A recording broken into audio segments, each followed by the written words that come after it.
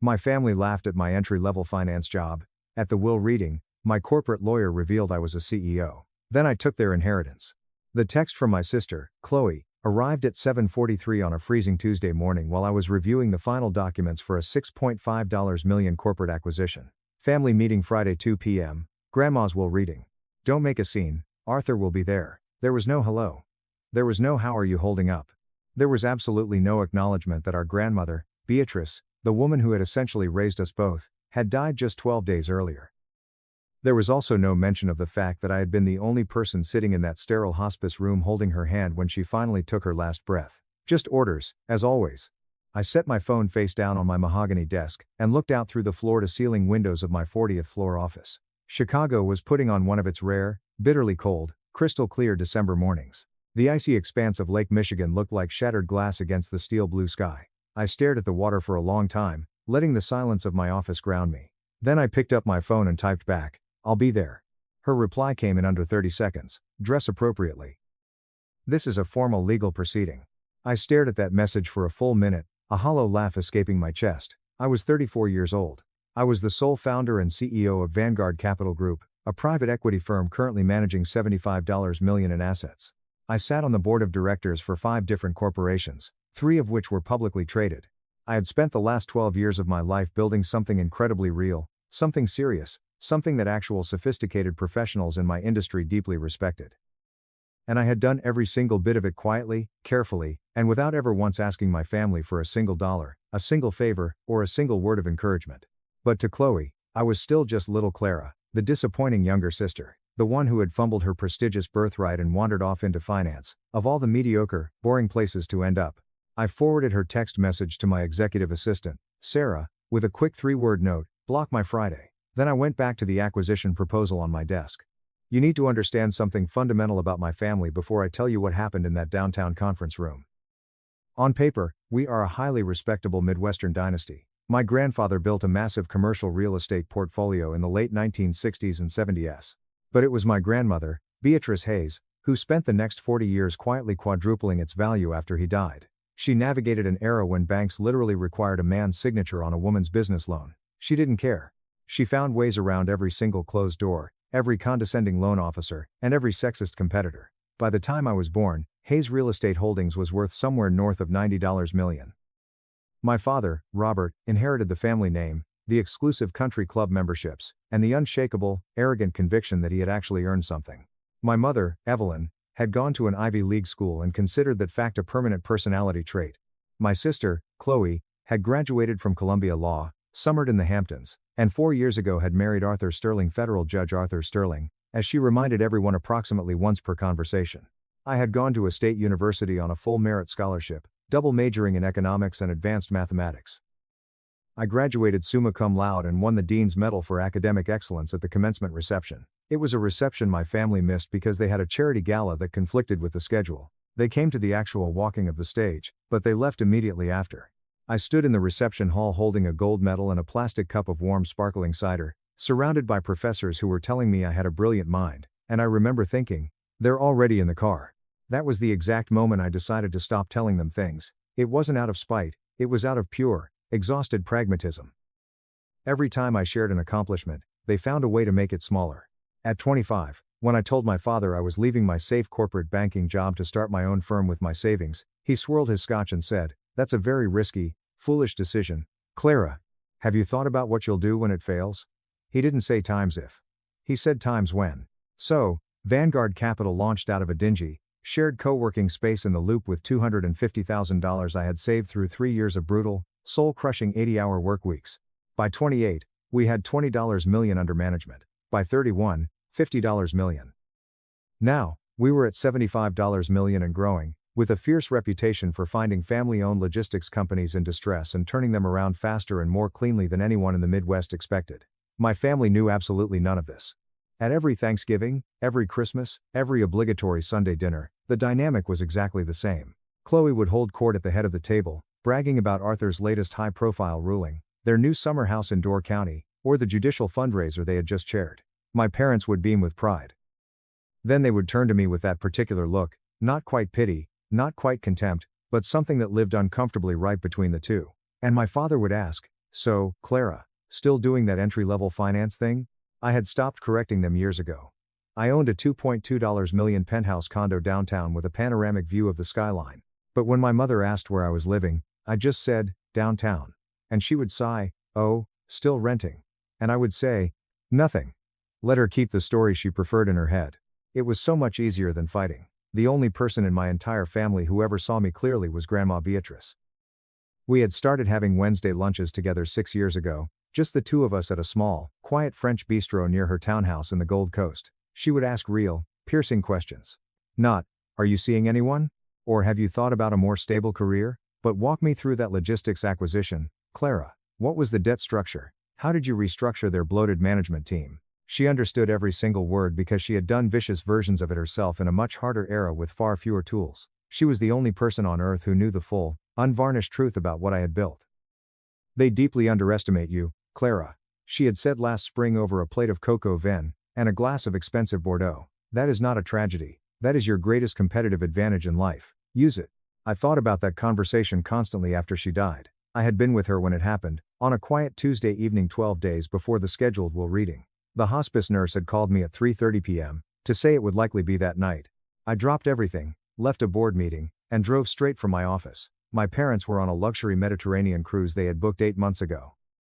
We paid in full, my mother had carefully noted over the phone, as though a non-refundable deposit was a valid factor when your own mother was actively dying. Chloe had a judicial fundraiser she absolutely couldn't miss. Arthur had a docket obligation. So, I sat with Grandma Beatrice for 5 hours. I held her fragile, paper-thin hand. I talked to her even after she stopped responding, because a doctor had once told me that hearing is the last sense to go, and I desperately wanted the last voice she heard to be someone who loved her without an agenda. Her last coherent words to me that afternoon were spoken with her eyes closed and a very small, tired smile on her face. You've always been the smartest one in the room, Clara. Don't ever let them make you forget that. I didn't cry then, I was saving it. Update 1. Friday arrived cold, gray, and threatening snow, which is to say, it arrived as a typical Chicago day in December. I dressed incredibly carefully. I wore a tailored charcoal Tom Ford pantsuit, understated but expensive jewelry, and pulled my hair back into a sleek twist. I looked exactly like what I was, a serious, high-net-worth businesswoman attending a formal legal proceeding. But I knew the absolute second my family saw me, they would read it as Clara trying way too hard to look professional. That was fine. Let them think it. Vance and Associates occupied the top 3 floors of a towering glass high-rise overlooking the Chicago River. Harrison Vance, 72 years old, senior partner, and one of the most feared and respected estate attorneys in the Midwest, had been my grandmother's personal legal counsel for over 4 decades. I had been to his offices 3 times before, all for trust planning meetings that my family had absolutely no idea had ever occurred. I arrived at 1:45 p.m. My parents were already sitting in the sprawling, leather-bound reception area. My mother was drowning in Chanel and quiet anxiety. My father was wearing a custom suit and the specific, arrogant expression of a man who expects to be handed a kingdom. They looked up when I walked in. Clara, you're surprisingly early, my mother said, her tone dripping with passive aggression. My father just grunted. I sat across from them, and we waited in the kind of suffocating silence that only accumulates over decades of unspoken resentment. At exactly 1:58 p.m., Chloe swept into the room with Arthur trailing behind her. She was radiant in the way she always was when she knew she had an audience. She was dressed head to toe in designer Italian wool, her massive diamond engagement ring catching the recessed lighting like a distress flare. Her posture was perfectly calibrated to announce that she and federal judge Arthur Sterling were doing everyone in the room a massive favor simply by breathing the same air. Sorry we're late, she announced to the room, though they technically weren't. Arthur had to finish an emergency conference call with the appellate court. Arthur nodded at the room with the patient, weary magnanimity of someone accustomed to being the smartest and most important person in any given zip code. He was tall, silver-haired, and undeniably distinguished. In any other context, I might have found him genuinely impressive. In this one, I already knew significantly more about his wife's family finances than he did. We were ushered into the main executive conference room. It featured dark mahogany walls, high-backed leather chairs, and panoramic windows showing the frozen river below. Harrison Vance sat at the head of the massive table. Beside him was Patricia Lynn, a slight, precise, sharply dressed woman in her 50s who served as the trust's dedicated legal architect. Patricia had worked directly with Grandma Beatrice and me for 6 years on the estate restructuring. I trusted her implicitly. And beside Patricia, sitting calmly in a chair that my family clearly had not expected to be occupied by a stranger, was David Carmichael. David was my personal corporate attorney. Chloe's eyes immediately darted to David. narrowed almost imperceptibly, but she said nothing. We all sat down. My family arranged themselves on one side of the long table. Arthur sat at the end nearest to Harrison, projecting authority. I sat on the completely opposite side, next to David. The physical geography of the room felt heavy and significant even before a single word was spoken. Harrison opened with the standard legal pleasantries. He spoke of Beatrice's long life, her formidable business accomplishments, and the 40-year friendship between attorney and client. My mother dabbed her eyes with a tissue. My father stared out the window, clearly impatient for the numbers. Chloe held Arthur's hand on the tabletop, looking solemn. I just thought about Grandma Beatrice teaching me how to play chess when I was 9 years old in her sunroom. Always think 3 moves ahead, Clara. And never, ever show your opponent what you're really planning until the trap is already sprung. Harrison slowly opened the thick leather folder in front of him. Hayes Real Estate Holdings is currently valued at approximately $115 million. He paused deliberately, letting the sheer weight of that number settle over the room. My father's eyes gleamed. There are also liquid assets, personal property, and several smaller, highly lucrative investment vehicles. The primary instrument controlling all of this is an irrevocable trust Beatrice established 25 years ago, and substantially modified 6 years ago. Standard practice, Arthur interrupted, his deep judicial voice warm, authoritative, and entirely performative. Trusts avoid probate, smart planning. Indeed, Arthur, Harrison said dryly. However, this specific trust has a rather unusual feature. Beatrice named a singular chief trustee with absolute, full discretionary authority over all assets, liquidations, and distributions. My father immediately sat forward, adjusting his tie. He was the eldest child. He had been arrogantly assuming this exact moment belonged to him for decades. Well, that would obviously be me, he said confidently. No, Robert, Harrison said, his voice flat. It wouldn't. He nodded to Patricia. Patricia opened her own heavily tabbed folder, looked up, and said clearly and without a single ounce of drama, "The chief trustee of the Hayes estate is Clara Evelyn Hayes." The silence in the conference room lasted for exactly 3 seconds. Then, my entire family disintegrated into chaos. That's absolutely absurd. My mother shrieked, dropping her tissue. There has to be a clerical mistake. My father demanded, his face flushing red. This cannot possibly be legal, Chloe snapped, already turning to her husband. And Arthur, judicial Arthur, reasonable Arthur, the man who literally made a living out of staying composed under pressure, raised one hand to silence his wife and said with perfect, condescending authority, "Harrison, with all due respect to the deceased, Clara is 34 years old and, as I understand it, works in an entry-level, junior finance position. This seems to raise serious, actionable questions about judgment. Not about the document, not about the law, but about Beatrice's mental judgment at the time of signing."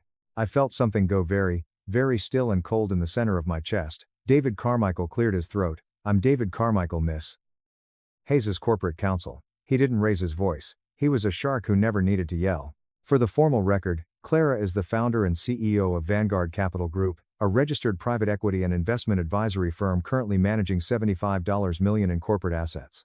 She serves on the board of directors for 5 companies, 3 of which are publicly traded. She holds a fiduciary designation. She has personally managed complex trust structures for multiple high-net-worth clients for a decade. She is, by any professional or legal standard, eminently qualified for this role." The room became a completely different kind of quiet, a suffocating, stunned silence. My family was staring at me the exact way people stare at a complex optical illusion after the hidden image suddenly resolves in their brain. Like the picture hadn't changed, but their fundamental ability to see it had been permanently altered. You said you worked for a finance company," my mother stammered, her voice having gone very small. "I do," I said calmly, looking her dead in the eye. "I own it." Chloe's face went bright red. "This is ridiculous. It's a lie." She turned frantically to Arthur. "Tell them this can't stand. Contest it." But Arthur was looking at me completely differently now. I could literally see the judicial mind working behind his eyes, sorting through mental files, reclassifying the threat level. "You're the CEO of Vanguard Capital?" he said slowly. "The firm that handled the massive Horizon Logistics turnaround last year?" "Yes," I said. "And you sit on the board of Apex Medical? I saw your name on an SEC filing a few months ago, but I assumed it was a coincidence." "Yes," I said again. He slowly sat back in his heavy leather chair. I watched him recalibrate every single thing he thought he knew about me. And for one brief, unguarded moment, I saw something dangerously close to actual respect cross his face before he forced the professional, neutral mask back into place. Patricia continued with the trust distributions, ignoring the tension. Annual payments to Robert and Evelyn Hayes, $200,000 each. Inflation adjusted, guaranteed for life, $125,000 annually to Chloe Sterling. "That's it?" My mother's voice went up a full octave. From a $115 million estate? The trust heavily prioritizes aggressive asset growth and substantial charitable giving, Harrison said patiently. Those distributions are, by any reasonable metric, incredibly generous for people who did not contribute to the principal. What about the physical properties? My father's composure was completely cracking now. The commercial buildings in the Loop, the summer house in Lake Geneva, those belong to the Blood family. All held firmly in the trust, Patricia said, under Clara's exclusive management. Chloe stood up, her chair scraping violently against the hardwood floor. I want to contest this right now, Arthur. On what grounds can we fight this? On the grounds that it's insane, Chloe yelled, her voice entirely losing its carefully curated social polish. She's never once mentioned having a job that actually matters. She disappears for months at a time. She barely calls, and now she just waltzes in here and steals everything? I'm sitting right here, Chloe, I said, my voice dangerously low. Don't, Chloe snapped, turning to face me fully, the mask coming all the way off. Don't you dare act like you deserve this, Clara. You abandoned this family years ago. You skip every holiday. You didn't even bother to visit Grandma until it was financially convenient for you. Every Wednesday for 6 years, I thought to myself, every single Wednesday. She was senile, my mother said, grasping at straws, her hands shaking. No, Patricia said firmly, and there was absolute steel in her tone. I assessed Beatrice's mental capacity personally.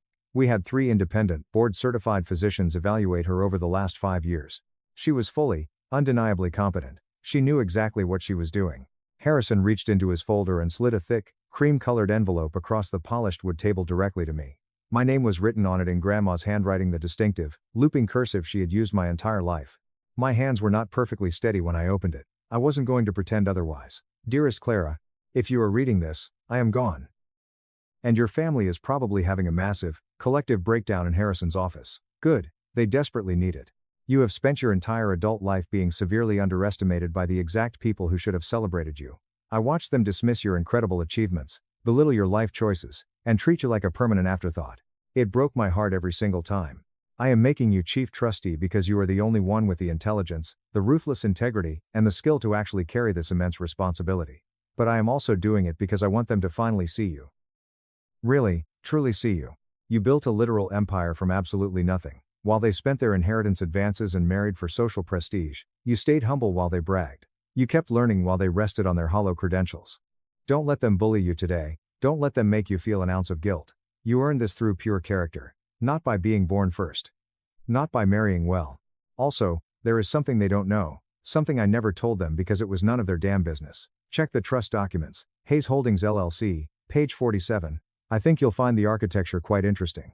I love you, my sweet, brilliant girl. Make me proud. Which, of course, you already have. Grandma. I read the letter twice. My eyes burned furiously, but I was absolutely, under no circumstances, going to cry in front of them. What does it say? My father demanded, reaching out. It's personal, I said, folding it.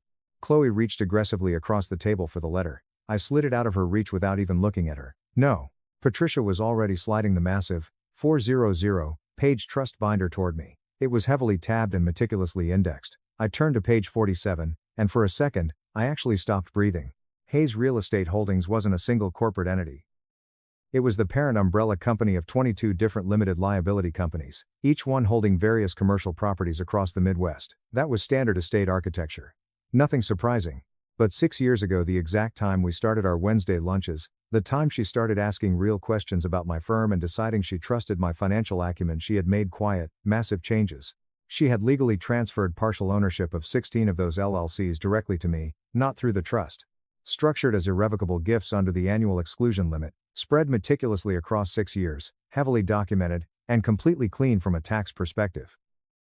It meant I personally, outright owned 40% of the entire $115 million, Hayes real estate empire, completely outside the trust structure, not subject to any legal contest, not dependent on anyone's approval. The trust controlled 60%.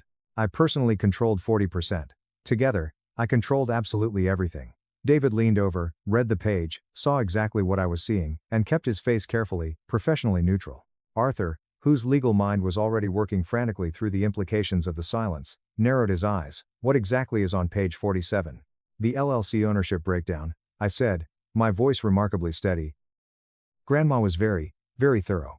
Harrison allowed himself the smallest, Briefest smile I had ever seen on a 72-year-old man's face. She certainly was.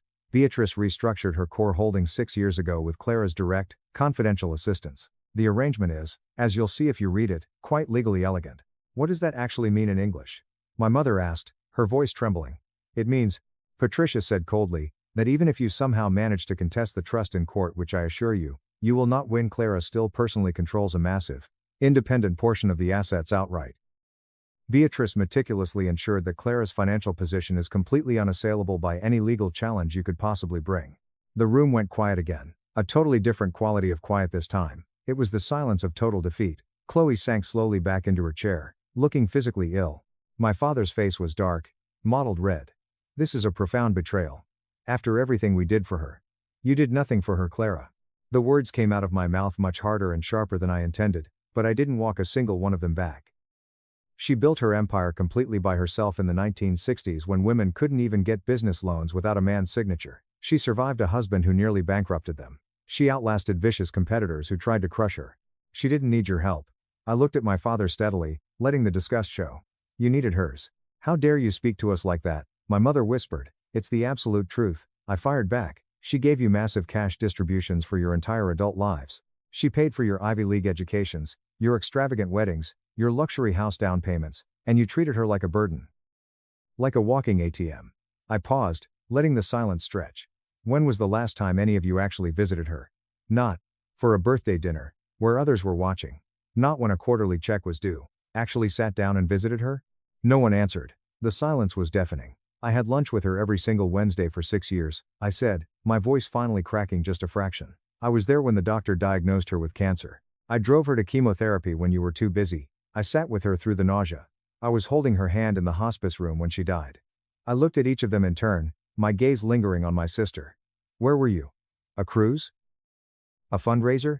My mother's face completely crumpled. Real tears this time, not the performative dabbing from earlier. My father stared a hole into the mahogany table. Chloe said nothing, staring blankly ahead. Arthur cleared his throat, adjusting his collar. Perhaps we should reconvene when tempers have cooled. No. Chloe's voice was different now. It was quieter, colder, and desperate. She looked at me directly. I want to know something. Did you manipulate an elderly, dying woman for money? The accusation hung in the freezing air of the conference room like a lit match over gasoline. David immediately started to speak, his lawyer instincts kicking in.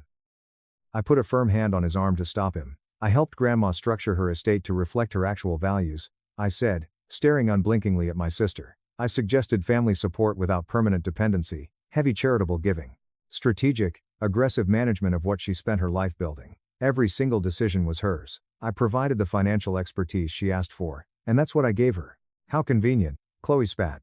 And now you're rich.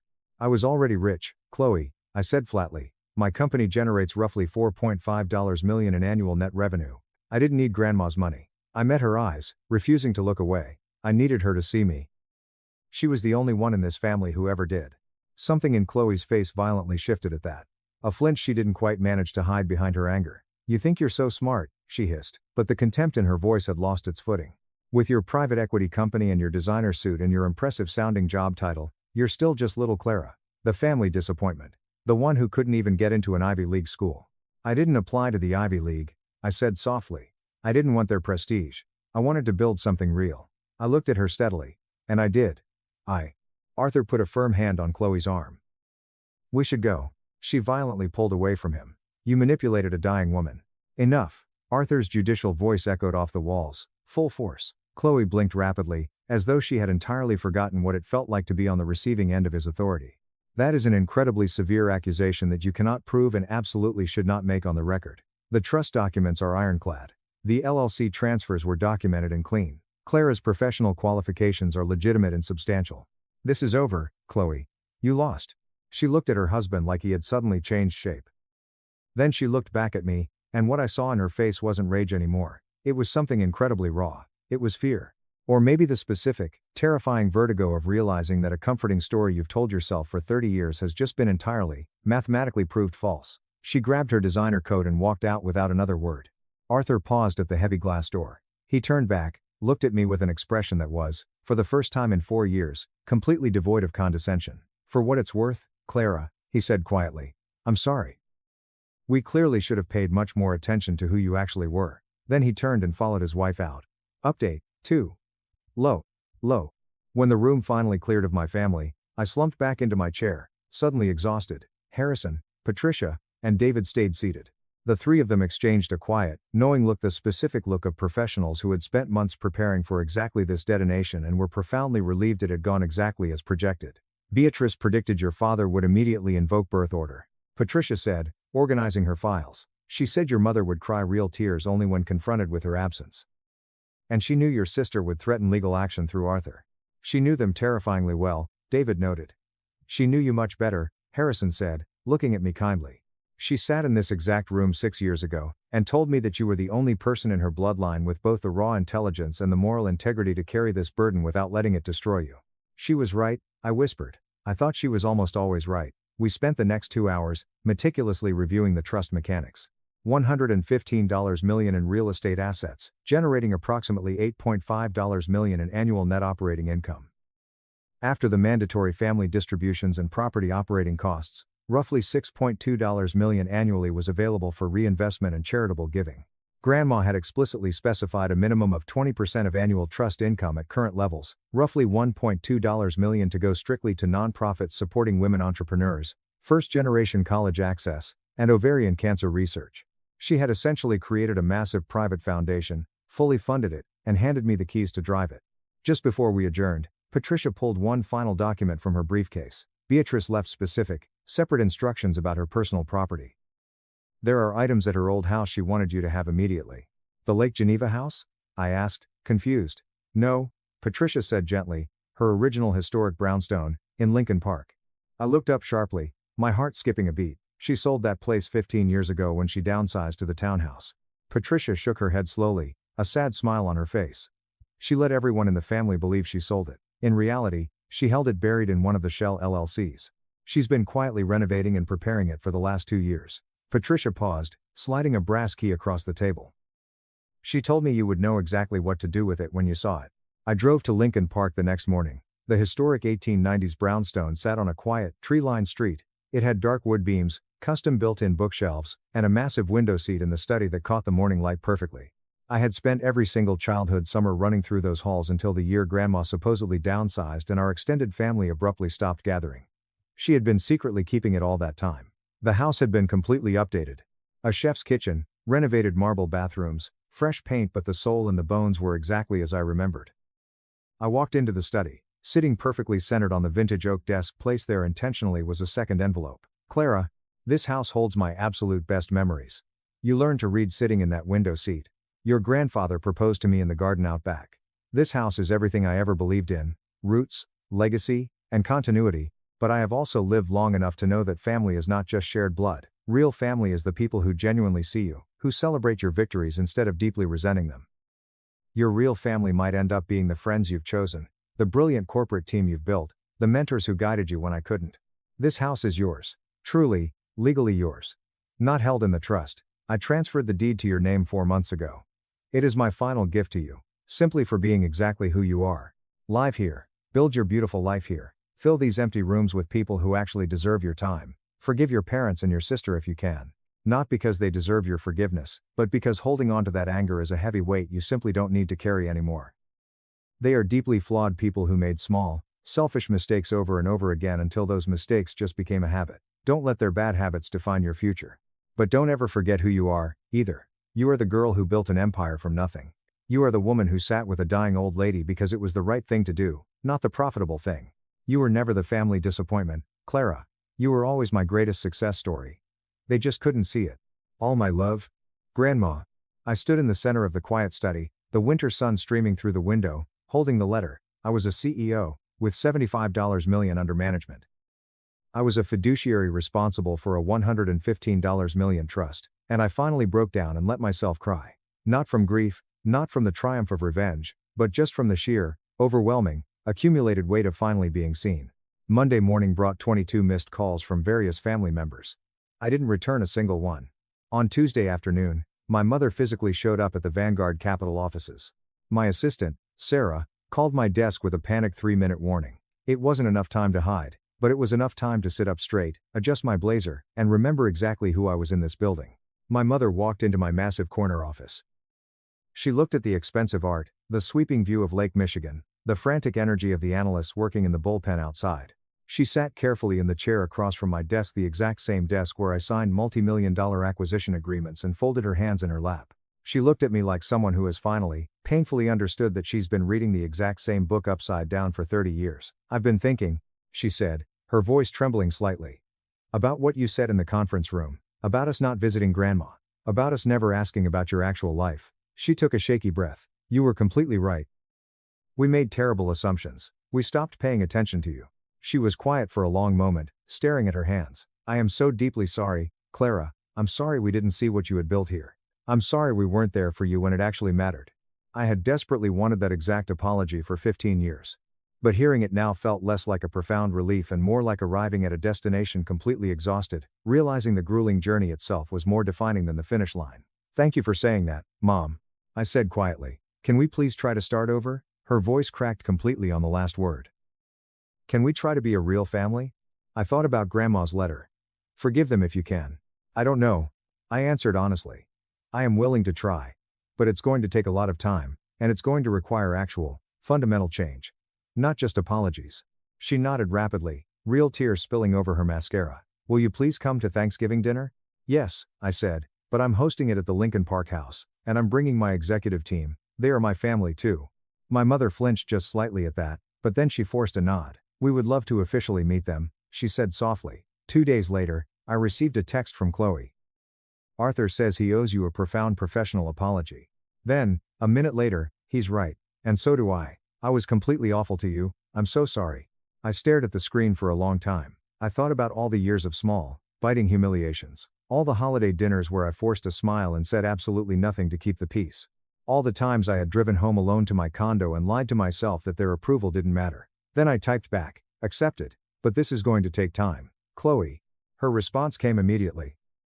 "I completely understand." 6 months later, I stood at the oak podium in the massive ballroom of a downtown hotel for the first annual Hayes Family Foundation grant ceremony. We were giving away $1.2 million to 18 different organizations. There were grants for struggling women entrepreneurs in Chicago, full-ride scholarships for first-generation college students, and a massive endowment for the ovarian cancer research program at Northwestern that Grandma had secretly funded for 2 years before she died. My parents were sitting in the front row of the audience. Chloe was there, with Arthur sitting quietly beside her. They had attended every single quarterly trust meeting since the explosive will reading. They asked actual, respectful questions about the portfolio. They listened intently to my answers. They had permanently stopped referring to my life's work as that finance thing. The Lincoln Park brownstone was fully furnished now. I had hosted a chaotic, beautiful Thanksgiving there. My parents, Chloe, Arthur, my Vanguard executive team, David, and Patricia had all crammed into the dining room. It was a loud, awkward chaos of people who didn't quite know how to interact yet, filling those old rooms with noise, expensive wine, and the tentative, fragile, exhausting work of beginning to actually trust one another. Every Wednesday afternoon, without fail, I drive to the cemetery. I bring fresh white peonies, and I sit by the headstone. I tell Grandma Beatrice about the week. I tell her about the trust's financial performance, the new corporate acquisitions Vanguard is making, the foundation grants we've issued, and the slow, imperfect, genuinely hopeful process of rebuilding a family with people who had spent decades tearing me down. But mostly, I just thank her. I thank her for seeing me when no one else bothered to look, for fiercely believing in me long before I had the financial evidence to justify it, for teaching me, in a quiet hospice room on a freezing Tuesday, that the ultimate work of a life is not about proving other people wrong, it's about proving yourself right. Vanguard Capital Group now officially manages $92 million in assets. The Hayes Trust is valued at $121 million and growing steadily. I mentor 4 young women who are brutally fighting to build their own investment firms from nothing, the exact same way I did. My family collects their trust distributions, respectfully attends the foundation events, and treats me like an equal. The Lincoln Park House is full of light and life again. And every single time I sign a legal document that reads Times Chief Trustee, every time I close a massive deal, I hear her voice in my head. "You've always been the smartest one in the room, Clara, don't ever let them make you forget that." "I never will, Grandma. I promise you, I never will." "Maybe next time." Dad laughed after skipping my wedding, despite I paid for flights, hotels for all families. So I made sure they'll regret it. I paid for my parents' flights, hotel accommodations, and even their outfits so they could attend my wedding. Nobody showed up. "Maybe next time," my father laughed. We couldn't miss your sister's brother-in-law's poetry reading, my mother said. I did not argue, I just did some writing on my own, and the next morning, they were shouting. Someone once said, "Your wedding day is supposed to be the happiest day of your life, a beautiful whirlwind of flowers, laughter, and love." That's what I imagined when I began planning mine. I reserved the venue early. I discovered a little area that wasn't too pricey but nonetheless beautiful. A rooftop garden hung with fairy lights. I carefully selected the meal, making sure there were vegetarian options for my sister and champagne for my mother. I even moved the wedding closer to my hometown to make it easy for my relatives to attend. When they claimed they couldn't afford it, I believed them. Of course I did. I offered to help. When they remained hesitant, I covered everything. Flights, hotels, and clothing. I paid for everything, including my sister's spouse, so she didn't have to fly alone. I told myself it was worthwhile. That family shows up when it counts. I hadn't realized that showing up meant something completely different to them than it did to me. I woke up early on the wedding day. My best friend, who I grew up with and used to trade Pokemon cards with on the sidewalk, texted that he and his partner had arrived safely. They had booked their own tickets and paid for their own accommodations. There was no drama. Everyone was just thrilled to be there. Meanwhile, I was refreshing the airline app for my folks' trip. Landed on time. Good, I thought. They are on their way. I stood in the dressing room, peering out the window every few minutes like a nervous teenager anticipating a date. The officiant arrived at 3 o'clock, smiled pleasantly and said, "Just checking to see if we're ready." I responded, "We might need a few more minutes. Maybe they hit traffic. Maybe their phones died." When I called, it went directly to voicemail. I called again, and there was no answer. My makeup artist finished my hair. The photographer captured gentle images of my bouquet sitting beside the window. I grinned for the cameras. I checked my phone again. Still nothing. At 3:30, my best friend gently knocked and leaned inside. "They're asking if you want to start." I stared at him, my throat tightening. My father was going to walk me down the aisle, he promised. "Let's just give it 5 more minutes," I murmured, producing a painfully wide smile. He nodded, waited with me, and pretended he didn't notice my hands shaking. I called again. Voicemail. Finally, at 3:37 my phone rang. Mom's number. I grabbed it so rapidly that I nearly dropped it. "Oh, hi, sweetie," my mother said. "Sorry, we couldn't make it." I blinked, not comprehending. What? What? What happened?" She laughed as if I was acting foolish. "Your sister's brother-in-law had a poetry reading. It was important to him, and she didn't want to go alone. We had to support her. Her, you know how family is." I said nothing. She made the silence brighter. "You understand, right?" My father's voice could be heard in the background, which amused me. "Maybe next time." I stood there in my wedding gown, makeup applied, bouquet in hand, trying to comprehend that my parents had chosen a poetry reading over my wedding. Not even her poetry reading. Her husband's brother. And they hadn't bothered to inform me. They just let me wait. Allow me to panic. Let me assume they were lost, hurt, or on their way up until the moment the music should have begun. They allowed me to pay for everything. Let me reschedule the entire wedding to make things simpler for them, and it's still not significant enough. At 3:45, I put my phone away and took a breath. My dearest friend was still standing calmly, ready to catch me if I fell. "Would you," I asked, my voice shaking, "walk me down?" He smiled, without hesitation. "Of course." And so I went, arm in arm with the lad who used to construct tree forts with me in the backyard, and once sewed a Barbie dress with me when my sister laughed too loudly to assist. The ceremony carried on. The vows were said. The rings were exchanged. People applauded and cheered. Somebody cried. I smiled throughout it all. I smiled until my cheeks ached. I smiled till it didn't feel real anymore. During the reception, I laughed at jokes. I cut the cake. I danced with my new husband underneath the string lights I had strung myself. Inside, something hard and icy settled deep in my chest. Later that night, after everyone had gone home and the hotel room door had silently closed behind us, I approached the small desk by the window, sat down and opened my laptop. My husband slowly crossed the room, still wearing his business jacket. "Are you sure you want to do this?" he inquired. I nodded without looking at him, my fingers already on the computer. "Yes." He hesitated before saying softly, "You know, once you send it, there's no undo button." I looked up at him and smiled for the first time all day. Tomorrow, everything changes. I pushed send and didn't look back. They say you should not worry about the past on your wedding night. You are expected to look forward. New beginnings, fresh begins, and hope. I tried. But, even when I curled up with my husband under the heavy hotel blankets, I couldn't stop thinking about my sister. And what about all the years that have led up to this? My sister was 3 years older and 3 planets apart from me. She was the type of girl everyone gravitated toward in high school.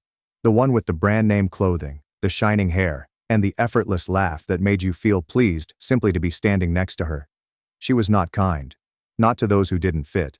Not for individuals like myself. I used to see that happen in the school hallways. A slight smirk here, a whisper behind a hand there. Sometimes it was clear, a big fake cough when someone walked by wearing thrift store sneakers. Sometimes it was so casual and rehearsed that you didn't notice. But I noticed. I also noticed it when she laughed. At me. Her parents dubbed her selective. They claimed she had standards. You can't expect her to be friends with just anybody, my mother once told me when I returned home crying after being left out again. You need to toughen up, my father added. Not everyone's cut out to be popular, as if I was to blame for not shining as brightly as she did. I was not like her. I had a few close buddies, and that was sufficient. I didn't need the spotlight. Growing up, my dearest friend lived right next door. We spent more hours than I can recall creating Lego towns and making up stories about superheroes who baked cookies instead of saving the world. When we were 8, he proudly brought over a doll he had won at a fair, which we christened Captain Sprinkles. I thought it was the funniest thing ever. My parents did not. Boys like that usually turn out funny, my father said, loudly enough for me to hear. No wonder he prefers dolls to football, my mother joked over supper. It wasn't angry. Simply dismissive and easygoing, as if they were discussing the weather. They did not hide their displeasure. Not when I chose my quiet, eccentric friends. Not when I valued books over makeup. Not when I was at home sewing posters for the science fair while my sister went to another sparkly party. At some point, I believe they stopped expecting much from me and started expecting everything from her. When we were teenagers, my sister became their trophy, homecoming queen, most likely to win. Every success she had was celebrated as a badge of pride. Every terrible act she committed was dismissed as a natural part of growing up. When she was discovered bullying another girl so viciously that she switched schools, my parents scarcely noticed. Teenage drama, they explained. Girls are mean sometimes. It's normal. When I received an academic scholarship from a local college, they scarcely noticed it. No brunch, no announcement to the neighbors. Well, you were always the quiet one, my mother remarked, smiling vaguely as if that explained everything. I didn't realize I was already learning something significant. Our family's love was conditional. It was loud for her, but silence for me. It showed up for performance, not persistence. When I stopped acting for their attention, they stopped noticing me at all. As we grew older, the divide simply worsened. My sister sailed through life as if it were a stage designed only for her, with internships she didn't get and jobs she didn't keep. Regardless of how many times she fell, the net was always there. My parents praised, funded, and apologized on her behalf. Meanwhile, I worked. I took night shifts. I packed orders for my small online store. I paid rent when they said I was blessed to live at home, conveniently forgetting that I paid half the mortgage. And then, one summer, I met him, my husband. He was a few years older, more grounded, and the first person in a long time to not stare through me when my sister was in the room. He inquired about my work, not hers. When I spoke, he listened without interrupting. He made me feel as if I was enough, just as I was. I fell hard. When my sister met him for the first time, I noticed a spark of interest, as fleeting as a camera flash. She widened her smile, leaned in a bit too close as she laughed, and twirled her hair like she did when she liked someone. Later, she attempted to run into him without me. Later, she messaged him. Nothing obviously indecent, simply a casual, prepared request to hang together without the little sister there. He gently declined, and that should have been it. But it wasn't. Weeks later, she came to our parents in tears, portraying herself as the victimized person. I saw him first, she explained. It's not fair. Never mind that she was already dating someone else. Never mind that he was never hers to begin with.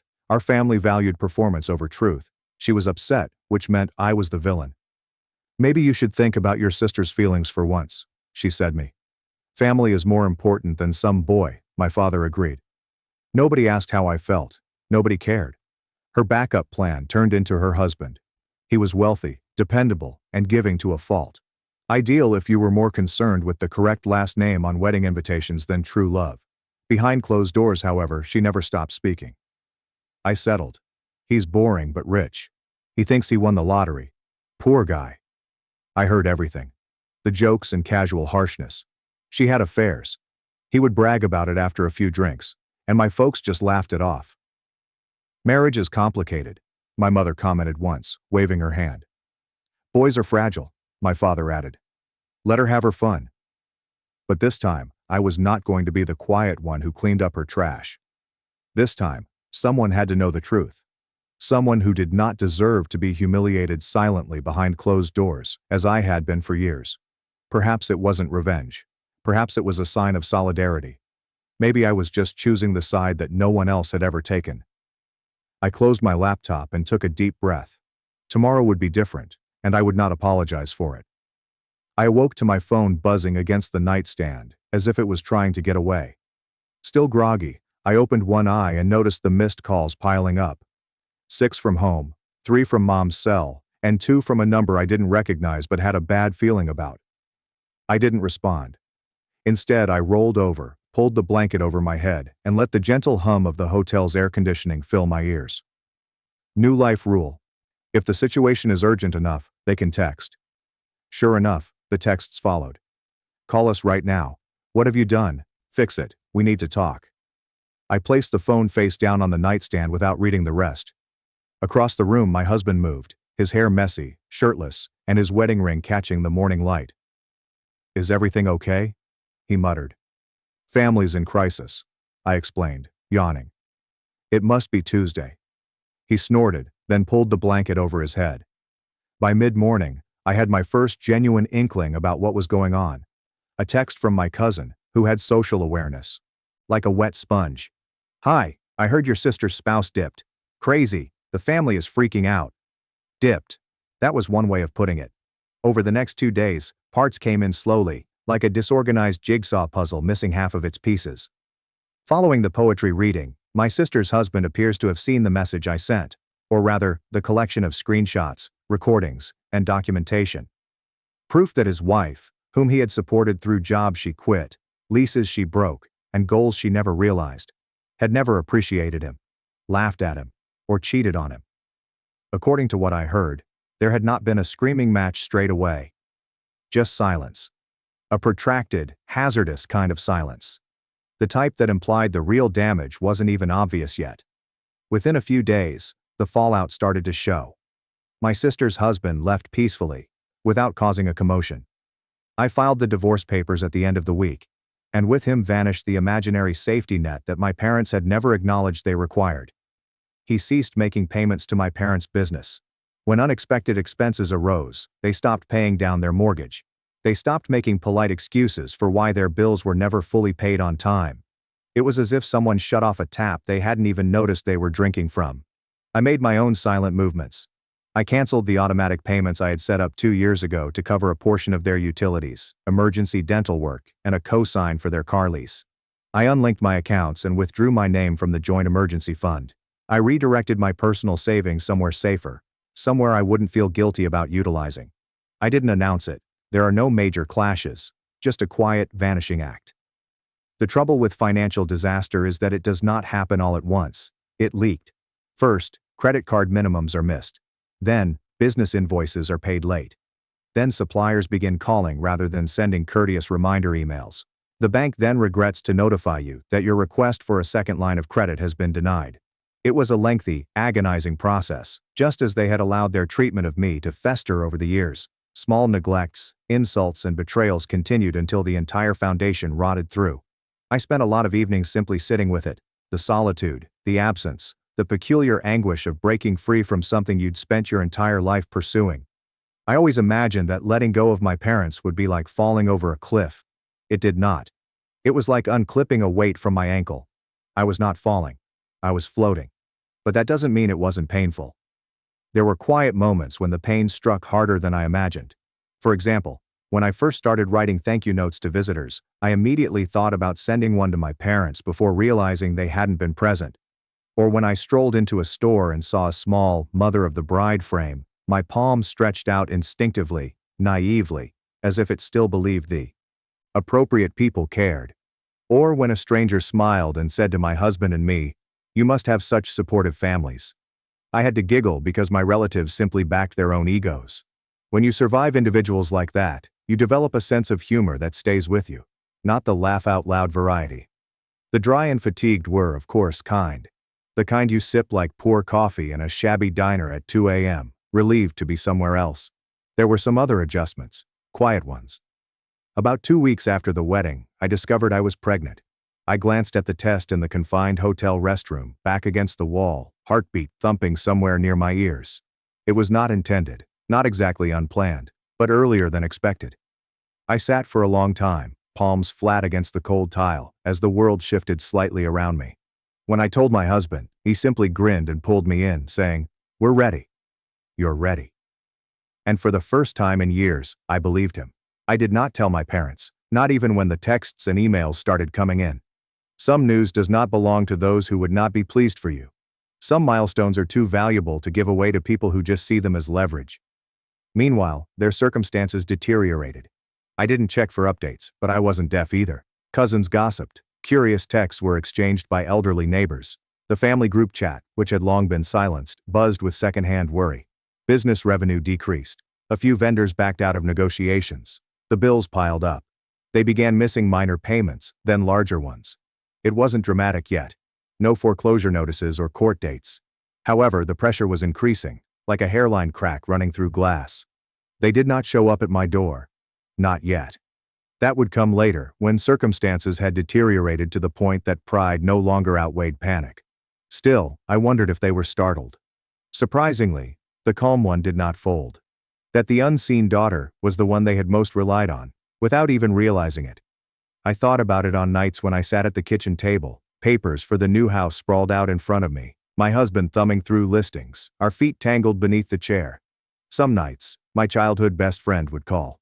We chatted about the old neighborhood and chuckled about how we inadvertently flooded his garage while building a water slide. I made half-serious plans to travel when the baby was born. He didn't ask about my parents. He did not need to. That was the trouble with actual family. They understood when silence meant survival. By the end of the 3rd month following the wedding, it was evident that my parents were losing control of the situation. Their company advertised a temporary closure for remodeling that apparently never concluded. Their house was secretly listed for preliminary offers, camouflaged as downsizing for retirement. People started to notice. The invitations ceased. The pity began. There are no yelling matches or dramatic confrontations, only a quiet, methodical breakdown. The same manner they had eroded my faith in them over the course of a lifetime. Every day I floated further away. Not falling, flying. The day they arrived, it was raining. Not a lovely, romantic drizzle. The kind of rain that smacks against windows sideways, making you wonder if you should build an ark just in case. It truly does fit. I had just finished folding small onesies, mint green, soft gray, and little yellow stars, when the doorbell rang. Not once. 5 times, quickly, as if someone was holding down the button with their entire palm. My hubby froze at the sound. We exchanged a glance across the kitchen.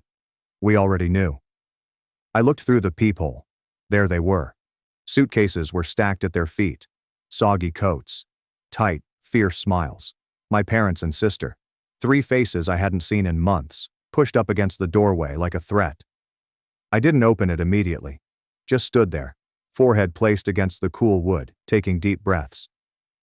My spouse approached behind me and placed a steadying hand on my back. "We can call now," he stated gently. "Not yet," I muttered. "Some things you have to see for yourself before you set them on fire." When I finally answered the door, they pushed by me without saying hello. Rainwater dripped over the hardwood floor. My sister dropped her duffel bag in the center of the main room. My father positioned himself in front of the television, as if he owned it. My mother gave a firm nod, as if she expected tea service. "We're not leaving," my father answered, his voice steely. "Not until you fix this," my mother added. I slowly closed the door behind them, my heartbeat surprisingly calm. They instantly launched a full attack. They asked me to phone my sister's spouse, to clarify that I had lied, to explain him it was all envy, misunderstanding, and a nasty trick motivated by spite. "You ruined our lives," my mother yelled. "You embarrassed this family," my father added. "You're going to fix this if it's the last thing you do," my sister exclaimed. Their voices clashed, a jumble of rage, terror, and despair. I stood there and let it wash over me. I wasn't their daughter right then. It was a task, a transaction. They kicked a broken vending machine, hoping that the candy might still fall out. At some time, my father made it official. "If you won't help, we're staying here until you do." He crossed his arms and challenged me to dispute. My mother sat firmly on the couch and began talking about dividing rooms. My sister walked toward the guest bedroom, dragging her bag behind her as if she had already chosen. I laughed, quietly. Not because it was humorous, but because it was ludicrous. Because if they thought I was still the girl who would allow them to walk in and take over, they hadn't paid attention. "You're trespassing," I stated simply. They gazed at me, as if I had spoken in another language. "You invited us," my mother remarked, her voice loud. "I didn't even tell you where I lived," I replied quietly. My spouse was already dialing from behind me. I overheard him chatting to someone in that pleasant, efficient tone he reserved for serious matters. My father stepped forward, looming. "You don't call the police on your family." "Funny," I replied, smiling thinly. "I thought the family didn't abandon you on your wedding day." Silence, weighty, and nasty. For the first time, I noticed a genuine terror on my mother's face. It did not take long. A knock on the door came 15 minutes later. 2 cops, professional and courteous. I didn't need to say much, just pointed, handed him my ID, and presented the lease agreement in my and my husband's names solely. The officers requested my parents and sister to leave, allow them to pack up calmly. My sister yelled, "Of course," said I was heartless, said I was destroying what little family I still had. My mother cried. My father mumbled threats under his breath. However, they eventually left, carrying their soaked suitcases back into the rain, under the watchful gaze of 2 extremely patient officers. When the door shut behind them, I collapsed onto the couch, tired. My spouse sat beside me, silent and comfortable. The baby kicked faintly, as a reminder. This is family now, not them. Later we relocated again. We found a house farther away, closer to the type of life we want. We did not send out any address changes. Only a handful of people knew where we were. My best friend and his girlfriend paid us visits on occasion, bringing goofy gifts and stories about travel and late-night diners in cities we hadn't been to before. I established the life I imagined with my parents, simple, supportive, and unconditional, elsewhere. I built it better. I heard about the aftermath via distant cousins and mutual acquaintances. My parents' house, which they loved to brag about, was sold at a loss. The business is no more. The sibling who was always too good for consequences is now sleeping on couches and blames everyone but herself. I didn't reach out. Not until the divorce was official. Not when the bankruptcy was declared. Not when the social media posts were as dry as spilled wine on a dusty floor. I used to believe that cutting them off would be like tearing something out of myself. It's like losing a limb. But it did not. It was like standing up for the first time after understanding you hadn't been broken. You were simply seated in the wrong place all along. I still keep the small mint green onesie folded away in a drawer. The first one I purchased. The one I was too terrified to tell anyone about. The one I understood I didn't need their approval for. My child will never believe that love can only be earned by being useful. She'll never feel small within her own home. She'll understand what family really means. And the best part, they'll never know her name. Sometimes I wonder whether I've gone too far. If sending that message, shutting them off, and calling the police were truly required. But then I remember the girl I used to be. The one who continued to forgive. The one who remained hopeful. And I realized that I did not go too far. They just never expected me to go far. Still, I'd want to know what you think. DS1 AITA. They cut me out of the will, called me selfish, and showed up at my apartment, demanding $3,500. So I showed them the door. When I realized that my parents had left everything to my brother, I cut off financial support. A month later, Mom texted me, "Mortgage is due. No pleasantries or apologies." My response startled them. My name is John. And any reservations I had about my place in my family were eradicated the day I learned about the will. It wasn't even a dramatic sit-down in which my parents revealed the news. No, I found out purely by mistake, via sheer dumb luck. It happened a few months back, while I was at their house. The same house I had helped them pay for over the previous 5 years. The mortgage, the occasional supermarket run, and even household repairs. I was the one who kept it all together. Meanwhile, my brother Eric did nothing. When I say nothing, I actually mean nothing. No job, no obligations, just lying about, waiting for life to deliver him everything on a silver platter, which evidently my parents were all too glad to do. That day, I was assisting my father with some paperwork, because, as usual, neither of them could be bothered to figure out how to do things for themselves. He had requested me to scan certain documents for him, mostly legal and financial in nature, and I hadn't given it much thought until I saw them. The folder labeled Estate Plan and Last Will and Testament was right there on the stack. I don't usually snoop, but curiosity got the better of me. After all, I had been the one to ensure they had a roof over their heads. It wasn't out of the ordinary to ponder how things were set up for the future. So I opened it, and what I saw made my stomach drop.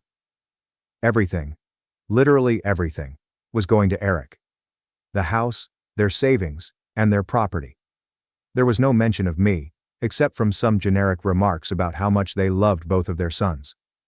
Yes, sure. Equally. That is why they ensured that their golden child would inherit everything, while the son who kept them afloat received only a footnote. I felt foolish. Here I was, bending over backwards for them, ensuring that their bills were paid on time and that they never had to worry about food, while they sat back and prepared for a future in which I received nothing. And Eric wasn't just sluggish. He was entitled. He never raised a finger to assist them, never donated $1, yet he had somehow persuaded them that he deserved everything. Perhaps because he was the younger son. Perhaps because they have always babied him. Perhaps he understood just how to influence them. Whatever the reason, they'd made their decision. I sat there staring at the paper, my hands quivering with wrath and betrayal. How long did they plan this? Had they always planned for me to be their free financial safety net, offering nothing in return? Accomplished they ever appreciate what I accomplished for them? I had no idea how long I had been sitting there, but my father eventually realized that I wasn't scanning anything. "Hello, John. What's taking so long?" he inquired, stepping back into the room. I didn't even bother hiding the will. I raised it up and looked him in the eyes. "So, this is how it is," I explained, my voice unnervingly calm. "Everything to Eric? After all I've done for you?" My father's face turned pale for a moment. Then he sighed, like if I were a small child having a tantrum. "John, it's not what you think." "Really?" I snapped. "Because it appears very clear to me. I've been paying your mortgage, assisting with groceries, and cleaning up the house while Eric has done nothing. And you still believe he's the only one who cares." Dad was embarrassed, but instead of explaining himself, he simply said, "It's complicated." That was it. There was no apology or attempt to defend it beyond those two worthless sentences. Just a poor apology and an eager expression, as if he was waiting for me to drop it and return to being their personal ATM. I should have gone out right then, but I wanted to hear from each of them. So I called out for my mother. When she came in and saw the will in my hands, she didn't respond well. She had the decency to appear guilty, but what she said made my fury boil. "John, honey, you don't need the inheritance," she whispered softly, like if she were doing me a favor. "You do a good job. You have a strong sense of self. Eric struggles. We just want to make sure he is taken care of." That was the moment something inside of me shattered. They didn't even refute it. They understood exactly what they were doing, and they believed it was entirely right.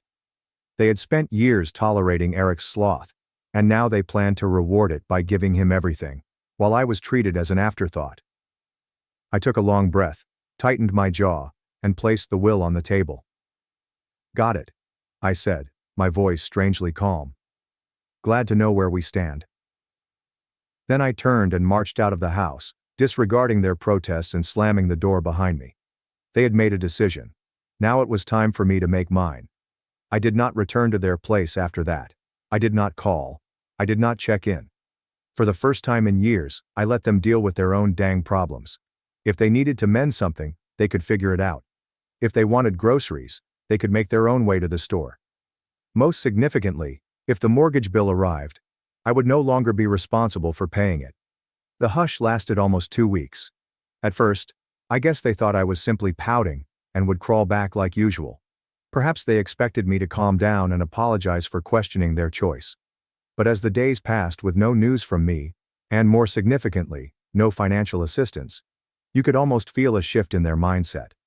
Then, one afternoon, my phone vibrated. Dad texted, "The property taxes are due." That was it. No, "Hello, how have you been?" No, "I apologize for what happened." No, "We sincerely appreciate everything you've done." Just a cold transactional message, as if I were still a walking bank that they could use whenever they wanted. I stared at the computer for a time, almost amused by how predictable the results were. They truly believed they could just demand money, as if nothing had happened, and that I would continue to serve as their financial safety net, even after they made it plain I was disposable. I gently typed back, "I'm sure Eric will handle it, since the house is his and all." It took exactly 5 minutes until my mother called. I let it ring. Then another text came in. Mom texted, "John, please don't behave like this. We need to talk." Oh, now they wanted to speak. Now that their debts were stacking up, reality was finally staring them in the face. I waited an hour before responding. "There is nothing to talk about. You've made your choice. Now you can live with it." I figured it was the end of the day. I had made my position clear, and no part of me felt terrible about it. But then Eric decided to join in. His text arrived late that evening, and the moment I saw his name appear on my phone, I knew it was going to be something nasty. Sure enough, when I opened it, I was met with utter entitlement. Eric texted, "Dude, why are you such a drama queen? It's not a huge deal, just help them out as you normally do." I almost laughed. Not a huge deal. He actually seemed as if I had no right to be upset about this. I wrote back, "No, I think you've got it covered, since you're the favorite and all." Eric texted, "Oh my God, are you really furious about the will? Grow up, guy. It's only money." Oh, suddenly it was only about money. It didn't matter anymore now that he had the inheritance. The hypocrisy was astonishing. I shot back, "Then you won't mind spending some of that money to pay your mortgage, right?" Silence. A few minutes later, my mother texted me again, this time in full guilt trip mode. Mom texted, "John, we are your parents. The family takes care of one another. We did so much for you growing up, and now you're simply abandoning us." I had to take a deep breath to keep from tossing my phone across the room. Giving up on them. I'd spent years ensuring they never had to suffer, while they coddled and praised Eric's laziness. And now that they'd had to face the repercussions of their own actions, I was the bad guy. I was not falling for it. Not this time. I replied, "You made it clear I wasn't part of the family when you left me out of the will. Now Eric can take care of you." I can imagine my mother gasping loudly. She had a knack for playing the victim, even when she was in the wrong. A few minutes later, my father sent another text, and this one made me furious. He texted, "We're not asking for much, just enough to cover the mortgage for a few more months until we figure things out. Don't be selfish." Selfish? The word caused my blood to boil. I'd been bailing them out for years, devoting my own money, time and energy to making their lives easier. I had done all a good son should do. So, how did they repay me? I made sure I received nothing in exchange. And now that I was finally advocating for myself, I was the selfish one. I tightened my jaw, took a long breath, and typed back, "No. I'm done." I then shut off my phone. They'd made their choice. They were now going to have to live with it. The stillness lasted one day. I knew my parents would not give up so quickly, but I wasn't prepared for what happened next. The next morning, I received a notification on my phone, a bank transfer request. I grimaced as I unlocked my phone to check. It was from my mother. She had genuinely emailed me a request for money as if I were an ATM. What is the amount? $3,500. I looked at it with amazement. There was no message or explanation, just a cold, blatant demand for the precise amount required to pay off their late mortgage. They didn't even ask anymore. They just assumed I would give in. I declined without hesitation. Not even 5 minutes later my phone rang. It was Mom. I let it ring. Then followed another text. Mom sent a text. John, I know you saw the request. Why did you decline it? I took my time before responding. Because it's not my responsibility. Try Eric. Another call. Declined. Then another text. Her message read, "We're going to lose the house if you don't help us." Oh, this was an emergency. After years of exploiting me as a walking wallet, they were finally facing the repercussions. I responded, "Maybe you should have thought about that before deciding I didn't matter." A few seconds later, Dad joined in. He sent a message. "You really gonna let your parents become homeless?" That one had me laughing out loud. The manipulation was so obvious it was almost comical. They weren't broke. They were not going to be put on the streets. They simply didn't want to go into their personal savings because they were accustomed to me covering everything. I disregarded them for the remainder of the day. That night, I received an SMS from Eric. "Dude, just send them the money already. You're making this a bigger deal than it is." I clenched my jaw. This entitled little punk thought he could lecture me. I responded, "You mean the same money you're inheriting? Why don't you send it?" His response came quickly. Eric responded with a message. "You know I don't have that kind of cash right now." Oh, so it was now about cost. He was fine with me draining my accounts, but whenever it was his turn, he had nothing to offer. I responded, "Guess you better figure it out then, bro. You're the one they chose." No response. I went to bed feeling strangely peaceful, as if I had finally broken free from years of manipulation. However, the situation worsened the following day. I was at work when I received a call from my apartment's front desk. "Hey John, your parents are here." I almost dropped my phone. "What?" She paused before responding. "They're saying it's an emergency, and that you won't answer their calls." Oh my God. They showed up in my flat simply because I stopped paying their bills. I took a deep breath and pinched the bridge of my nose. "Please don't let them up. I'm not expecting them." There was an awkward moment. They're being kinda pushy." I clenched my jaw. "I don't care, they can leave." I hung up and instantly received a text from Mom. "We're downstairs. Open the door." No question, no explanation, just another demand. I didn't respond. Another text message from Mom. "John, we're not leaving until you talk to us." I breathed sharply and stood up from my desk. They were not about to back down. Fine. I was about to teach them a lesson they would never forget. I snatched my keys and stormed downstairs, my blood seething. I was not scared. I was infuriated. The audacity of these guys to show up at my house uninvited and demand money as if I were their personal ATM. Not even a phone call beforehand. Not even a half-hearted apologies. Just a straight-up ambush. They imagined they could corner me into submission like I was a naive child.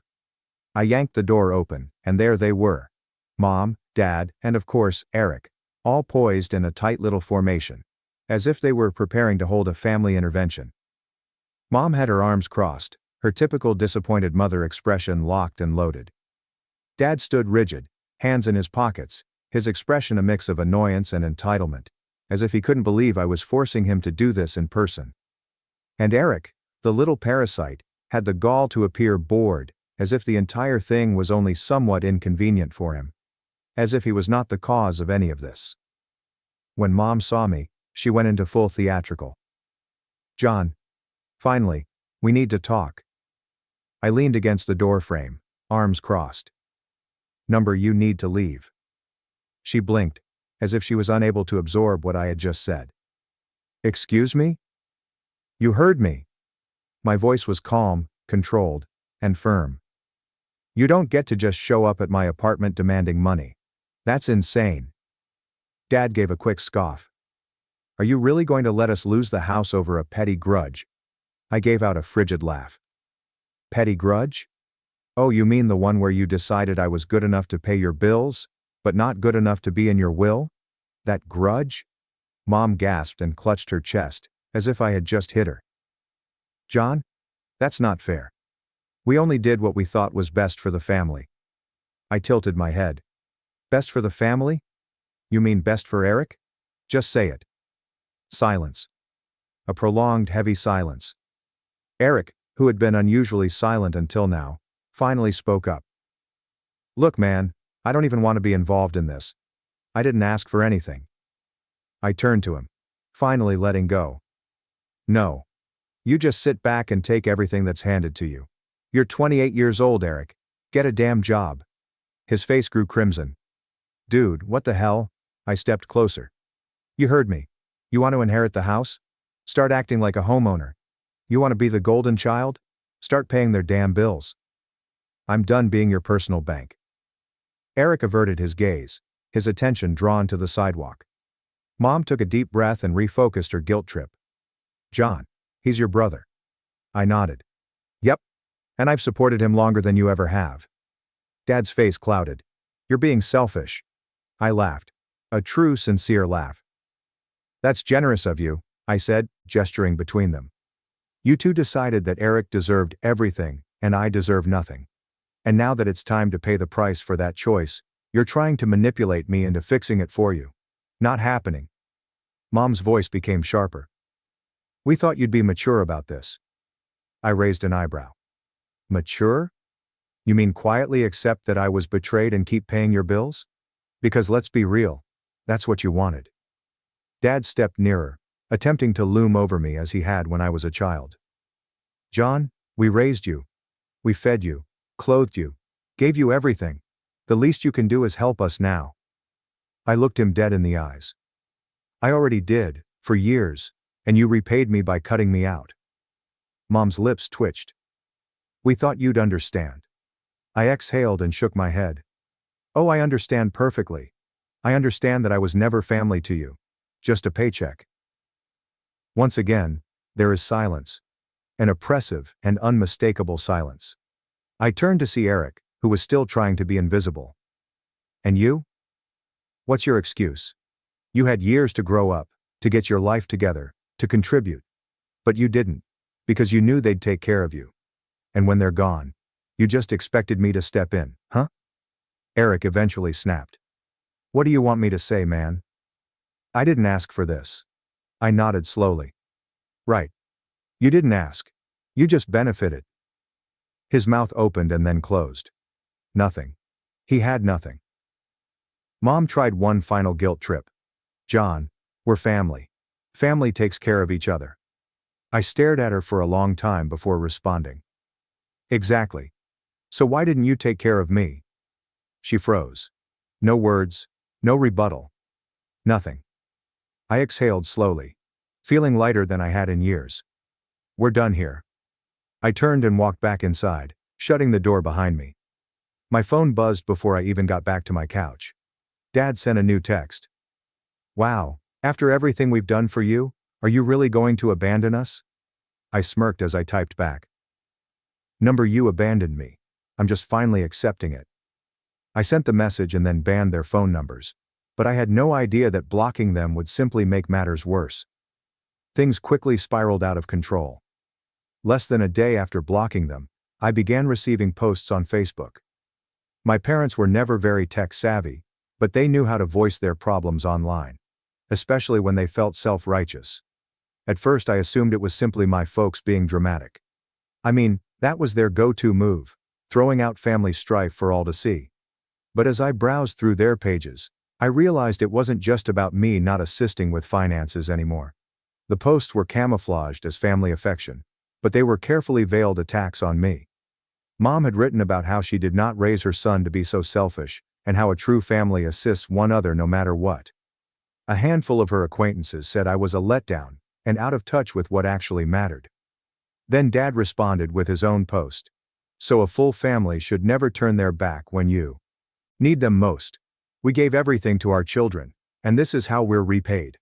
My son, who should be helping us in our golden years, has chosen to abandon us. He tagged me and left a passive-aggressive comment. The real kicker, however, came from Eric. I should have known he'd join in on the drama. He shared a post full of inaccuracies. Some people think that family is just about money. They don't understand that family is about love and sacrifice.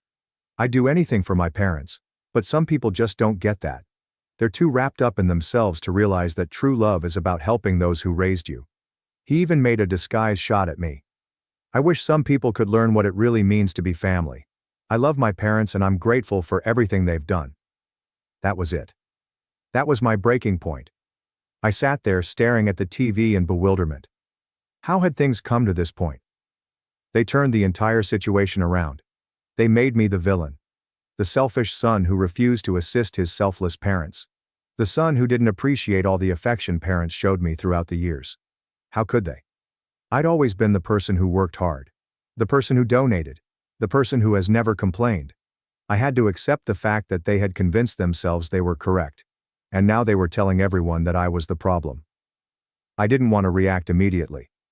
I took a step back, collected my thoughts and waited several hours. I wanted to be sure I wasn't just jumping into something out of rage. But when I thought about it, I decided I couldn't let them get away with it. If they were going to drag my name through the mud, I was going to correct the record. So I grabbed out my phone and began typing. I created my own Facebook account, which I kept for close friends and true family, and wrote a lengthy update. I was not interested in playing their game. I didn't want to get caught up in petty back and forth. I wanted to tell the truth. This is what I wrote. I know I've been silent for the past several days, but I can't keep it up much longer. My relatives has been spreading false information about me online. They've painted me as the villain, the selfish person who refuses to assist my parents in their time of need. I'm here to set the record straight. I've always assisted my family. I've been helping with bills, paying for groceries, and supporting them in any way I can, since I was able to find work. However, there comes a moment when you can no longer give without being respected. Over the years, I've seen my parents favor Eric, giving him everything, the house, the money, the attention, while I was expected to keep contributing without ever being treated equally. I'm sure some of you are thinking, well, that's just how family works. But here's the truth. Family should be reciprocal. When I learned that my parents had left everything to Eric in their will, I recognized how one-sided our relationship had been. They did not give me a second thought. They've made it apparent that I'm only the one they can rely on when things go tough, not the one they truly want around unless it's convenient for them. For years, I've been responsible for paying their lifestyle. I've paid for vacations, bills, and even assisted with things like house taxes. And for what? To be viewed as a backup plan. I am done. I am not merely a wallet from which they may withdraw money whenever they need it. I am a human being and deserve to be respected. I've earned the right to be treated like I'm important, not just when they need something from me. Eric needs to mature. He's 28 years old, and has never worked in his life. He has never taken responsibility for anything. My parents have been enabling him for so long that it's no surprise he's their favorite. But here's the thing. He's had plenty of time to organize his life, and now it's time for him to stand on his own 2 feet. Everyone who has been following this drama and supporting my parents should understand that every tale has 2 sides. Yes, family is important, but so is mutual respect. I've contributed enough for a lifetime, and I won't apologize for taking a step back. This is not about abandoning my family. This is my last decision to choose myself. And to my parents, I wish you the best, but I'm done being your doormat. I hit the post, and I instantly felt relieved. For the first time in my life, I was telling the world the truth about my family, how they had taken advantage of me for years, and had always expected me to be the one to save them, without ever considering what I needed. I wasn't going to let their story dominate my life anymore. The reactions were swift. Some people I hadn't spoken with in years came forward to offer their support. A number of my cousins, acquaintances of my parents, and even some distant relatives liked the article and sent me private messages, apologizing for what I had gone through. It felt liberating to finally have the truth out there, not buried beneath guilt trips and deceptive conduct. Then followed the backlash. My parents and Eric went crazy. Eric messaged me. "You're a traitor. You really have to air all our business out like this? You have no respect for family." Dad called me and virtually yelled into the phone. "You've ruined everything, John. You'll regret this. You'll regret cutting us off. You'll regret turning your back on your own family. But I did not regret it. Not for 1 second. I blocked them all. I was finished. And for the first time in my life, I was free. Free of the toxic grasp they held on me for so long. As the days passed, I felt a weight lift off my shoulders. I had had enough of being treated as less than. I was tired of always having to solve everyone else's problems. And now I finally had the freedom to live my life on my own terms. So no, I don't feel horrible about cutting them off. I deserved better. I still do. And from now on, I intend to surround myself with people who value me for who I am, not what I can give them. It is time for me to move forward. For good. And I will. 99. My parents refused to pay for my college, then asked me for $150,000 for my sister's wedding. They didn't like my answer. I grew up in a small town, in a modest 2-story house with my parents and my older sister Emma. She was just 2 years older than me, but sometimes it felt like we lived in completely different worlds. My father owned a small cafe that brought in enough to keep us comfortable, while Mom stayed home and occasionally helped out at the restaurant. It wasn't a luxurious life, but we got by. Well, most of us did. Emma, sweetheart, that presentation was absolutely brilliant. I remember Mom gushing one evening after a school event. You're going to go so far in life. You're just so talented. I stood in the doorway, still holding my own certificate from the science fair, but nobody seemed to notice. It was always like that. Emma was the star, and I was the shadow. That was the pattern of my childhood. Emma got the latest iPhone while I inherited her old one with the cracked screen. She wore designer clothes while I got her hand-me-downs. Every family gathering became a showcase of Emma's achievements. Did you hear about Emma's SAT scores? Dad would probably tell our relatives. Top percentile. And she's president of the debate club too. I learned to fade into the background during these conversations, knowing my straight A's and position as treasurer of the environmental club wouldn't merit a mention. It wasn't that I was doing poorly, I was doing fine. But in our house, fine might as well have been a failure. Anna, Mom said to me once when I was helping her fold laundry, you should really think about practical career options. Maybe something in retail or service. There's nothing wrong with honest work. The word stung, but I'd gotten used to the constant reminders of my perceived limitations. What I hadn't gotten used to was the way they seemed to actively work to reinforce them. Looking back now, I realized that those early years were setting the stage for everything that would follow. The constant comparisons, the subtle put-downs, the clear message that I was somehow less than my sister. It all left marks that would take years to heal. But sometimes the deepest wounds become the strongest motivations. And my family had no idea how their treatment would eventually come back to shape all our futures.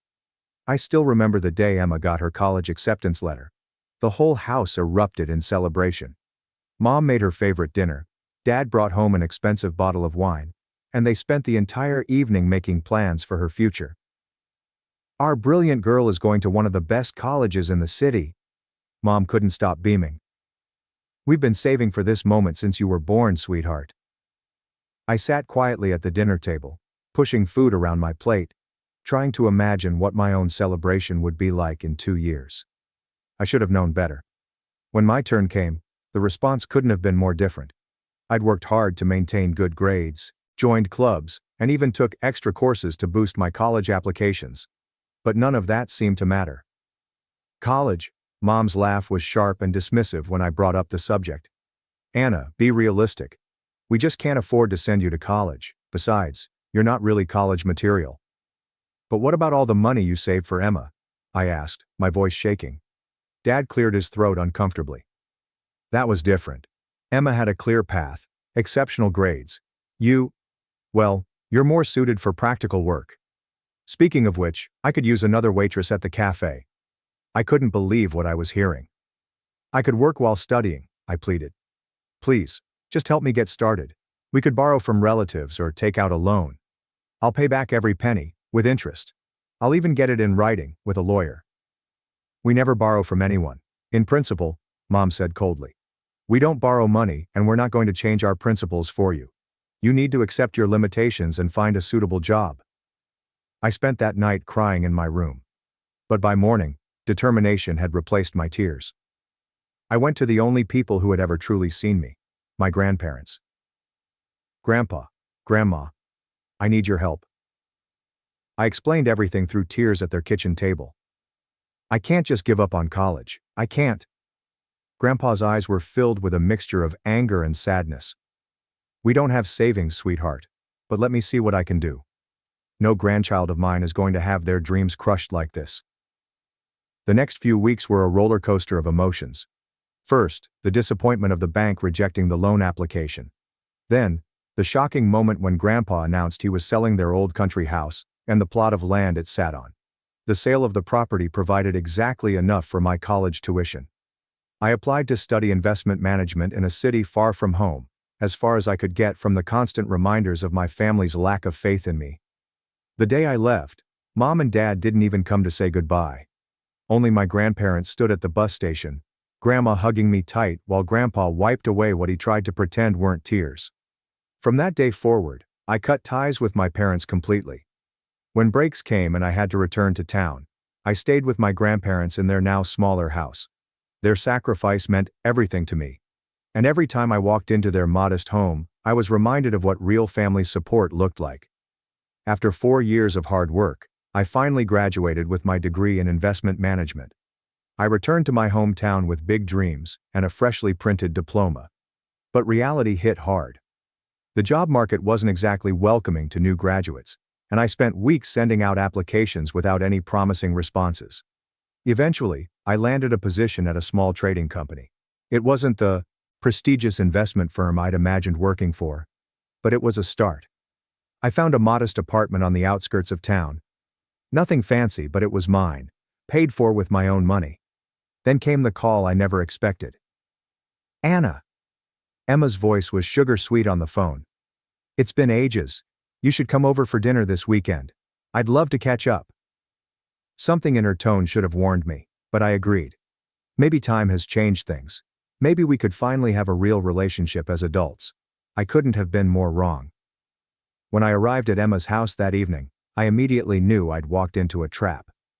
My parents were already there, along with Emma's boyfriend, a slick-looking guy in an expensive suit who barely acknowledged my existence.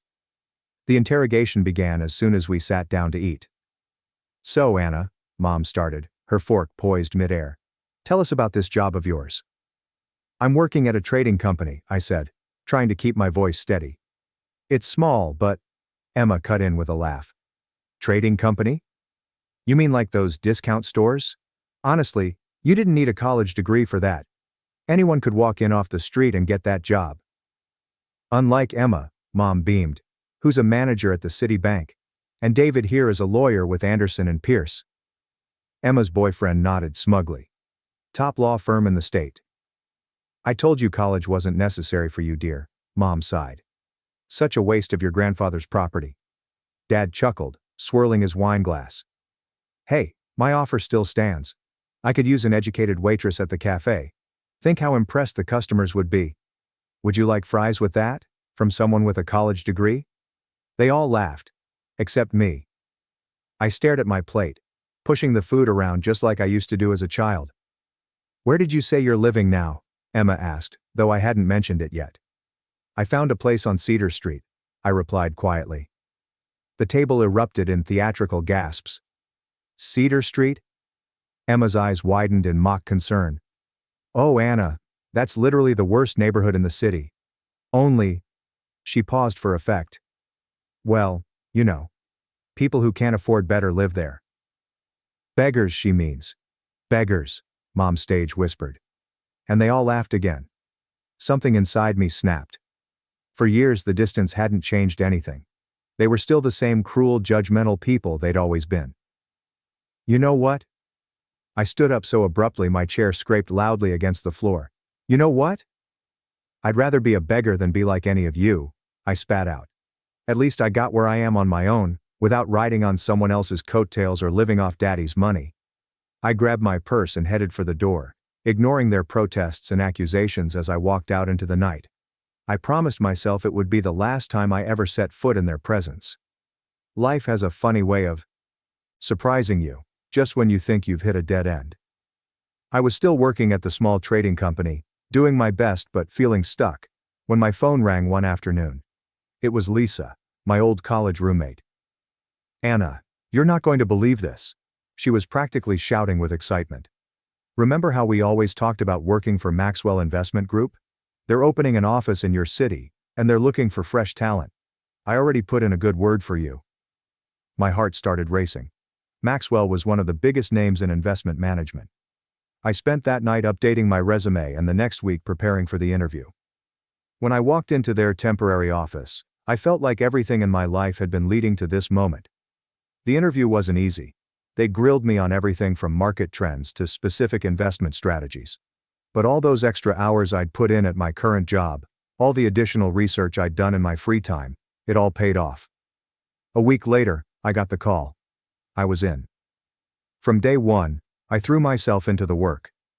While others went home at 5, I stayed late, developing new investment strategies and refining my project proposals. My first major project was managing a portfolio for a mid-sized tech company. When it yielded a 40% return in the first quarter, people started noticing. "Anna, this is exceptional work," my supervisor said during my 6-month review. Along with his praise came a bonus that was larger than my entire year's salary at the previous company. But it wasn't enough. I worked harder, took on bigger projects, and built a reputation for turning struggling investments into gold mines. The bonuses kept getting bigger, and I had a plan for every penny. 2 years after starting at Maxwell, I walked into a luxury car dealership. The salesman probably thought I was lost, until I pointed to their top-of-the-line model and said, "I'll take that one." An hour later, I was pulling up to my grandparents' house in a gleaming new car, complete with a giant red bow on top. Grandpa's jaw dropped when I handed him the keys. But I wasn't done. The next month, I closed on a stunning apartment in the Heights, the most prestigious new development in the city. Floor-to-ceiling windows, marble countertops, and a view that made you feel like you owned the whole city. I was walking out of my building one morning, coffee in hand, when I heard a familiar voice. "Anna?" Emma stood there in her designer workout gear, looking like she'd seen a ghost. "What are you doing here?" I took a slow sip of my coffee, savoring the moment. "Oh, I live here," I said casually, pointing to the penthouse level of the building. "Just bought it, actually." The look on Emma's face was priceless. A mixture of disbelief, shock, and something else. For the first time in our lives, I saw envy in my perfect sister's eyes. A week after my encounter with Emma, my phone rang. Seeing my parents' number on the screen was surprising enough. They hadn't called me in years. Even more surprising was that they were in the neighborhood and wanted to stop by. I agreed, more out of curiosity than anything else. When they walked into my apartment, their expressions were priceless. Mom's eyes darted from the panoramic windows to the designer furniture, while Dad stood awkwardly in the entrance, as if afraid to touch anything. "This is quite impressive," Mom managed, running her finger along my marble kitchen counter. "You must be doing very well for yourself." "I am," I replied simply, offering them seats on my Italian leather sofa. They exchanged glances before Mom cleared her throat. "Well, we actually have some news. Emma is engaged to David. They announced it last month at the engagement party." An engagement party I hadn't been invited to, of course. "They're planning the wedding for 6 months from now," Mom continued, her voice getting that familiar wheedling tone I remembered from childhood. "We've offered to pay half the expenses, as is traditional." Dad shifted uncomfortably. "But it seems the total budget is, well, it's $300,000. I nearly choked on my water. $300,000? "David's family has certain expectations," Mom explained quickly. "They're very prominent in the community. We announced we'd cover half before we knew the amount, and now..." She trailed off, looking at me meaningfully. "Now you need $150,000, I finished for her." "Exactly," Mom brightened. "And since you're doing so well, living in this beautiful apartment, working at such a prestigious firm..." "You want me to give you the money," I said flatly. "Loan," Dad interjected. "We're asking for a loan. We'll pay you back, of course. We'll even get it notarized." "We know it's a lot," Mom said quickly. "But we can't back out now. It would be so embarrassing with David's family. They're expecting a certain standard." Like when I wanted to go to college, I interrupted. When I begged you for help.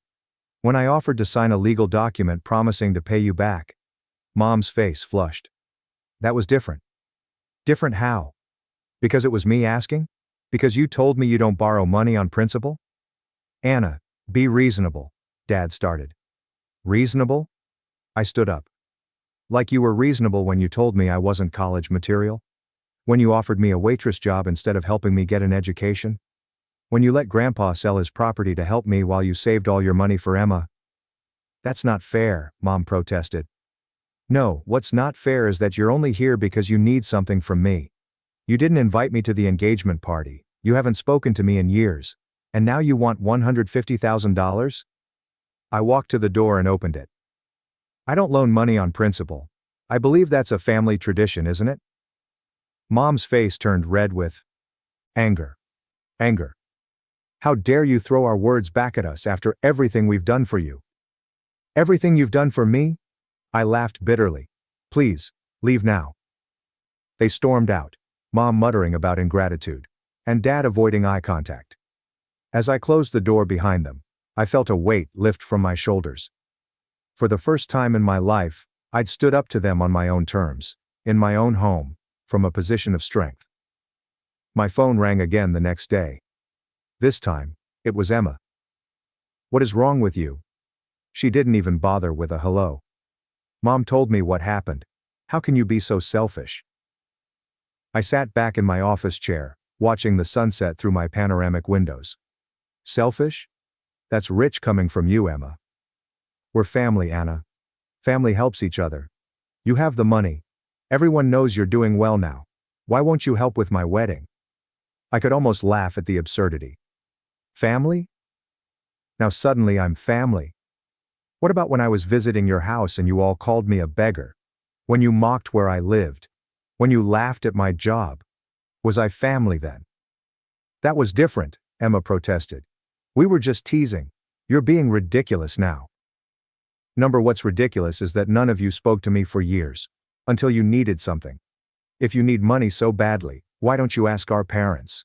They're your real family after all. They made that clear enough over the years. You bitter, ungrateful, Emma exploded. You think you're so much better than us now, with your fancy apartment and your big job. You're still the same pathetic little sister who was never good enough. The line went dead as she hung up. I sat there for a moment, surprised to find that her words didn't hurt anymore. They just made me tired. A week later, I was having Sunday dinner at my grandparents' house, a tradition I'd kept up ever since college. Grandma was unusually quiet as she served the pot roast.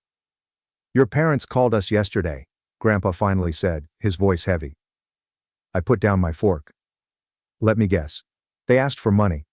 For the wedding? Grandma nodded. They're getting desperate, I think. Your mother had quite a lot to say about family obligations when we told them we're retired and don't have that kind of money, Grandpa continued. Your mother had the nerve to suggest we sell something. She said, well, you sold the land for Anna's college, didn't you? She suggested we sell the car I gave you. I was stunned. She actually suggested you sell your gift. That's when I hung up on her, Grandpa said, a look of satisfaction in his voice. Told her that, unlike some people, we don't sell gifts from family members who actually care about us. Grandma reached across the table and squeezed my hand. The three of us sat there in understanding silence, bound together by something stronger than mere blood ties. Word travels fast in a small town, and my parents made sure it traveled even faster. Within weeks, their version of events had spread through our entire extended family and social circle. I started hearing snippets of their carefully crafted narrative from various sources. Did you hear about the younger daughter? My mother's friend loudly gossiped at the local grocery store, not realizing I was in the next aisle. Got some fancy job and now she thinks she's too good for her own family. Won't even speak to them anymore. Says they're too poor for her now. At church, relatives would shoot disapproving glances my way when I visited with my grandparents. My Aunt Martha called one evening, heavy with judgment. Your mother told me you wouldn't even let her into your apartment when she came to visit. How could you treat your own mother that way? I could have corrected the record, could have told everyone how my parents had only reached out when they needed money, how they'd never supported my dreams. how they'd mocked and belittled me at every turn. But I'd learned long ago that trying to defend yourself against toxic people only gives them more ammunition. Instead, I focused on my work, spent time with my grandparents, and let the gossip swirl around me like autumn leaves in the wind. My grandparents knew the truth. They'd lived through every moment of it with me, and that was enough. But with 2 weeks left before the wedding, Emma made one final attempt. She showed up at my apartment unannounced, wearing her most expensive outfit and her most convincing smile. "Anna, we need to talk," she said, brushing past me into the living room. "This has gone on long enough. We're sisters. We shouldn't be fighting like this." I stood by the window, arms crossed, watching her settle herself on my sofa as if she owned it. "Why are you really here, Emma?" "To make peace," she gave me her best pageant winner smile. "And to help you understand the situation better. You see, David's parents are not just rich. They're old money. They have connections everywhere. The wedding has to be perfect." I waited, knowing there was more. "The final payments are due next week. The restaurant deposit, the wedding planner fee, the flowers." She twisted her engagement ring nervously. "If Mom and Dad can't contribute their share, it's going to be so embarrassing. David's parents will find out they couldn't afford it. It won't just reflect badly on Mom and Dad, it'll reflect on me. On my future with David. So this visit isn't really about reconciling. It's about the money." "Well, yes." She stood up and walked over to me, placing her hand on my arm. "Anna, please. You're my sister. I need your help. We need to make a great impression on David's parents." I gently removed her hand, walked to the door, and opened it. "I don't care about impressing David's parents. I don't care about your perfect wedding. And I definitely don't care what any of you think anymore." "You're making a huge mistake," she said, her voice trembling with anger. "You'll regret this." I smiled, feeling genuinely at peace. "No, Emma. For the first time in my life, I'm absolutely certain I won't." A few days after Emma's visit, my phone lit up with a text from Lily, her college friend who'd always been kind to me. She thought I should know what had happened at the country club the previous evening. "Your parents finally had to come clean to David's family," she wrote. "They couldn't dodge the wedding planner calls anymore. It was apparently quite a scene." I could picture it clearly. The elegant country club dining room, David's wealthy parents in their designer clothes, the moment my parents had to admit they couldn't afford their share of the wedding expenses. According to Lily, David's mother had practically turned purple with rage. The carefully planned fairy tale wedding began to unravel. The honeymoon suite in the Maldives, cancelled. The vintage champagne order, scaled back. The designer flower arrangements, simplified. David's parents eventually agreed to cover all the expenses themselves. But the damage was done. The wedding did go forward, though scaled down from its original grandeur. I wasn't invited, of course, but I didn't expect to be. My grandparents received an invitation but declined to attend, sending a polite note about prior commitments. We spent that Saturday together instead, having a picnic in their backyard, steadfastly avoiding any mention of the event taking place across town. A week later, the wedding photos appeared on social media. I found myself scrolling through them one evening, wine glass in hand, studying the faces in each carefully staged shot. There was Emma in her designer gown. David looked stiff and formal, his family arranged around him like expensive statues, and my parents, they were easy to spot in their new outfits, probably bought on credit, trying so hard to look like they belonged in this world of old money and country club memberships. But their smiles were strained. Their poses, awkward. David's parents appeared in only a few photos, their expressions ranging from barely concealed disdain to outright displeasure. In one particularly telling shot, his mother was caught looking at my parents with the kind of expression, usually reserved for something unpleasant, found on the bottom of one's shoe. Lily texted me updates occasionally in the weeks that followed. Emma and David moved into a house his parents had bought them as a wedding gift. My parents rarely visited. Apparently, they weren't quite what David's family had envisioned for Sunday dinners. I haven't spoken to my parents or Emma since before the wedding. I doubt I ever will again. But sitting here in my apartment, watching the sunset paint the city sky in shades of gold, I finally feel at peace with that fact. Some bridges, once burned, should stay ashes. தேர்வு 170. My brother framed me for assault, and my mom believed him. Now she's begging the court to visit him in juvie. I was 7 years old, and my older brother Jack was 9 when the incident occurred. He had placed rocks into a teacher's gas tank every day for a week, unaware that it was wrong. My mother received a phone call from the principal only after someone spotted him doing it. At that point she had 2 options. Tell them it was Jack, or tell them it was all me. We look extremely similar. She told them it was me since my mother felt she needed at least one angel child to brag about. And because I was inherently more naughty than Jack, she chose him to play the role. I ended up being suspended, and every instructor at the school picked on me. Jack thought he could get away with anything, and acted like it. When I was 11, Jack stole $20 from my mother's wallet. My mother didn't even ask if it was me. She simply sold my gaming console as punishment. But Jack's behavior only worsened from there. I was 14 when I met my first girlfriend. Jack was 16, and he had a girlfriend. So one day, when my girlfriend caught the back of Jack's head kissing another girl, she videotaped it and forwarded it to practically every group chat at school. His phone was swamped with hate messages and anonymous threats. But instead of admitting it and accepting a beating, he told everyone it was me. And because everyone in high school loved theater, everyone, including my mother, believed him right away. And because our family is quite anti-cheating, almost all of my relatives stopped talking to me. Following that, I gave up on trying to maintain a social life. I believed if I just kept my head down until I left for college, everything would be fine. But, as you can expect, my scheme failed. Because when I was in 11th grade, there was a rumor about Jack spreading throughout the school. Apparently he had R-worded a female at a party, and she awoke in bed beside him with no memory of what had happened. I had no notion if that was true or not. But as I listened to everyone's story, things started to make sense. I began to devise a strategy to force him to confess, but my preparations were thwarted when, a week after the report surfaced, individuals threatened to beat me up after school. Eggs were thrown at me as I walked home. It wasn't until one of the guys threw a punch at lunchtime that I grasped what was happening.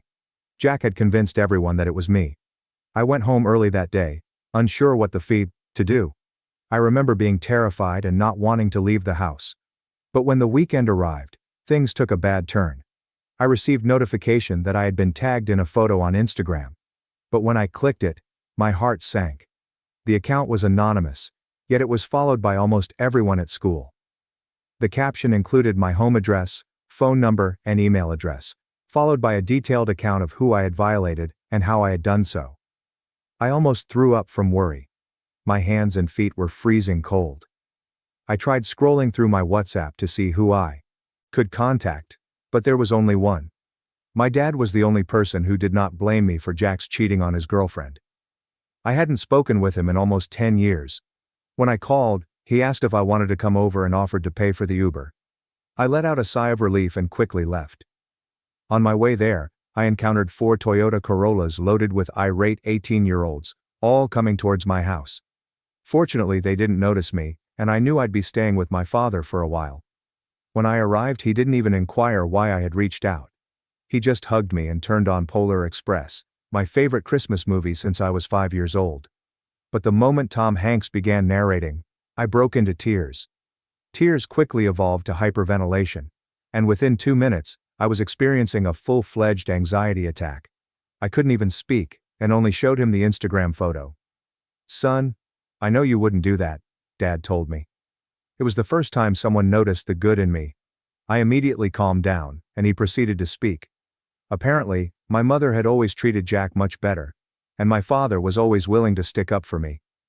However, things gradually deteriorated, and if my father defended me, my mother became violent, which was the basis for their divorce. I told my mother that he used to hit her, which is why I never contacted him. He only nodded, but the expression in his eyes said he understood and forgave me. It was the greatest affection I had ever received in my life. So I cried again. My father informed me that I did not need to worry because he would handle everything and that I was safe. I grinned since I didn't realize how serious his remarks were at the time. I wasn't sure how serious he meant them. He protected me so well that I didn't realize what he had done to Jack and my mother until it was too late to undo. I spent the first night at my father's house sleeping. A deep slumber I hadn't had in years. When I awoke on Sunday morning, I had 37 missed calls and more than 100 texts. The majority came from guys at school who were threatening me. A few were from my mother, who wanted to know where I was. I turned off my phone and strolled into the kitchen. My father was making pancakes as if it were a usual Sunday. He asked whether I wanted chocolate chips in mine, and I nearly burst into tears again. I couldn't recall the last time someone had cooked breakfast just for me. "We should probably talk about what's going on," he suggested as I stuffed my face with pancakes. "But only when you're ready." I told him everything, not just what had happened recently with Megan. Every time Jack blamed me for something, every punishment I had imposed on him, and every friend I had lost. My father simply listened, occasionally asking questions but never doubting me. When I finished, he looked quite sad. "I knew your mother favored him, but I had no idea it had gotten this bad," he replied.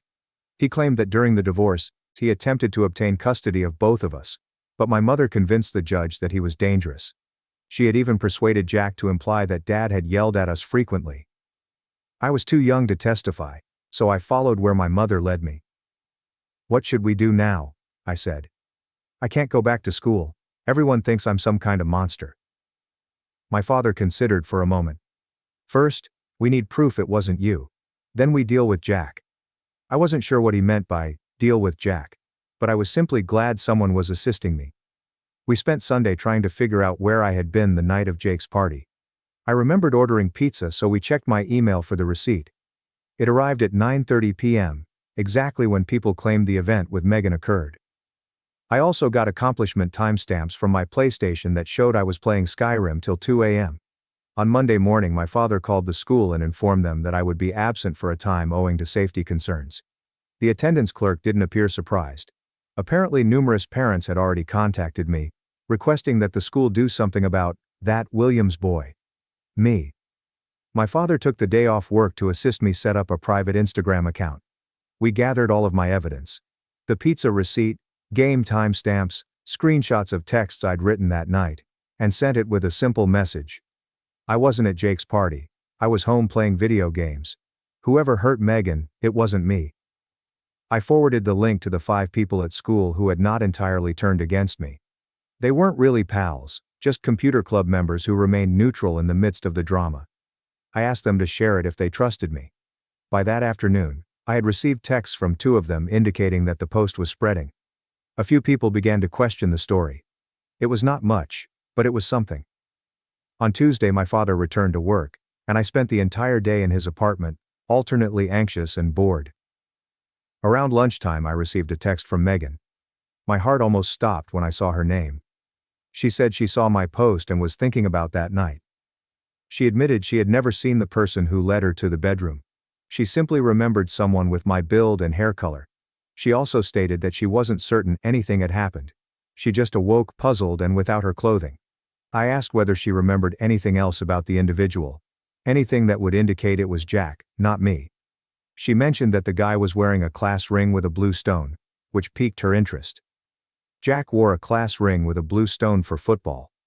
I didn't have a class ring because I couldn't afford one. I thanked her for reaching out and asked if she was prepared to tell others that she wasn't sure it was me. She said she would think about it. It wasn't the best conclusion, but at least she was questioning things. Wednesday morning, my mother arrived at my father's apartment. I was alone because he had gone to work. I glanced through the peephole after hearing her beating on the door. She was angry. "I know you're in there," she exclaimed through the door. "The school called me about your safety concerns. Open this door right now." I did not open the door. Instead, I texted my father, who said he'd be home in 20 minutes and to be quiet. My mother kept knocking for a bit before phoning my phone. I turned off the volume, but I could see her becoming increasingly frustrated through the peephole. Finally, she put a message under the door, stating that I was hurting her heart by staying with my controlling father, and that she would forgive me for the Megan problem if I returned home right now. I took a photo of the note to show my father later. By Friday, things had changed a little at school. According to my computer club buddies, Megan had supposedly informed some friends she wasn't sure what transpired that night, casting doubt on my guilt. but Jack had doubled down, informing everyone that he had seen me at the party, which was simply impossible. The weekend passed peacefully. My father and I watched movies, got takeout and played cards. It was the most calm 2 days I'd had in years. Sunday night, however, I received a text message from Jake, the person whose house the party was held at. He asked if we could meet in private to chat. I showed my father, who suspected it was a trap. "Let's invite him here," Dad said. "I'll stay in my room so you two can talk, but I'll be close if anything goes wrong." Jake arrived Monday after school. He appeared nervous, looking about the flat as if he expected to be ambushed. We sat at the kitchen table and he fidgeted with his car keys the entire time. "Look, I need to tell you something, but you have to promise not to tell anyone it came from me," the man added. I just nodded. "I have a security camera in my living room. My parents put it in after the last time they went out of town and I had people over. Anyway, I checked the footage from the night of the party." Jake took out his phone and showed me a video. The video quality was poor, but Jack could clearly be seen guiding a tripping Megan up the steps. The timestamp indicated 9:37 p.m., just as I was at home ordering pizza. "Why didn't you show this to anyone before?" I requested an explanation. Jake appeared guilty. "Jack's my friend and honestly, everyone was so sure it was you. Plus, I'm not supposed to have parties when my parents are gone. If this got out, I'd be screwed." I asked for a copy of the video. He paused, but then airdropped it to me. Before he went, he had me agree not to reveal where I obtained it. I agreed, even though I believed he was being cowardly. As soon as Jake left, my father and I watched the tape again. It was clear that Jack was the one with Megan that night, not me. "This changes everything," my father explained. "We need to be strategic about how we use this." The following day, Dad accompanied me to the police station. I was quite nervous, but he stated we needed to submit a report on the online harassment and threats. The officer who collected our statement did not appear very interested until we cited the fake assault charges. That caught her interest. We showed her the Instagram post with my address and the frightening texts I had received. We also gave her my alibi evidence and the video from Jake's house, which we said came from an anonymous source to protect Jake. Detective Palmer takes everything seriously. She stated that the internet post containing my personal information was clearly prohibited, and the false charges may be considered defamation. She asked whether I wanted to file charges against whoever posted the post. I wasn't sure what to say. The account was anonymous, and I was very certain Jack was behind it. But I couldn't prove it. My father jumped in, saying we just wanted the threats to stop so I could return to school safely. Detective Palmer said she'd look into it and notify the school of the matter. Before we departed, she suggested that I acquire a restraining order against the persons who had threatened me the most seriously. That night, my father and I discussed our next actions. He suggested that I transfer to another school to get a fresh start. The notion was appealing, but it also felt like allowing Jack to win again. "I want to clear my name," I explained. "I'm tired of taking the blame for his crap."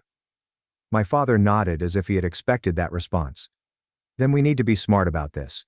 If we just post that video publicly, it could backfire. Jack would claim it's doctored or find some other excuse." We chose to send the video to Megan first. She deserved to know the truth, and perhaps she could share it. I messaged her and asked if we could talk, and she agreed to meet at a coffee shop near my father's house the next day. Seeing Megan in person was weird. She appeared uneasy, keeping her distance and choosing a table in the most visible area of the cafe. I thanked her for meeting me and got straight to the point. "I have proof I wasn't at the party," I responded, sliding my phone across the table and pausing the video. She hesitated before accepting it. I observed her expression when she played the video. Her eyes grew big, and she covered her mouth with her palm. "That's your brother," she replied quietly. "I remember that hoodie." I nodded. "I was home ordering pizza and playing video games. I have receipts and timestamps to prove it." Megan looked like she was about to cry. "I'm so sorry. Everyone was so convinced it was you. Even Jack said." "Jack lies," I replied simply. "He's been doing this our whole lives, blaming me for his mistakes. I've just never had proof before." She requested a copy of the video, which I delivered to her phone before she departed. She pledged to tell everyone the truth. I was unsure if that would suffice, but it was a start. The following day, everything detonated. Megan had shared the video on Instagram, along with a lengthy statement explaining that she had made a mistake and that Jack, not me, was featured. She publicly apologized for believing rumors without evidence. My phone flooded with messages, some apologizing, some accusing me of manipulating Megan or doctoring the footage. Jack texted me too. "You're dead when I find you." I showed my father the threat, and he immediately contacted Detective Palmer. She said she'd handle it, and that I would remain away from school for another day. That evening, my mother showed up at my father's house again. This time with Jack. They hammered on the door, shrieking about the lies I was telling. My father contacted building security, who forced them to leave, but not before Jack yelled that he'd make me pay for tarnishing his reputation. The next morning, Detective Palmer called with some news. The school had suspended Jack pending an investigation, and they were looking into the situation with Megan for possible disciplinary punishment. They had also identified the individual who created the anonymous Instagram account, not Jack, as one might expect, but his friend Tyler, who claimed Jack had set him up. "The school wants to meet with you, your parents, and their counselor before you return," Detective Palmer added. "They're concerned about your safety and want to put some protections in place." My father agreed to the meeting, but insisted that my mother not be present. The detective paused, but said she'd see what she could do. The meeting was scheduled for the following Monday. The weekend was difficult. Jack began making new identities to send me frightening messages, and my mother alternated between pleading with me to return home and blaming me for attempting to destroy her lovely family. My dad remained cool throughout the ordeal, assisting me in blocking accounts and documenting everything for Detective Palmer. On Sunday night, he bought my favorite pizza, and we watched silly comedy till I fell asleep on the couch. Monday morning we headed to school. Mr. Reynolds, the principal, joined us in the conference room, along with Ms. Chen, the school counselor, and Detective Palmer. My mother wasn't present, which was a big comfort. "First, I want to apologize," Mr. Reynolds replied. "We should have investigated more thoroughly before allowing the situation to escalate. We failed you." Ms. Chen added that they had spoken with other kids who confirmed Jack had been claiming to be me at the party. They had also examined the evidence I had presented to support my alibi. "We believe you were falsely accused," she responded. "We're prepared to make accommodations to ensure your safety when you return." The adjustments included rearranging my schedule to avoid Jack's classes, offering a separate lunch area if necessary, and having teachers check in on a frequent basis. They also stated that Jack would stay suspended until the disciplinary board reached its final verdict. I wondered what would happen to the men who had threatened me. Mr. Reynolds promised me that they too would face consequences, but he couldn't provide specifics owing to privacy policies. Detective Palmer pulled us aside before we left. "Tyler has agreed to cooperate fully. He's provided texts from Jack instructing him what to post about you. This strengthens your case significantly." I felt an odd combination of vindication and terror. It was nice to have proof, but I knew this wasn't the end of it. Jack would not simply accept defeat and leave me alone. I was correct. That night Jack arrived at my father's apartment alone. He didn't yell this time. He asked quietly if we could speak. My father was skeptical, but consented to let him in after confirming that he was indeed alone. Jack sat on our couch, looking if he had aged 10 years. His eyes were hot, and he rubbed his hands impatiently. "They're expelling me," he stated gently, "and Megan's parents are pressing charges." I wasn't sure what to say. Part of me felt sorry for him, but a larger part of me remembered all the years of accepting responsibility for his acts. "Why did you do it?" I eventually questioned. "Not just the thing with Megan, but all of it. Making me take the fall every time, ruining my life whenever you mess up?" Jack stared at the floor. "I don't know. It was just so easy. Mom always believed me, and after a while, it just became like automatic. I'd screw up and immediately think, I'll just say it was him." My father remained calm, watching us from the kitchen doorway. "Did you ever feel bad about it?" I asked. Jack shrugged. "Sometimes, I guess. But then Mom would praise me for being her good boy, and I'd forget about it." Something about his easygoing demeanor made my blood boil. Years of my life are ruined. Did he sometimes feel bad? "I need your help," Jack continued, finally gazing at me. "If you tell everyone you forgive me, maybe they'll be kinder to me. You are my brother. You've got to help me." I nearly laughed. Despite everything, he was still attempting to influence me. No, I replied. I don't have to help you. You didn't aid me when everyone assumed I was a predator. You encouraged it. Jack's face transformed. The vulnerability faded, replaced by the same steely expression I had seen the night following the incident when we were youngsters. You'll regret this, he replied, rising. Do you think you have won? This is not over. My father stepped forward. Yes, Jack, it's over. You have done enough damage. If you threaten your brother again, there will be consequences. Jack scoffed at him. You weren't there for 10 years. Do not behave like you are the father of the year right now. He stormed out and slammed the door behind him. My father locked it and placed a hand on my shoulder. Are you okay? He asked. I nodded, but I wasn't really. Jack's visit had left me more unsettled than I wanted to admit. The following few days were tense. I did not return to school yet, instead working on projects at home while the administration established their safety plan. My mother called frequently, leaving voicemails that alternated between begging me to help Jack and accusing me of destroying our family out of spite. Friday afternoon, my father arrived home early with a serious expression on his face. Detective Palmer called me, he explained. Jack's been arrested. My stomach sank. For what? Breaking into Jake's home and attacking him. Apparently he blamed Jake for giving the video that landed him into trouble. I sat down firmly on the couch. Is Jake all right? Hospital, but stable. Broken nose and concussion. Jack is being charged with breaking and entering and violence. I felt nauseous. Everything had gotten out of control. Despite everything, a part of me still cared for Jack. He was my brother, and something was obviously wrong with him. What happens now? I asked. My father sat alongside me. Jack is likely to face juvenile detention. Your mother contacted me. She's beside herself, blaming everyone except Jack.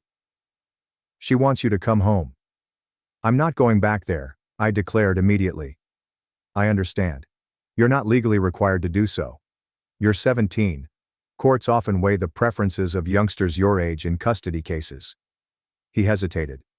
I am going to file for emergency custody tomorrow. With all that has happened, I believe we have a good case. For the first time in weeks, I felt hopeful. Maybe things can genuinely improve. Saturday morning we received another surprise visit from my Uncle Robert, my mother's brother. Unlike the rest of my extended family, Uncle Robert had always been friendly to me, albeit he had backed off after Amber's adultery scandal. Can I come inside? He inquired as my father opened the door. I want to talk to both of you. We gathered at the kitchen table as Uncle Robert told how he had been following everything that had happened. He had seen Megan's message, learned of Jack's arrest, and finally connected the dots.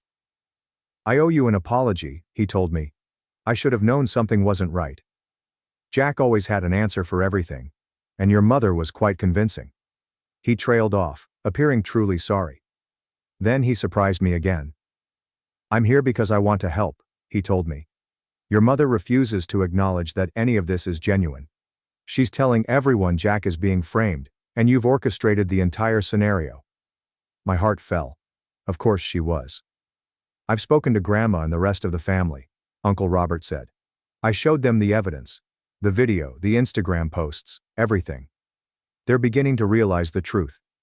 I had not expected that. I assumed that my entire extended family was a lost cause.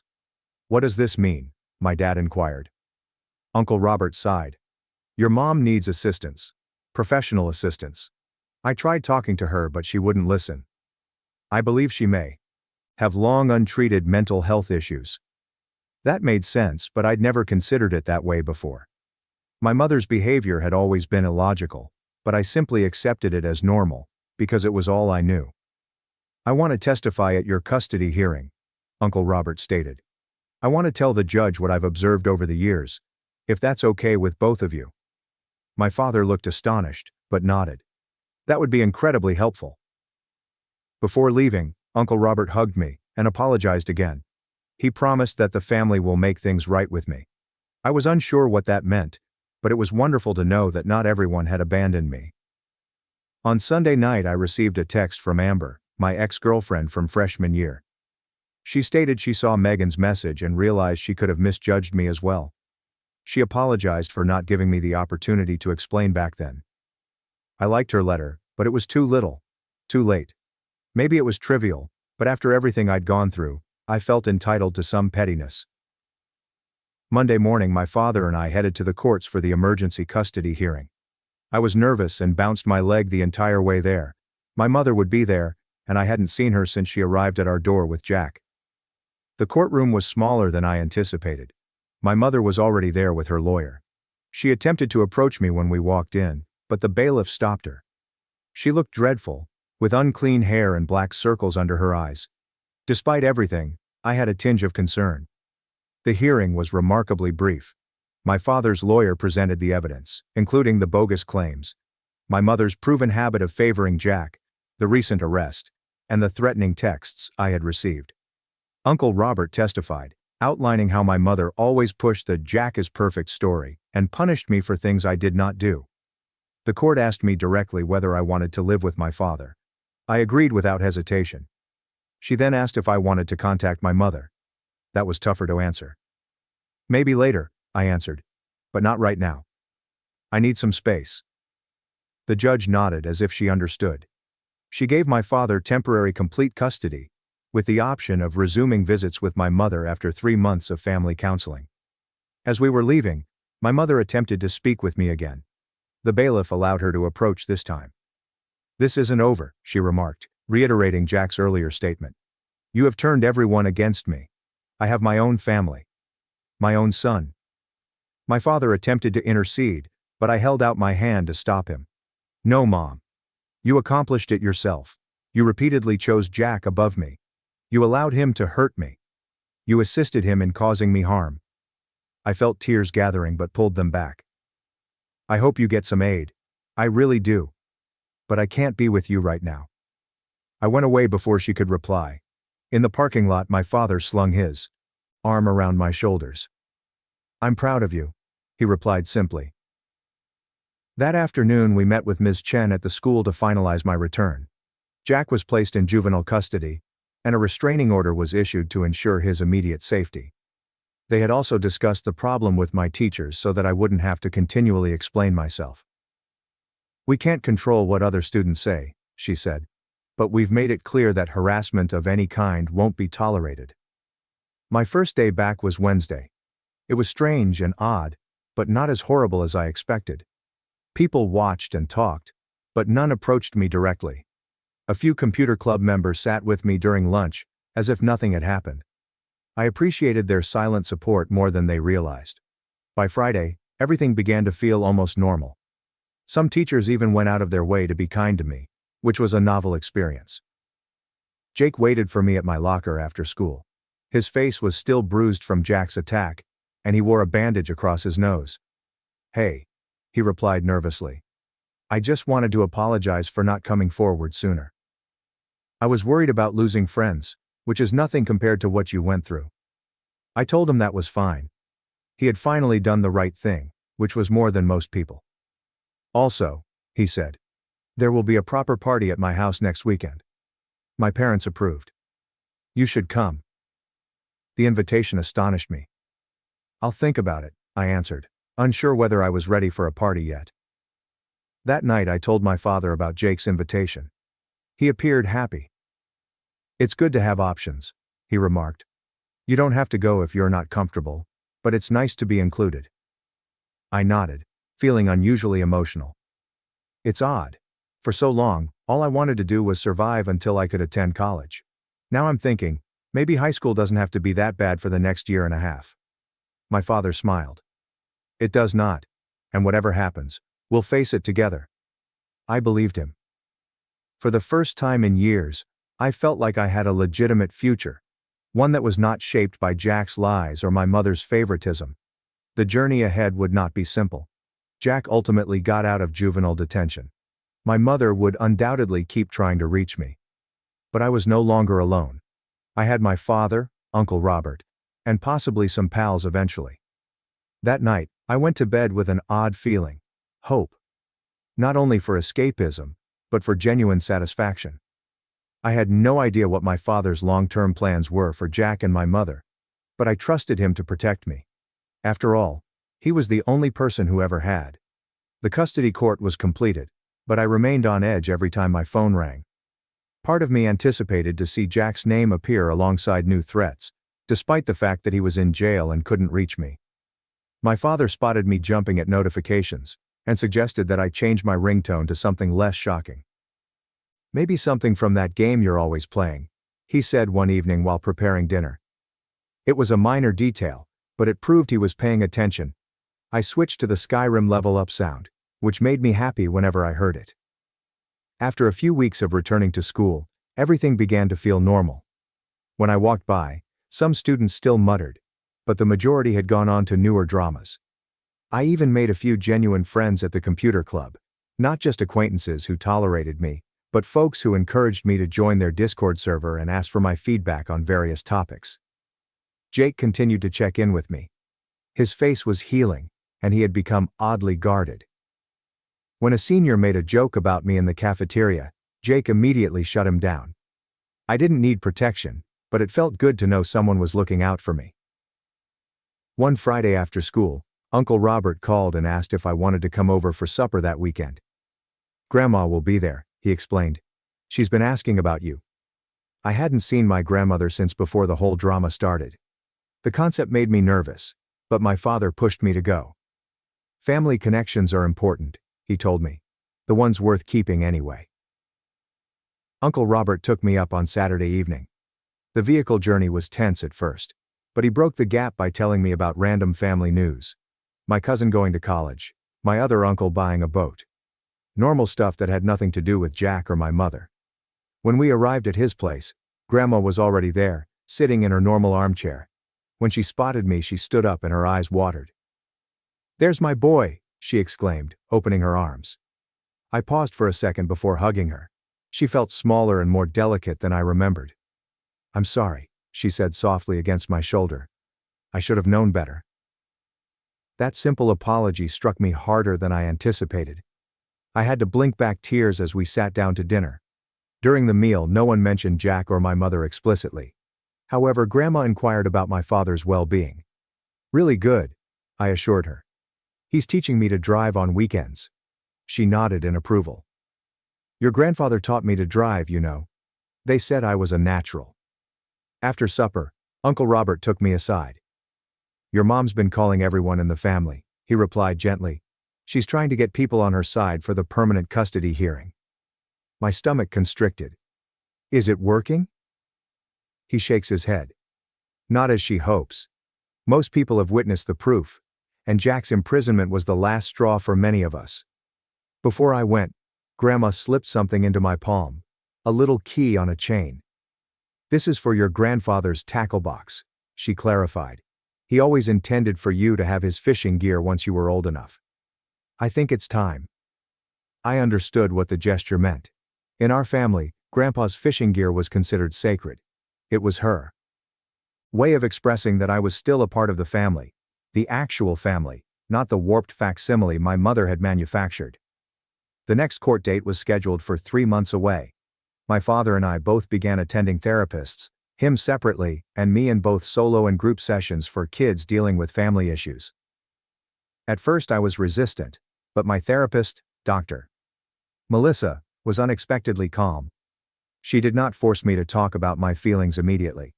"Allow me to ramble about video games till I feel comfortable. Your brother's actions reflect his issues, not your worth," she explained at one session. "And you are not responsible for your mother's incapacity to recognize reality." It was simple when she said it, but truly believing it was more difficult. 17 years of being the family scapegoat does not vanish suddenly. Meanwhile, my father was dealing with legal issues through his attorney.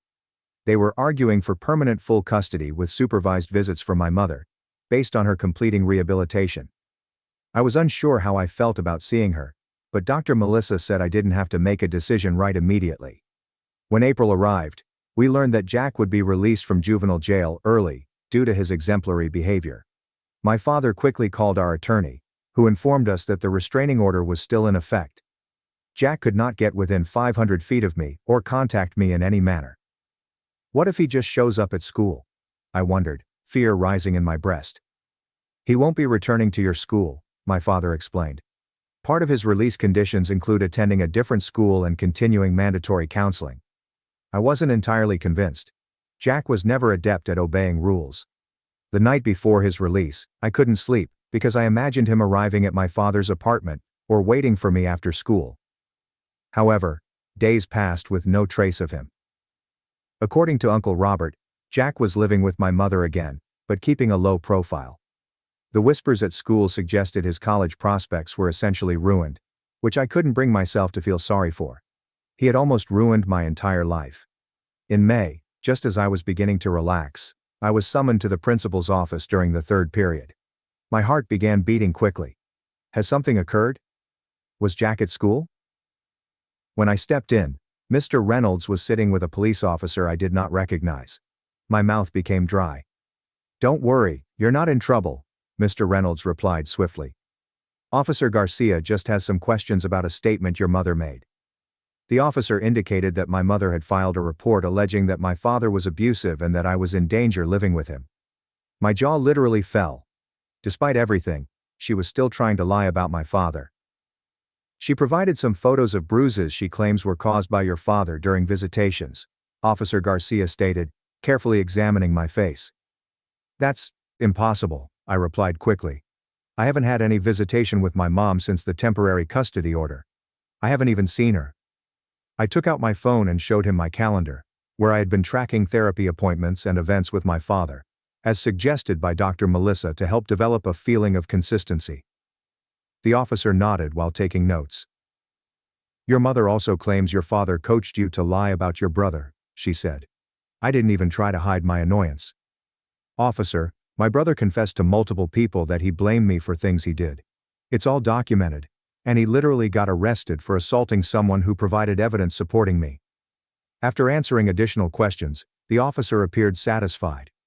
Before departing, he informed me that they needed to investigate all claims, but that my statement would be noted. Mr. Reynolds apologized for the disruption and issued me a pass back to class. I contacted my dad right after school. He was not surprised. His attorney had previously been informed regarding the allegations. "It's a desperate move," he explained quietly. "She knows the permanent custody hearing is coming up, and she's running out of options." After that, I started having nightmares of being back in my old house, with Jack sneering at me from the doorway of my bed. Dr. Melissa suggested that I write down the dreams to remove their power, which sounded ridiculous, but actually helped a little. A week before the custody court, I received an unexpected email from Megan. We hadn't chatted much since she posted the video clearing my name. The subject line was simple: "I thought you should know." Megan revealed that Jack had contacted her claiming to apologize, but throughout their chat, he attempted to persuade her that I had faked the video evidence and turned everyone against him out of jealousy. "I just wanted you to be aware," she wrote. "I didn't believe him obviously, but I thought you should know he's still trying to blame you." I shared the email to my father and our attorney. They added it to the expanding pile of evidence demonstrating Jack and my mother's behavior patterns. The day of the hearing came with a knot in my gut that refused to go away. My father made pancakes again, hoping to establish it as a good luck routine. "I admire your efforts, but I could barely eat." The courthouse felt more familiar this time, but no less terrifying. My mother had already arrived, accompanied by her solicitor, and, strangely, Jack. He wasn't supposed to testify because he was still a kid with a recent criminal record, but I assumed they figured his presence would influence the judge in some way. Jack did not look at me as we entered. He looked straight ahead, hands folded in his lap. My mother, on the other hand, kept attempting to get my attention, giving me desperate glances that made my skin crawl. The hearing began with my father's attorney presenting the facts we had gathered since the temporary order, which included my continuous attendance at therapy, increased school achievement, and a stable home environment. Then came the shocker. She showed Megan's email and 3 identical communications from other students, all of which demonstrated Jack's ongoing attempts to blame me. When my mother's counsel cross-examined my father, he attempted to portray him as an opportunist who had swooped in after years of absence. My father remained calm, stating that despite being barred from seeing me, he had given birthday cards, Christmas gifts, and child support on a regular basis for 10 years. "I never stopped trying to be part of my son's life," he told me. I just wasn't allowed to be. They asked me to testify next. I had practiced with Dr. Melissa, but my hands still shook when I took the oath. A different judge than the one who presided over the emergency hearing asked me to describe my current living circumstances and how I was adjusting. "It's good," I responded, attempting to appear more confident than I felt. "I have my own room. I'm doing better in school, and I'm making friends again. My dad and I cook dinner together most nights, and he's teaching me practical stuff, like changing oil in a car." My mother's attorney tried to persuade me that I missed my family, and that I was simply angry, and would ultimately get over it. I took a long breath before responding. "I do miss parts of my old life," I said. "But I don't miss being blamed for things I didn't do. I don't miss being punished for Jack's mistakes, and I don't miss my mom choosing him over me every single time." I saw my mother flinch out of the corner of my eye, but I continued going. "My dad believes me when I tell him the truth. He doesn't assume I'm lying. Do you know how huge that is after living your whole life with people assuming the worst about you?" The judge inquired if I wanted to communicate with my mother or brother. "Maybe someday with my mom, if she gets help and actually acknowledges what happened," I said. "But not with Jack. Not after all." Jack eventually turned to face me as I stepped down. His expression was no longer angry, just hollow. It was something worse than hatred. Before deciding, the court called a brief recess. My father and I waited in a small conference room, neither of us speaking much. Our attorney appeared upbeat, but I'd learned not to expect things to go as planned. When we returned to the courtroom, the judge did not waste time. She granted my father permanent physical and legal custody. My mother would be granted supervised visits after completing 6 months of therapy, with progress reports filed to the court. The evidence clearly shows a pattern of parental alienation and scapegoating, according to the judge. This court cannot, in good conscience, return the minor to an environment where such psychological harm was inflicted. My mother began to cry loudly, gripping Jack's arm. He simply sat there, staring straight ahead as before. I felt nothing while watching them. No gratification, no sympathy, and no relief yet. It's just numbness. Uncle Robert stood outside the courthouse, waiting. He hugged me awkwardly and then shook my father's hand. "The family's behind you," he said. "Whatever you need." That night, my father ordered pizza, and we watched all 3 Back to the Future movies, which we'd been intending to do for weeks. Halfway through the second one, reality struck me. This was permanent. I was safe. My father would not vanish, and I would not be forced to become Jack's scapegoat again. I began crying out of nowhere. My father quickly paused the video, seeming anxious. "I'm okay," I managed to say. I keep waiting for something to go wrong." He nodded as if he knew entirely. "It's going to take time to trust that you're really safe. That's normal." The following several months were uneventful, which was precisely what I needed. Jack supposedly got admitted into a little institution across the nation. Uncle Robert informed me his grades had always been satisfactory, and my mother had engaged a consultant to assist with applications. I tried not to imagine him beginning again, somewhere where no one knew what he had done. My mother completed the court-ordered therapy and wanted visitation. I was not prepared, and my father backed my decision to wait. "Healing happens on your timeline, not hers," he told her. By senior year, my life had changed dramatically. I had actual friends. Teachers recognized me as my own person, not as Jack's disturbed sibling. I even started dating Riley, a girl from a computer club who couldn't care less about my family issues. One October afternoon, I returned home from school to find my father seated at the kitchen table, serious. "Your mom called," he said. "Jack's been expelled from college. Apparently, he tried the same routine there. Blamed his roommate for stealing from the cafeteria. Only this time, there were security cameras." I sat down slowly. "What does she want? For you to talk to him?" "She thinks you could help him understand the consequences of his actions." I actually laughed aloud. "She wants me to teach Jack about consequences, after she spent years making sure he never faced any?" My dad simply shrugged. "I told her it wasn't your responsibility. I just thought you should know." I reflected about it that night while working on college applications. My ultimate choice was a school in California, almost as far away from our community as I could get while remaining in the nation. I wondered if Jack felt any regret, or if he still believed he was the victim. The following day, I asked Dr. Melissa what I should do. We had reduced our appointments to once a month, but I still respected her input. Do what feels right for you, she advised. Not what your mother wants. Not what anyone else expects. What do you need? I considered it for a week before making a choice. I wrote Jack a letter, not requesting forgiveness or assistance, but simply stating how his actions had impacted me throughout my life. I did not send it anticipating an answer. I composed it for myself, to let go of the last of my wrath. Jack never responded, which did not surprise me. My mom contacted me to see if I would rethink meeting with them. I declined respectfully but strongly. The remainder of senior year passed quickly. I was accepted to my first pick college on a partial scholarship. Riley enrolled at a school about an hour away from mine, and we made tentative plans to visit. My father began educating me about finance and other adult-related topics. Graduation day arrived with lovely weather and an unusual mix of emotions. My father, Uncle Robert, Grandma, and a few other relatives gathered to watch me go over the stage. As I sat waiting for my name to be called, I noticed my mother slide into the back of the auditorium. She didn't approach me after that, instead giving me a little wave from a distance before leaving. That summer was the highlight of my life.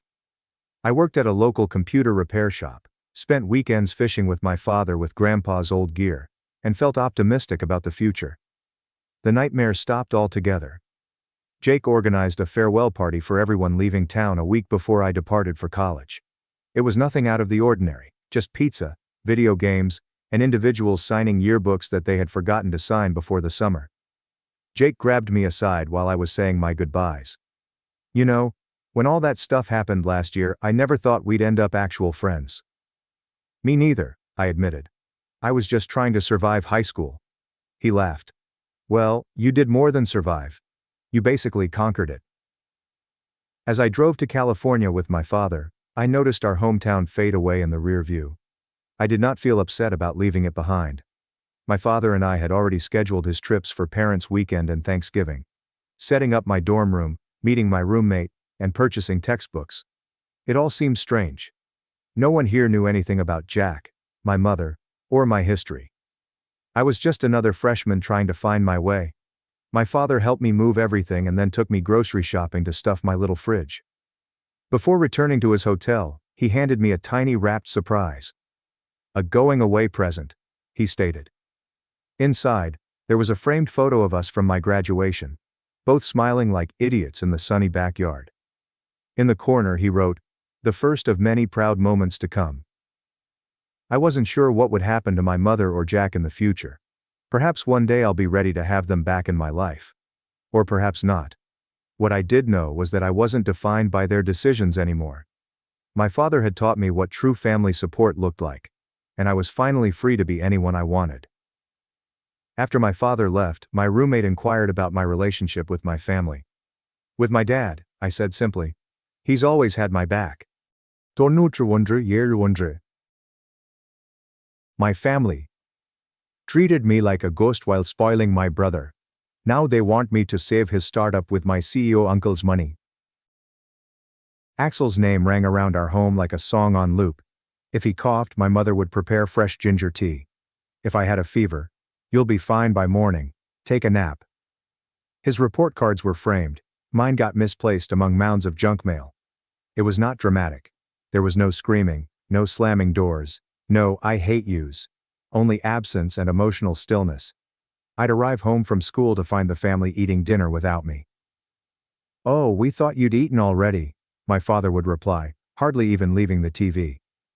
Axel's 13th birthday celebration included 30 kids, a rented VR equipment, and a magician.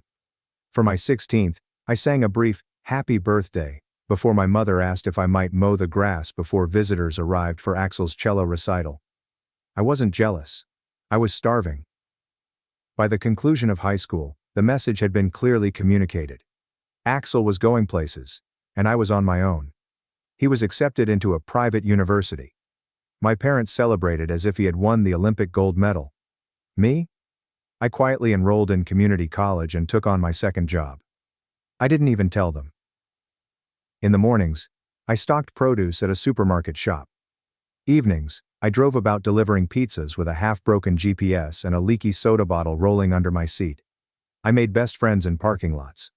When I couldn't afford petrol to drive home, I'd curl up in the back seat of my wrecked Civic, embracing my backpack and ignoring the buzz of mosquitoes and the discomfort in my lower back. Despite the tiredness, solitude, and skipped meals, I clung to an insane hope. A dream. I'd look at streetlights through hazy windows and imagine a future. One in which I had a real job, possibly an apartment with peeling paint but functional heat, and a dog who didn't care about my bank account. I valued peace more than achievement. But success would not hurt. I kept grinding semester after semester. My grades weren't horrible, but with shifts and sleep deprivation, they weren't great either. I never expected a miracle. I never imagined someone would save me. Then came the strangest Tuesday in my life. I was halfway through my shift, double parked outside a dentist's office, holding a pepperoni pizza in one hand and a 2-liter in the other, when a sleek black BMW drove up behind me. The window rolled down, revealing a face I had not seen in nearly a decade. "Michael," the man said, frowning. He resembled an older family photograph. "My dad has the same jawline and eyes, but he wears better shoes." It was Uncle Christian, the wealthy one, who my parents always claimed was too arrogant for his own good and most likely cooked the books. He hadn't shown up for a Christmas dinner since I was 12. I glanced at him, wearing my grease-stained polo and name tag. "Uncle Christian," I said, moving the pizza box uncomfortably. He reclined back in his seat, whistling and laughing. "Well, damn, you're all grown up. Are you delivering now?" I nodded, my cheeks heating. "Yeah, just part-time." His smile faded slightly. "This your main gig or?" I shrugged. "2 jobs plus classes." Christian glanced at me for a bit before reaching into his wallet and handing me a business card. "Come see me tomorrow," he asked. Seriously. I had no idea what was going on, but for the first time in years, no one looked at me with disappointment. The next morning I glanced at the business card as if it were a trap. It was heavy, thick cardstock. The type you only see in movies or LinkedIn brag posts. Christian Carlton, founder and CEO of Stratex Holdings. It looked like money. Part of me expected him to disappear. Or perhaps it was a joke. But something about his voice yesterday sounded genuine. Curious, perhaps even concerned. I rode the bus downtown in my cleanest clothes, khakis that still fit from high school, and a blouse I ironed with a hotel hair straightener in a gas station bathroom once. I had no idea what a CEO's office might smell like, but it definitely wasn't garlic knots and sweat.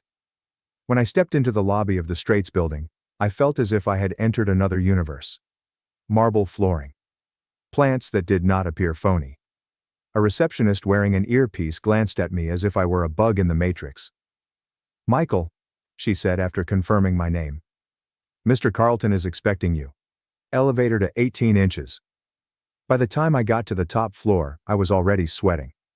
Not from nerves, but from pure incredulity. Uncle Christian's office had a glass wall overlooking the entire city and leather couches that made you feel unworthy of sitting down. When I stepped in, he stood up and shook my hand, as if I were more than simply his nephew, but someone important. "You made it," he remarked.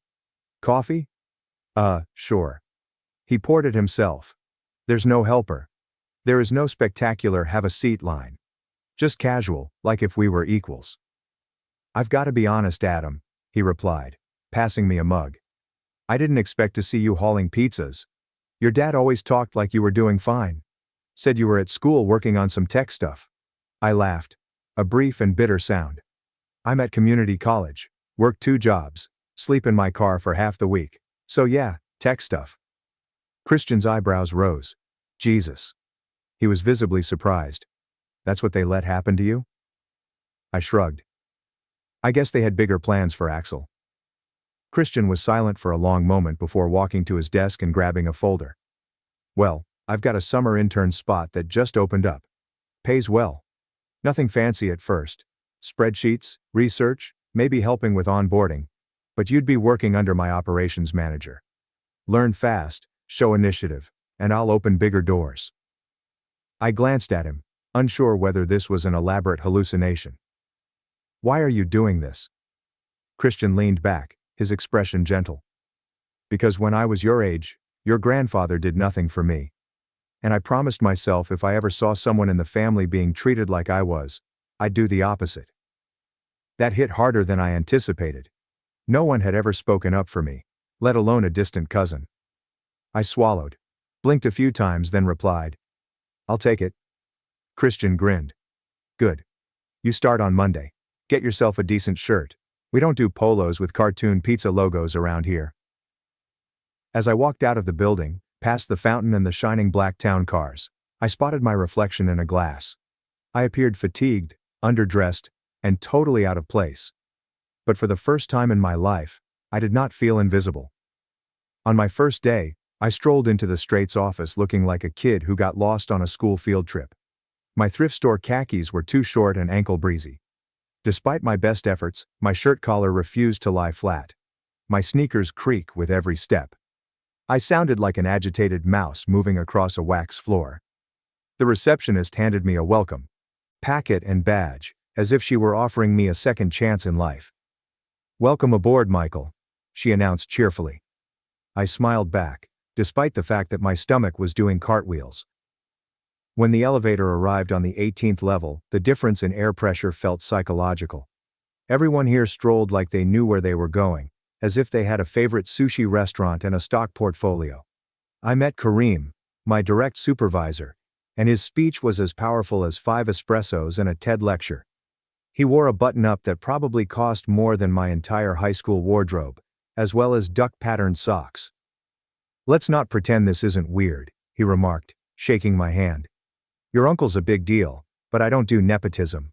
I do results. That's cool with you?" "More than cool," I replied. "I am truly terrified." He laughed. "Perfect. You'll do fine." The first few days felt like I was placed in a foreign nation with only a damaged phrasebook. People hurled around acronyms like they were playing bingo: KPI, ROI, CRM, QBR. I was 2 abbreviations away from sobbing. But I stayed late, took notes, and observed how people dressed, spoke, and organized their calendars like miniature gods in Outlook. Christian stopped over every couple of days, not in a spectacular way to look at my charity case, but quietly. "Need anything?" he'd say, sipping a double espresso that smelt like money. "A nap and a brain transplant," I'd suggest. He usually grinned and stated, "You're already doing better than you think." That hit me more than I cared to admit. Nobody had ever informed me I was doing well, let alone better than I thought. My parents used to tell me, "Try harder," or, "Axel would have done it faster." By week 2, something strange had happened. I started to enjoy being here. I began to feel a sense of belonging. Kareem assigned me genuine projects, not just coffee runs or printer responsibilities, but actual reports to create. People asked for my opinion. One senior analyst even appreciated how I presented a dashboard. I wanted to frame the email. I got out of my car and entered a little shared flat above a bookstore, which smelt like dust and forgotten dreams. My first night, I slept on a mattress. An actual mattress. I cried, not because I was unhappy, but because my back wasn't screaming in pain for the first time in months. One night, motivated and perhaps a touch cocky, I uploaded a photo to LinkedIn. I'm sitting at my computer, smiling like a sleep-deprived gremlin dressed in a bargain button-up. The caption reads, "Day 30, from sleeping in my car to starting a new chapter. Long road ahead, but finally moving forward." I did not tag Christian. I didn't criticize the company. Just a modest, peaceful victory. The algorithm had other plans. It went moderately viral. Apparently people enjoy a good underdog narrative. A recruiter commented. A previous professor contacted me. A stranger offered to pay me lunch so I could hear the rest of the adventure. But what was the message that caused my heart to freeze? A text from my mother. "Michael, is it true you work for Christian? We saw a post. Why didn't you tell us?" I stared at the television, as if it had insulted my ancestors. Then the second message. "Axel's asking. He feels really hurt that you didn't share this with us." Right. Axel is hurt. However, will the planet survive? I didn't respond. Not yet. I was still trying to figure out how I felt, and whether they missed me, or just who I was becoming. The day after my mother's Axel texted me, I received a friend request from her on LinkedIn. She hadn't acknowledged my presence on social media for years. Her profile still included one of those basic gray silhouettes, and a bio that read, "Proud mother of Axel. There's no mention of a second son." Then followed the messages. "I'm very proud of you, sweetheart. We've always known you had talent. You should come to dinner soon. It has been too long. Axel has just launched his campus app. You two could work together. Perhaps pitch it to your uncle." That final one had me laughing aloud, like a full-bodied, wheezing laugh. Axel, who had once stated I smelt bad, now sought my help putting his glorified homework assignment in front of Christian. Meanwhile, I was immersed in the actual job. Kareem had included me in a vendor discussion, and Christian had begun passing me emails directly, not just intern assignments, but meaningful decisions to weigh in on. He waved me into his office after a meeting and pointed to a flowchart I had supplied. "You ever think about full-time, Adam? Postgrad?" I blinked. "I mean, yeah, but I didn't think I was ready." Christian leaned back with one eyebrow arched. "Most people aren't. You learn by doing. But you've got a good head and a sharp eye. You work like someone who's been counted out and knows how to count himself in." That line, I wanted it tattooed across my rib cage. I left his office that day with an offer letter for a permanent position following graduation. Mid-level operations analyst. Actual salary. Health advantages. Paid time off. I gripped the paper as if it would vanish if I blinked too hard. The next weekend, I returned to my former grocery store. Not for work, but to recall. I got a Coke from the break room vending machine and sat where I used to cry between shifts, staring at my name badge, wondering whether I'd ever be anything more than a footnote in someone else's achievement. Now, I have my own story. However, the family continued to poke at the pages. My father emailed me. That was a miracle in and of itself, given that I'm 90% certain he thinks computers are just TVs with typing. The message was short. "We're delighted you got yourself together. Perhaps it is time to put the past behind us. Come home for Axel's birthday on Sunday. He would love to see you." Of course he would. Especially if I arrived in business casual attire and said language like Q3 predictions and strategic collaborations. I could practically hear the conversation now. "Wow, Michael's really turned things around. Yeah, I work for Christian of all people. I suppose he's finally useful. We always said he just needed a little push." They did not miss me. They missed the version of me that they could now flaunt at gatherings. So here's the thing. I did not owe them anything. I wasn't the scared kid looking for bits of attention anymore. I held a job, a home, a mentor who gave a damn. And for the first time in my life, I had a spine free of apologies. When Sunday arrived, I didn't attend Axel's birthday. I took a walk with Christian instead. We had coffee and sat by the lake. He did not push. He was just listening. "You don't have to let them back in, you know," he replied finally. "Blood's not a free pass to your peace." I nodded slowly, my hands curled around a paper cup of something expensive and pumpkin-flavored. "I know," I replied. "I just never thought I'd be the one with the choice." I received a text from Axel a week after his birthday. That alone seemed strange. Axel had scarcely recognized me outside of group family discussions, when I was typically the only one who did not receive a response. His message was civil. "Hey dude, long time. I saw your article and am proud of you. I'd love to catch up sometime." I stared at it for quite a while. No typos, no emojis, just the quiet, controlled tone of someone about to request something. I did not respond right away. 2 days later he responded, "I've been thinking, maybe we could grab lunch. I'd love to know how you got involved with Uncle Christian. You've always had a good head for systems." That part had me laughing. Axel used to say, "I don't do spreadsheets. That's Adam's thing." In the same tone as someone would use to remark, "I don't do math." He started calling me a systems man. I questioned Christian about it over coffee. "He's reaching out," I explained. "Should I respond?" Christian stirred his espresso and gave me a look that therapists would probably charge $200 per hour for. "Do you want to?" he inquired. That was the hardest part. A year ago, I would have said yes, without hesitation. I would have crawled through the glass simply to hear Axel say something kind. What about now? I could now hear the wheels working behind his words. I think he wants something, I finally said. Christian nodded. Probably. People don't like seeing someone they underestimate triumph. Makes them uncomfortable. I did not respond to Axel. I did not need to. But the silence did not last.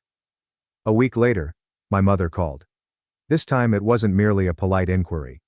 Her voice had a prepared tone, as if she was attempting to seem casual and knowledgeable. However, she kept tripping over her own ambitions. She said, "Your father and I were talking, and we were amazed at how far you've come. You've really grown up, Michael." "Thanks," I replied cautiously. "Axel's startup is entering a vital growth period. You know, he created such an excellent app. It connects students with freelance opportunities in real time. It's just so modern. Anyway, he wants to pitch it to genuine investors. Since you're working with Christian..." There it was. I let the silence continue. "I don't make investment decisions, Mom." "Well, of course not. But you could say it to Christian. Simply pass it around."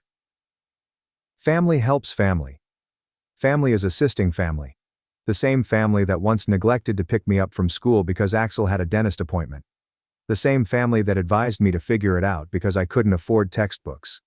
I ended the call gently. Then I turned my phone to mute and stared out my flat window for a long time. I was tired. Not in the physical way I used to be, operating on 3 hours of sleep and working 2 jobs. But are weary of being regarded as an asset. Now I had value. At work, I was thriving. Kareem entrusted me with a vendor onboarding initiative that had a direct influence on our fourth quarter operations. I gave my first presentation at a meeting. Me. The guy who used to sweat through his shirt just asked for time off at the grocery store. But at home, if I could call it that, the emotional math remained unchanged. I was still a tool, a link, a means to an objective. Christian contacted me once that night. "I've got an invite to a private, networking event this Friday," he told me. "Small team, founders, investors, and a few operations leaders. Do you want to come?" I paused. "Won't I be out of place?" "You're already in the room, Adam," remarked the instructor. "Time to stop standing in the hallway." I stood in front of my absurdly small closet, trying to pick which clothes made me look like I didn't stumble into a wealthy mixer off the street. The only thing hanging that didn't say intern at Best Buy it was a charcoal blazer Christian had given me a few weeks previously. It still had its tags on. I'd never had a suitable place to wear it. Until now. The networking event was held on a rooftop in downtown. The kind of setting where champagne tastes like fortune. And small hors d'oeuvres that require a translation to pronounce. Everyone seemed like they were poised to conclude a merger. Or steal a spaceship. Christian greeted me in the elevator, looking sharp. "Nervous?" he inquired. I nodded. "On a scale of 1 to identity theft, very." He clapped my back. "You identify with more than half of them, just don't mention synergy until it's an emergency." The first 10 minutes were terrible. I hovered around the cheese platter as if it were home base in a game of corporate tag. But then someone asked about my job. And I responded warily at first. Then with confidence I didn't realize I had.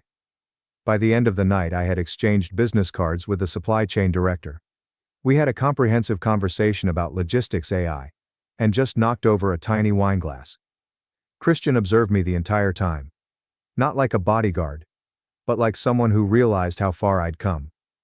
As the crowd dispersed, he leaned down and said, "You didn't fake anything tonight. That's how you know it's genuine." I smiled. And for once, I believed him. The next morning reality confronted me in the shape of Axel standing outside my apartment. I'm not sure how he discovered my address. Probably Mom. She never encountered a boundary that she did not pass, such as a finish line. He looked exactly like I remembered. Designer hoodie, immaculate haircut, and the arrogance of someone who'd never had a bounced check in their lives. "Hey," he said, as if we had chatted yesterday. "Hope this isn't weird." "It is," I said without opening the screen door. "Look, I just want to talk. 2 minutes, please." Against my better judgment, I allowed him in. He strolled about like he was taking a real estate tour. "Wow, this is nice. You've really upgraded. I didn't invite you for a walkthrough." He sat on my couch. My couch. and looked at me as if we were equals, as if he hadn't overlooked every difficulty I'd ever faced. "So," he added with humor, "I've got something to ask, and I wanted to do it face to face. Man to man." I did not say anything. I just crossed my arms. "My app, Freelance Link, is gaining traction on campus. We'll be beta testing next month. I'd like to pitch it to Christian, and thought you might be able to help out." There it was. The request. I let the silence stretch. "Look," he said hurriedly. "I know we weren't always close. But you have to understand. Mom and Dad, they always pushed me so hard. I didn't have it easy either." "That was lavish. You had a car before I had a mattress, I told you. You received tutoring, coaching, and every chance. And I was ghosted on my own birthday." He winced, only a little. "That was a rough year." "No, Axel. That was just my life."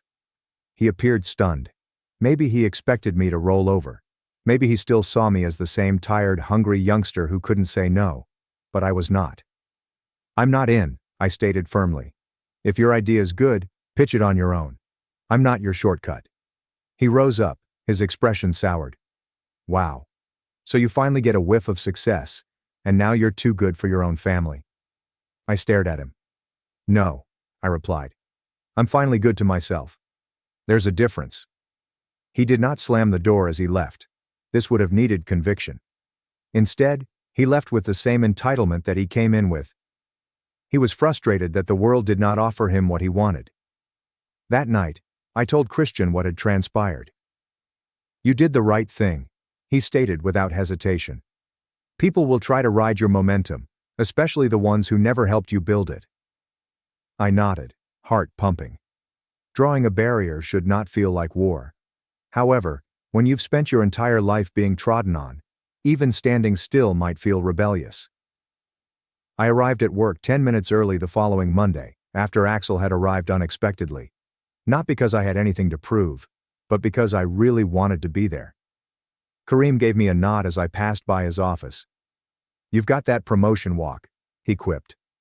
I laughed. I thought that was just called posture. Christian pulled me aside over lunch. We walked to a small cafe across the street, the kind where coffee is served in glasses rather than mugs, and everything smells somewhat of truffle oil and tax levels. "I've been watching you," Christian replied, taking nibbles of an exorbitant salad. "You're sharp. You listen. You lead quietly, but people follow." I blinked. "Thanks."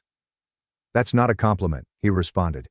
"It's a warning, because people are going to notice, which means they'll start testing your voice." I had no idea where this was going, until he slipped a folder across the table. It was a proposition, a whole internal project including our logistics system. "Finally, there is Michael, last name, the project lead. You want me to run this?" He nodded. "We'll offer you a modest squad, nothing big, but this is yours, beginning to end." It wasn't simply a promotion, it was trust. Proof that I was not a charity recipient or a family favor. I had earned it. That night I walked home slower than normal, not because I was exhausted, but because I wanted to take it all in. I stopped at a street vendor to get a falafel wrap.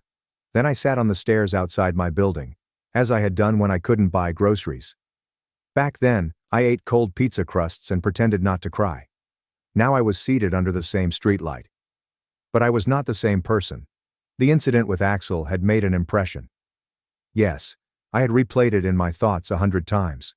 I considered what I could have said differently, whether I should have been nicer, harder, or colder. But every time I played over the recollection, I came to the same conclusion. I did not owe him softness, simply because we shared DNA. I did not owe him anything. Every day, that thought made me feel less terrified. I returned to work and struck the ground running. The project Christian assigned me was not easy. It requires cross-departmental collaboration and data management, and determining why our vendor chains had the reaction time of a dial-up modem. But for the first time in my life, I wanted to do difficult tasks.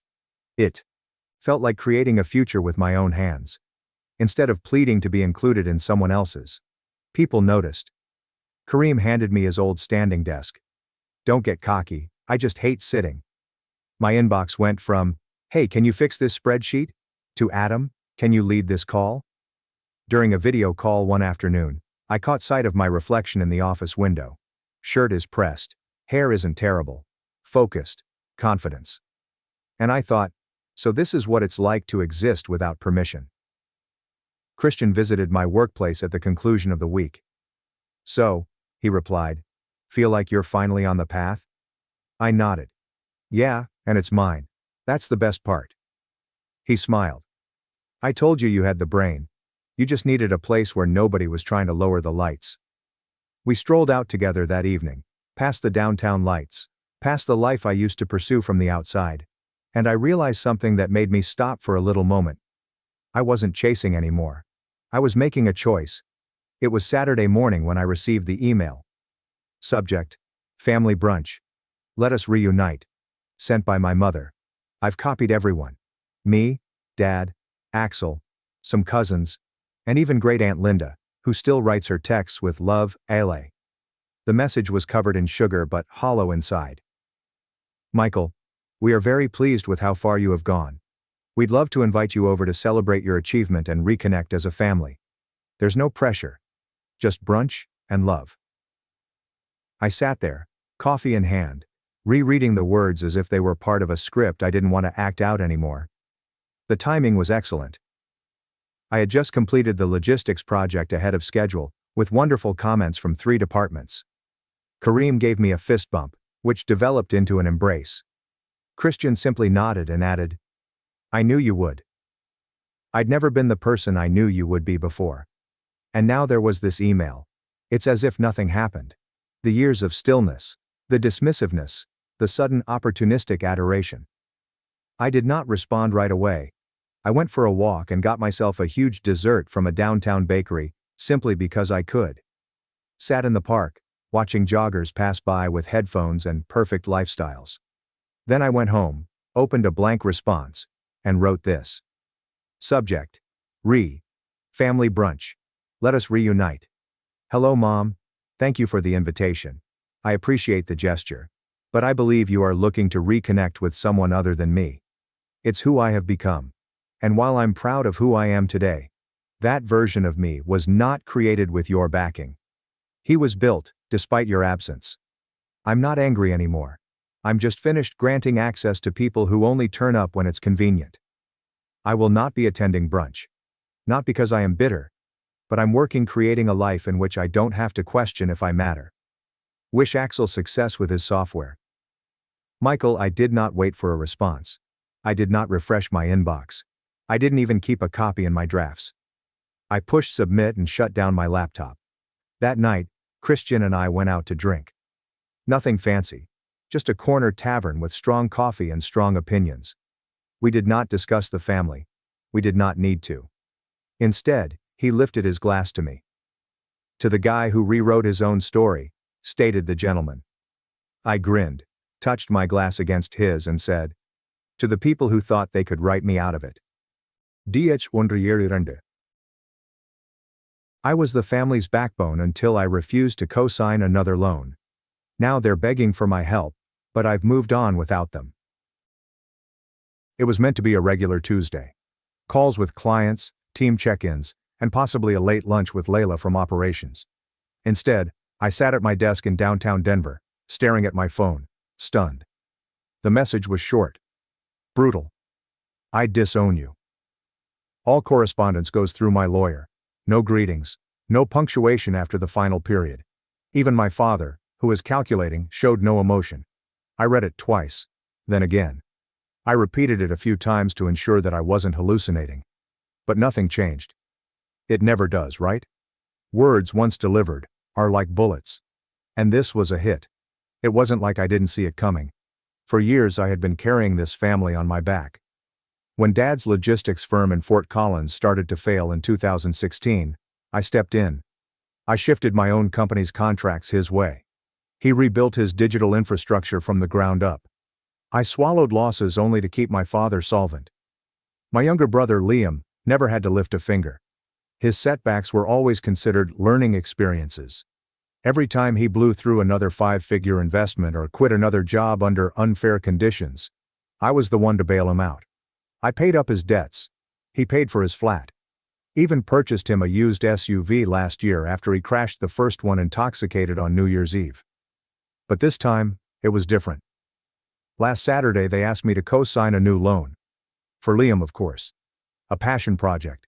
A tech startup with no product, no plan, and a pitch deck that appeared to be cobbled up during a hangover. I said no. For the first time in 15 years, I declined. The room became quiet, as if I had detonated a bomb. Dad gazed at me. His eyes squinted behind his glasses. "You're turning your back on your family." "I'm not turning my back," I responded quietly. "I'm just done being your safety net." Liam scoffed. "Wow.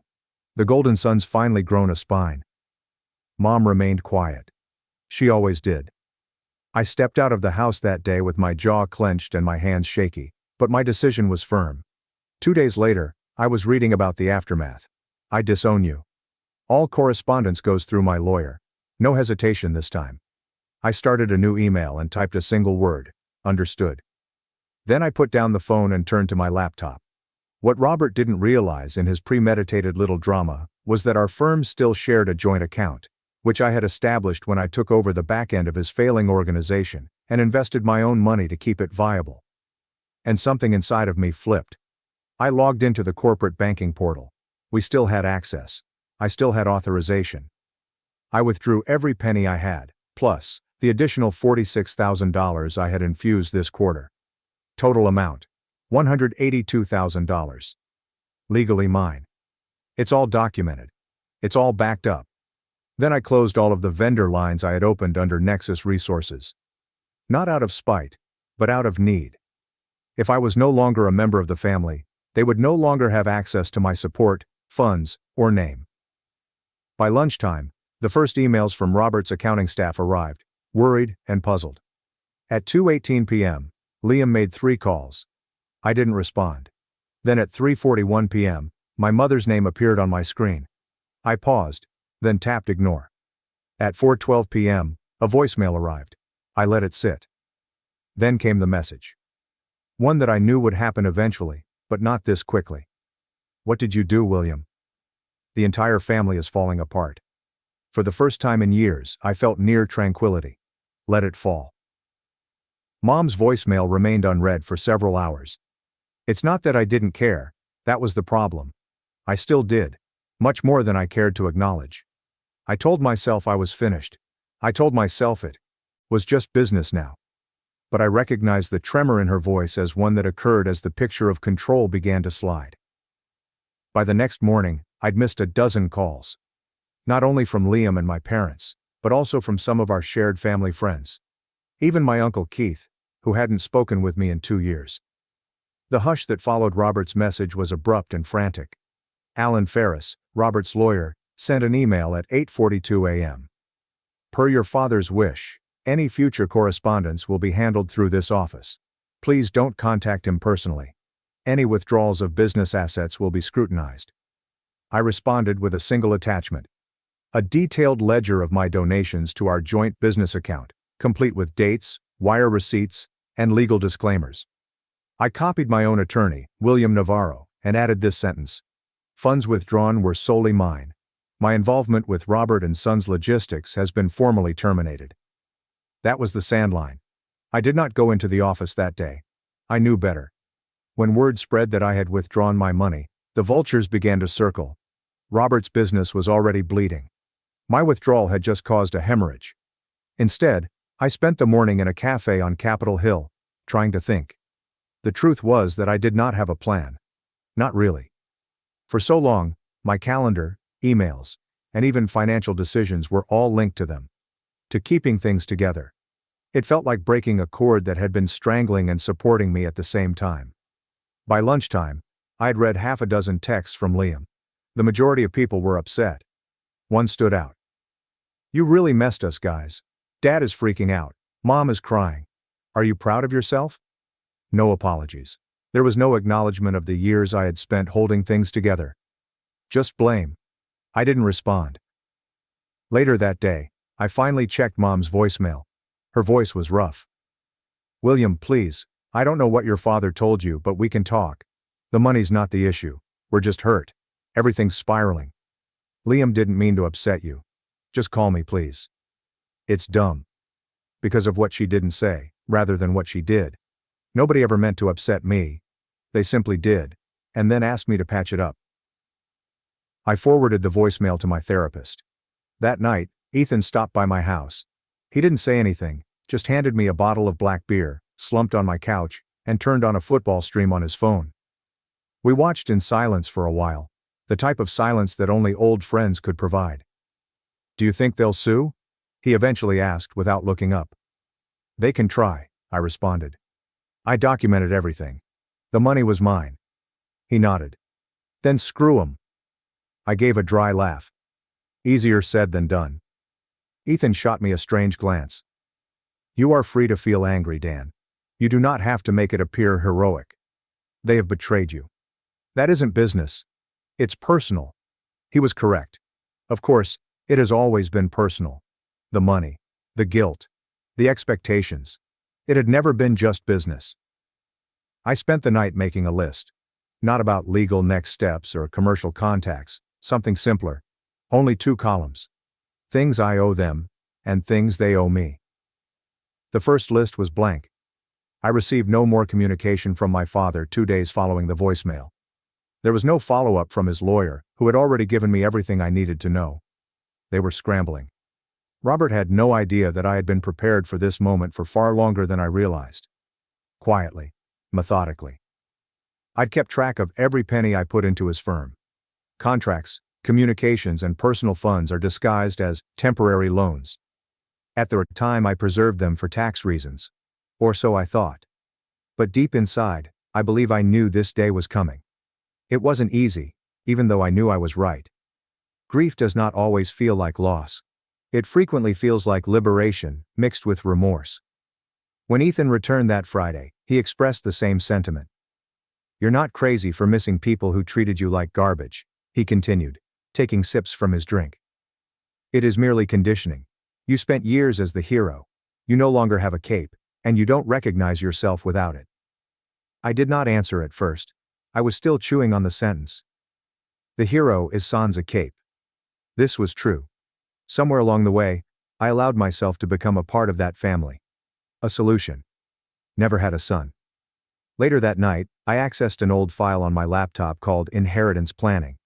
It was from 4 years ago, when I helped Robert restructure his estate. Liquid assets, warehouse properties. Even the downtown Fort Collins office, which Liam had hoped to convert into a cigar club. I had put in days of work, sleepless nights, smoothing it all out, because Robert trusted my mind but never appreciated my voice. But suddenly, the irony was abundant. The man who once referred to me as the backbone of the operation had erased me from the family with a single statement. I looked at the folder and hovered over the delete key. Then I minimized and closed the lid. Not yet. The next morning, Emily called, my cousin on my mother's side. There was always one member in the family who genuinely listened. I just heard what happened, she explained. Uncle Greg, he's telling people you hacked into the account. I laughed bitterly. Obviously he is. Never underestimate the power of delusions. Emily was quite the experience. You okay? No, but I'm getting there. I believe you, she replied softly. I am proud of you for standing up to him. We all witnessed it for years. You handled everything while Liam coasted. You are not crazy, William, you're just finished. Her remarks resounded louder than she probably imagined. You are not crazy. You're just finished. That evening, Liam sent me a message. Not a call this time. Just one line. You ruined everything. I didn't respond. What was there to say? But I sat with the words for longer than I would care to confess. Not because they hurt, but because they seemed strangely familiar. I realized I'd heard it, or some variation of it, for most of my life. Anytime I didn't intervene, or mend something, or give up a little of me for their convenience. You ruined everything. That was never true. And this time I didn't even think about believing it. Instead, I opened a blank note on my phone and entered a fresh phrase. You did not ruin anything. You just ceased protecting something that should have imploded a long time ago. That was the moment I knew I was not going back. The first thing I noticed was the quietness. Not just around me, but within me. There's no buzzing phone. There are no emergency emails from my father's accountant. There were no mysterious text messages from Liam concerning tight deadlines or short-term floats. The chaos had been muted, and in its stead was a void I wasn't expecting. I was anticipating the other shoe to drop. I even charged my phone overnight as a habit. There was nothing in the morning though. Nonetheless, I wasn't at peace. I was twitchy, distracted, not because I missed them, but because I'd spent so much time regulating their cacophony that I couldn't bear stillness. That Wednesday, I took a couple aimless circuits in Cheeseman Park. It was silent save for the breeze and the occasional jogger. Denver was in between seasons. Too cool for spring. Too soft for winter. It fit how I felt. Uneasy. Waiting for something to bloom but not sure what. Later that afternoon I received a fraud alert from the bank. An unsuccessful transfer from the Robert & Sons logistics account. Someone, most likely Liam, attempted to transfer monies through an old company expenditure line that was no longer active. My legal withdrawal closed all of their access points. However, it appears that they had not received the message. I flagged the activity and sent it to William. Her response was fast and dry. Phishing. The separation is airtight. Allow them to waste their time. It should have felt like a victory. Instead, I simply felt exhausted. That night, Emily messaged me. Mom says Aunt Susan is ringing around, trying to persuade people to arrange an intervention. Apparently you've gone insane. Ah yes, I responded. The classic boundaries equals instability logic. You know how they are, she wrote. If you're not sacrificing yourself for the collective, you're defective. Well then, I typed. Consider me happily defective. She replied with a heart. Good. Stay that way. Nonetheless, the whispers ached more than I wanted to admit. I wasn't outraged about the lies. They were expected. What hurt was how easily people believed them. The following evening, Ethan brought me to an informal birthday celebration for one of his coworkers. I almost bailed, but he didn't offer me that option. You're coming, you need to remember how normal people operate. The brewery on K-Fax was warm, raucous and vibrant. Nobody knew who I was. Nobody cared about Robert & Sons. Nobody asked what I could do for them. At first I felt like a visitor in someone else's life. Out of place. Only half listening. But gradually, something changed. I was laughing, speaking, and existing. Someone inquired what I did. I told them I was between chapters. They nodded. There is no follow-up, no judgment. It occurred to me later as I walked home, how foreign that type of space had become. My value had always been determined by what I could provide rather than who I was. That night, I opened an old estate planning binder. 4 years of work, balance sheets, asset assessments, and contingency plans that I created by hand. All to keep something that was never mine. I hovered over the delete button. My finger twitched, but I did not press it. Instead, I renamed the folder to Closed Chapters. Then I started a new one called William's Life. It was empty, but it was mine. And that was enough for now. The next indicator of trouble arrived in the shape of a group email. It was a barely veiled attack, copied to almost a dozen family members, including cousins, uncles, and a great aunt I hadn't spoken to in years. Sent from Robert's business email with the subject, Setting the Record Straight. I knew not to open it, but I did it anyway. There were 4 paragraphs of refined poison. He presented it as a professional update. Following a challenging transition time, unfortunate disruption of internal operations. At that point, my eldest son William has chosen to sever ties and liquidate assets critical to this company's function, all without family consultation or approval. That last line burnt hotter than I imagined. Family consultations. As if this were a boardroom, not a lifetime of unrequited devotion. As if I hadn't spent years requesting and pleading for accountability. I did not respond. Neither did the majority of the C-said names. But a few responses came in throughout the day. One from a second cousin. Sorry to hear things got messy, hope it smooths over. Another from an uncle that I always liked. If you need anything, let me know. I've been there.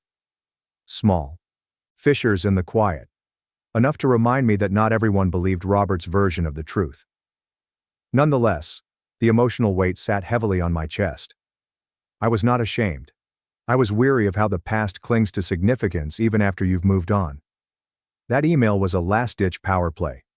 I attempted to make the narrative official before I had a chance to revise it. That night, Emily called.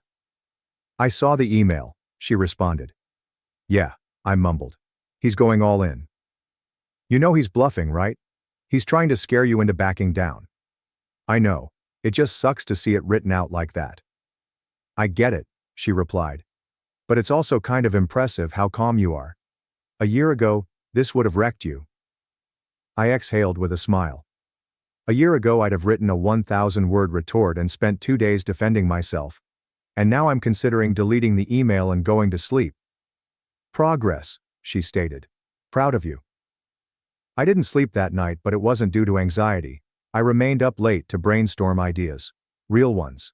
A consultation service for small firms struggling to upgrade their operations. I even created a preliminary pitch deck. I added a list of prospective leads from people I hadn't spoken with in years. It felt real. Not a reaction, not a detour, a direction. Ethan texted the following morning. "You up? Want breakfast?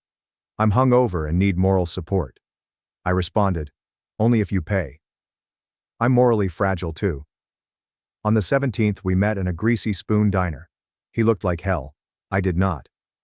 "So," he explained between bites of hash browns. "What's next?" I drank my coffee. "I think I'm going to launch something. Small, but mine."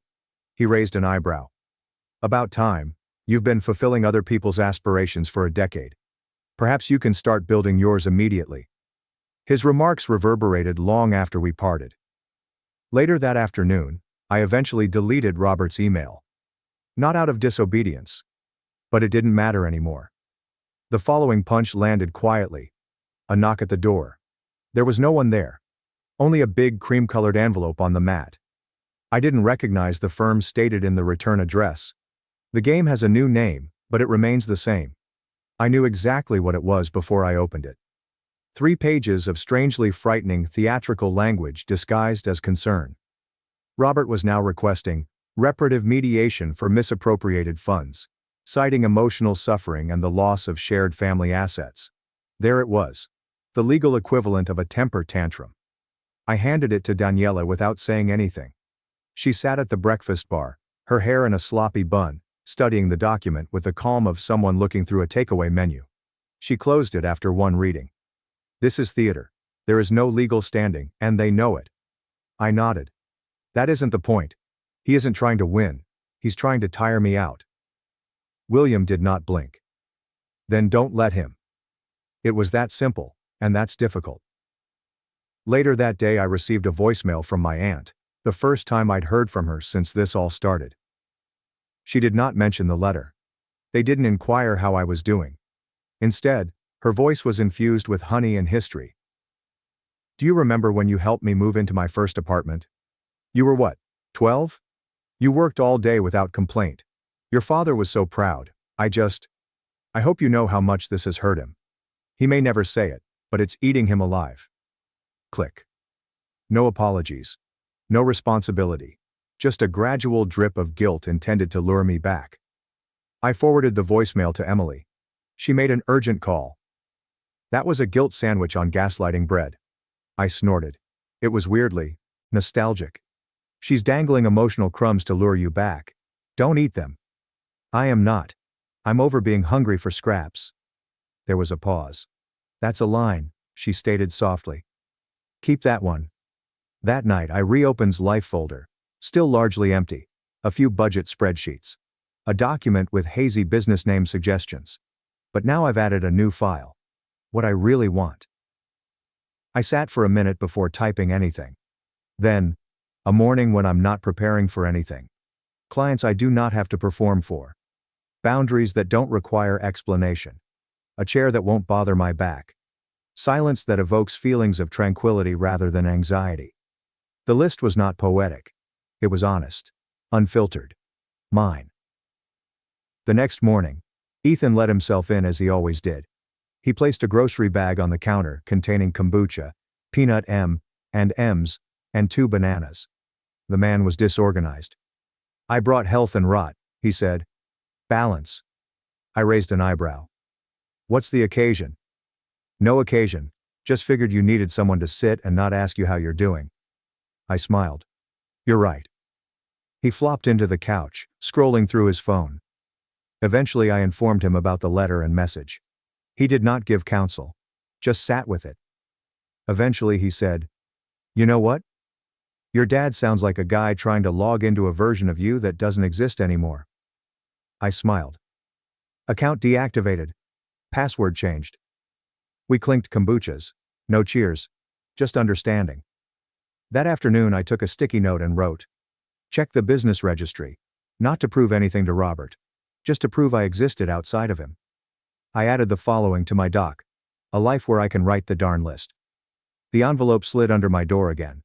I knew the script, even though there was no stamp or return address. This time, the target was not me specifically. It was my landlord.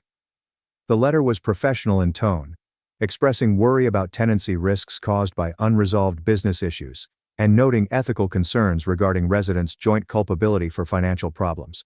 It didn't name me, but it didn't need to. The subtext was not even subtle. Robert had not only shifted tactics, he was broadening the battleground. I stood in the hallway, gripping the envelope as if it would stain. I wasn't angry, not yet. However, I could feel my pulse behind my teeth. William went to work faster than I could explain. "He's bluffing," she continued, typing quickly on my kitchen counter. "I'll email your landlord with full documentation, your withdrawal records, LLC closure, the clean split. He won't touch it." She pressed send and glanced up. This isn't new to people like him. They escalate when they lose control. You're not doing anything wrong. The lump in my throat was not alarming. I hadn't expected relief. To be believed. To be defended. Not because I pleaded, but because someone recognized the truth and stood by it. That night I did not attempt to meditate, write, or distract myself. I just sat, lights low, windows wide, allowing the air to pass around the room as if something was being cleansed out. Emily called around 9. "Tell me," she urged, bypassing the welcome. "He sent something to my landlord, trying to make me look unstable." There was a beat of quiet. "Of course he did," she replied. "It's controlled in a trench coat. Legal intimidation dressed up as concern." She waited. "You okay?" "Yeah. Just tired of how many ways someone can say, 'I own you,' without saying it out loud."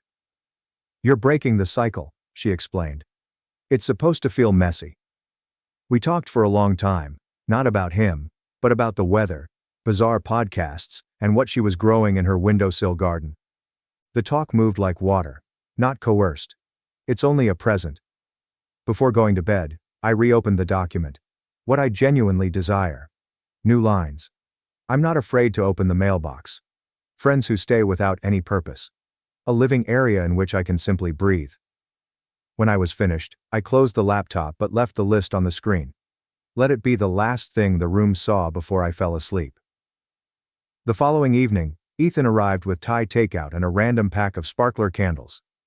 "We're celebrating something," he explained, lighting one and inserting it into a spring roll. "What exactly?" "No idea, felt like it." We sat on the balcony, legs leaned on the railing. He inquired about the landlord's letter but did not press the issue, preferring to listen. After a few nibbles, he said, "Your dad's launching denial campaigns.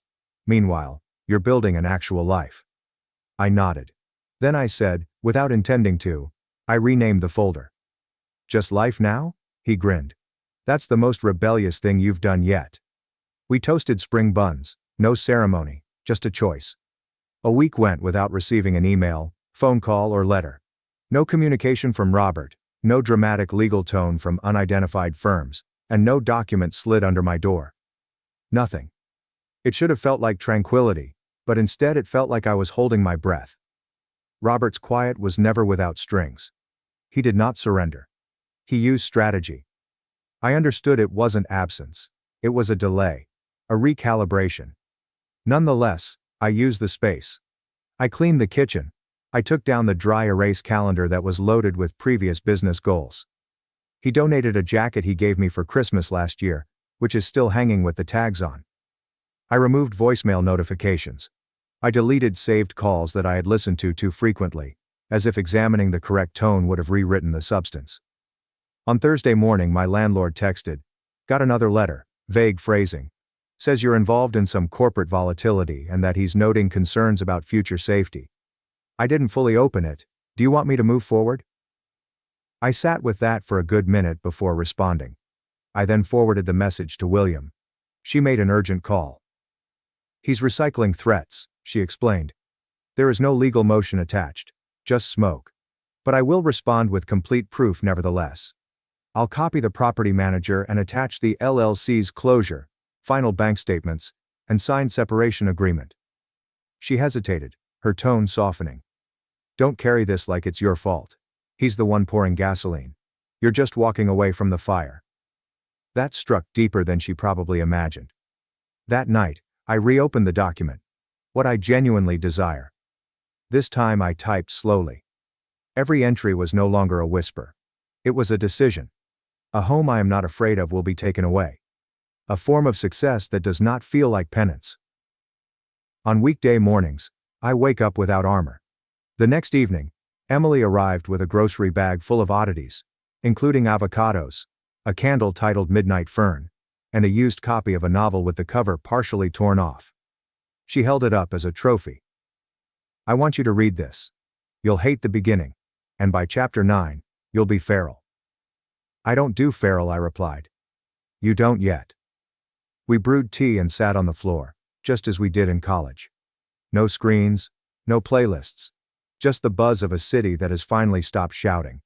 At one point, I caught her looking at my whiteboard, which was now blank, but for a single sticky note that read, "Not about him. About you."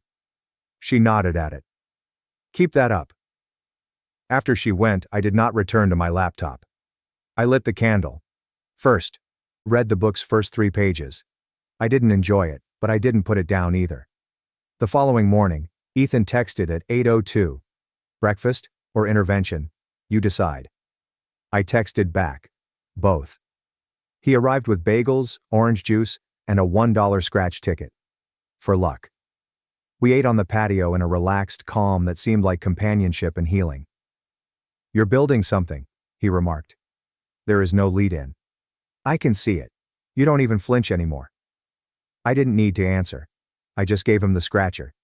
After he had left, I opened the life folder. Not the list. A new document, possibility. No bullet points, no plan. Just the title.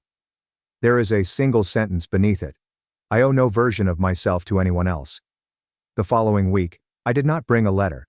It prompted a call from an unusual number with a local area code. I let it go to voicemail. The message was brief. Male voice, sophisticated and legal adjacent. "Mr. E. Zrania, this is Richard Flores from the Office of Small Business Ethics and Oversight. We got a highlighted issue about one of your previous organizations and would like to set up a brief phone call to clarify your current role. Kindly respond within 5 business days. No emotion. There is no accusation. Just the right amount of formality to get your heart racing." I did not call back. I sent the recording to William. She responded 10 minutes later, notifying her firm's senior compliance consultant, who had already crafted a response. "You're in the clear," she added. "This is posturing." Most likely an anonymous tip from someone attempting to keep a dead narrative alive. Robert refused to give up, although he began to resemble someone fighting shadows. I sat with that.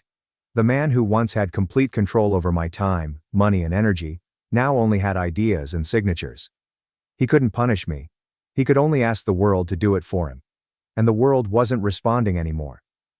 That night I printed off my list for the first time. Not for dramatic effect, but because it seemed authentic enough to hold now. I did not frame or post it. I folded it once and placed it inside the cover of my notebook. A calm ritual. A method of stating, "I believe me." Emily arrived later, delivering star-shaped cookies and a used copy of an Iceland tourist book. "I'm not saying you need to leave," she said. "I'm saying maybe you start dreaming about somewhere you're not always recovering." She sipped her tea and looked out the window. "You have been unlearning for so long. Perhaps it's time to begin learning something new." Later, when she left, I reopened the possibility document. I didn't include a list, only a sentence. What if healing entails more than just repairing what is broken? The next morning, I brewed coffee without checking my phone. It hit me midway through my first sip. It used to be automatic. Wake, scroll, brace. Now, I awoke, brewed, and am just here. Ethan texted at noon. Is the window open? I replied back, always. He climbed through like a raccoon. I tossed a lemon on my lap. What's this? Symbolism? He inquired. Make something with it. We sat by the window for a long time. He read silently. I opened my laptop. Not to make a list, not to write a legal response, just to review what I'd already written. And then I added one more item. Not in the list. Not to the doctor. To my calendar.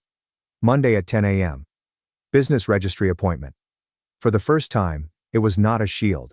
It wasn't proof that I was doing well. It remained unmoving. Mine. As I shut off the laptop, I realized something. Robert wasn't deteriorating. That was not the point. I did not need him to collapse. I just wanted to stop shrinking whenever he took a breath. And I did. TH173. I hosted my sister-in-law's baby shower at my house, then was shocked when she asked me to leave 15 minutes before the guests arrived. Hello, I am 28 years old and have been married for the past 3 years. My husband, 32, and I have been together for 5 years. He is currently living away from home due to employment. We have a long-distance relationship, and he comes home every other weekend to spend time together.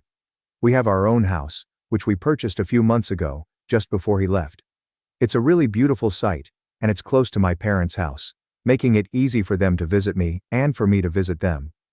The architecture is lovely, and it's pretty spacious, which is ideal for me because despite the fact that I'm the only one who lives here, I enjoy the atmosphere. It's simply a lovely home in a wonderful area, and I adore living here. When I hosted my housewarming party, I received numerous praises. Of all the people who seemed to admire this house, my sister-in-law Jolie, who is 30, seemed to enjoy it the most since she couldn't stop praising it. She and I do not have a tight friendship, but I believe we have always been on decent terms. So, a few weeks ago when she asked if she could have her baby shower at my place, I said yes without hesitation. Despite the fact that we are not very close, I consented for a number of reasons. The first was that she was pregnant, which I couldn't say no to. I also spend a lot of time alone at home, so I thought it would be wonderful to meet some new people and get out of the house for a change. I even took one day off to help with everything. She insisted on having the event at my house since she did not want to spend a large sum of money renting a location, especially since I had such a gorgeous home. Her own house was nice, but it was nowhere as nice as the one I lived in, and it was also slightly smaller. I guess the flattery got to me because I couldn't help but say yes, and to be honest, I had no excuse to say no because she had always been nice to me. So I agreed. Honestly, I had no idea what was going to happen. Even as we were preparing everything, she provided no indication that I wasn't welcome at the baby shower. I was involved in the entire planning process, and she came to see me virtually every day for the past 2 weeks, so we could sit down and discuss everything we wanted to do, from the food and menu to the decor. I was involved in every aspect of the planning, and was really looking forward to this event. I expected this event to strengthen our friendship even further, but I was caught off guard at the last minute. On the day of the event, I assisted the decorator in setting up the venue an hour before the guests were scheduled to arrive. Jolie arrived about 45 minutes before the event's start time and thanked me for everything. Even then, she appeared absolutely normal and spoke to me as if we were friends. However, about 15 minutes before the guests were meant to arrive, as stated on the invitation, she turned around and asked me where I was going. To spend the next few hours. I was perplexed and assumed she was joking when she posed the question. She was practically having a baby shower at my place. Obviously, I assumed I'd be there. I'd even dressed appropriately and purchased her a gift. So I asked her if she was joking, and she said with a serious expression, no. She then made a few very fair comments that I hadn't considered because I was too focused on assisting her. Jolie explained that I had not received an invitation and was not even on the guest list. Honestly, I'd noticed those things. I just didn't care since I assumed I'd be invited and a part of this celebration because I helped arrange it and was even allowing her to hold it at my house instead of paying for a location. I believe anyone in my position would have expected the same thing, and she and I didn't have a particularly poor relationship. So why would I have imagined I wouldn't be attending the event? I told her the same things, and she apologized for the mistake, saying she had assumed I was only trying to help her professionally. Which didn't make sense because I'm not a party planner or event organizer. I am a banker. This has nothing to do with my work, so I'm not sure why she would infer such a thing. Anyway, I was very upset, and I think it showed on my face. So after a while she told me she didn't want to argue with me since now wasn't the time for petty disagreements, and she also didn't want to be upset because she was pregnant. Then she informed me I had to go because this gathering was only for her close relatives and friends. Only a tiny number of individuals were permitted to attend since she desired a small and intimate setting, and I did not meet the requirements. She told me to leave before the visitors came because she didn't want to cause a scene, and the conversation was bothering her. I was so outraged that I walked out of the room and decided to phone my husband right away to complain about what his sister had done. I was in the backyard at the time since I had no idea where else to go. I tried phoning my spouse, but he was busy at work and in a conference, so he couldn't pick up the phone or text me back. I was very upset, so I did something unusual and called her husband instead. Jolie's 33-year-old husband Hubert has been with her for the past 4 years, and they have been married for 2. I haven't had much interaction with the guy, but he is normally quiet and reserved. After the incident, when Jolie instructed me to leave my own house, I was furious and wanted to retaliate. I decided to call him and explain everything. He listened without saying anything for a long time. After I finished screaming, I apologized for telling him everything, but I was so dissatisfied with how I was being treated because I couldn't speak to her for fear of offending a pregnant woman. I was telling him what had transpired in the hopes that he would confront her later and explain why. He apologized on her behalf, which helped calm me down a little. Then he said I didn't have to leave my house since it would be silly, and that he'd be over in a few minutes. All I had to do was wait till then since he didn't want any arguments between us to escalate. This looked reasonable to me. I waited 15 minutes, and Hubert came to my place before the first guests. Jolie was shocked to see him, and as soon as I heard the doorbell, I went inside my house. The 3 of us were in the living room when Hubert strolled in and told me that I could attend the baby shower without leaving. Jolie tried to argue, but he simply gave her a harsh look, and she remained silent. After that, she kept shooting me angry looks the entire time we were there, and I resolved that I would never interact with her again. I considered canceling the baby shower, but I didn't because I had put a lot of time into preparing it, and didn't want it to go to waste. Besides, after Hubert arrived, I didn't have the heart to do it, nor did I believe it was essential. So I decided to let the evening run its course. After we finished the baby shower, I simply stopped talking to Jolie. I kept my grace and dignity throughout. I can't say the same of her. After everything was over, Hubert apologized to me again for everything, but Jolie refused to look at me. She also apologized for receiving an excessive amount of negativity from her, because she felt she didn't belong at the gathering, and had imposed it on me. It was incredibly frustrating to behold, but at least the nightmare was done. After they went, I contacted my husband and explained everything in detail. He was upset and wanted to speak with his sister, but I encouraged him not to worry. At least not that night, because it would just make matters worse and lead to further conflicts. It was the last thing I wanted. I just wanted tranquility, but I guess that wasn't in the cards for me just now. My in-laws called me the next morning, and they were really angry.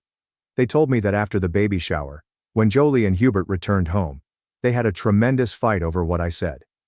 Now Hubert had decided to leave and refused to speak with Jolie or anybody else in her family, including my in-laws. This was unusual because as far as we knew, Hubert had a very good connection with his in-laws, who were longtime friends of his parents' family.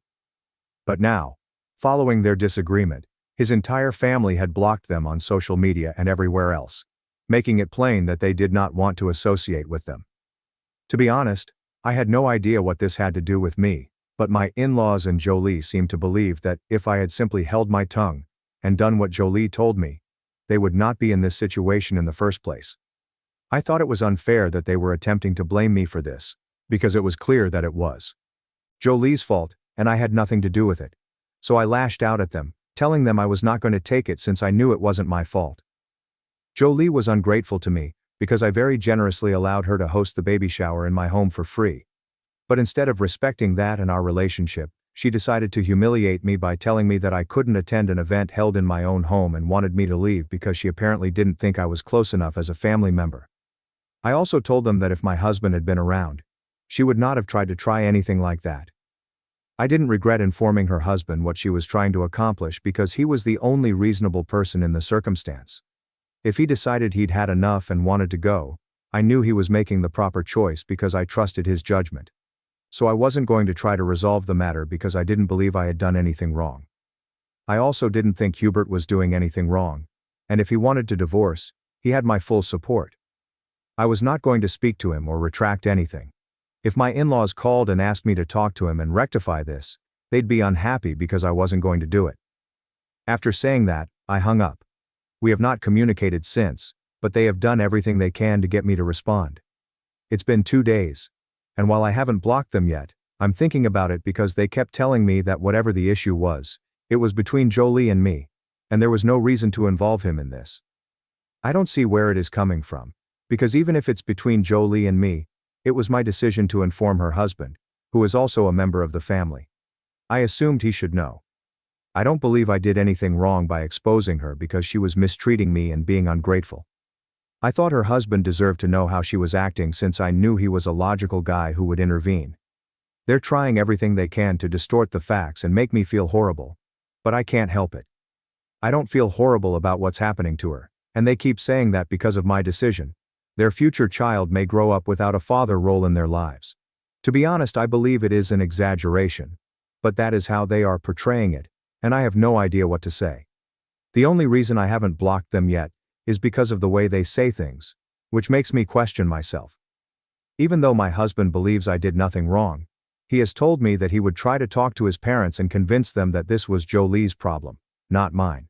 Instead of attempting to attack me, they should speak with her about it and be supportive. Right now, I have no idea how to deal with the problem. I have no regrets, but based on how they are acting right now, I don't think this will stop anytime soon, and I just want it to be over. Also, I have no idea why Jolie did what she did. Therefore, I have no explanations right now. Am I the wrong person for bringing my sister-in-law's husband in our disagreement and informing him how she was acting? Update 1. It has been nearly a week after the baby shower. Jolie and Hubert are still getting divorced, and it is now official. She hasn't spoken publicly yet, but he disclosed it on social media, so it's major news. I didn't expect it to happen so fast, but it appears that he has already filed the petition, and the proceedings will begin shortly. Since Hubert returned to live with his parents, they've been living apart. According to what I know, I was able to speak with him. Though I didn't believe it was proper given what had transpired, and I felt a little terrible. After discussing it with my husband, he decided that at least someone in our family should contact him. And as he and I were the only 2 individuals who hadn't been blocked, he definitely kept these channels open in case we wanted to talk to him. I decided to reach out to him and apologize for all that had happened, but it didn't sound like an apology. It simply sounded like I was guilty in general. Despite this, I believe he sensed my shame, and assured me I didn't have to blame or punish myself. He'd been on edge for quite some time. After much deliberation, I texted him and asked what was going on because I felt I deserved some answers, and boy, did I get them. I found all the answers I was looking for. We spoke on the phone, and I told him I wanted to learn more about what was happening. I felt like I deserved some answers because I had no idea why Jolie didn't want me at the baby shower. As far as I knew, she had only given one reason for not wanting me there. She wanted only close family to be present. However, she had invited a large number of people who did not appear to be very close to her. I had gone over the guest list and knew there would be a large number of people there. It just didn't make sense that I wouldn't be included, because I had nothing against them. And as far as I knew, they had nothing against me. Then Hubert revealed that the true reason she didn't want me there was because she expected one of her friends to attend, whom she was frantically trying to please. This friend had married into a wealthy family, and now that Jolie was preparing to establish her own business, only a few months after her baby was born, she wanted to persuade her friend's husband to invest in her venture. She was doing everything she could to please this woman, including organizing a baby shower in my house and informing everyone it was her house. Obviously, she couldn't do that with me around, which is why she wanted me to leave. But I resisted, and she didn't account for it. Fortunately, her companion got sick that day and was unable to attend the event. This did not excuse her attempt to be covert. When they came home, he challenged her about what she had told me, and she revealed that she simply wanted me to skip the event to impress her friend. She refused to admit that the house did not belong to her, and pretended that everything was normal, doing everything she could to appear to have a life she did not truly live in, order to impress someone she attended school with. Hubert told her that it wasn't appropriate for her to act this way, and that she needed to apologize to me because I had been generous, and she had just embarrassed me. But she refused to admit that what she did was wrong, and battled him. They had been experiencing a lot of problems as a result of her arrogant behavior, and it appeared that this wasn't the first time she had been caught pretending to be someone she wasn't. According to Hubert, they had been dealing with similar challenges for several years. Something had affected her shortly after they married, and she began doing this thing where she attempted to live beyond her means and show everyone that they were wealthy, and living a beautiful life in order to please people who didn't matter. Apparently, several of her friends had made unusual comments regarding their wedding arrangements, which must have troubled her. But she is an adult woman. She should not be petty. She shouldn't be bothered by such petty matters, and she should have simply cut links with those friends because they aren't true friends if they mock your lifestyle and what you can afford. Besides, they weren't living in agony. They were simply leading a normal life. Maybe they couldn't afford costly stuff, but I believe they had it very decently. Hubert is a real estate agent, and Jolie currently works for a marketing firm, but she intends to establish her own business after the baby is born. All the more reason to save money rather than spend it. They are comfortable, not wealthy. But that is just great. And I do not believe it is anyone else's concern. Jolie does not need to impress anyone. Hubert had tried to explain these things to Jolie several times, but it made no difference to her, and she continued to do unusual things to impress those around her, generating a lot of problems between them over the years. He had always overlooked problems because he loved her so much, but in recent months, it had been increasingly difficult for him to do so, as they also had to consider their future child. It would be impossible if she continued to spend money as if it meant nothing, especially given their financial predicament. She kept buying stuff without consulting him, and he was frustrated. Anyway, they had been arguing about things like this far too often, and after the confrontation at the baby shower, Hubert decided he couldn't handle it any longer and left. He told me that even if I hadn't phoned him that day, given how things were going in their marriage, he might have made this decision sooner rather than later. Anyway, I didn't have to feel horrible about my actions. I also discussed it with my husband, who stated that while he was sorry for Jolie's situation, he could not claim that it was unjustified in any way. We didn't know Hubert very well, but we knew he had been a nice husband to Jolie so far, and if he had decided to leave, I'm sure he would have considered it through. I also feel sad for Jolie since I know this may be difficult to deal with while pregnant, but she brought it all on herself. I'm not sure what kind of grown-up woman cares what her irrelevant, gossipy and vain pals think about her lifestyle. She's in her 30s. I believe she should leave this high school nonsense behind. I'll wait for them to chat and sort it out. But for Hubert's sake, I hope they can spend some time apart before deciding what to do about it. Anyway, I'm not going to get involved in this and will try to avoid these folks for the time being because I believe they already have enough on their plates. I'm going to block Jolie and my in-laws since I don't think I have anything else to say to them right now. I hope they can work things out. Perhaps the divorce will be called off or not. I'm not sure what's going to happen with them because, as I mentioned earlier in this post, Hubert has announced a divorce. But while we were talking, he still sounded very upset about things, and I got the impression that he wanted to work things out with her and give it a chance. But she was just being so stubborn about everything that he was finding it difficult to do so. Now, this may be a controversial stance, but I believe they should at least try to work things out, and perhaps she should seek treatment or something, because it is not normal to act this way in your 30s, trying to impress people who don't matter. All I know is that I want things to work out for the benefit of their child. Growing up with divorced parents is never easy, and I don't believe I'd want that for my future niece or nephew. So for their sake, I hope the two of them can work things out. I'll keep you updated, but for now I'm going to stay out of it all and hope for the best. My hubby is planning to do the same. We're planning to get together this weekend because he's coming home, but I don't think he'll be visiting his folks. I'm simply glad I don't have anything to feel bad about anymore. Update 2. Hello. My spouse returned a few hours ago, and we have been conversing. He told me that he has been in contact with Hubert, and the two of them have been communicating for the past few days. Hubert made it plain that if Jolie apologizes for everything and agrees to go to treatment, he will give their marriage another try. My husband is currently attempting to discuss this with his sister, but has yet to receive a response. His parents have told him that she is avoiding talking to anyone right now because she is sad and needs time alone. I suppose. Everyone is giving her the space she needs right now. I'm not sure what decision she'll make, but I hope she chooses wisely. Regarding the last post here, several people branded me selfish since you all believed my husband and I were greedy for not assisting Hubert and Jolie. First and foremost, I am not sure how many of you reached that conclusion. But let me clarify that we were able to purchase this house at a reasonable price. If it had been out of our price range, we would not have purchased it. Second, Hubert and Jolie are in a wonderfully stable situation, and I don't believe they would enjoy us treating them as if they needed our help. Also, my husband and I are roughly on the same level as them, so I'm not sure why they'd need our assistance or vice versa. That's bizarre and irrelevant. But because some of you mentioned it, I felt compelled to clarify.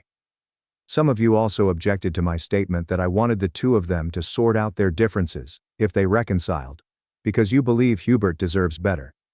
Perhaps he does. But it is ultimately his decision. I don't understand why so many of you want to vent here, call me names, and label Hubert sad without knowing who he really is. They love each other despite their current challenges. They are going to have a child together, and I believe that is quite essential. Given the circumstances, they can't simply abandon each other and go on with their lives. So, yeah. I hope, and continue to hope, that they can resolve the situation. I believe that is all I have to say for now. Update 3. Hello, it's been about 3 weeks since my previous visit, and I just wanted to let you know that Hubert and Jolie have decided to work things out and give it a go. I'm overjoyed for them, even though I'm still not on good terms with Jolie. But I found out from my husband that the two of them have agreed to try couples therapy for a few months and see how it goes. They will continue to live separately, and once the baby is delivered, they will monitor how things go in the first few months. If all goes as planned, they will return to live together. I am happy for them. I realize this isn't what many of you wanted, and most of you wanted Hubert to leave Jolie, but luckily for him, he'll do what's best for him, and everyone else will just have to deal with it. Update 4. After a few months since my last post, I guess I'm here to wrap things up. Hubert and Jolie are getting a divorce. They had been going to therapy together for a long time, but it didn't work out, and they eventually decided to part ways. The good news is that they tried, and if they decided it was best not to be together, so be it. As I already stated, it is their decision. At the very least, they are ending the relationship amicably, especially now that the baby has been born. So I guess they'll be co-parents, but at least they'll strive to provide a good life for the youngsters. Donutrinange. Sister's pregnancy announcement stole my wedding moment, until I exposed her affair with her ex. Now my parents are demanding apologies. 3 days ago, I, 28, married Patrick, 28, my boyfriend of 5 years. My spoiled younger sister Clara, 26, female, was also present and intended to steal the show. But, unfortunately for her, I was always 2 steps ahead. About a week ago, the baker in charge of our wedding cake informed me that my sister had contacted her. She requested another cake for the wedding, one to announce her pregnancy. Clara claimed I had requested it, and instructed the baker to contact her. But the baker did not believe her. She even offered to pay twice what I was paying to keep it a secret from me. Fortunately, the baker followed ethics and morals, and notified me first. When I discovered it, I realized Clara was organizing a stunt to attract attention during my wedding. I could have turned her down, but I chose to stay ahead of her instead. It was very annoying that she tried to ruin my particular day, which was meant to be about me. She seemed to be unable to handle my happiness, which really distressed me. Even though I didn't like her very much, I would never do something so idiotic for attention. Anyway, I chose to retaliate, which has split the family. My parents are quite displeased with what I did. Allow me to describe what happened. The wedding ceremony went off without a hitch. Clara then interrupted Patrick as he was about to cut the cake. She stated that she had news and brought out another cake from our baker. Everyone was astonished, except Patrick and me, because I had already told him about it and we had prepared for it. Clara's cake was a pregnancy announcement, with the words, "Congratulations on the new baby," inscribed in icing. People began applauding her and her husband, but my parents were the worst. They started crying and forgot all about me. Fortunately, some relatives stayed by my side rather than crowding her, which was very inappropriate given that it was my wedding. After everyone had finished praising her, she gave us a smug look and suggested we return to our wedding. That's when I decided to contact the one person who could wreck things for her. I honestly didn't care that this was happening at my wedding. It made things more memorable, particularly for my sister. After she recommended we continue, I smiled and told her how delighted I was for her, which startled her. Then I feigned to be perplexed and begged her to wait because someone important was absent, rendering the celebration incomplete without that person. That prompted my special guest to enter the room as arranged. Everyone had been expecting to learn who this guy was. It turned out to be Clara's ex-boyfriend, Stephen, 28, whom she had dated just before marrying her husband. When Stephen and she first started dating, they worked together. Clara had previously been with Jared, a 26-year-old male ex-boyfriend from college. They had been living together, but their relationship had troubles since Jared was ready to marry and Clara was not. From what I understand, there was some overlap. My mother informed me Clara began seeing Stephen 3 years ago and they've been married for a year, yet mutual acquaintances of Jared told me he and Clara didn't finish their relationship until about 2.5 years ago. Last year, during her wedding, I compared the timelines and concluded that there must have been some overlap. Clara cheated on Jared and Stephen for at least 6 months. Even Jared was aware of the situation, but he said nothing. I didn't talk about it either since I didn't think it was worthwhile. So no one understood Clara had been cheating on Stephen from the start of their relationship. However, I didn't see the point in hiding it anymore, because she was trying everything she could to create drama and attract attention, including on my wedding day. That's why, when the baker contacted me about Clara's plan, I allowed her to go forward with it while secretly communicating with Jared. I thought it was about time Stephen learned the truth. There were also some additional reasons why I decided to go ahead with this, which I was unaware of until I spoke with Jared last week. I was hesitant to involve him in this because Clara and I were already having issues. He didn't need to become involved, but when I told him Clara was pregnant and planned to reveal it at my wedding, he looked stunned. Apparently she had been in contact with him for years. She didn't proclaim her affection or anything, but she would check in on him every few weeks and ask how he was doing. Correct me if I'm wrong, but if you've broken up with your ex and are married to someone else, there's no reason to stay in contact with him, especially if you didn't even break up with him until you were certain about the other one. So she appeared to be doing well, but Jared suspected she was misleading him. He also observed that she hadn't contacted him in the last few weeks, most likely due to her pregnancy. He felt betrayed by her. She made him feel as if she still cared, despite the fact that she was married to another person and had given him false hope. So, when I told him about my idea, it took some convincing, but he eventually agreed to come. Clara's smile faded when he entered the room on my wedding day. Everyone who knew Jared stopped smiling, and the situation became uncomfortable and awkward. Jared did not waste time and didn't mince words. He strolled right up to Clara, congratulated her on her pregnancy, and then told Stephen how nice it was of him to let her stay in touch with him, even though they had split up a long time ago and she had been cheating on both of them. Stephen had no idea what was going on, so he was astonished. He wasn't even sure what to say. Once all was completed, Jared thanked Patrick and me for inviting him and left. After that, there was a few minutes of silence, followed by complete anarchy. Stephen began cursing at Clara for what he had just discovered, and the two of them departed violently. My parents then began yelling at me for doing something so dishonest and insane, in order to retaliate against my sister for something so trivial and meaningless. But I wasn't interested. So I informed them that if they didn't like what I did, they could go as well, and they went, along with a handful of other visitors who didn't appear to agree with what I did. A few relatives and the majority of my pals chose to stay.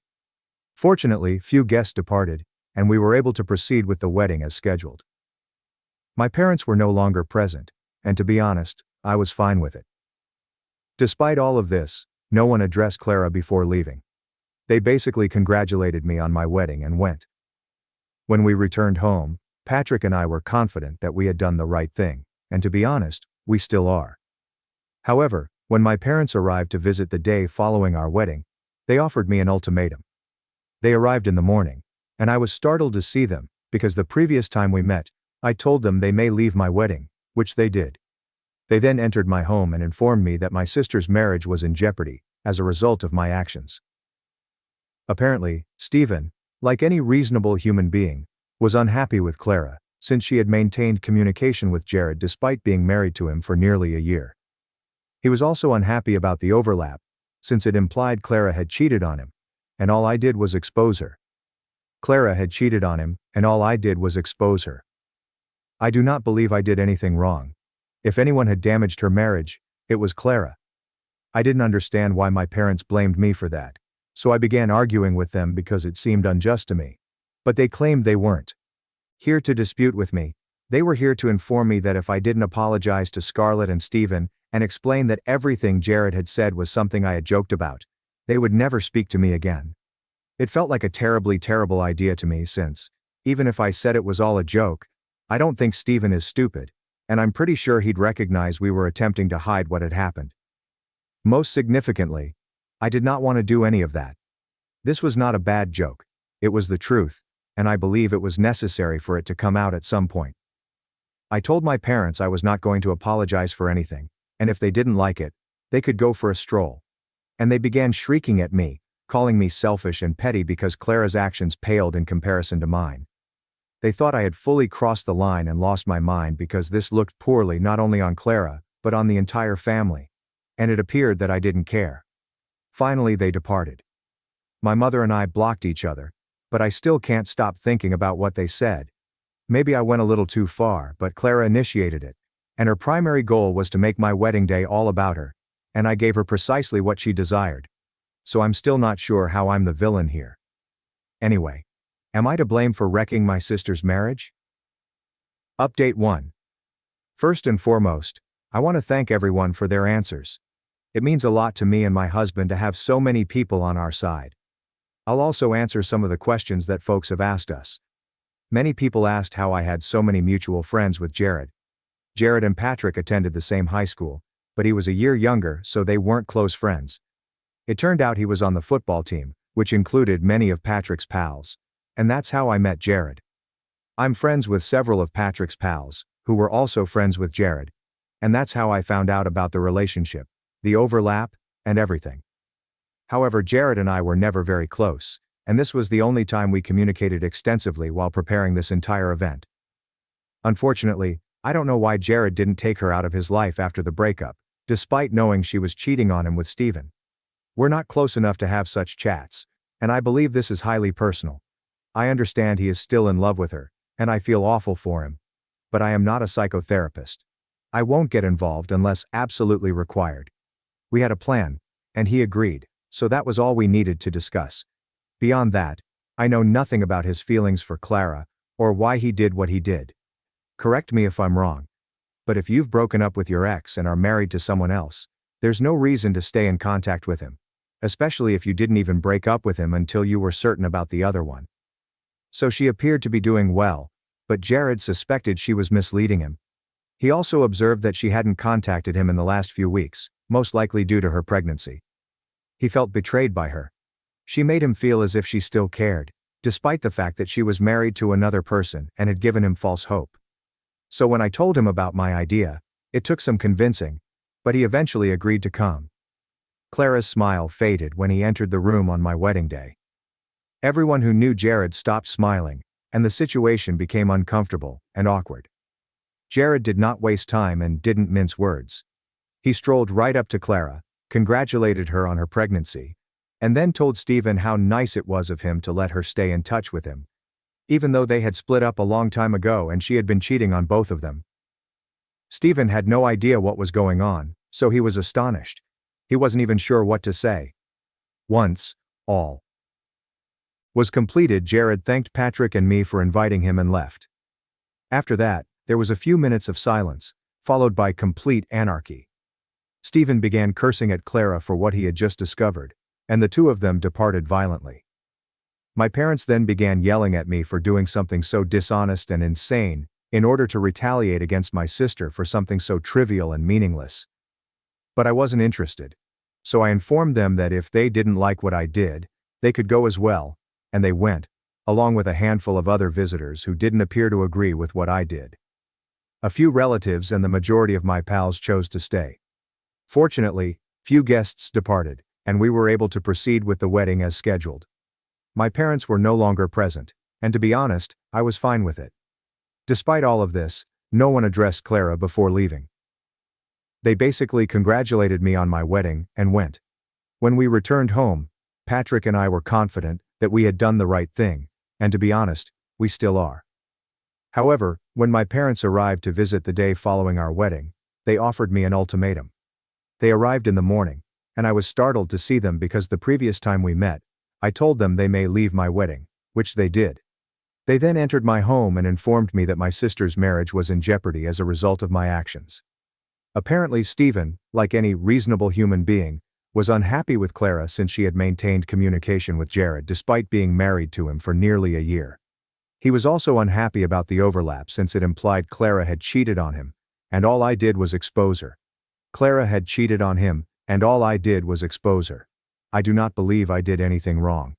If anyone had damaged her marriage, it was Clara. I didn't understand why my parents blamed me for that, so I began arguing with them because it seemed unjust to me. But they claimed they weren't here to dispute with me. They were here to inform me that if I didn't apologize to Scarlett and Stephen, and explain that everything Jared had said was something I had joked about, they would never speak to me again. It felt like a terribly terrible idea to me since, even if I said it was all a joke, I don't think Stephen is stupid, and I'm pretty sure he'd recognize we were attempting to hide what had happened. Most significantly, I did not want to do any of that. This was not a bad joke. It was the truth, and I believe it was necessary for it to come out at some point. I told my parents I was not going to apologize for anything, and if they didn't like it, they could go for a stroll. And they began shrieking at me, calling me selfish and petty because Clara's actions paled in comparison to mine. They thought I had fully crossed the line and lost my mind, because this looked poorly not only on Clara but on the entire family, and it appeared that I didn't care. Finally, they departed. My mother and I blocked each other, but I still can't stop thinking about what they said.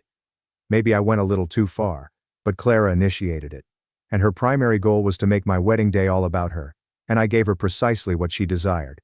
So I'm still not sure how I'm the villain here. Anyway, am I to blame for wrecking my sister's marriage? Update 2. First and foremost, I want to thank everyone for their answers. It means a lot to me and my husband to have so many people on our side. I'll also answer some of the questions that folks have asked us. Many people asked how I had so many mutual friends with Jared. Jared and Patrick attended the same high school, but he was a year younger, so they weren't close friends. It turned out he was on the football team, which included many of Patrick's pals, and that's how I met Jared.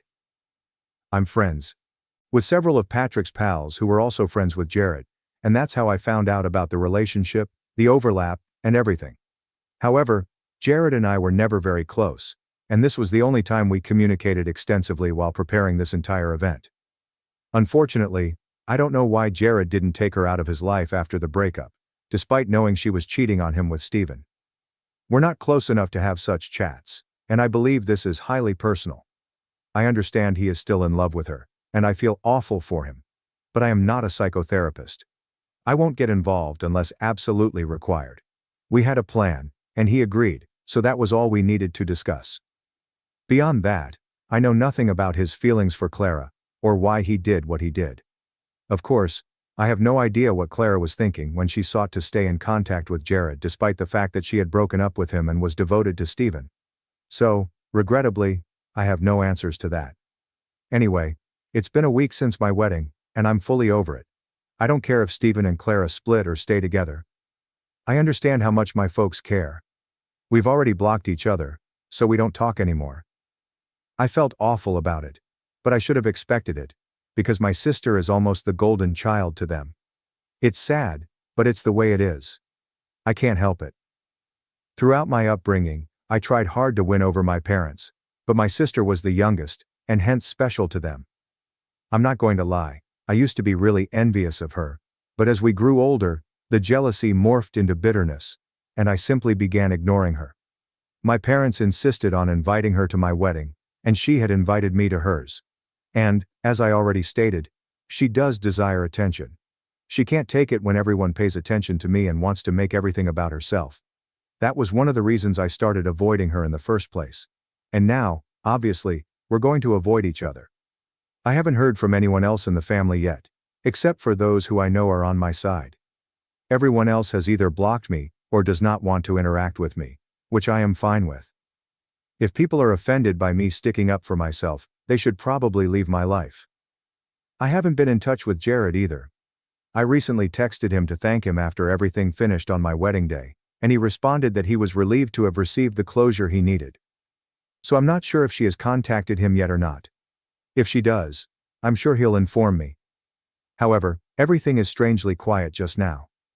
However, it is beneficial to Patrick and me, because we are enjoying our newlywed life and will be off for our honeymoon in a few days. I simply hope and pray that whatever turmoil my parents or Clara may cause will occur before our honeymoon. Because once we leave, I'm done with this crap. In fact, if they attempt to contact me before then, I know what to do. I'll just put them in their place and call it quits because they've all shown me where I stand with them. And it's time for me to do the same with them. Update 3. I was correct about Jared. He contacted me as soon as Clara texted him. I posted an update here yesterday, and Jared messaged me a few hours later, saying Clara had called to ask if they might meet. She apparently wanted to speak with him in person, so he went to meet her at a cafe. But he was surprised to see Clara and Stephen present. It was an ambush, and he was going to flee when Stephen stopped him in his tracks and began yelling at him. He warned him to keep away, as if it were Jared's fault. Jared explained that he had no issue staying away from Clara. In reality, that was what he had wished for himself following their separation since he needed time to grieve and move forward. But it was she who continued to try to reintegrate into his life and maintain touch with him. So, if Stephen wanted to yell at anyone, he should definitely yell at Clara rather than blame him. Stephen refused to believe any of it, claiming that Clara had told him that it was Jared who kept contacting her, and that she was only responding to him out of politeness. But Jared was prepared with proof, so he brought out his phone and showed Stephen screenshots of their discussions. Of course, all of them demonstrated that she was the one who consistently reached out to him. After that, Stephen had nothing further to say, so Jared took the chance to depart. And I'm very sure they won't be able to stay together after this. When Jared told me all of this, he said that he had gone to visit Clara the last time, because he loved her. But because of what she had done, he would never speak with her again. And I believe that is beneficial to him. He needs to move on since Clara is not worth it. I also believe Stephen should leave her because she is clearly confused. I can't imagine doing this to two men, one of whom is about to have a baby with you. It's horrible, and I'm sure my parents will try to rationalize it and blame me for everything. They haven't contacted me yet, but given what's transpired, I'm confident they will, and I'm just waiting for it because I have a lot to say to them. Update 4. 3 days after my last update, my family paid me a visit. I said that my parents had blocked me, just like Clara had. Instead of unblocking me and reaching me via texts or phone calls, they chose to confront me in person. Still, I invited them in so we could chat and end our bizarre friendship. My parents began by informing me that they had always treated us both equally, but I had always been envious of my sister for no apparent reason. They had it absolutely backwards. They never treated me equally, yet I never became furious. I simply let them speak, because I wanted to see where they were headed with this. Then they told me that on my wedding day, my sister simply wanted to participate in my joy, which is why she considered revealing her pregnancy on the same day. Because she believed I would be delighted for her. But it was obvious that I had known about her strategy from the start and disagreed with it, which is why I set up that little issue with Jared. It was clear that I intended to embarrass and humiliate Clara, and my parents couldn't understand why, given that they didn't believe Clara did anything wrong.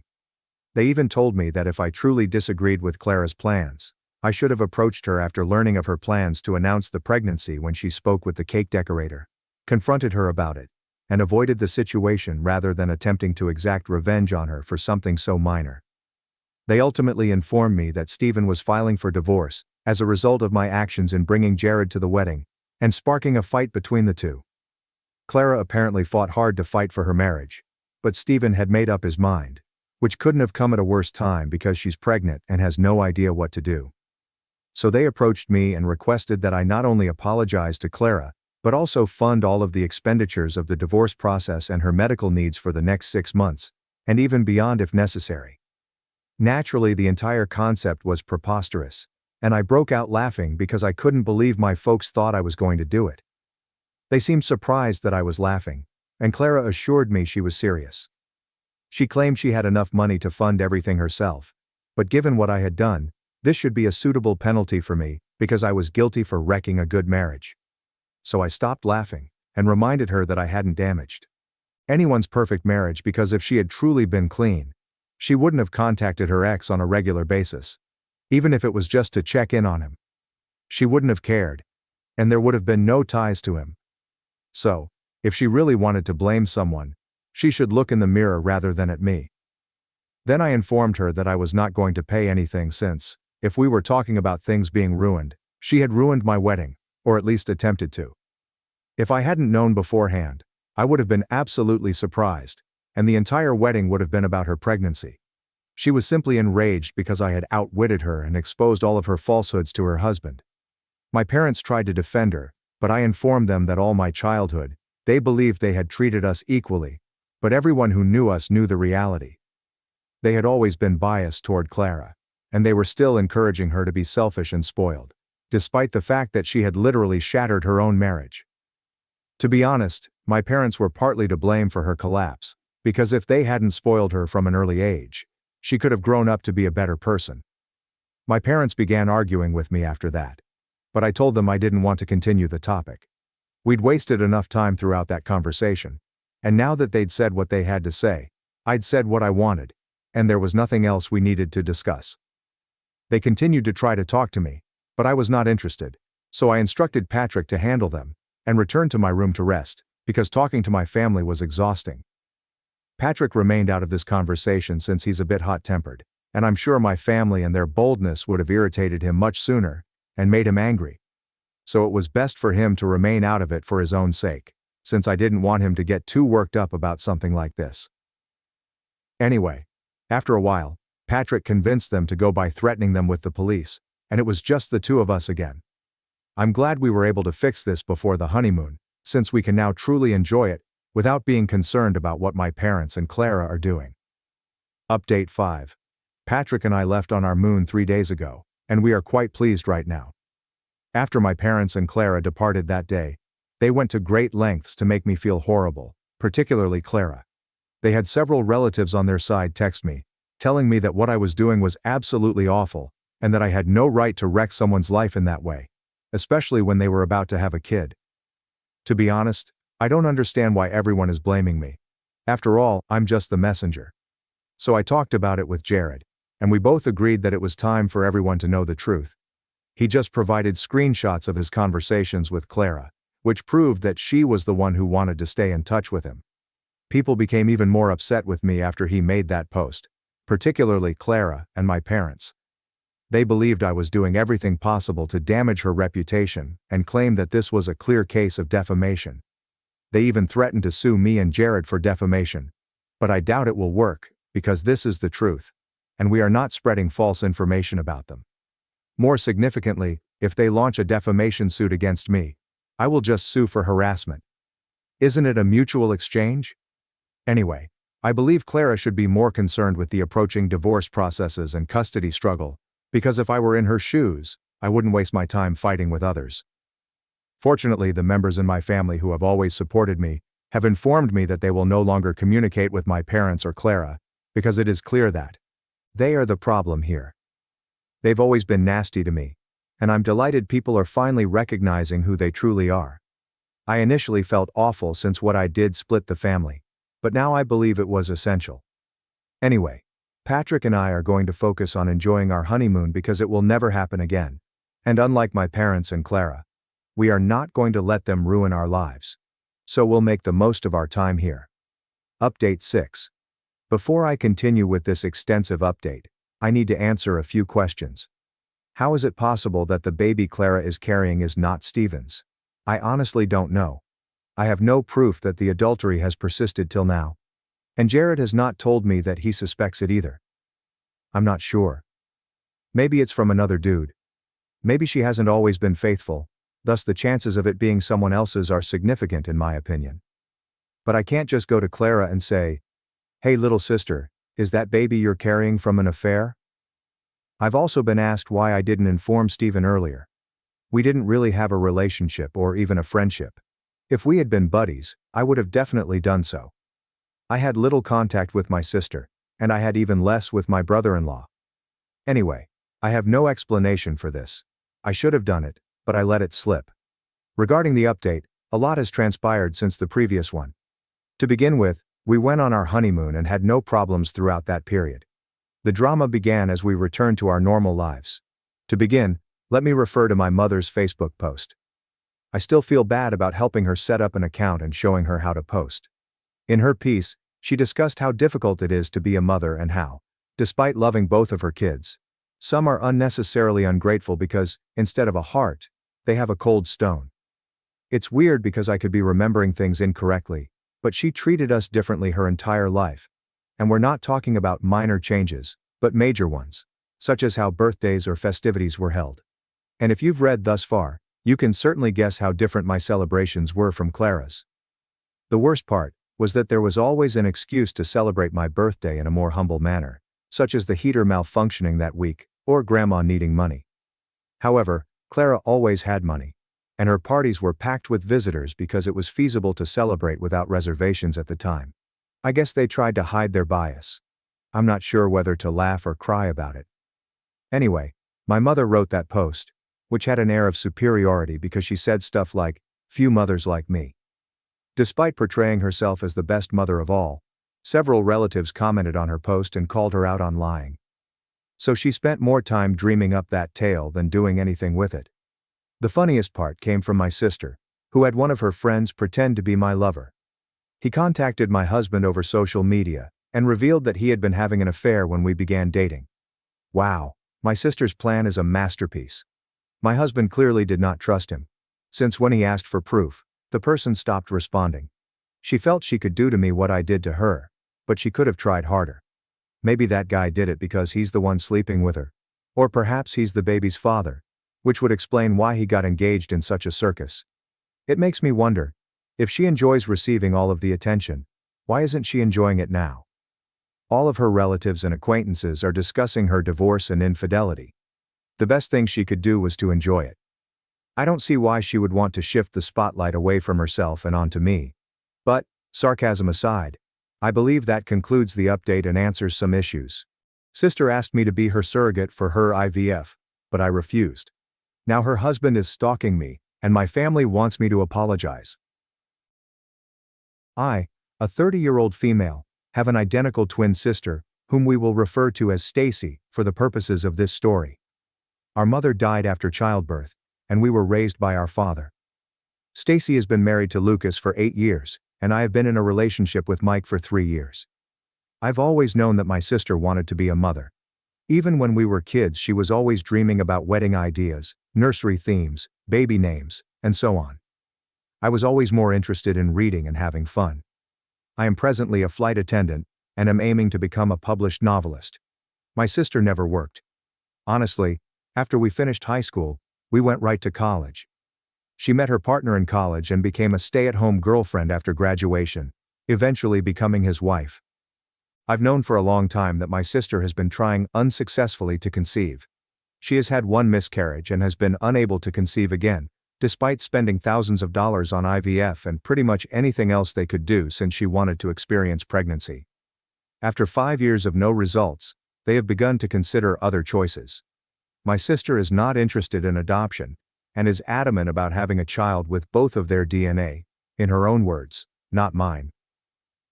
She came to my house about 3 weeks ago, and we were hanging out like we always do, chatting and watching Modern Family. She informed me that she had a serious question and needed to ask it while she still had the nerve. It worried me, but she begged me to be her surrogate. I stopped for a second before asking what she meant. She told me I knew what a surrogate was, and she needed me to be her surrogate. I said that she was aware that I was not interested in having children. This could be related to how we came into the world, but I'll be honest, I've never considered the idea of having children appealing in any way. I informed her that I would gladly donate my eggs to her. However many she needed, she could have them all. But that I would be unable to carry her child. When she heard that, she grew furious. Her face was flushed, and she was ranting about how envious and hateful I am, since this is a minor duty. I didn't want to bring it up with her, but she has always expressed a desire to have more than 4 children. Would you expect me to do this every time? I do not know. I'm starting to feel really bad. She eventually told me that if I couldn't do this one thing for her, how could I possibly call myself her sister? She smashed a picture of us that I had on my mantle and stormed out. Since then, she has only sent me photographs of her journals from when we were kids, and all of her vision boards, claiming that I am preventing her from starting a family for no reason, and that I should consider the wider picture. My partner refuses to give me advice, claiming that it is my sister's decision, and that he is uncomfortable attempting to persuade me in any direction because the matter is so sensitive. Honestly, this is the longest I've ever gone without interacting with my sister, and I'm on the edge of giving in. Am I wrong for refusing to be a surrogate for my sister? Edit. I'm reading over all of the comments and would like to thank everyone. I feel so much better knowing I'm not the villain, but I'd be lying if I claimed I'm not tempted to just do it. This separation with my sister causes me great discomfort in ways I can't describe properly, but I notice too many regular questions. I want to respond to them in the hopes of receiving a variety of responses. Money. My mother died as a result of a provider error rather than natural causes. My father sued the hospital, and my sister and I have significant trusts from the proceeds, so money isn't an issue for either of us. Her spouse is also financially secure, so not working for 9 months, or paying for the egg retrieval procedure, among other things, is not an issue. It's more about her persistence in wanting the baby to share our DNA, and for one of us to carry it. We are identical, therefore if she can't have a baby, how can I? Her inability to have a child stems from an automobile accident in which we were both involved, as well as the miscarriage she suffered while riding in the front seat with our father. They bore the brunt of the crash. Unfortunately, her body is no longer capable of carrying a kid, and she has experienced severe issues with egg retrieval. I'm not sure how it went wrong, but it's not working, and isn't an option. It is difficult to get her to explore non-viable alternatives, so that I can gain a better understanding. Doctors will not enable me to be a surrogate because I do not have children. Thank you so much for the information. We have a family supper this Thursday because we always watch football with our fathers and significant others. I'm sure this will come up if she decides to attend. I hope I can bring this up with her. Update, 2 days later. I promised an update tomorrow, but my father called me when I was hanging out, and invited me to come over for dinner last night so we could chat. I'd like to start by thanking everyone for their thoughts and advice. Some of you were jerks to not just me, but also my sister and boyfriend. I still appreciate the assistance. When my father called, I didn't even question what he was talking about. The comments led me to believe he had spoken with Stacy. I know you won't be thrilled, but I talked to my partner about where his head was if I went forward with it. He informed me that he loved me, and would be there for me no matter what, but he would not sit by while my sister made me feel like trash if I was coerced. He stated that he wouldn't be able to support me, which I entirely understood. My sister and brother-in-law were already present when we arrived at my father's house for dinner. I addressed them both when we walked in, but only my sister responded. My brother-in-law gave me the most horrible look, and only acknowledged my lover. My father seated us down at the table, and there was just this awkward quiet and tension that I could cut with a butcher knife. He responded, "Somebody talk. We need to get this resolved before the game tomorrow night." My father enjoys football. I began the meeting by informing her that I had done some research, and that, in addition to my initial concerns, I now had a few more, and needed to know what she needed from me. I first asked her what it would be like to be a surrogate. She simply asked, "Are you agreeing to it?"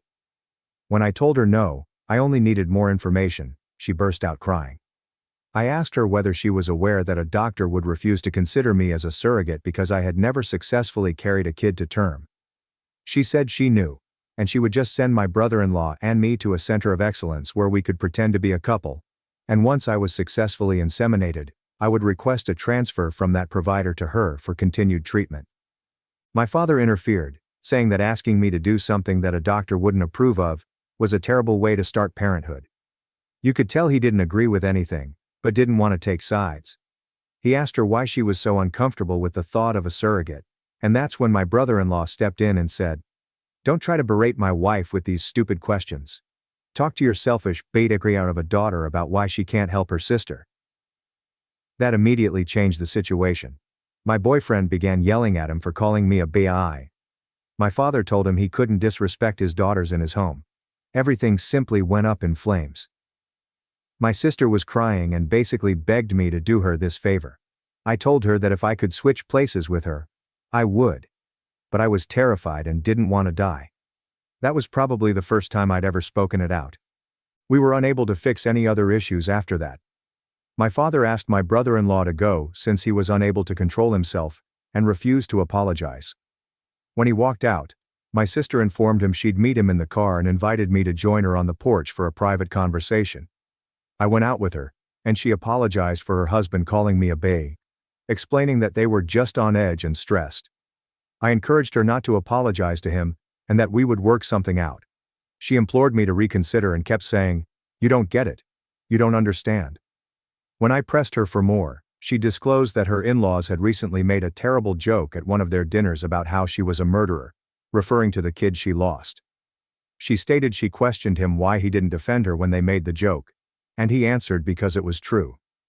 He made some strange remarks about her inability to make up for it, and how excited he was to see what their child would look like. He stated he'd never be able to look into a child and see pieces of himself and her. So she proposed that I carry the child, and he was all for it. But the way she worded it sounded like he sowed the seed, and she appears to believe it was her idea. She stated she hadn't seen him that excited since the baby, and she simply needed my help getting things back to normal. I tried to convey to her that nothing would ever be normal again, and that what she was trying to do was wrong. But he simply started honking the horn and hurrying her to the car, so she said she'd contact me later. I'm afraid I'll lose my sister, but I'm also unwilling to donate my eggs so she can have a baby with him.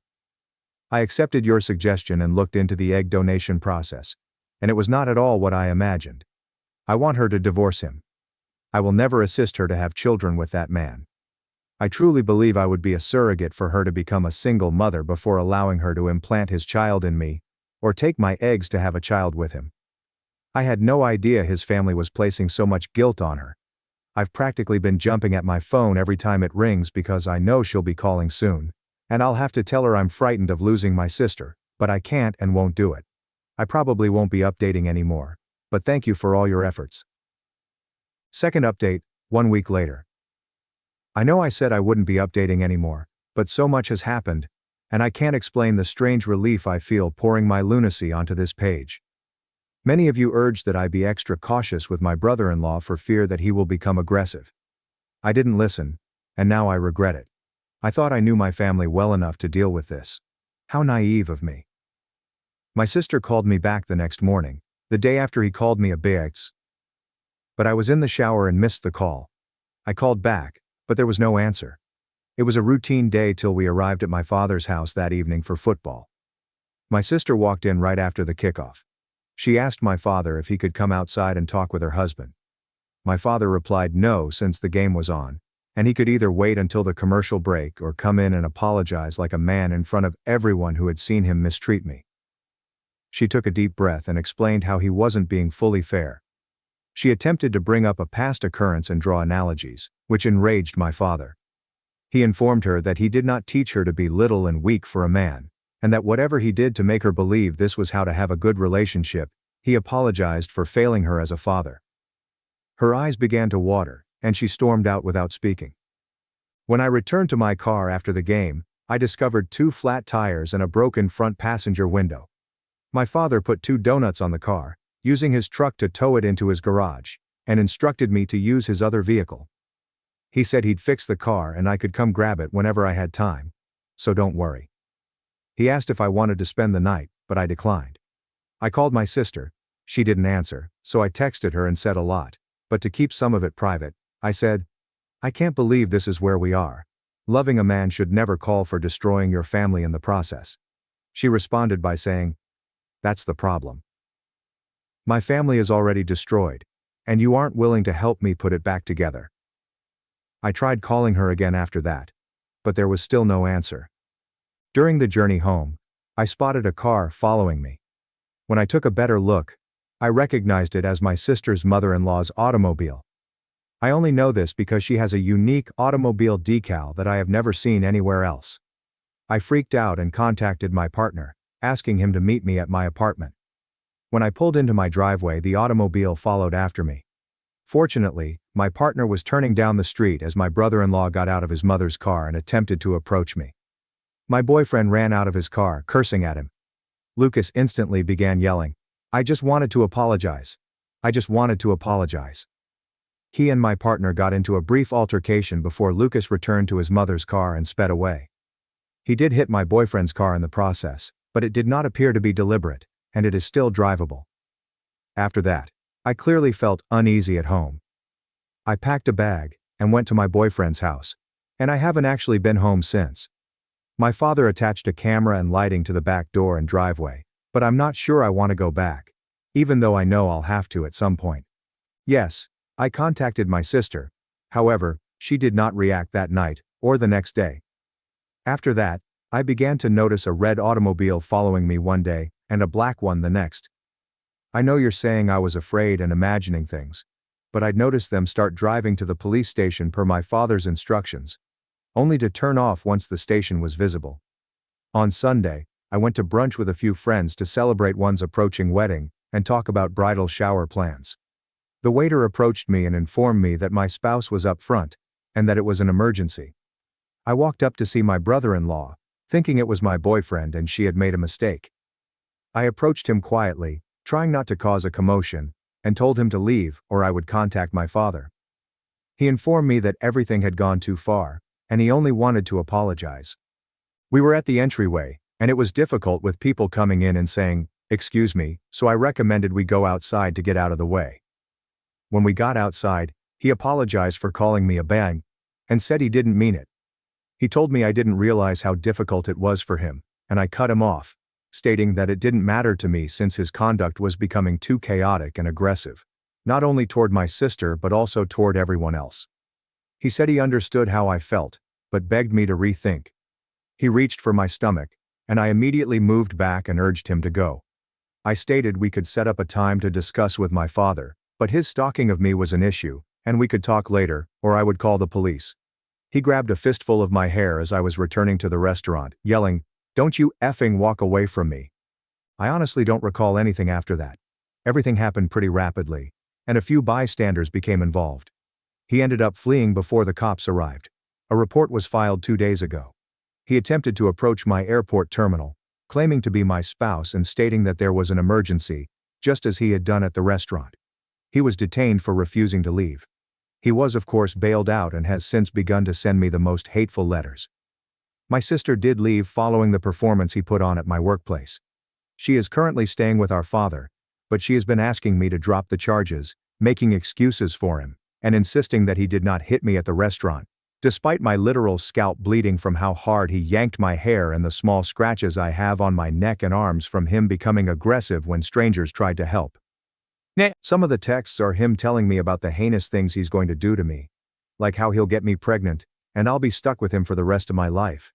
How he knows I'm the woman who will bear him a son, and how if I don't make it easy for him, we'll both die before he gives up. Just some serious concerns. I disabled his phone number, so all of these messages are coming from odd messaging applications. I informed the police, who stated there's no way to establish it's him, therefore nothing can be done unless he acts on it. I am literally terrified all the time. My partner drives me to work, and I'm taking extra measures in addition to the ones I always take. I can scarcely sleep right now. I give my sister a screenshot every time her spouse writes to me, and she has stopped interacting. My father has begged me to stop doing this because it is putting her down, but I told him that I can't believe she protected him during parts of this, and she needs to see the harassment her husband is causing. I feel defeated. I don't know if my sister and I can recover from this. I feel like I've basically taken over my boyfriend's life, and I'm ashamed of it. He hasn't said anything, but his regular gym sessions are occasionally cut short because he needs to pick me up or leave me off when I have to work or go somewhere else, and I'm worried. I get that being gone for a day due to flights allows him to do more of his routine, but now we're basically forced to live together, which I appreciate, but he may not. We had an argument the other day about the AC temperature. I feel like my life is gradually devolving into crazy, and I can't breathe. Third update, 1 week later. Hello, I'm not sure where to start, but my brother-in-law is currently stalking me. I don't want to get into why, but he wants me to have his baby. Unfortunately, the narrative just gets more tumultuous.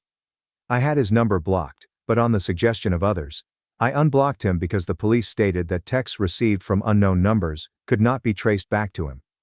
He has sent me a couple messages from his own phone number, indicating that we need to talk and reach an arrangement. I, of course, have not participated. The filthy messages from mysterious numbers have persisted. I can't confirm it, but I always feel like someone is following me. I'm going to Dunkin' Donuts for coffee, and I have the impression that the blue automobile is following me. I've finally taken a leave of absence from work. I have entirely abandoned my apartment and moved in with my now fiancé. I saw him a few days ago while shopping at the supermarket. He approached me from behind, rubbing his hand on my back. When I leaped and screamed to attract attention, he feigned to be perplexed, throwing his hands up and saying, "I'm sorry, I'll leave you alone. I apologize." He appeared so genuine that the witnesses practically accepted his apologies on my behalf and sent him on his way. I literally couldn't speak, barely able to breathe to form anything other than, "Someone help." I felt useless. The following day, my apartment was broken into and completely trashed. The next day I received a message from an unknown number saying, "It'll only get worse." I am afraid. My sister is currently living with my father, and she is confident that it is not her husband. She stated that things had gotten out of hand, and he has been in contact with her about obtaining a clear head and leaving the state because he believes he has become unhinged and needs to return. I don't even know how to persuade her that he is lying. The cops appear to refuse to assist because he has done nothing wrong. I feel like I need to die or have him seriously damage me before anything can happen. Please help me. I am currently in the United States, so please let me know if you know of any legislation or ways to encourage the cops to be more helpful. I can't sleep, and I don't want to leave my flat. Please help me. Fourth update, 4 days later. This has been insane, but Reddit will always hold a special place in my heart. I'm going to shorten this as much as possible. My boyfriend saw I was looking at apartments. I was going to temporarily rent an apartment like an idiot, and they questioned why. I told him I felt he wanted his space back, and the next thing I knew, he proposed to me. I am literally engaged right now. I feel much better about taking over his flat, lol. I commented in the advice subreddit about my brother-in-law's escalation. He approached me in the supermarket. Unfortunately, I didn't do well advocating for myself there. This is not my best moment. He broke into my home, causing damage in my bedroom and breaking a few objects in my kitchen. He knows I adore cups and an espresso machine. No, I wasn't there, and cameras were put on later. I took a leave of absence from work and basically lived at my fiancé's place. My sister had been ignoring my texts and not communicating with me until I received an unexpected phone call. When I answered, she was on the phone sobbing. I asked her what was wrong, assuming something had happened to our father. She explained that she had been monitoring her husband and was aware he was following me. She claimed she was telling me because she went to the police, and they stated they were sending someone out to speak with me. We sat on the phone for 5 hours. She claimed that following the hair-pulling episode, she had a light bulb moment and went into investigating mode. She stated that she became concerned for my safety and decided to contact the police. She apologized for placing too much pressure on me. She explained that, while she would like to blame her husband, a small part of her was surprised when I said no. She said that the DNA issue is irrelevant to her. My brother-in-law insisted on it, and she simply wanted her family to be complete. She will be remaining with me in my home until the divorce is finalized and the dust has subsided. I am sure he will not make the divorce simple, but they do have a prenuptial agreement, so it should not be too difficult. Side note, I found out after my father slipped and confessed that my sister had proof that her spouse had burglarized my house. She evidently kept the information because she needed to decide what to do. He stated that when she informed him, he told her she had no choice but to go right away. She didn't seem to put up much resistance.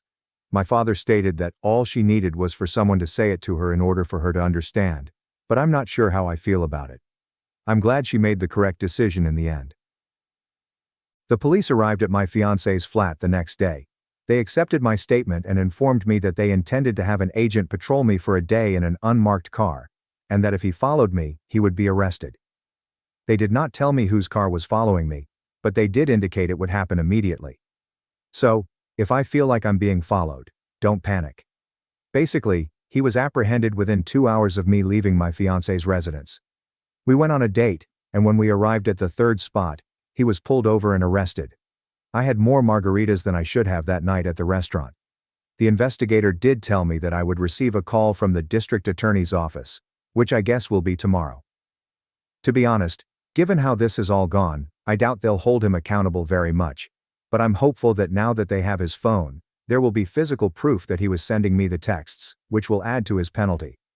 I have my first flight back to work this week, and I'm looking forward to returning to my usual schedule. Today's football games were incredible, and I was able to watch them with my sister, father, and fiancé. I hope I never have another occasion to update this.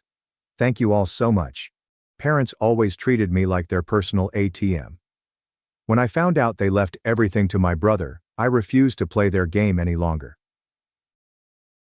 My name is Ralph, and any misgivings I had about my place in my family were eliminated the day I learned about the will. It wasn't even a dramatic sit-down in which my parents revealed the news. No, I found out purely by mistake, via sheer dumb luck. It happened a few months back while I was at their house, the same house I had been helping them pay for the past 5 years. The mortgage, the occasional shopping run, and even minor repairs around the house. I was the one who kept everything together, while my brother Eric did nothing. And when I say nothing, I actually mean nothing. No job, no obligations, just lying around, waiting for life to deliver him everything on a silver platter, which evidently my parents were only too pleased to do. That day, I was assisting my father with some paperwork because, as usual, neither of them could be bothered to figure out how to do things for themselves. He had requested me to scan some documents for him, mostly legal and financial, and I hadn't given it much thought until I noticed it. A folder labeled Estate Plan and Last Will and Testament, sitting right there in the stack. I don't usually snoop, but curiosity got the better of me. After all, I had been the one to ensure they had a roof over their heads. It wasn't out of the question to wonder how things were set up for the future, so I opened it and saw the words that made my stomach plummet. Everything, and I mean everything, was going to Eric. The house, their savings, and their property. There was no mention of me, except from some generic remarks about how much they loved both of their sons. Yeah, certainly, equally. That's why they made sure their golden child inherited everything, while the son who kept them afloat received no mention. I felt foolish. Here I was, bending over backwards for them, ensuring that their bills were paid on time and that they never had to worry about food, while they sat back and prepared for a future in which I received nothing. And Eric was not just sluggish, he was entitled. He never raised a finger to assist them, never donated $1, yet he had somehow persuaded them that he deserved everything. Maybe because he was the younger son, maybe because they always babied him, maybe because he knew how to manipulate them. Whatever the reason, they had made their decision. I sat there staring at the paper, my hand quivering with wrath and betrayal. How long did they plan this? Had they always planned for me to be their free financial safety net, offering nothing in return? Have they ever appreciated what I accomplished for them? I had no idea how long I had been sitting there, but my father eventually realized that I wasn't scanning anything. "Hey Ralph, what's taking so long?" he inquired, going back into the room. I didn't even bother hiding the will. I raised it up and looked him in the eyes. "So this is how it is," I explained, my voice unnervingly calm. "Everything to Eric, after everything I've done for you?" My father's face turned pale for a moment, then he sighed like if I were a small child throwing a tantrum. "Ralph, it's not what you think," he said. "Really?" I snapped. "Because it looks pretty damn clear to me. I've been paying your mortgage, helping with groceries, fixing the house up while Eric does nothing, and you still decided he's the only one who matters?" Dad seemed uncomfortable, but instead of explaining himself, he simply said, "It's complicated."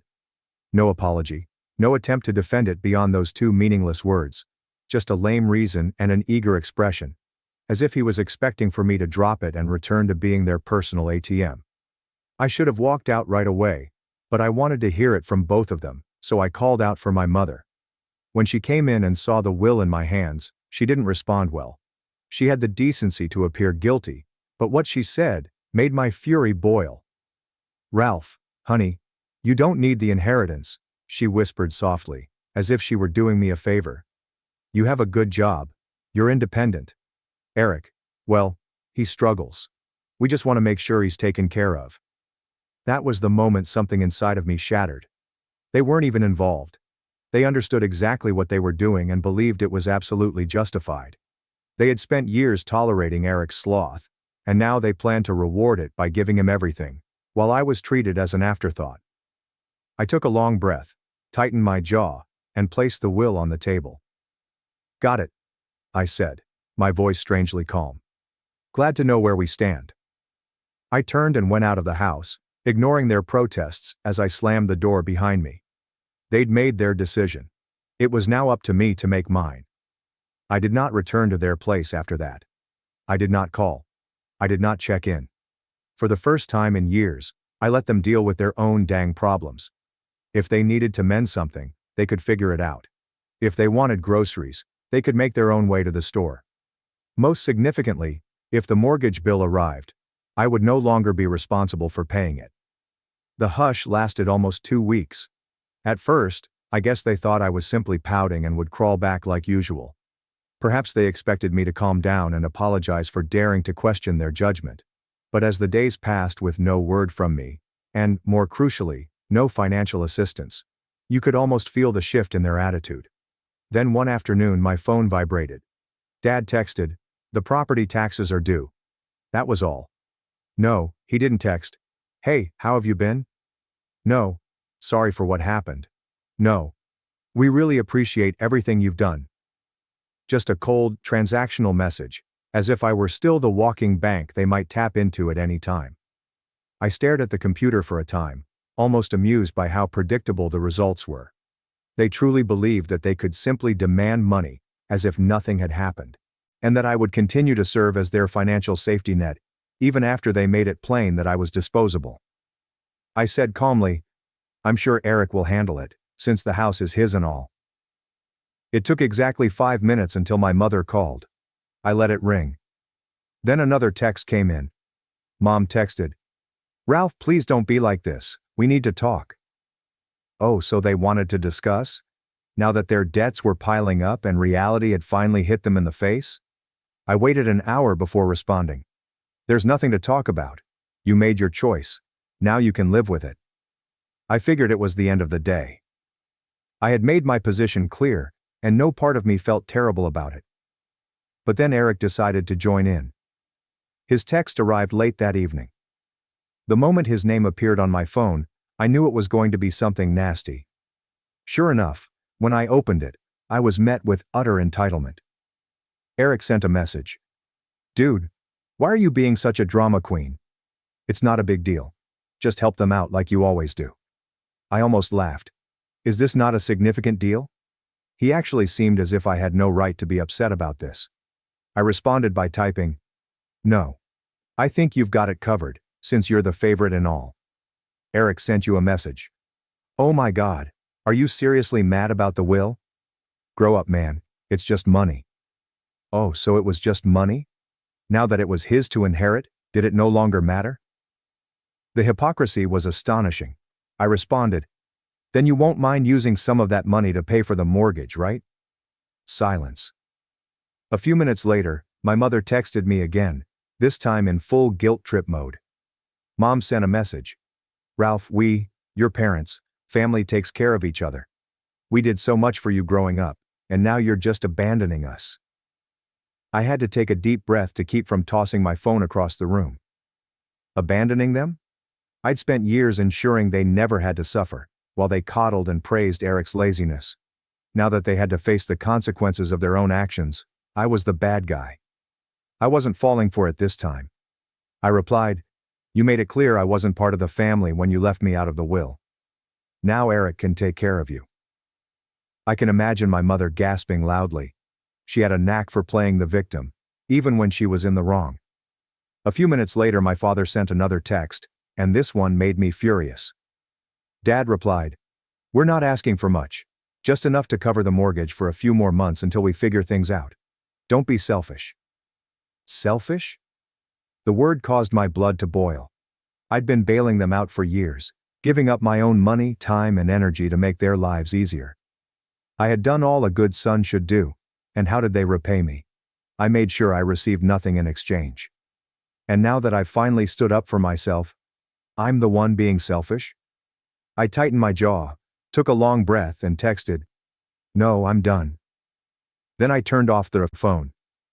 They had made their decision and were now going to live with it. The stillness lasted one day. I knew my parents would not give up so quickly, but I wasn't prepared for what happened next. The next morning I received a notification on my phone. A bank transfer request. I grimaced as I unlocked my phone to check. It was from my mother. She had genuinely sent me a request for money, as if I were an ATM. The amount is $3,500. I looked at it in surprise, partially chuckling at the arrogance. There was no note or explanation, just a cold, blatant demand for the precise amount required to cover their delinquent mortgage. They weren't even asking anymore. They assumed I'd give in. I declined without hesitation.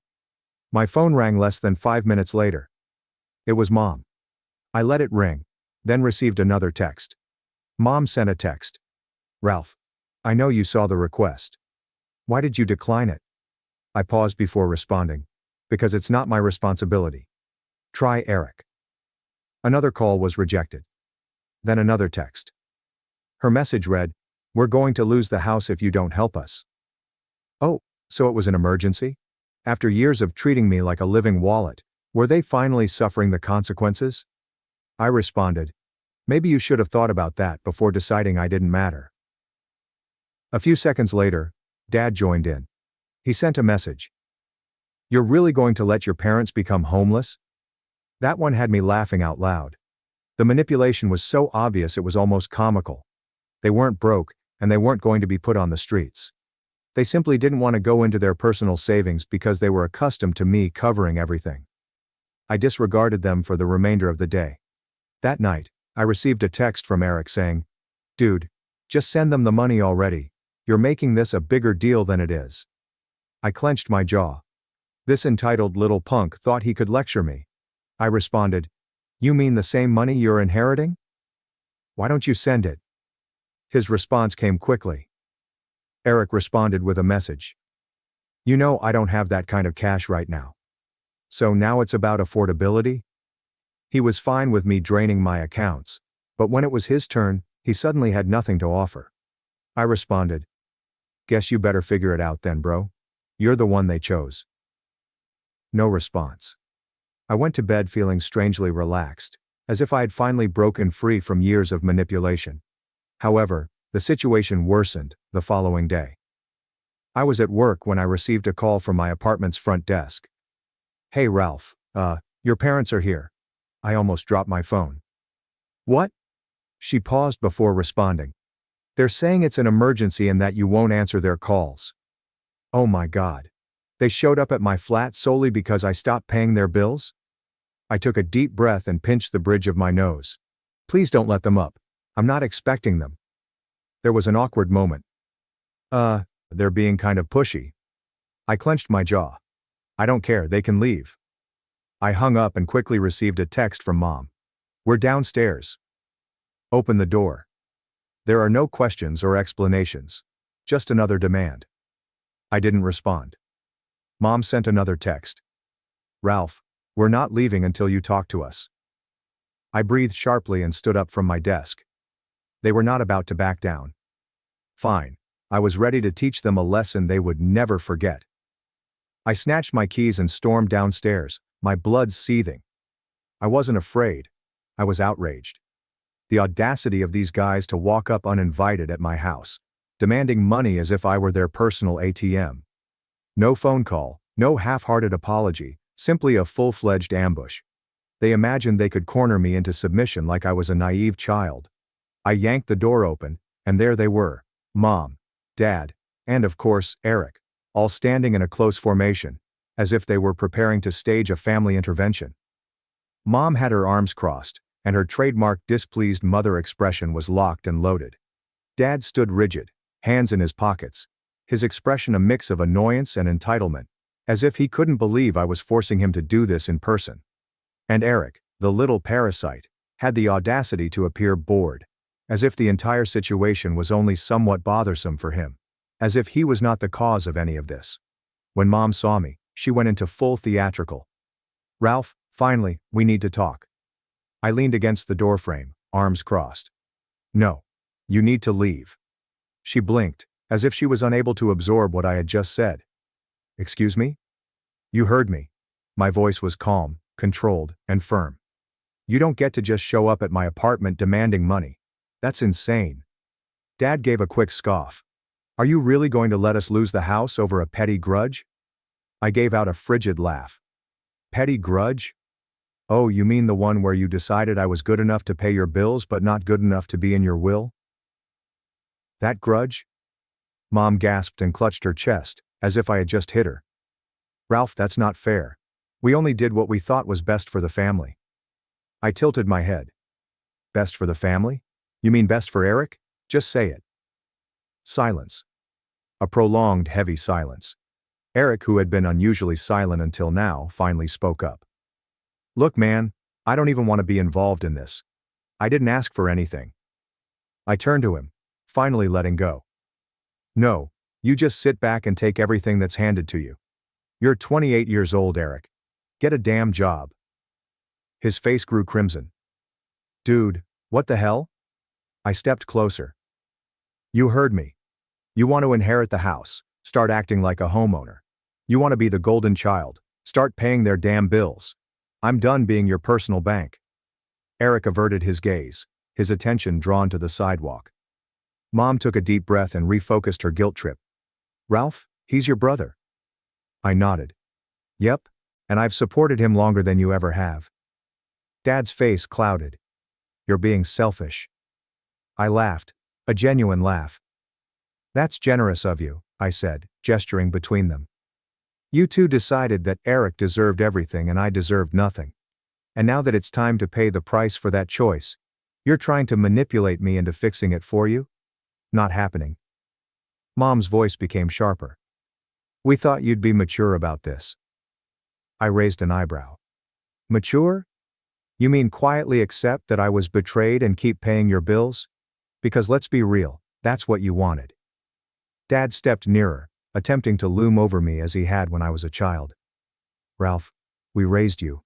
We fed you, clothed you, gave you everything. The least you can do is help us now." I looked him dead in the eyes. "I already did for years, and you repaid me by cutting me out." Mom's lips twitched. "We thought you'd understand." I exhaled and shook my head. "Oh, I understand perfectly. I understand that I was never family to you, just a paycheck." Once again, there is silence. An oppressive and unmistakable silence. I turned to see Eric, who was still trying to be invisible. "And you, what's your excuse?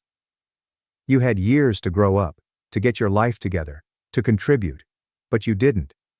Because you knew they'd take care of you. And when they're gone, you just expected me to step in, huh?" Eric eventually snapped. "What do you want me to say, man? I didn't ask for this." I nodded slowly. "Right. You didn't ask.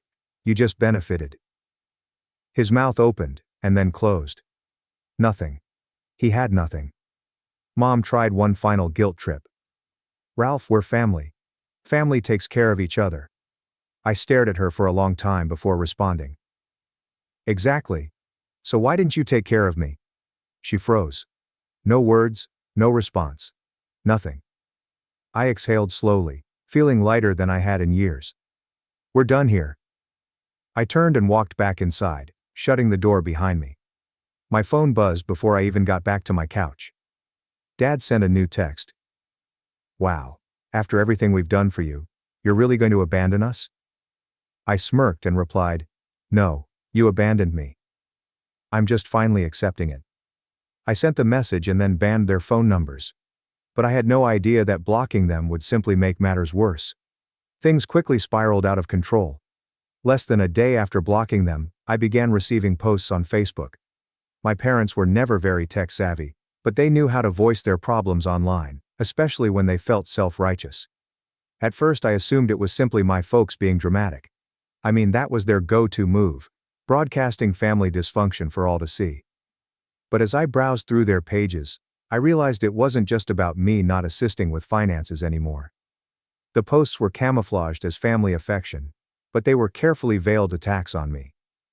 Mom had written about how she did not raise her son to be so selfish, and how a true family assists one another no matter what. A handful of her acquaintances said I was a letdown and out of touch with what actually mattered. Then Dad chimed in with his own post. So-called family should never turn their back on you when you need them the most. We gave everything to our children, and this is how we're repaid? My son, who should be helping us in our golden years, has chosen to abandon us.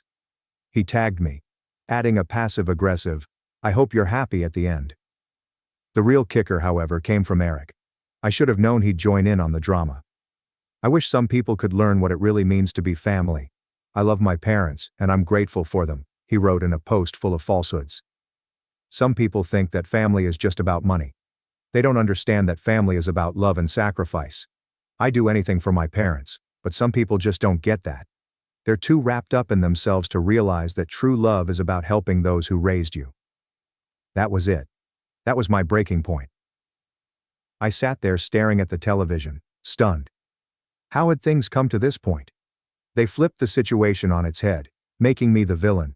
The selfish son who refused to support his sacrificed parents. The son who did not appreciate all the love they had shown me over the years. How could they? I'd always been the one who worked hard, contributed, and never complained. I had to accept that they had somehow convinced themselves that they were right, and now they were telling everyone that I was the problem. I didn't want to react immediately. I took a step back, collected my thoughts, and waited several hours. I wanted to make sure I wasn't just reacting out of anger, but the more I thought about it, the more I decided I couldn't let them get away with it. If they were going to drag my name through the mud, I was going to correct the record. So I grabbed out my phone and began typing. I created my own Facebook account, which I reserved for close friends and true family, and posted a lengthy update. I was not interested in playing their game. I did not want to get mired down in petty back and forths. I wanted to tell the truth. This is what I wrote. I've been quiet for a couple of days, but I can't stay quiet any longer. My family has been sharing a lot of things online about me that are simply not true. They've portrayed me as the villain, the selfish one who refuses to help my parents in their time of need. I'm here to set the record straight. I've always helped my family. From the moment I could get a job, I've been the one helping with bills, paying for groceries, and supporting them in every way. Over the years, I've watched my parents favor Eric, giving him everything: the house, the money, the attention, while I was expected to just keep giving without ever being considered equal. I'm sure some of you might be reading this and thinking, well, that's just how family works. But here's the truth. Family should be a two-way street. When I found out that my parents left everything to Eric in their will, I realized how one-sided this entire relationship had been. For years, I've funded their lifestyle by paying for vacations, bills, and even house taxes. And for what? To be treated as a backup plan? I'm done. I'm not just a wallet from which they can draw money whenever they need it. I'm a human being, and I deserve respect. I've earned the right to be treated as if I matter, not just when they need something from me. It's time for Eric to grow up. He's 28 years old, has never worked a day in his life, and has never accepted responsibility for anything. It's no surprise that my parents favor him, but he's had plenty of time to get his life in order, and now it's time for him to stand on his own 2 feet. To everyone who has been following this drama and supporting my parents, please understand that there are always 2 sides to every story. Yes, family is important, but it's also about mutual respect. I've given enough for a lifetime, and I'm not apologizing for taking a step back. This is not me turning my back on my family. It's me finally choosing myself. And to my parents, I wish you the best. But I'm done being your doormat. I hit the post, and I instantly felt relieved. For the first time in my life, I was telling the world the truth about my family, how they had taken advantage of me for years, and had always expected me to be the one to save them without ever considering what I needed. I wasn't going to let their story dominate my life anymore. The reactions were swift. Some people I hadn't spoken with in years came forward to offer their support. A number of my cousins, parents' friends, and even distant relatives liked the post and messaged me privately, apologizing for what I had gone through. It was so liberating to finally get the truth out there and not be subjected to guilt trips and manipulative conduct. Then followed the backlash. My parents and Eric went crazy. Eric sent me a message. "You're a traitor. You really had to air all our business out like this? You have no respect for family." Dad called me and literally yelled into the phone, "You've ruined everything, Ralph. You'll regret this. You'll regret cutting us off. You'll regret turning your back on your own family." But I did not regret it. Not for 1 second. I blocked them all. I was finished. And for the first time in my life I felt free. Free of the toxic grasp they had on me for so long. As the days passed, I felt a weight lift off my shoulders. I had had enough of being treated as less than. I was tired of always having to solve everyone else's problems. And now I have the freedom to live my life on my own terms. So, no. I do not feel horrible about cutting them off. I deserved better. I still do. And from now on, I'm choosing to surround myself with people who value me for who I am, rather than what I can provide them. It's time for me to move on for good. At Thanksgiving, my sister told me I was no longer family, but she didn't know that I'd been keeping records of every penny I gave them. At Thanksgiving dinner, my sister stood up and said, "We voted, and you are no longer family." Everyone rejoiced. I laughed quietly and added, "Then I guess you won't need this." I set a folder on the table. The moment she opened it, she screamed. "Before we carve the turkey," Tiffany began, standing from her chair with that smug, practiced smile, "there's something we need to say." Everyone became silent. Forks stopped in mid-air. My stomach constricted. I recognized that tone. It was the same one Mom used to ground me at 14, for a party I didn't even attend. "We had a family vote," she explained, looking around at everyone like a pageant queen about to be crowned. "And we've decided you're no longer family." There was silence, followed by cheers. My cousin Laura applauded as if she were at a concert. Uncle Dylan raised his wine glass in toast. Even my own mother chuckled, saying, "Well, someone had to say it." I sat there paralyzed, staring at the plate. The stuffing had cooled, but my blood was boiling. My father didn't even look at me. He simply sipped his beer and murmured, "It's probably for the best." "Wow," I murmured, carefully pushing back my chair. "You guys rehearsed this," Tiffany said, her smile widening. "You've been toxic for years. We're just finally done pretending. You're not family," my mother added, reaching for the cranberry sauce as if we were talking about the weather. "It's unanimous." I looked around. Nobody spoke up, not one person. "Good," I replied gently. Then I reached into my backpack. "I expected this to happen," I explained, drawing out a big folder and carefully setting it in the center of the table. The sound it made, clunk, broke through the laughing. Tiffany blinked. "What is that?" I inquired, leaning back in my chair and folding my arms. "Why don't you find out?" She grabbed it and ripped it open. Her mouth was already twisted into that snarky little sneer she always had when she believed she was winning. She turned the first page and stopped smiling. Her face became pallid. Her gaze scanned the next page and the next. Then she screamed, as in a blood-curdling horror movie scream. Her chair smashed behind her, and she jumped upright, slamming the folder close as if it had burned her hands. "You monster," she exclaimed. "You messed up, twisted weirdo." Gasps resonated throughout the table. Joel, her husband, grabbed the folder and opened it. Then, his mouth fell. He looked at me. "Is this?" I nodded briefly. "It's all real," I said. Every word, receipt, and screenshot. The table went silent. You could hear a fork clink in the kitchen. My mother's mouth opened and closed, like a fish struggling for oxygen. "You were so sure I wouldn't fight back," I murmured, carefully getting up. "I was sure I'd be the quiet one, the doormat, the cash cow. But guess what?" I leaned forward and stared Tiffany dead in the eye. "Your little show, it's over.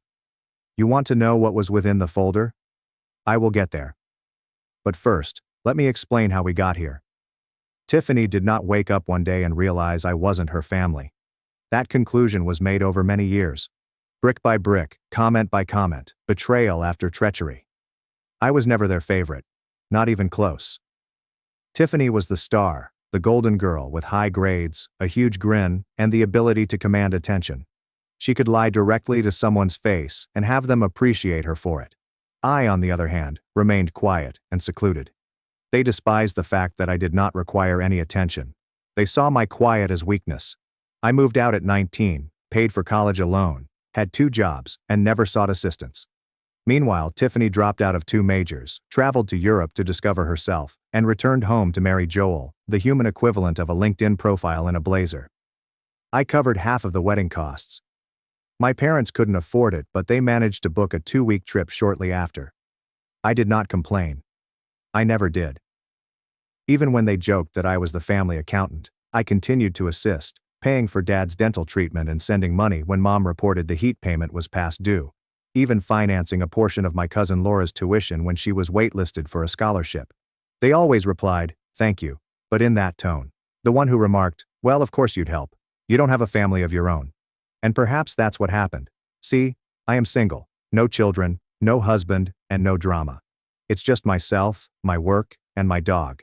And in their minds, that meant I had nothing better to do than subsidize their disasters. Tiffany treated me like I was her own failsafe. When Joel lost his job, she contacted me first. Just a small loan. When her car broke down, "You make 6 figures. What's 2 grand?" When her child required therapy and insurance wouldn't pay for it. Yeah. Guess who she called? I was always helpful. Always. Because I convinced myself it was family. But assistance turned into obligation, then expectation, and finally demand. It began with little backhanded jokes over dinner. "Oh, you brought wine. Must be nice to afford good wine. Of course, you're early. You have no kids to worry about. I wish I could work late every night and avoid my husband too." Eventually it became worse. "You're so cold. Maybe that's why you're still alone. You don't understand real stress. You don't have a real life. You're just bitter that no one needs you." Except they needed me regularly, financially, quietly, and behind closed doors. Then came the text. "Tiffany, hey, can you co-sign for a small business loan? Joel and I want to start a wellness cafe." Yup. Number Tiffany? Wow, really? Then there was stillness. That was 3 months ago. Since then I've received the cold shoulder. Mom stopped phoning. Dad sent 1-word responses. Nobody invited me to the last family meal. Tiffany blocked me on social media after sharing a story on avoiding toxic individuals. But I didn't sulk. Instead, I began pulling physical receipts. I preserve records of financial transfers, emails, screenshots, and dates. I am not stupid. And in the last 5 years alone, I've sent more than $78,000 to various family members. $78,000. $8,000 for Joel's rehabilitation, $2,300 for Tiffany's emergency dental work, which turned out to be elective veneers, $1,500 for my father's back surgery, $12,000 for my mother's credit card debt, $6,000 for Laura's college move-in expenses, and $4,500 for a family emergency that turned out to be a trip to Cabo. And none of them offered to pay me back. They simply took, and when I stopped providing, they concluded I was the problem. So, I created the folder. Every transfer confirmation, every email and text request for money, screenshots of Tiffany calling me manipulative to her friend because I declined the loan, a timeline of every major payment I made in the last 5 years, and, to top it off, copies of Facebook and Instagram posts mocking me. I have screenshots of Tiffany calling me a cash cow with no spine and a private comment thread that she was unaware I had access to. So, indeed, that is what she saw when she opened the folder. That's what made her scream. Tiffany hadn't simply been exposed. She was taken apart, fact by fact, line by line, page by page. Meanwhile, the rest of the family discovered what they had done. My mother looked like she was about to faint.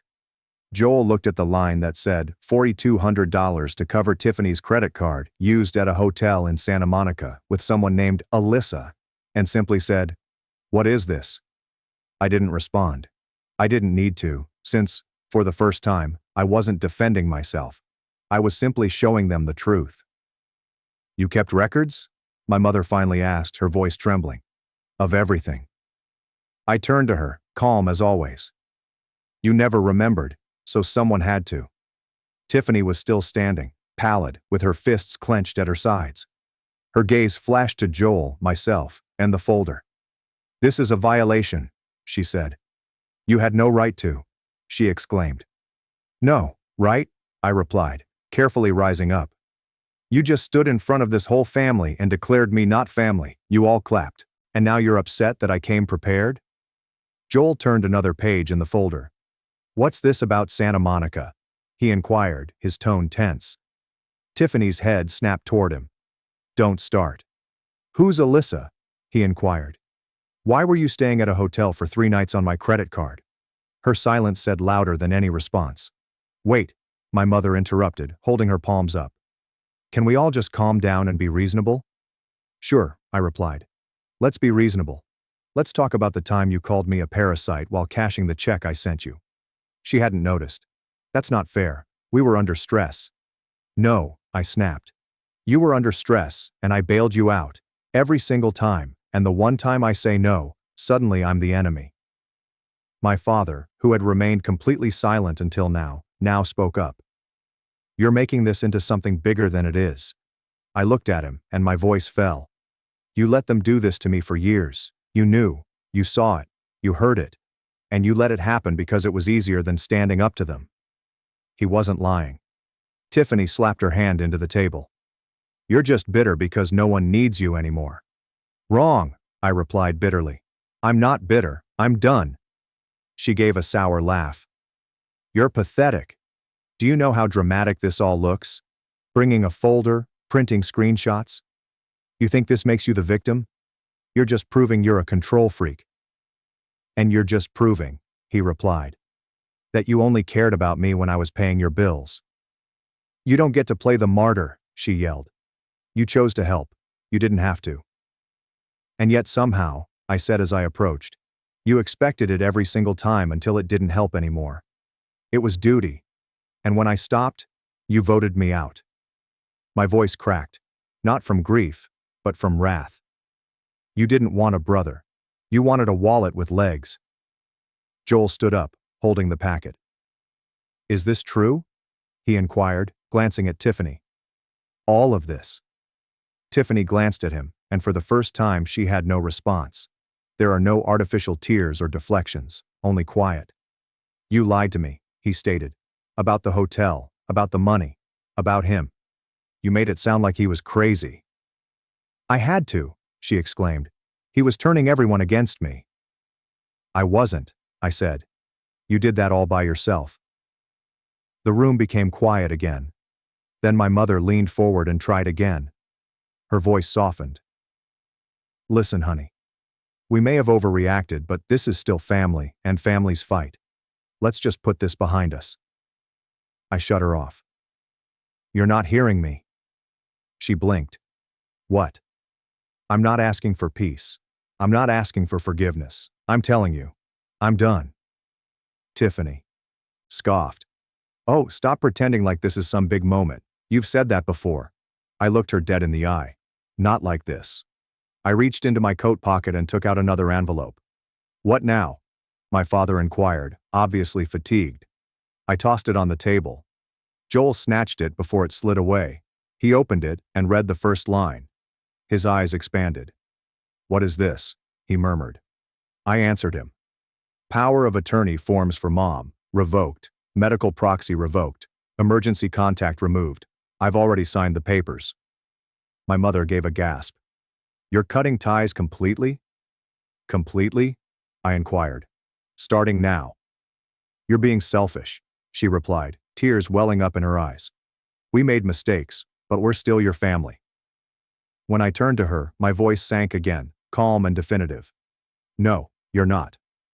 I grabbed my coat, gave them one final glance and walked out the door, leaving them astonished and dumbfounded in the midst of Thanksgiving dinner, surrounded by cold food and awful truths.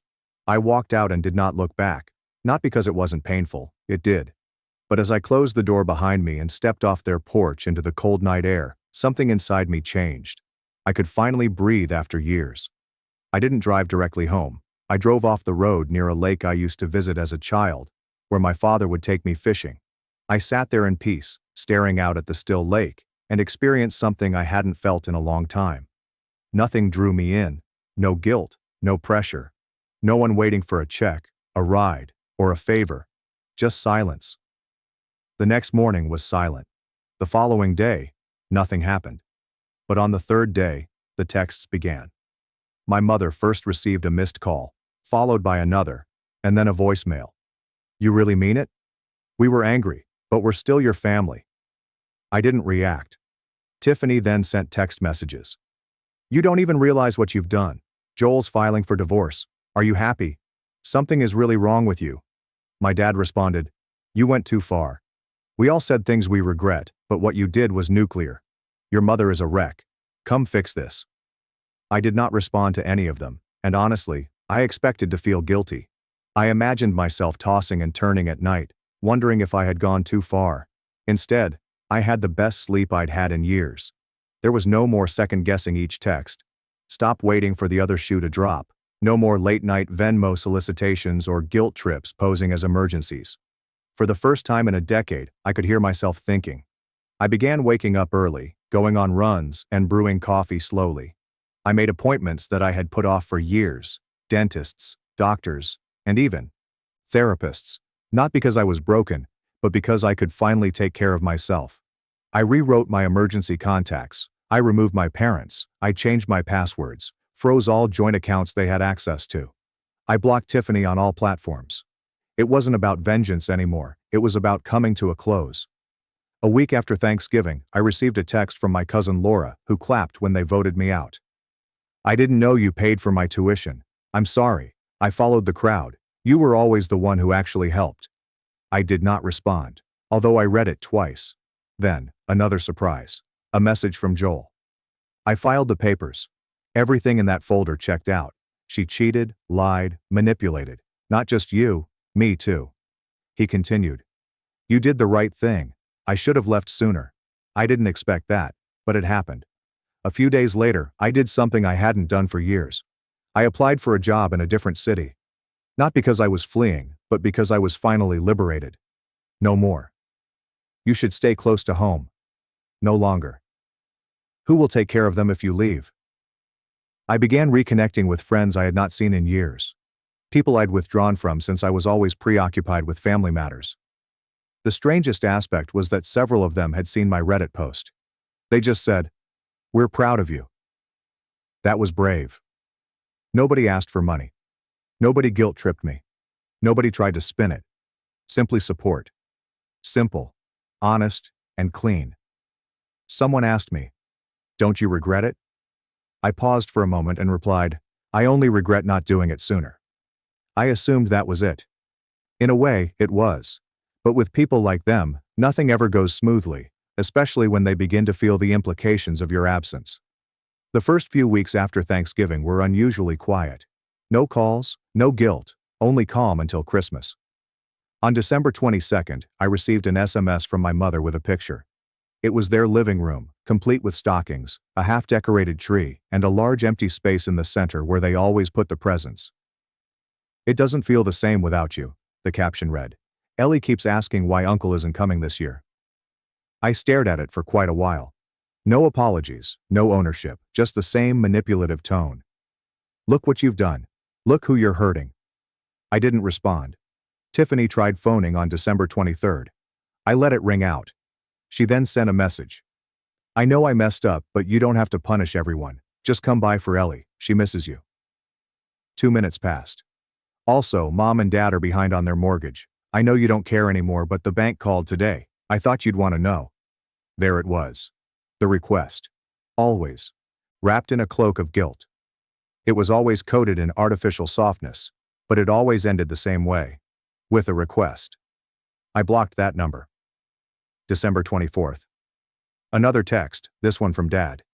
"You made your point. We get it. But enough is enough. We need help. We're still your blood." That night, I sat alone by the fireplace, drinking a glass of wine. I gazed around my tiny apartment. There was no tree or noise, just me and the solitude that they said would ruin me. And for the first time in my life, I felt grateful for the silence. But it did not end there. In January, I received a phone call from an unfamiliar number. I took it up out of habit. "Is this Daniel?" A man's voice inquired. Yes? Who's calling? My name is Mark, he answered. I'm calling on behalf of your father. He mentioned you're the primary executive of the family trust. I froze. I removed the job 2 months ago, I responded.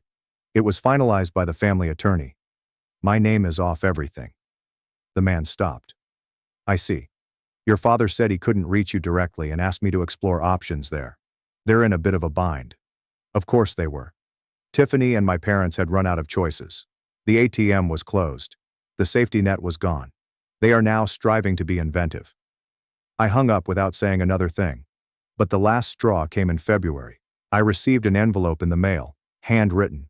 There was no return address, but I immediately recognized my mother's handwriting. Inside was a 3-page letter.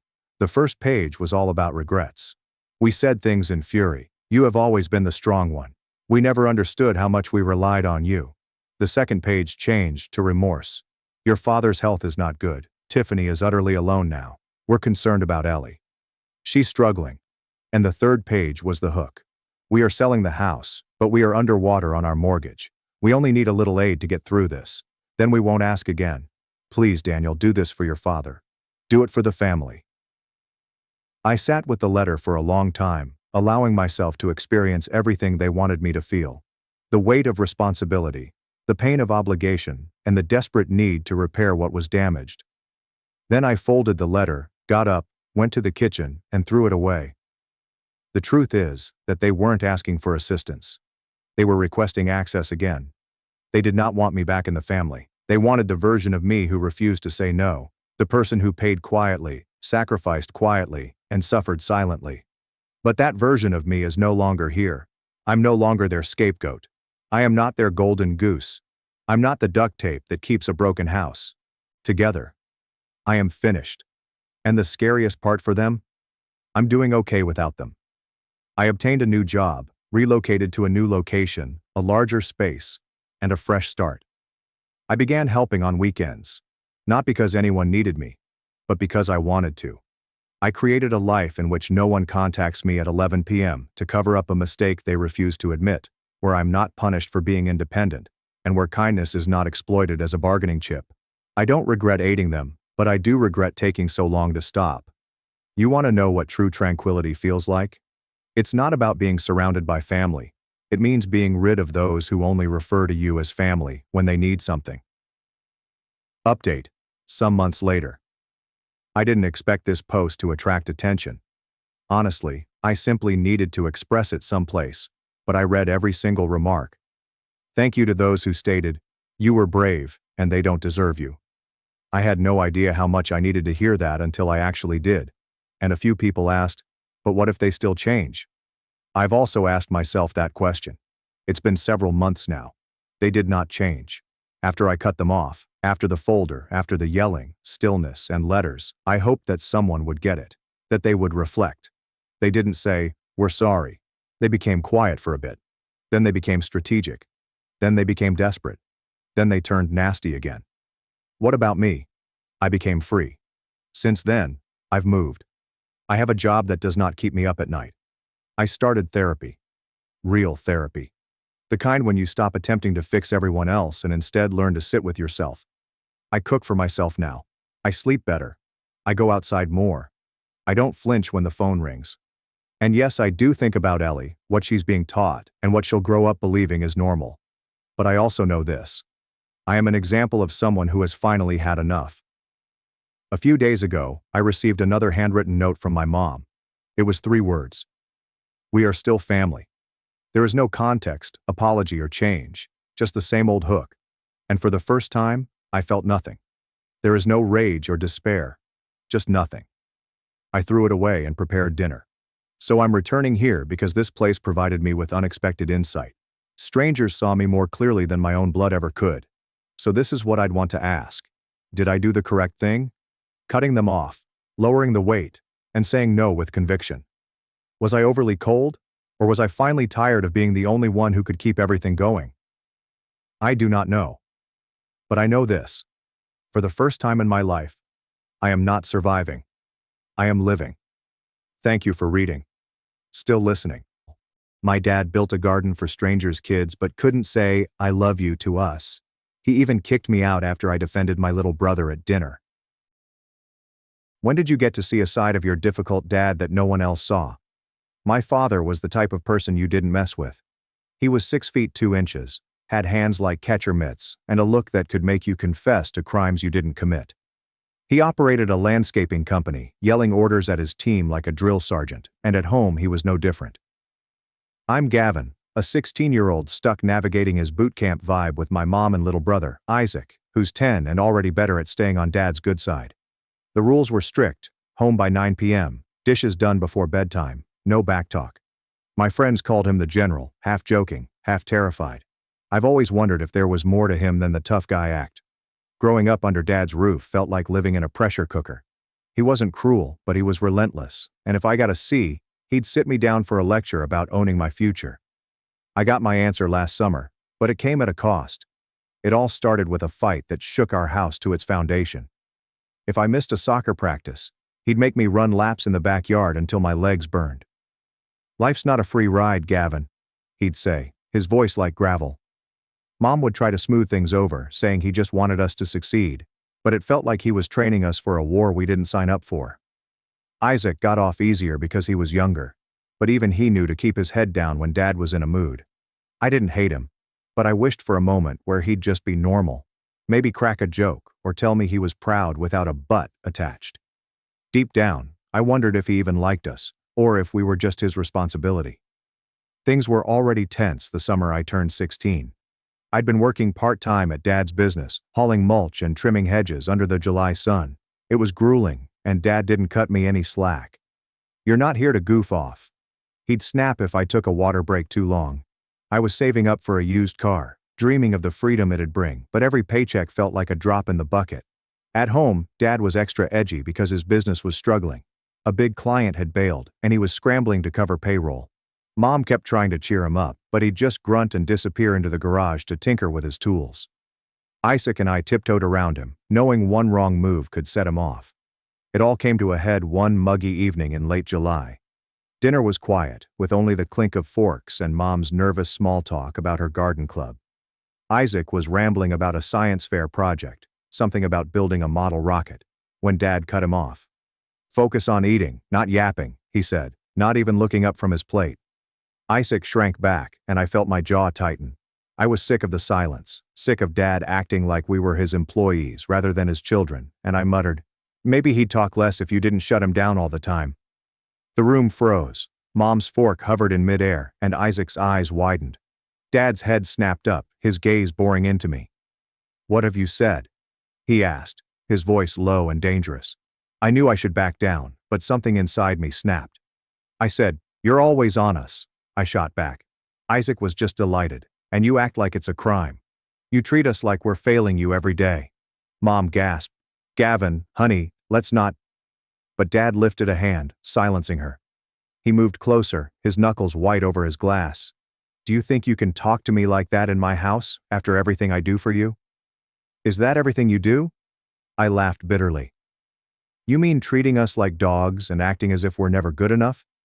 I'm working hard for your company, but all I receive is criticism." My voice was quivering now, and I could feel Isaac staring, but I couldn't stop. Dad stood up, towering over the table, and said, "You're out of line, Gavin. You don't know what it takes to keep this family afloat."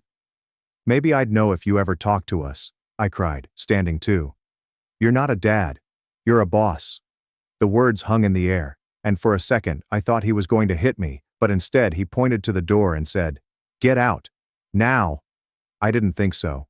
I grabbed my sneakers and rushed out, slamming the front door so hard that the windows rattled. The night air was heavy, crickets singing as if nothing had occurred. I marched down our street, my pulse hammering, repeating the battle. Part of me felt liberated, as if I'd finally shouted what I'd been keeping hidden for years, but another part of me was terrified. What if Dad never allowed me back in? What if I burned down my entire family? I ended up at a park a few blocks away, sitting on a bench beside an empty baseball field. My phone buzzed. Mom texted Gavin, "Please come home." He didn't mean it. I didn't respond because I wasn't prepared to face him. I sat there for hours, watching the stars come out, trying to figure out why Dad was so hard on us. I remembered stories Mom told me about his childhood, how his own father walked out when he was a kid, leaving his mother to raise 3 boys alone. Dad had to work young, dropping out of high school to help pay bills, which could explain why he pushed us so hard, but it didn't excuse him from treating us as if we were never enough. Around midnight, I heard footsteps crunching on the gravel path. My gut wrenched, expecting a cop to urge me to move ahead, but it was Dad. His work jacket slung over his shoulder, looking tired, not angry, just worn out. He didn't say anything at first, just sat on the bench a few feet away. I braced myself for a lecture, but he just stared at the field, his hands clasped between his knees. Finally, he spoke, his voice softer than I'd ever heard it. "You know, I used to play ball out here. Shortstop.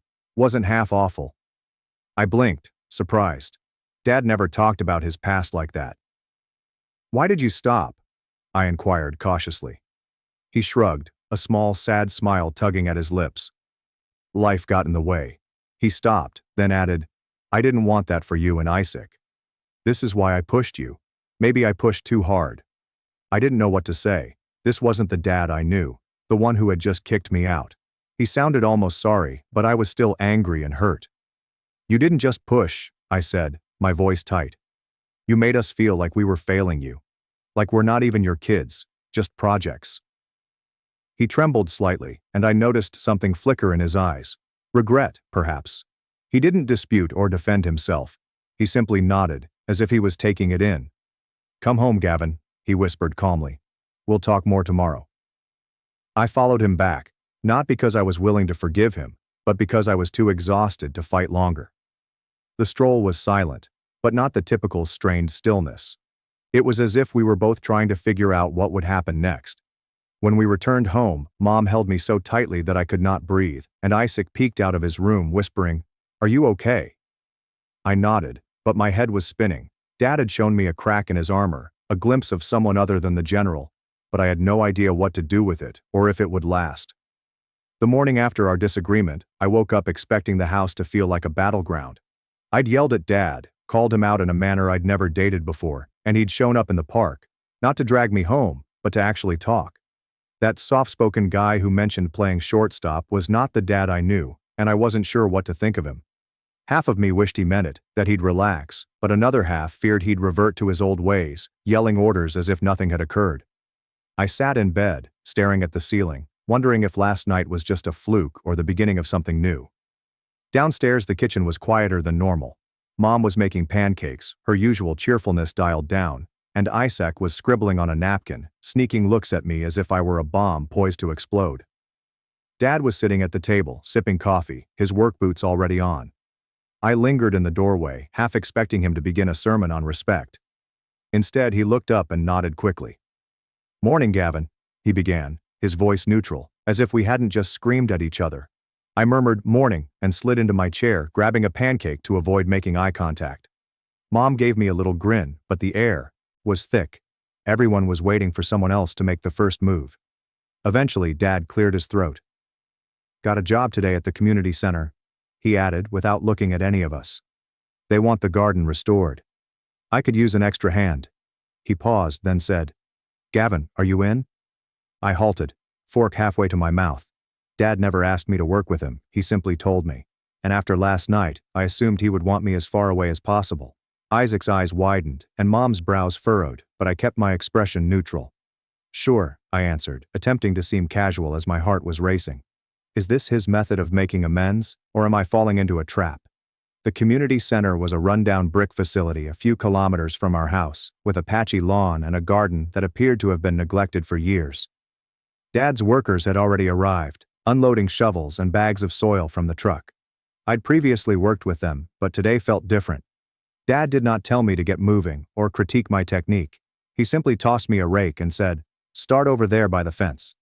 I nodded, waiting for the catch, but he turned away to speak with his foreman, Pete, about drainage plans. I started to work raking dead leaves and uprooting weeds, my mind racing. Was this his form of a peace offering, or was he simply too tired to fight? As the morning progressed, I kept stealing looks at Dad. He was in his element, directing the crew with that strong tone. But he wasn't as severe as usual. He even laughed once when Pete tripped over a hose, a quiet chuckle that I barely recognized. Around noon, Miss Rivera, the community center's after-school program director, appeared. She was short with a no-nonsense demeanor, yet her smile was warm. "This is looking amazing, Tom," she told her father. "The kids are going to love it." Dad shrugged, wiping sweat from his brow. "Just doing our job," he replied. But I noticed a glimmer of pride in his eyes. Miss Rivera turned to face me, her smile expanding. "You must be Gavin. Your father believes you are a hard worker." I almost dropped my rake. "Did Dad say that about me?" I whispered a thank you, my face flaming, and looked at him. But he was busy arranging a wheelbarrow and pretended not to hear. Miss Rivera continued to speak, describing how the garden would provide a safe environment for the children to plant vegetables and learn about nature. "Means a lot to have volunteers like you," she told me. And I realized she assumed I was here by choice, not because Dad dragged me along. I didn't correct her, but the thought of Dad bragging about me to someone else, no less, lingered with me. We had lunch on the tailgate of Dad's vehicle. The crew was joking around, but Dad remained silent, eating his sandwich and looking at the half-finished garden. I sat next to him, picking at my chips and trying to muster the bravery to say something. Finally, I went for it. "This place is kind of cool," I added, keeping things light. "Better than hauling mulch for rich people's lawns." He snorted, a sound that could have been a laugh. "Yeah, well, this one's pro bono," the lawyer replied. "Ria's been after me for months and said the kids deserve something nice." I raised an eyebrow. "Dad, are you doing any free work?" That was new. "Why did you say yes?" I inquired, genuinely curious. He did not respond right away. He took a gulp of water and replied, "I grew up around here. Some days, I had nothing but this core. Kept me out of trouble." His voice was low, like if he was communicating something private. I waited, hoping he would continue, and he did, after a brief pause.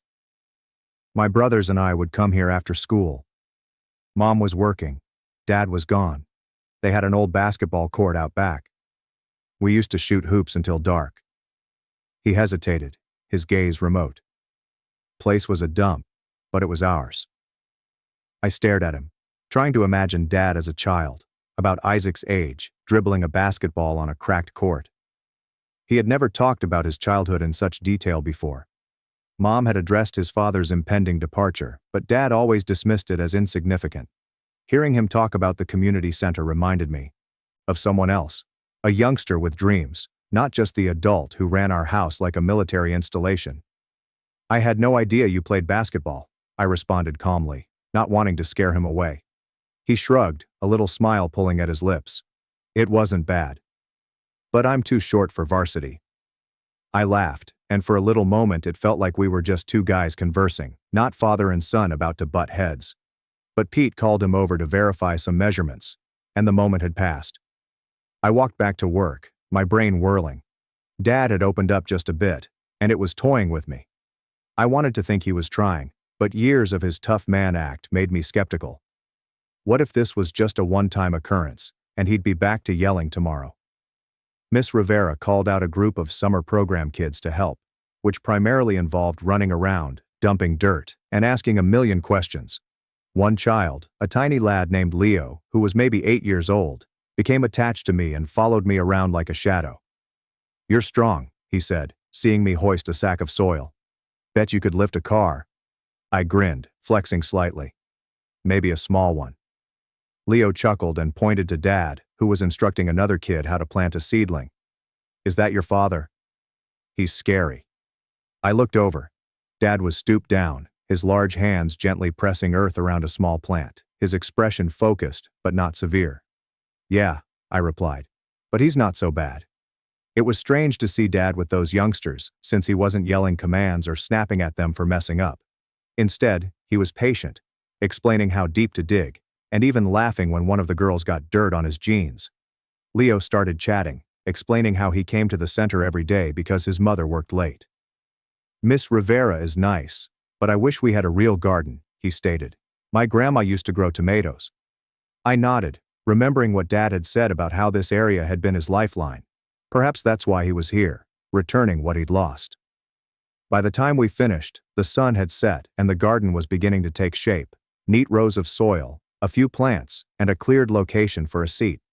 Miss Rivera thanked us, her eyes beaming as if we'd given her the moon. Dad merely nodded, but I could see he was delighted. On the drive home, I expected him to say something about last night, to clear the air. But he didn't. Instead, he turned on the radio, played some old rock song I didn't recognize, and tapped his fingers on the steering wheel. It was the most calm I'd seen him in months. When we arrived into the driveway, Mom was waiting on the porch, and Isaac was kicking a soccer ball nearby. "How did it go?" she inquired, her tone cautious, as if she were testing the waters. "Fine," Dad responded, looking at me. "Gavin did good." My jaw nearly struck the ground. A compliment from Dad without a "but" attached. Mom smiled and Isaac ran over, asking if I spotted any cool tools. I patted his hair, still processing. Dad went inside, but he turned around first. "We're going back there tomorrow," he remarked. "Are you coming?" It wasn't a directive, more of an inquiry. I responded, "Yeah, I'm in." That night I lay in bed, replaying the day. Dad at the community center, talking about his upbringing, laughing with those kids. It was like meeting a stranger who wore my father's face, but I wasn't naive. One day didn't erase years of his being hard on us, of making me feel like I was never enough. Still, something had shifted, like a door cracking open. I wasn't sure if he'd keep it open, or if I'd have the courage to go through. All I knew was that for the first time, I wanted to try. The next several days at the community center felt like entering into a parallel planet. Dad was still harsh, dedicated, and ready to call out anyone who was slacking. But there was this undercurrent, something softer, that I couldn't quite pinpoint. After our disagreement and that night at the park, I noticed a gap in his armor, and working with him on the garden project was enlarging it. He wasn't suddenly all warm and cuddly, but he was different. Less like the general, and more like a guy attempting to meet me halfway. I kept waiting for the other shoe to drop, for him to revert to his old ways. But each day at the center eroded my misgivings, and I began to see glimpses of a man I'd never met. We were at the center every morning that week, transforming the garden bit by bit. The crew hauled in new soil, laid down gravel paths, and built raised beds for vegetables, and I was on seedling duty, planting tomatoes and peppers under Miss Rivera's watchful eye. The kids from the summer program were always present, making it chaotic but kind of fun. Leo, the 8-year-old who had called Dad scary, was my unofficial companion, talking about superheroes and his grandmother's food. "Do you think these tomatoes will be as good as hers?" he inquired one day, probing at the ground. "Better?" I remarked, chuckling. "We're pros." He laughed, and I noticed Dad observing us from across the garden with a slight nod of approval on his face. That nod lingered with me. Dad didn't give out much praise, and when he did, it was typically in a backhanded way, like, "Not bad, but you could have done it faster." But lately, he has been different. The day before, when I found out how to repair a weak trellis without being asked, he clapped me on the shoulder and remarked, "Good thinking, Gavin. No lecture, no criticism, just a compliment." It was modest, but it hit me hard. I'd spent years wanting his approval, and now that it was arriving without ties, I didn't know how to handle it. Part of me wanted to embrace it, but another part was afraid it wouldn't last. The center was not only changing my perception of Dad, it was also revealing a side of him that the crew was unaware of. Miss Rivera pulled him away one afternoon to discuss putting a tiny fountain, something about it being calming for the kids, and I was nearby, stacking mulch bags, close enough to overhear. "You're doing more than we ever expected, Tom," she told me. "This place hasn't looked this good since I was a kid." Dad shrugged, his normal response, but this time his voice was subdued. "Just glad it's helping," he remarked. Miss Rivera grinned. "Is this personal for you?" Dad hesitated and answered, "Yeah, I like this place a lot." I paused, my hands locked on the mulch bag. He'd hinted at his connection to the center before, but hearing him admit it to someone else felt different, as if he was telling her a secret. I wanted to ask him more, but the time passed, and he returned to managing the team, yet his comments lingered. That evening, while driving home, I took a chance. "You said you owe the center," I began, my gaze fixed on the dashboard. "What do you mean?" He tightened his hold on the steering wheel, and I thought he was going to shut me down, but then he let out a long, heavy sigh. "When I was a kid, things were difficult," he added. "My mother worked 2 jobs. My brothers and I spent a significant amount of time alone. This place, when it was just a rec room and a busted court, provided us with somewhere to go and kept us from going wild. He looked at me with softer eyes than usual. Back then, Miss Rivera was one of the counselors. She wouldn't let me quit. I blinked, trying to imagine my tough-as-nails father as a scrappy boy who needed someone like Miss Rivera to keep him in line. It was difficult for me to comprehend. "You never told us that," I said quietly. He snorted half a laugh. "Not exactly a bedtime story, Gavin." But he didn't seem angry, just tired, as if he was carrying that memory more than he let on. I wanted to press, to find out what else he'd kept hidden from us. But something told me to let it go for now. Back at home, things were still a little strange.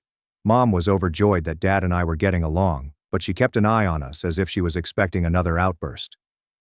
Isaac was his typical self, jumping between homework and pestering me to play video games, but he noticed the change.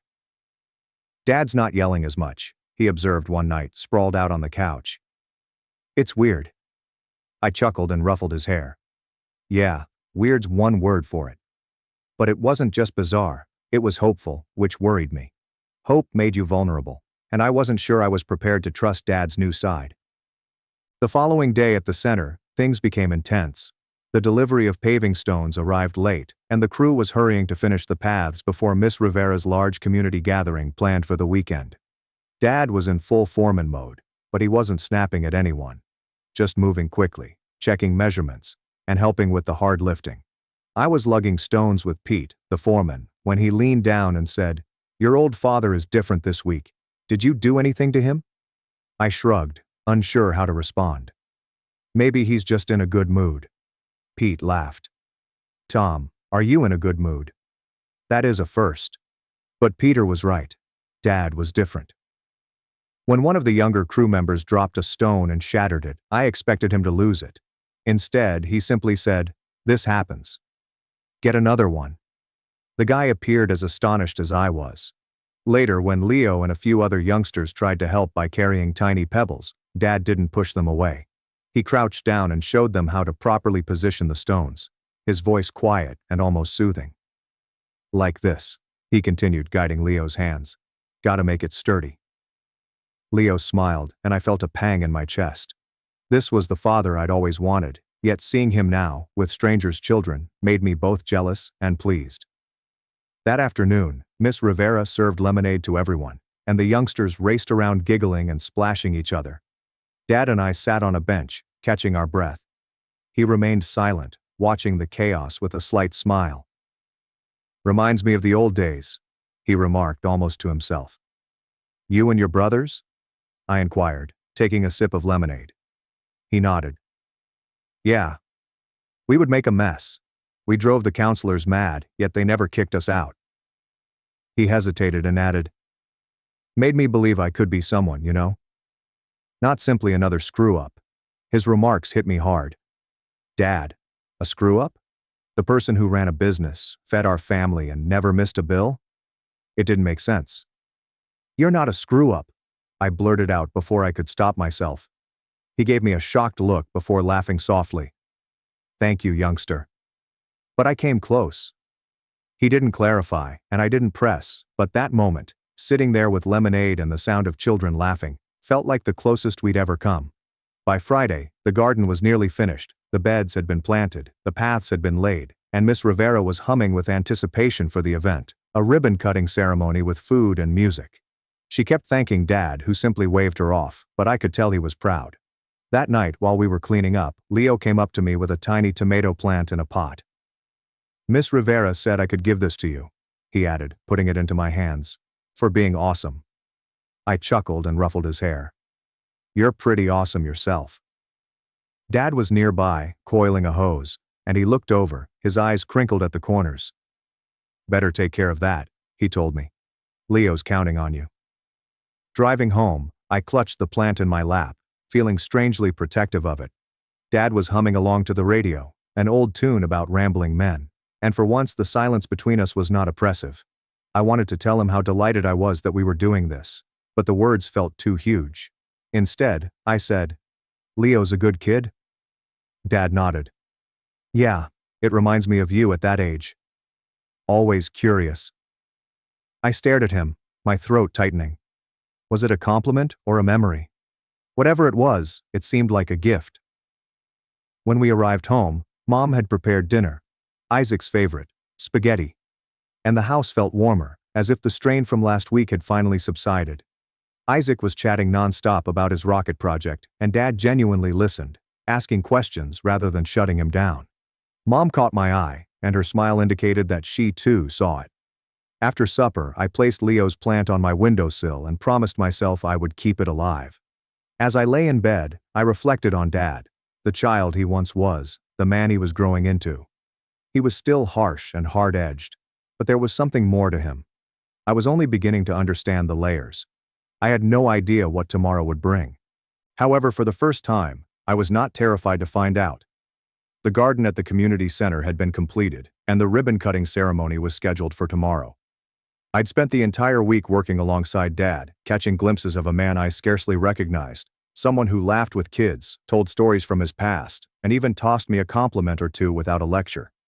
It was as if the battle we'd had, the one that sent me storming out to the park, had sparked something inside him. But I was not naive.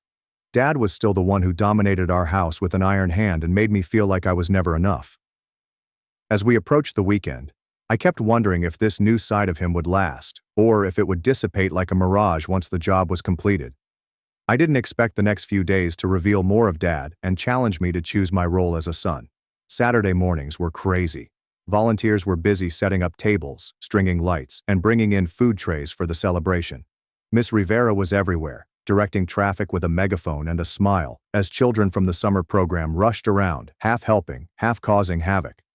Dad's crew was there, finishing up the garden by smoothing gravel walks, watering seedlings, and assembling a wooden bench as a surprise. I was tasked with putting up signs pointing to the new garden, my hands sticky with tape and sweat. Every time I looked at Dad, he was in motion, either carrying equipment or chatting to Miss Rivera, his face attentive but not tense.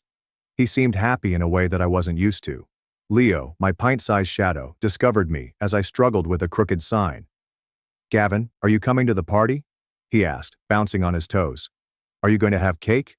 I giggled while adjusting the sign. "I wouldn't miss it, mate. Are you going to save me a piece?" He nodded sincerely, as if it were a holy pledge, before darting off to chase a butterfly. I watched him leave, feeling a strange combination of pride and protectiveness. Leo reminded me of Isaac, full of energy and yearning for someone to acknowledge him. It reminded me of Dad, how he'd been patient and kind to Leo all week, something he rarely did with us. Why was it easier for him to express that side to strangers? The gathering began at noon, with music blasting from speakers and a swarm of neighbors, children, and local officials milling about. Miss Rivera delivered a speech thanking everyone, especially Dad and his crew. "Tom Harper's given us more than a garden," she remarked, her voice shaking slightly. "He's given our kids a place to grow." The audience applauded, and I noticed Dad move nervously, hands tucked in his pockets. He wasn't one for attention, but I could see he was moved. When Miss Rivera summoned him up to cut the ribbon, he tried to wave it off, but she insisted, and the audience applauded him on. I took a picture with my phone. Dad, scissors in hand, appears awkward but proud. It was the first time I'd considered capturing him in that way. After the ribbon was cut, the garden was declared open. Children crowded in, touching the plants, running down the walls and climbing on the bench. Leo grabbed my hand and dragged me to show off his tomato plants, the ones we had planted together. "They're growing already," he added, pointing to small green shoots. I grinned and kneeled to have a better look. "You're a natural, Leo." He smiled, then dashed off to join his pals. I rose up, dusting off my jeans, and noticed Dad looking at me again, his expression soft. "You're good with him," he added, stepping over. "He looks up to you." I shrugged, embarrassed. "He's easy to like." Dad nodded and added, "You're easy to like too, Gavin." My breath caught. Was that affection from Dad? I stammered a thank you, my face flushed, and he clapped me on the shoulder before departing to assist Pete with cleanup. The remainder of the day was a haze of eating barbecue, playing games with the kids, and avoiding Isaac, who'd arrived with Mom and was attempting to drag me into a water balloon war. Mom was in her element, visiting with neighbors and stealing extra cookies for Leo and his friends. Dad remained busy, but I noticed. Him slowing down and taking time to chat to others, even smiling when Miss Rivera taunted him about his fancy garden design. It seemed weird to see him like this. A member of a community.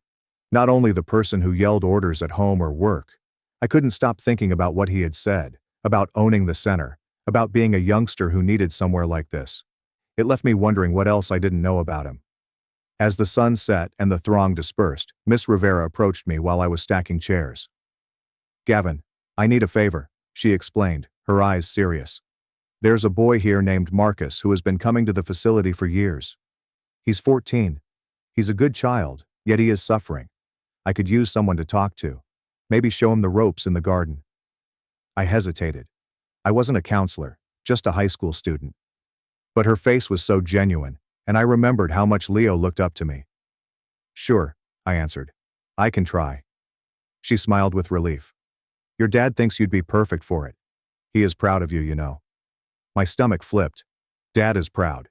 He had never said it directly, not like that. I nodded, too astonished to respond, and returned to stacking chairs, my mind spinning. That night, when I got home, the house felt warmer, as if the air wasn't as heavy. Mom was humming in the kitchen, Isaac was sprawled on the couch, and Dad was in the garage, fiddling as usual. I went out to see him, which I hadn't done in years. He was cleaning his tools while the radio played an old country song. I leaned against the workbench and watched him work. Today was cool, I admitted, testing the waters. He glanced up and nodded. "Yeah, Rivera puts up a nice show." I took a deep breath and went for it. "You didn't have to do all that, you understand? The garden. For free. Why do you care so much?" He set down his rag, his hands remaining still for once. "Told you I owned that place," he added quietly. "But it is more than that. Those kids, Leo, Marcus, and the rest, are just like me. No, Dad. Mom is stretched thin. I didn't have somebody to teach me how to be a guy. We had to figure it out the hard way." He halted, his gaze catching mine. "I don't want that for you. Or Isaac. Or them." I swallowed, my throat tightening. This was the most he had ever opened up. And it was not just about the center. It was about us. "You're doing okay with us," I said. The words were awkward, but honest. He gave a faint, unspoken smile and returned to his instruments. The following morning, I awoke early. Leo's tomato plant remained on my windowsill growing. I decided to go back to the center. Not because I had to, because I wanted to. Marcus was there, a lanky child with a guarded expression, kicking a soccer ball against the wall. I introduced myself, feeling embarrassed. He nodded, and we ended up planting a couple more seedlings together. He didn't say much, but when I showed him how to space the plants, he paid attention and copied my hands.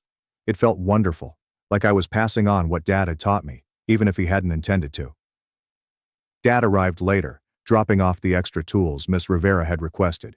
He spotted me with Marcus and didn't say anything, just gave me the nod again, the one who said more than words. I realized that this was who he was, not simply the tough guy, but the man who strived to outperform his own father. He had no idea who had built a children's garden, who was attempting, in his own way, to be present for me. I wasn't sure what happened next. School was about to start, and Dad's business was still unstable, but for the first time, I felt as if we were on the same team. Back at home, Isaac was working on his rocket project, and I helped him attach some fins, laughing as he splattered glitter all over the table. Mom watched us with warm eyes. And when Dad walked in, he didn't yell at Isaac for the mess. Instead, he sat down and asked, "Is that thing going to fly?" Isaac perked up as he explained his design, and Dad actually listened. I caught Mom's eye, and she smiled, as if she knew we were all on our way. As I proceeded to bed, I noticed Leo's plant, its leaves catching the moonlight. It was a little fragile, but it's growing. My family said I'd crawl back in 1 month, but after 9 years, they wanted $3,800 for back mortgage and claimed I was supporting them. So, I didn't intend to share my tale online, but after seeing some similar entries here, I decided that writing it all out might be helpful or something. And perhaps someone else who is going through with their family will gain something from it. I do not know. Anyway, here we go. My name is Keisha, and I am now 26 years old. But this narrative began when I was 17, in my junior year of high school. I was never the ideal kid my parents desired. My father worked in a manufacturing facility, while my mother was a receptionist. They were not wealthy, but we were comfortable in our small town. They had this entire life planned for me. Earn high grades, attend state university like my father, marry a great girl from our neighborhood, have 2.5 children, and generally live their version of the American dream. The only problem was that I despised school. Not because I was dumb or anything. I had great grades when I tried, but I have ADHD, which wasn't diagnosed until after everything happened. And sitting there for hours, listening to teachers drone on about subjects I didn't care about, was literally torture. I like working with my hands, such as creating and fixing things. When I was 15, I spent the entire summer helping our neighbor, Judah, repair his garage, and it was the first time I felt like I was good at something. My parents despised it. When I mentioned going into construction or learning a trade, my mother would get this pinched look on her face, as if I had just told her I wanted to be a professional trash diver. My father would lecture me about reaching my full potential and how people like us don't work with their hands. Looking back, I believe they were simply obsessed with appearances. They wanted to brag to their acquaintances about their college-educated kid, rather than their blue-collar worker son. Things had been tight for several months. I was working part-time at a small store after school, accumulating money since I had a feeling I'd need it.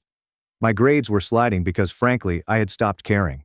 Every dinner became a debate over college applications, my future, or why I was wasting my life. The breaking point occurred in April, approximately 6 weeks before graduation.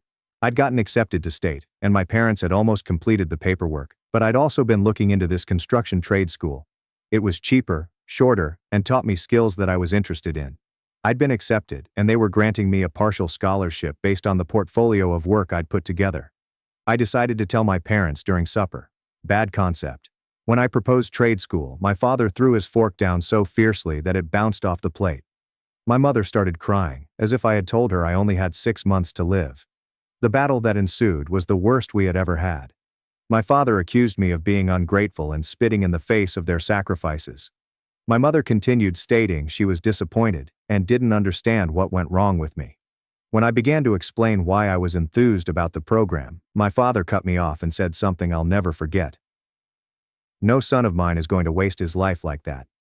If you're too stupid to see the opportunity you're throwing away, then maybe you're not the son we thought you were. I lost it.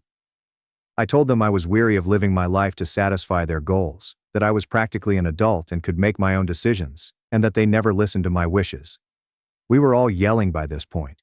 It became pretty awful. I said certain things that I am not proud of. They said worse. Finally, my father told me that if I didn't follow their rules and plans, I may leave the house. I believe he expected me to back down. I did not.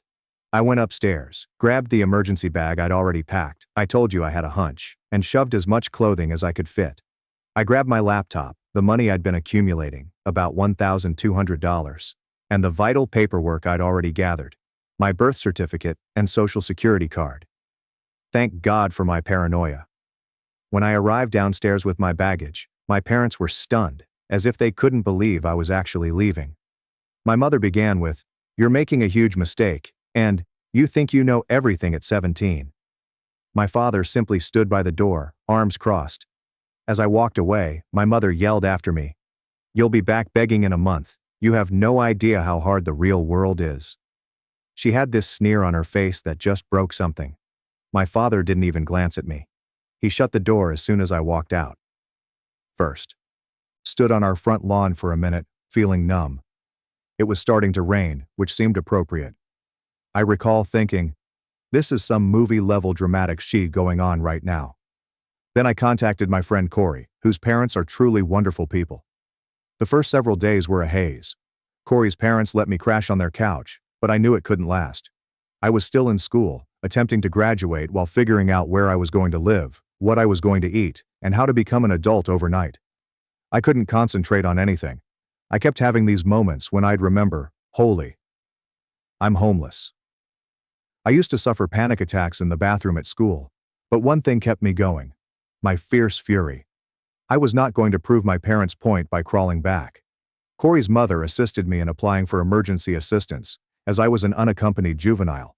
The school guidance counselor, one of the only professionals who had ever listened to me, advised me on what I needed to do to legally emancipate myself. I received extra hours at my work and took on a second one, cleaning dishes at a neighborhood diner.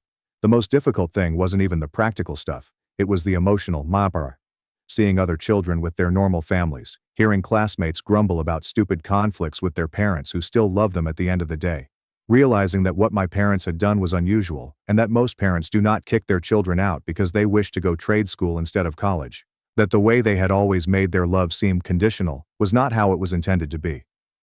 My mother texted me about 3 weeks after I left, not to apologize or ask if I was okay, but simply to say, "When you're ready to apologize and accept our help with our conditions, you can come home." I did not respond. A week later, my father called and left a voicemail that said very much the same thing. They were so certain I would fail that they were just waiting for me to crawl back so they could say, "I told you so." I graduated from high school while living on Corey's couch. My parents attended the ceremony to keep up appearances, I suppose. They tried to talk to me afterward, but I simply walked away. I had nothing to say to them. By June, I had saved enough money to share a cramped apartment with 2 other guys. It was a dump, but it was the first place I owned. I enrolled in that vocational program, using my scholarship and working nearly full-time to pay for it. It was exhausting, but every time I wanted to give up, I'd remember my mother's sneer and my father's slammed door, and I'd find the strength to continue. That first year on my own was the most difficult thing I'd ever done. I felt lonely, terrified, and always fatigued. There were evenings when I sobbed myself to sleep because I missed having a family, including my hands up one. I couldn't find the energy to get out of bed some mornings, but I always did. And you know what? I never went back to beg. Not after 1 month. Not ever. This is becoming long, so I'll post part 2 tomorrow if anyone is interested. That's when things began to improve for me, but there was still a long journey ahead. Edit. Wow, I did not expect this to go that far. Thank you for your encouraging words. Part 2 is coming tomorrow. Update 1. Okay, thanks. Thank you for all your comments on my last post. To be honest, I was surprised by how many people could connect to this. Anyway, I'll pick up where I left off. The first several months on my own were a total nightmare, NGL. After crashing at Corey's place for the first few weeks, I found this absolute dump of an apartment with 2 other guys. Marcus, for example, worked nights and I rarely saw him. The other was Tyler, who I'm sure was suffering with something, but he kept his own business and paid his rent on time, so whatever. There were roaches that would literally wave at you when you turned on the kitchen light. The shower would suddenly become icy cold in the middle of the rinse. Nothing like screaming while shampoo streamed into your eyes. The walls could as well have been made of paper. I knew much too much about our neighbors' relationship issues. But here's the thing. It was mine. Or at least 1/3 mine. Nobody could kick me out as long as I paid the rent. I was working 2 crap jobs. Hardware shop evenings and diner on weekends. Between that and trying to finish trade school, I was sleeping about 4 hours per night. My diet consisted mainly of ramen, eggs, and any leftover pancakes or fries I could get from the cafe. I lost about 20 pounds in the first few months. Most days, she probably resembled a walking dead. The strangest part was seeing these Instagram posts from kids my age living their best lives, college parties, family vacations, all that normal stuff, while I was trying to figure out if I could skip doing laundry for another week because the laundromat required quarters, and I needed those quarters for the bus. My parents attempted to contact me several times, each time with the same energy. When was I going to stop this nonsense and return home? Except that their assistance meant they carried out their plan. They never inquired if I was all right. For example, if your teenage kid is staying in a roach hotel, perhaps you should check to see whether he has food. Nope. Just when was I going to accept my mistake and crawl back? My father once came up to the hardware business, maybe 3 months after I had gone. I was refilling light bulbs when my coworker said, "Some dude in khakis is asking for you up front." I looked out and saw him standing there, strangely out of place among the paint cans and lumber. I hid in the stockroom until he went. I watched him through the window as he stood in the parking lot for 15 minutes before getting into his car. He never returned. Things began to change around 4 months in. Santiago was a regular customer at the hardware store who was often buying supplies for various projects. One day, he needed help finding some special SN parts, and I ended up not only finding them, but also explaining how to install them. I even sketched him a small diagram. It turns out that the guy did restorations and repairs, especially in kitchens and bathrooms. He stated I definitely know my business and asked if I'd ever considered assisting him on certain projects. The pay was more than at the hardware store, and it was directly tied to what I was learning in trade school. It felt like the first real break I'd gotten since leaving home. Santiago was nothing like my father. He didn't judge individuals who worked with their hands. He took joy in it.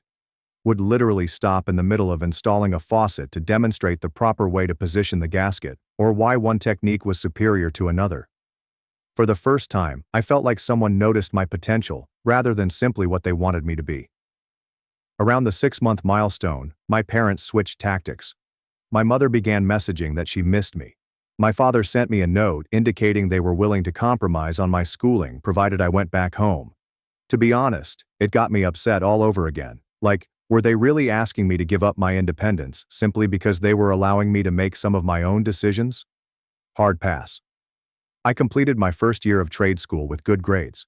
It turned out that I wasn't so ignorant after all.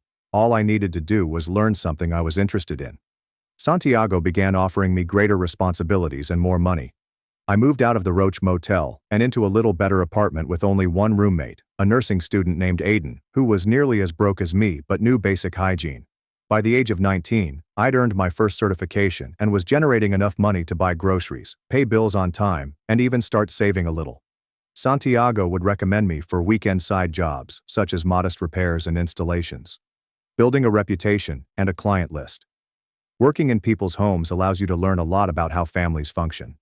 I'd be installing a light fixture, overhearing parents encouraging their children, praising them for B's on tests, and hugging them simply because. I'd see images on the walls of family vacations, graduation celebrations, and silly moments. Ordinary families who clashed occasionally but loved one another unconditionally. It was an eye-opener, made me understand how dysfunctional my own family dynamic had been. When I was approaching 20, my mother unexpectedly showed up at my apartment. I have no idea how she discovered my address. It was most likely through a common Facebook friend. I almost didn't recognize her as she stood in my doorway. She appeared older somehow. I allowed her in because what else could I do? It was awkward AF. She gazed around my house with this attitude. Not contempt, but as if she was mentally documenting all the ways my life fell short of her expectations. She asked me surface-level inquiries about what I was doing and how I lived before getting to the real reason for her visit. My father had been passed over for a promotion, and they were struggling financially. I wanted to know whether I could help. The arrogance made me laugh. They threw me out 2 years ago, telling me I'd fail on my own, and now they want me to help them. I informed her that I was still establishing myself and couldn't spare anything. She went, appearing irritated, as if I had failed some test. She didn't even mention she was proud of me for succeeding on my own. Following that encounter, I went through an unusual emotional period. I started doubting everything. Was it bad of me to keep them at a distance? Was I being overly harsh? But then I'd recall how they treated me, how they never apologized, and I'd be furious all over again. My roommate Aiden noticed I was unhappy and referred me to his buddy Lucy, who was studying psychology. She became one of my closest friends and helped me see that what I'd gone through was a type of emotional abuse, that my parents' love for me was always predicated on me following their exact plan, which was neither natural nor healthy. Talking to her helped me process some of my anger and begin to heal. By the age of 21, I was financially secure enough to move into my own place, a little one-bedroom apartment, nothing extravagant, but all mine. There are no roommates, no parents. It's just me. I literally cried the day I moved in while sitting on my second-hand IKEA couch. I never expected to come this far when I was standing on that lawn with my suitcases at 17. Around this time, Santiago gave me more permanent employment with actual benefits, including health insurance for the first time since I left home. He was getting more business and wanted dependable assistance. It was a great vote of confidence, and it meant more to me than any parental approval I had ever received. Meanwhile, my parents continued to try to reconcile, but only on their terms. They'd invite me to holiday feasts while making disparaging remarks about my choices. They'd offer support, which I never accepted, but it came with conditions. Every interaction made me feel exhausted and irritated. Eventually, I reduced contact to sporadic texts and maybe one visit each year. They never seemed to realize that I was genuinely constructing a decent life. It didn't look like what they had planned for me, but it was satisfactory. I had a job I enjoyed that paid the bills. I had pals who accepted me as I was. I was creating something real, something that was mine. By the age of 23, I had earned more credentials and had become Santiago's go-to guy for specific types of tasks. We worked well together, and he began talking about bigger chances in the future. That's when I met Lydia. She needed some repairs done in her flat, so Santiago sent me. Smart, humorous, and didn't buy any of my BS. We began dating, and for the first time, I let someone to truly know me, with all of my baggage and family background. She received it rather than fleeing. Her parents weren't perfect, but they were far less controlling than mine. Of course, when my parents learned that I was genuinely dating someone, they became very interested in my life again.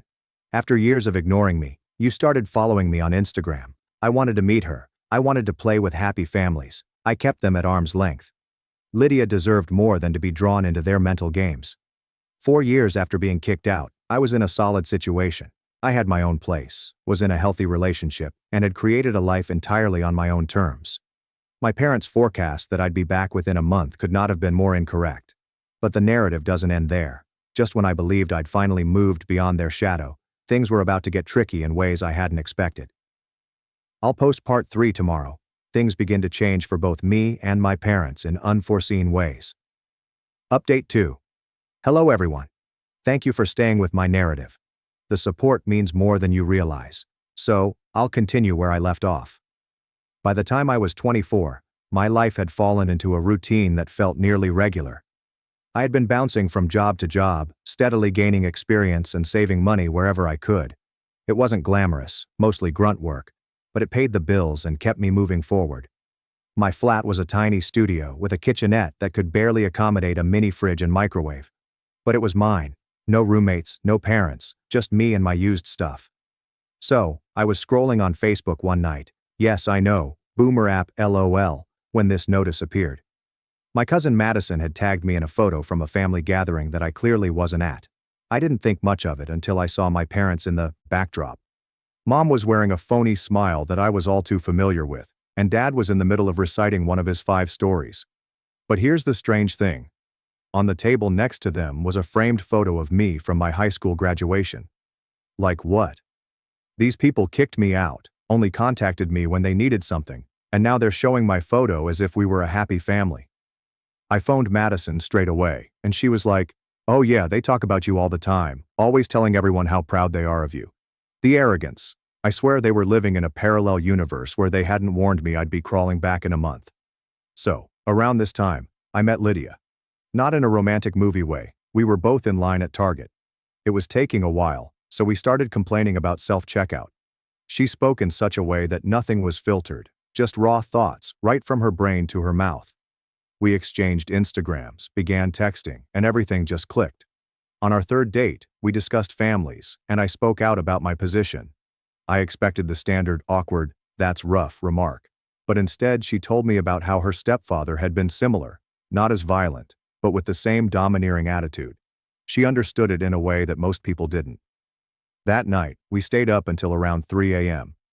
Just talking, and for the first time, I didn't feel as if my family conflict was some dark secret I needed to keep hidden. My water heater died unexpectedly a few months after Lydia and I began dating. I came home to find water seeping under my bathroom door. I had to turn off the main valve and spent 3 days taking ice-cold showers at the gym while waiting for my landlord to repair it. Lydia recommended I stay at her apartment, but I don't know, it felt too soon. That independent streak I'd developed was difficult to shake. Around this time, my old high school friend Corey became engaged, and I was invited to his wedding. I hadn't seen most of these folks in years, and to be honest, I was concerned about what they would think. Will people perceive me as the one who failed? Who didn't attend college? Who disappeared? But when I arrived with Lydia, everyone was just normal. When I mentioned my jobs, they appeared really interested. There is no judgment. There are no analogies to an imaginary life I should have lived. Then came the awkward time. Corey's mother, who had let me rest on their couch shortly after I was kicked out, grabbed me aside and informed me that my parents had been asking about me. Apparently they ran into her at the grocery store and spent 20 minutes looking for information. Where did I live? What was I doing? Was I doing well financially? That final one triggered off alarms. A week later, my mother contacted me unexpectedly. "Keisha, your father and I are having a small gathering for Memorial Day. Would be lovely if you could come. Bring your friend if you'd like." Friend, not a girlfriend. As if she didn't realize Lydia was important to me. And the timing was suspicious, right after they'd asked about my finances. When I showed Lydia the text, she simply cocked an eyebrow and replied, "So, they want something?" I've chosen to go. Partly out of curiosity, but also because I was still looking for closure that I couldn't find. Lydia joined me for moral support, even though she thought, "This has disaster written all over it, lol." Walking into that house was quite weird. Everything looked the same. Same furnishings, same images on the walls, including that graduation shot. The same smell as my mother's strange apple cinnamon air freshener, which usually caused me a headache. But I felt like a visitor, not like someone returning home. The small gathering consisted of my parents, aunt and uncle, and my father's business friend Judah and his wife. Everyone acted normal, as if I were just a son who had gone away at school or whatever. The entire time, I was waiting for the other shoe to drop. It finally arrived after dinner. My father escorted me into his study, a hallowed area I had never been allowed to access as a child without permission. He began with small talk about the economy, how things were terrible everywhere, and then came to the point. He had been downsized at work after 27 years with the same employer. They had replaced him with a student with a fancy degree who would work for half the pay. The irony was not lost on me. Dad had spent years pushing me toward college, and now he was bitter about college graduates. He didn't directly ask for money, but he did keep mentioning their temporary difficulties and how families should support each other in hard times. I just sat there, remembering the night they threw me out. My mom smirked. She was positive I'd be back begging in a month. I assured him that I would think about it. That was all I could say without making a mistake. Lydia and I departed shortly after, and in the car, she simply glanced at me and said, "Well, that was the most passive-aggressive dinner I've ever survived." My mom's texts increased in frequency during the next few weeks. How am I doing? Had I thought about what my father had mentioned? Did I need their old dining table while they were renovating the house? Translation: selling furniture to pay the expenses. Meanwhile, my life was on the ascent. I'd gotten decent paying work at this local establishment. Nothing spectacular, but dependable, and with legitimate benefits. Lydia and I were getting serious about seeking a bigger place together, as my studio was virtually a closet and her roommate was driving her crazy. Then came the Facebook post, which changed everything. My mother made a lengthy, dramatic piece on hard circumstances and trusting God's plan while unemployed. It was clearly a fishing trip for sympathy and assistance. The comments section was flooded with relatives and church friends giving prayers and support. But what drew me in was the final paragraph. "We're so blessed to have our son Keisha supporting us through this trial. Family truly is everything." I almost choked on my coffee. I had not agreed on anything, hadn't handed them a penny, and here she was, openly stating that I was financially supporting them. All of the responses praised me for being such a terrific son. I called her immediately. I asked what the hell the post was about. She pretended to be astonished by my outrage, claiming that she was simply expressing gratitude for my emotional support and that everyone else had assumed the rest. But I knew exactly what she was doing, building public pressure so that I felt forced to assist. Lydia discovered me that night working on a spreadsheet of my money, attempting to determine whether I could afford to aid them without jeopardizing my own life. She sat down next to me, grasped my hand and asked, "What would you tell a friend in your situation?" And it hit me hard. If someone told me their parents had kicked them out at 17, hadn't contacted them in years except when it was convenient, and were now seeking financial support, I'd tell them they didn't owe them anything. So, I made a decision. I informed my mother that I would not be providing financial support. What they were going through was difficult, but I was still creating my own life and healing from being kicked out as a teenager. I recommended some local options for job seekers and financial aid, the same ones I had to use years before. Her reaction was simple. "Okay." Then came quiet. For 3 weeks. Until yesterday. My phone exploded with notifications, texts, calls, and voicemails, all from my parents and other relatives. My parents' financial position appeared to have deteriorated significantly. Dad had still not found work. They faced the possibility of foreclosure, and somehow everything had become my problem to solve. My aunt left a voicemail telling me to step up and be the man your father raised you to be. The irony of that sentence caused me to chuckle out loud, which was definitely not good. Lydia and I remained up late talking about it. Limits, family, and commitments. About the distinction between forgiving and forgetting. Regarding what I could live with, both personally and financially. I'm still not sure what I'm going to do. Part of me wants to help because, despite everything, they remain my parents. Another part recalls standing on that lawn with my suitcases, My mother's unwavering belief that I would fail without them. The roles have completely shifted in ways neither of us could have predicted. 9 years. I am going to meet with them tomorrow, alone, in a coffee shop. Neutral terrain. I have some criteria in mind if I decide to aid, as well as some limits that will not be crossed again. Life is weird, guys. They feared I wouldn't make it through a month without them 9 years ago. Now they're the ones who can't function without me. I'm not sure if this is karma or the universe's sixth sense of fun. I'll update after the meeting tomorrow. Thank you for reading this and for your support. Finally, update. So I left off yesterday with a bit of a cliffhanger. My mother called me frantically the day before the major investor meeting. To be honest, I disregarded it. At first, since I was too busy preparing my presentation and dealing with last-minute details. But then she called back 4 times in a row. Then my aunt called. Then my cousin. There was certainly an issue. When I eventually responded, my mother was crying so hard that I couldn't understand her. After she calmed down, she informed me that my father had been laid off again, but this time it was worse. They were 3 months late on their mortgage. The car had recently died, and they had received an eviction notice. They had 2 weeks to come up with the money or lose their house. I sat in my office, glancing at the wall of trophies and qualifications I'd accumulated over the years, feeling nothing. No, that is not exactly right. I felt annoyed. I was annoyed that after everything, after 9 years, they were still pulling this. They still expect me to drop everything and save them. Of course, the timing couldn't have been worse, right before the most important meeting of my career. I promised my mother I would call her back, hung up, and sat there for a bit. Lydia walked in and immediately realized something was amiss. After I explained, she didn't tell me what to do. She simply asked how I wanted to approach it. That's one of many reasons I adore her. So I decided to deal with my parents after the investor meeting. Take one crisis at a time. I turned off my phone, concentrated on my preparations, and tried to push family problems out of my mind. The meeting went nicely. Surprisingly well. The investors were impressed by my portfolio and plans. They asked tough questions, but I was prepared for them. By the end, they were discussing potential funding for not only this project, but future ones as well. It was everything I had worked for since that rainy night on my parents' lawn, with nowhere to go. When I turned on my phone again, I had 27 missed calls, not just from my parents, but also from aunts, uncles, cousins, and even people I barely knew. My voicemail was full. My Facebook Messenger was blowing up. Apparently, my mother had rallied the entire extended family to pressure me into assisting them. I drove home with a strange mix of emotions: pride for the meeting, rage about my family's tactics, and a growing sense of obligation that I couldn't ignore.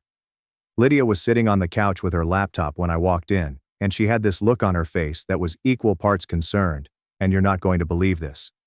Turns out, my mother had written a lengthy, dramatic post on Facebook about how they were losing their home, and how certain people, who knows who, had forgotten that family comes first. She didn't mention me by name, but everyone knew who she was talking about. Several relatives reacted, saying things like, "I'm sure Keisha will help when he sees this," and "Family is everything, he'll come through." I just stood there, reading the remarks on Lydia's screen, my blood pressure rising with everyone. They were attempting to publicly shame me into bailing them out.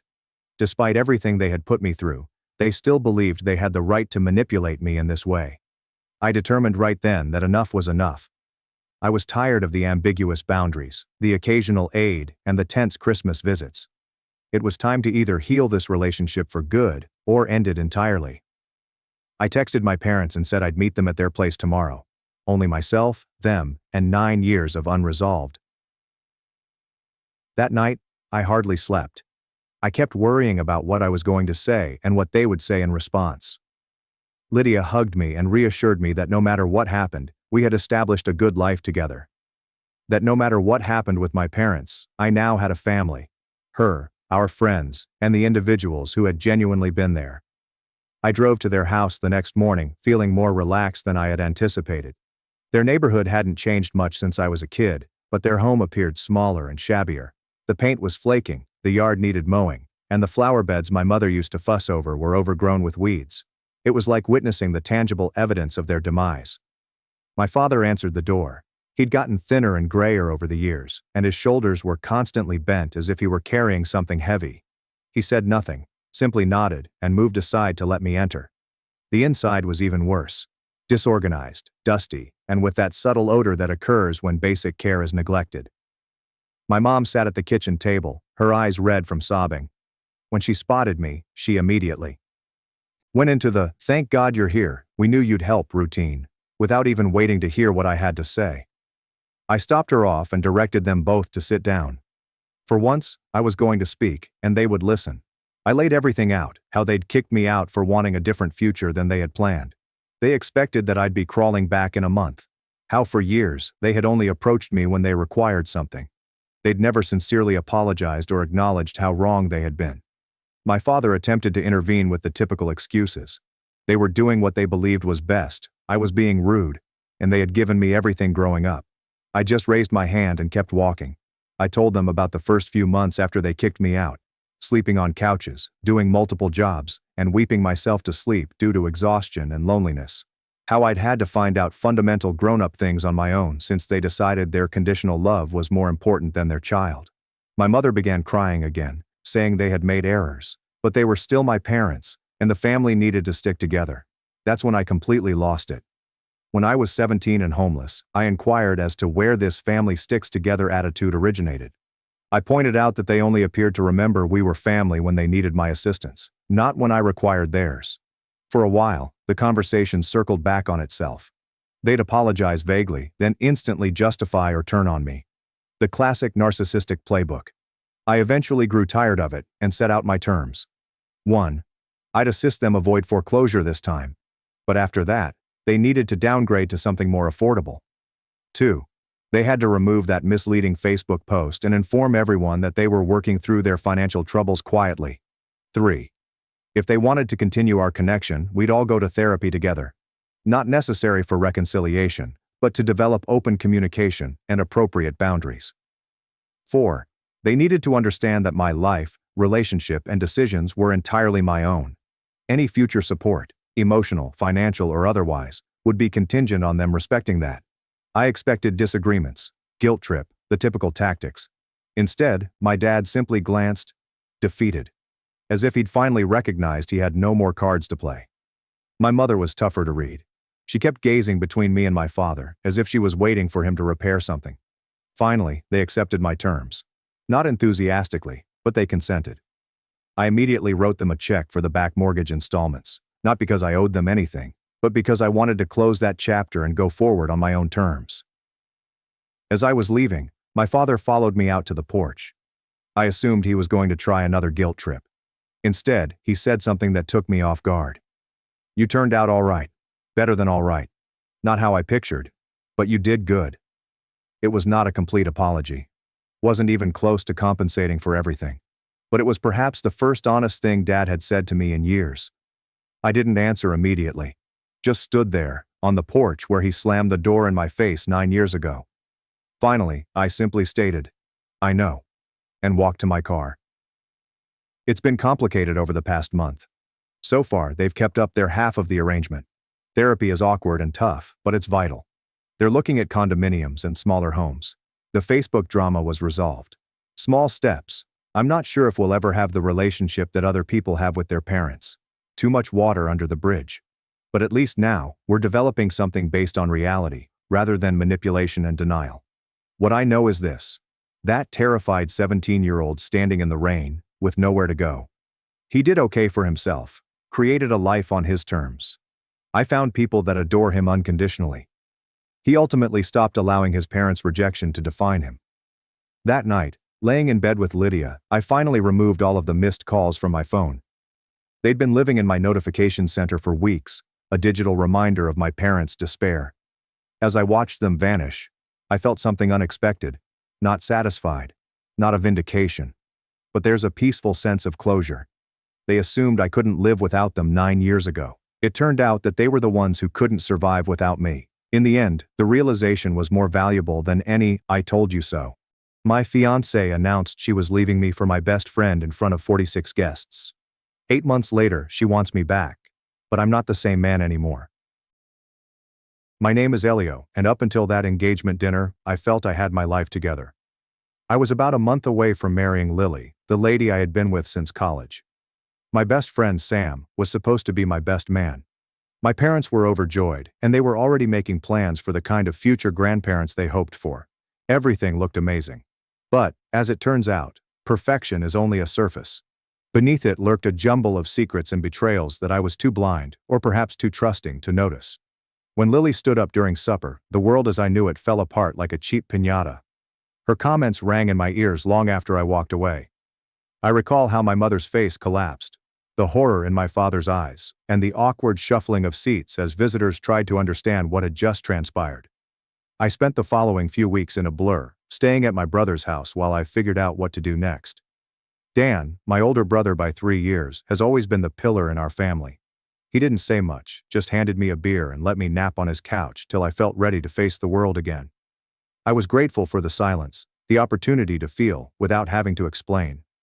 I eventually moved back to my flat, which Lily and I had shared. She had taken her belongings, but her presence remained in the empty places, a misplaced hairpin on the bathroom counter, a half-burned candle on the ledge. I poured myself into work, hoping that burying my head in spreadsheets and client meetings would relieve the pain.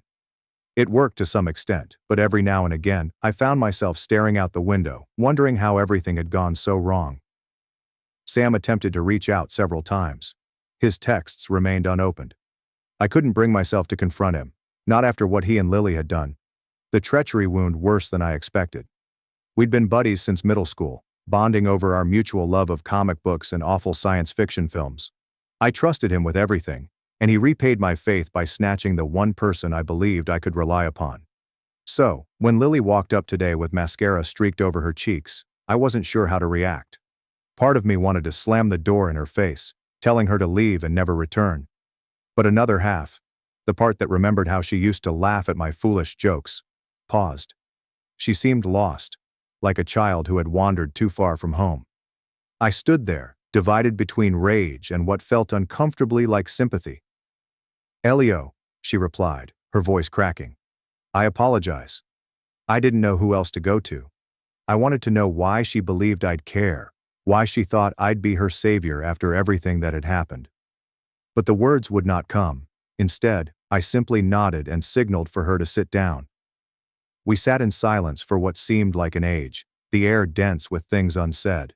She finally spoke, her words coming out quickly. Sam had left her. Apparently the grass was not greener on the other side after all. She understood too late that what she thought was love was actually infatuation. She wished to return and attempt to repair the damage she had caused. But deep down, I realized that some things could not be repaired. I am not sure what I will do next. Part of me wants to forgive her, to salvage some pleasant memories from the devastation. But another part of me, the one that has been gently rebuilding, understands that moving on requires letting go. I suppose time will tell whose side prevails in the end. For the time being, I'm simply trying to breathe, take things one day at a time, and perhaps, just maybe, find a way to forgive myself for not recognizing the warning signs sooner. I sat in my car, the engine still humming faintly, trying to make sense of Lily's abrupt return to my life.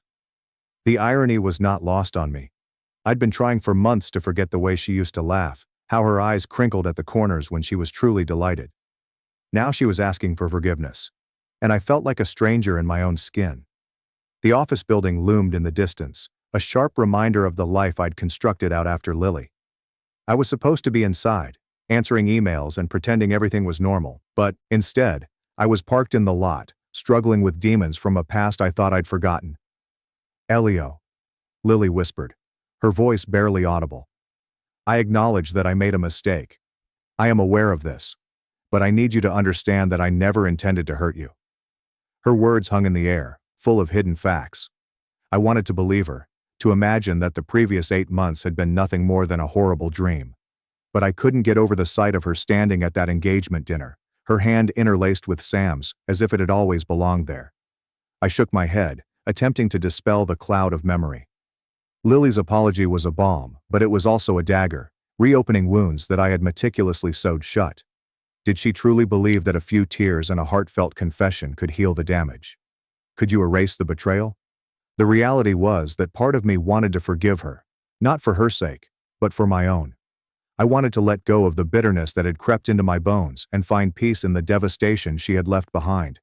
But another part of me, the one that had learnt to stand on its own, Wasn't ready to let her back in. I looked at my phone, and the screen lit up with a message from my brother. Dan. Are you okay? Simple. Director. I liked that about him. He never sobbed, instead offering his presence like a lighthouse amid a storm. With a sigh, I texted back, yes. Just processing. She showed up today. His response was immediate. Do you want to talk about it? I paused, my fingers hanging above the keys. Did I want to discuss it? Did I really know what to say? Before I could decide, another message appeared. This one comes from an unusual number. Elio, this is Sam. Can we meet? I stared at the screen, the letters blending together as my heart thudded in my chest. Sam. The name alone was a trigger, a reminder of everything I had lost. He had not tried to contact me in months, not since the first rush of ignored texts and voicemails. So, why now? I had no idea what he wanted, but I knew I wasn't prepared to confront him. Not yet. Perhaps not ever. I closed the message without responding, my head swirling with contradictory emotions. The air in the car felt stuffy and oppressive. I needed to move, to get away from my own thoughts. Without thinking, I started the engine and drove out of the parking lot, the road extending ahead of me like a lifeline. As I drove, the metropolis blurred into a tapestry of gray and green, and the familiar streets provided a strange kind of comfort. I found myself walking toward the park where Lily and I used to spend lazy Sundays, back when the world looked full of promise. It was a site of memories, both cherished and terrible, but I needed to confront them if I ever wanted to move on. The park was calm, with the afternoon sun casting long shadows on the grass. I stopped the car and strolled toward the pond, which glistened in the light. I stood there for a time, allowing the tranquility to wash over me, before sitting on a bench. I closed my eyes and listened to the distant laughing of children playing and the rustling of leaves in the breeze. For the first time in months, I felt a sense of clarity, a flicker of understanding. Lily's reappearance reawakened sentiments I believed I had suppressed. But perhaps it was a good thing. Perhaps it was time to face the past, address the suffering, and move on. I took a deep breath, the air chilly and crisp, then opened my eyes. The way ahead was uncertain, but I knew one thing for certain. I couldn't keep hiding from my emotions. Whether or not I chose to forgive Lily and let her back into my life was entirely my option. But for now, I'd take it one step at a time. Take one day at a time. My phone buzzed again while I sat there, lost in contemplation. Another communication from Sam. Thank you, Elio. It's important. I stared at the screen, my heart racing. What could be so essential that he'd contact me now, after all this time? I didn't have an answer, but I knew I couldn't ignore him indefinitely. Perhaps it was time to hear what he had to say, to finally end this chapter in my life. I stood up. The decision had been made. I'd meet Sam, hear him out, and then maybe I'd be able to move forward. The decision to meet Sam felt like a weight had been lifted. But as I drove to the cafe where we'd arranged to meet, I felt a different type of heaviness in my chest, the kind that comes with uncertainty and the worry of reliving previous wounds. Back in college, we frequented the cafe. A charming little cafe set away from the main street, with mismatched chairs and the aroma of freshly baked pastries in the air. It seems like a lifetime ago. I parked a block away, wanting the walk to clear my mind.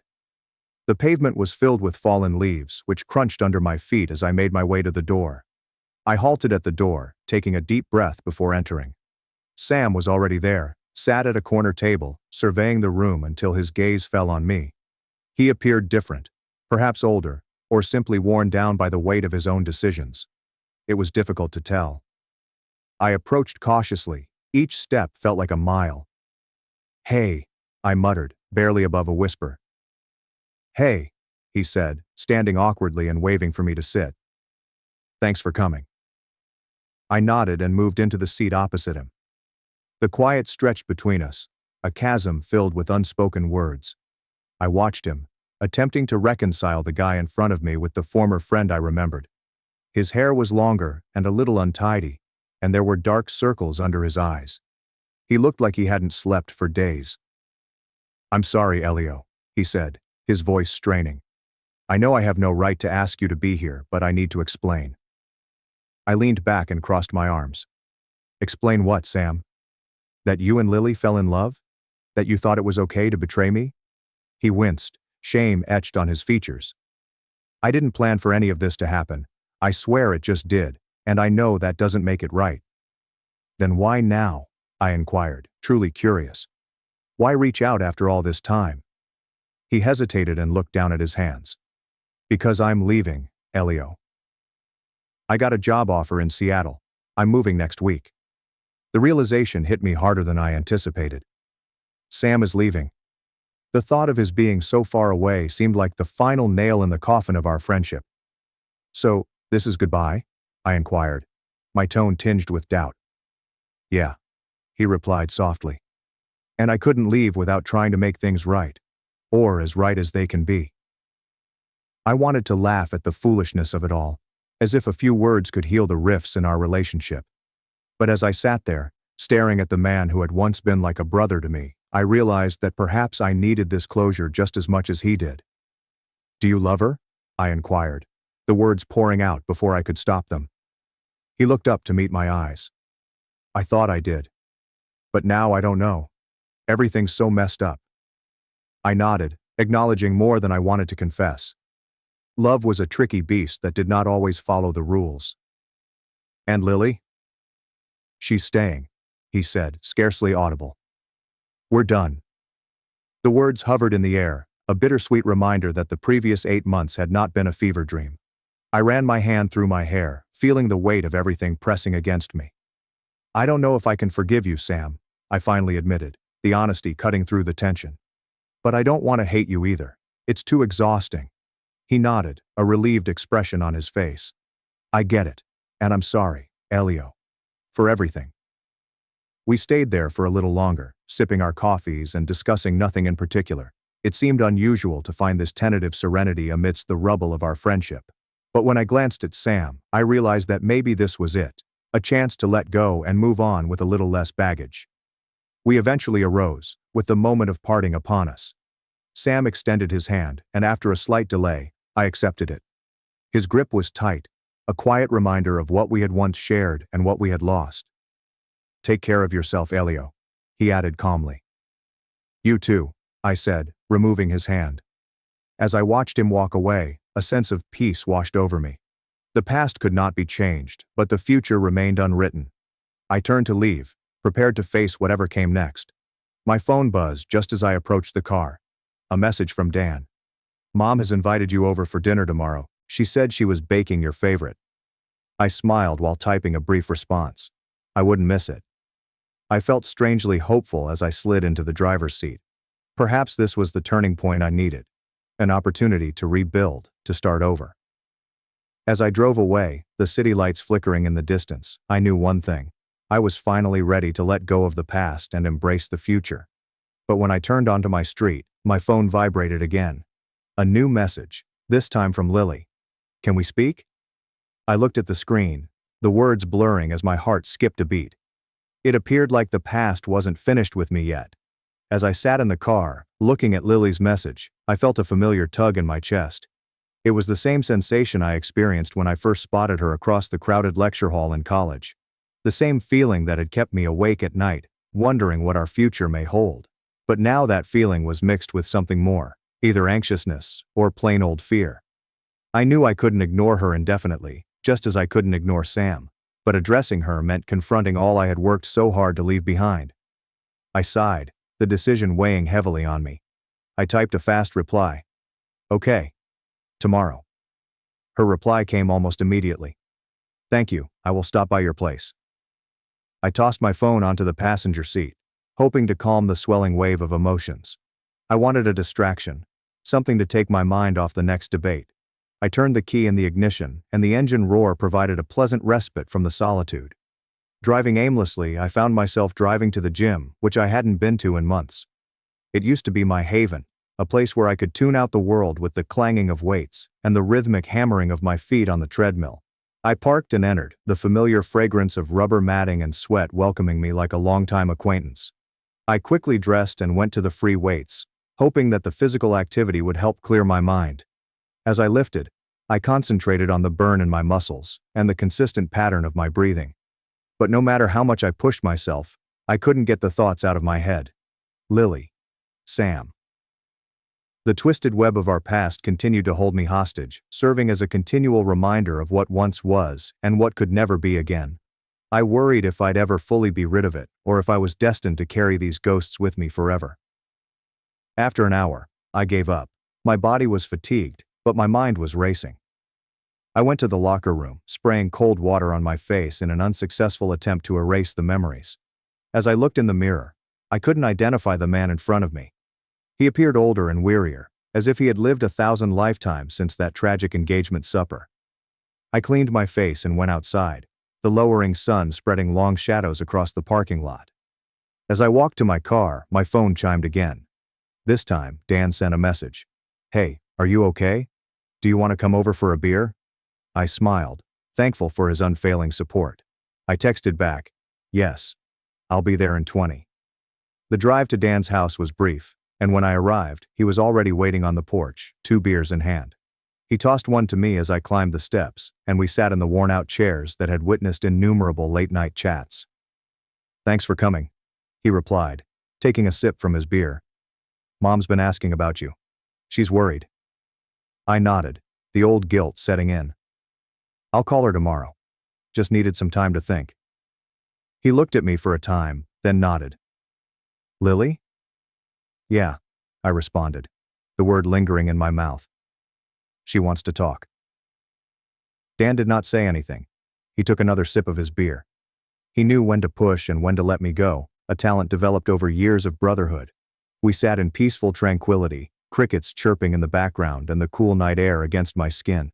I looked out at the yard, the shadows of trees moving gently in the breeze, and a strange sense of serenity came over me. "I met with Sam today," I finally announced, breaking the stillness. "He's moving to Seattle." Dan lifted his eyebrow. "And how do you feel about that?" I shrugged, unsure of the answer. "Relieved, I guess. Sad too, it's complicated." "Life usually is," he said with a slight smile. "But you're handling it better than most would." I appreciated the vote of confidence, even though I didn't fully believe it. We moved on to other topics, such as work and the latest movies, in order to avoid discussing the elephant in the room. However, the conversation finally looped back. "Do you think you'll forgive her?" Dan inquired, his tone kind yet penetrating. "I don't know," I said, the truth sinking into my chest like a stone. "I want to, but it's hard. Part of me still loves her, but another part just can't." He nodded with understanding in his eyes. "Whatever you decide, just make sure it's for you, not for her." I nodded, appreciating his insight. "Thanks, Dan. I mean it." We sat for a little longer, the stars glittering overhead and the world quiet around us. It was a moment of calm, a little break from the tumult of my mind. I eventually stood, stretching the tightness out of my limbs. "I should get going. Need to get some sleep before tomorrow." Dan nodded and stood to escort me to my car. "Call me if you need anything." "Okay, will do," I said, smacking him on the shoulder. "Thanks for everything." As I drove home, the streets were deserted and the world was slumber. I had a peculiar sense of anticipation, with a mix of dread and hope whirling in my stomach. Tomorrow would provide answers, one way or another. When I eventually crawled into bed, tiredness pressed against my eyelids, but sleep defied me. I laid there, staring at the ceiling, with Lily and Sam on my mind. I pondered what she would say, what I would say, and if this talk would finally provide me with the closure I so sorely wanted. As I teetered on the edge of consciousness, one thought anchored me. Whatever happened tomorrow, I was prepared to face it. Prepared to confront the past and, hopefully, find a way to release it. And with that, I fell into a restless sleep, thoughts of laughter and treachery swirling through the darkness. The early sun filtered through the slats, creating stripes on my bedroom floor. I lay there, squinting at the ceiling, attempting to put together the parts of my erratic dreams. Conversations with Lily and Sam repeated in my head, their voices blending with my own doubts. Today was the day I would confront Lily and perhaps find a crumb of serenity. I pulled myself out of bed, my shoulders heavy with anticipation. The flat was quiet, except for the distant sound of traffic outside. I made my way to the kitchen, the habit of brewing coffee keeping me in the moment. As the rich aroma permeated the air, I attempted to concentrate on the simple task of pouring a cup, thinking that it would calm my racing mind. The knock on the door arrived sooner than intended, a stark reminder of the conversation I couldn't ignore any longer. I laid the mug down, my fingers quivering slightly as I wiped it against my pants. I took a deep breath and opened the door. Lily stood there, her eyes fixed on mine. She appeared different, older, as if she had been carrying her own problems. Her hair was pulled back in a loose ponytail, and she wore a basic sweater that appeared to be a little too loose on her body. "Hi," she replied gently, her voice tentatively whispered. Her words were in stark contrast to the frequent emails I had been receiving from her, which were full of regret and requests for a chance to talk. "Hi," I said, moving aside to let her in. She glided past me, her presence both familiar and alien, like a song I hadn't heard in years but remembered by heart. We settled into the living room, the silence stretched between us like a delicate thread. I watched her as she looked around, her gaze fixed on the empty places that had once held her belongings. It was strange to see her again in the spot where we had shared so many memories. "Thanks for agreeing to see me," she murmured, breaking the silence. Her hands curled anxiously in her lap, a move I knew all too well. "I figured we needed to talk," I said, attempting to keep my voice calm. "It's been a long time." She nodded, her gaze catching mine. "I know I hurt you, Elio, and I'm sorry. I'm so sorry for everything." Her remarks were heartfelt, but they could not change the past. I turned away, concentrating on a place on the carpet. "Why now, Lily? Why come back after all this time?" She took a long breath, her gaze shifting to her hands. "Because I realized I made a mistake. I thought I wanted something different, but I was wrong. I've spent months trying to figure out how to fix what I broke." I let her words soak in, the weight of them pushing down on me. "And Sam?" I inquired, wanting to hear it from her. "We're done," she murmured, her voice full of grief. "He's moving to Seattle next week. It's over." I nodded, relieved but reminded of the tangled situation we'd all gotten ourselves in. "I met with him yesterday," I told her, watching her expression. She looked shocked, with a glimmer of something, hope, perhaps, on her face. "And we talked. He apologized. Said he didn't want to leave without trying to make things right." I stopped, carefully considering my next words. "I'm trying to move on, Lily. But it's hard." She nodded, a tear falling down her cheek. "I understand. I don't expect you to forgive me. Not right away, but I had to try." For a minute, we sat in silence, the only sound being the distant hum of the refrigerator. I could feel the weight of her stare on me, an unsaid request for understanding. "I don't know if I can forgive you," I finally murmured, barely audible. "But I don't want to carry this anger anymore. It's exhausting." She wiped her tears, a little, optimistic grin forming on her lips. "That's all I can ask for." We talked for a little longer, with the subject moving from the past to the present.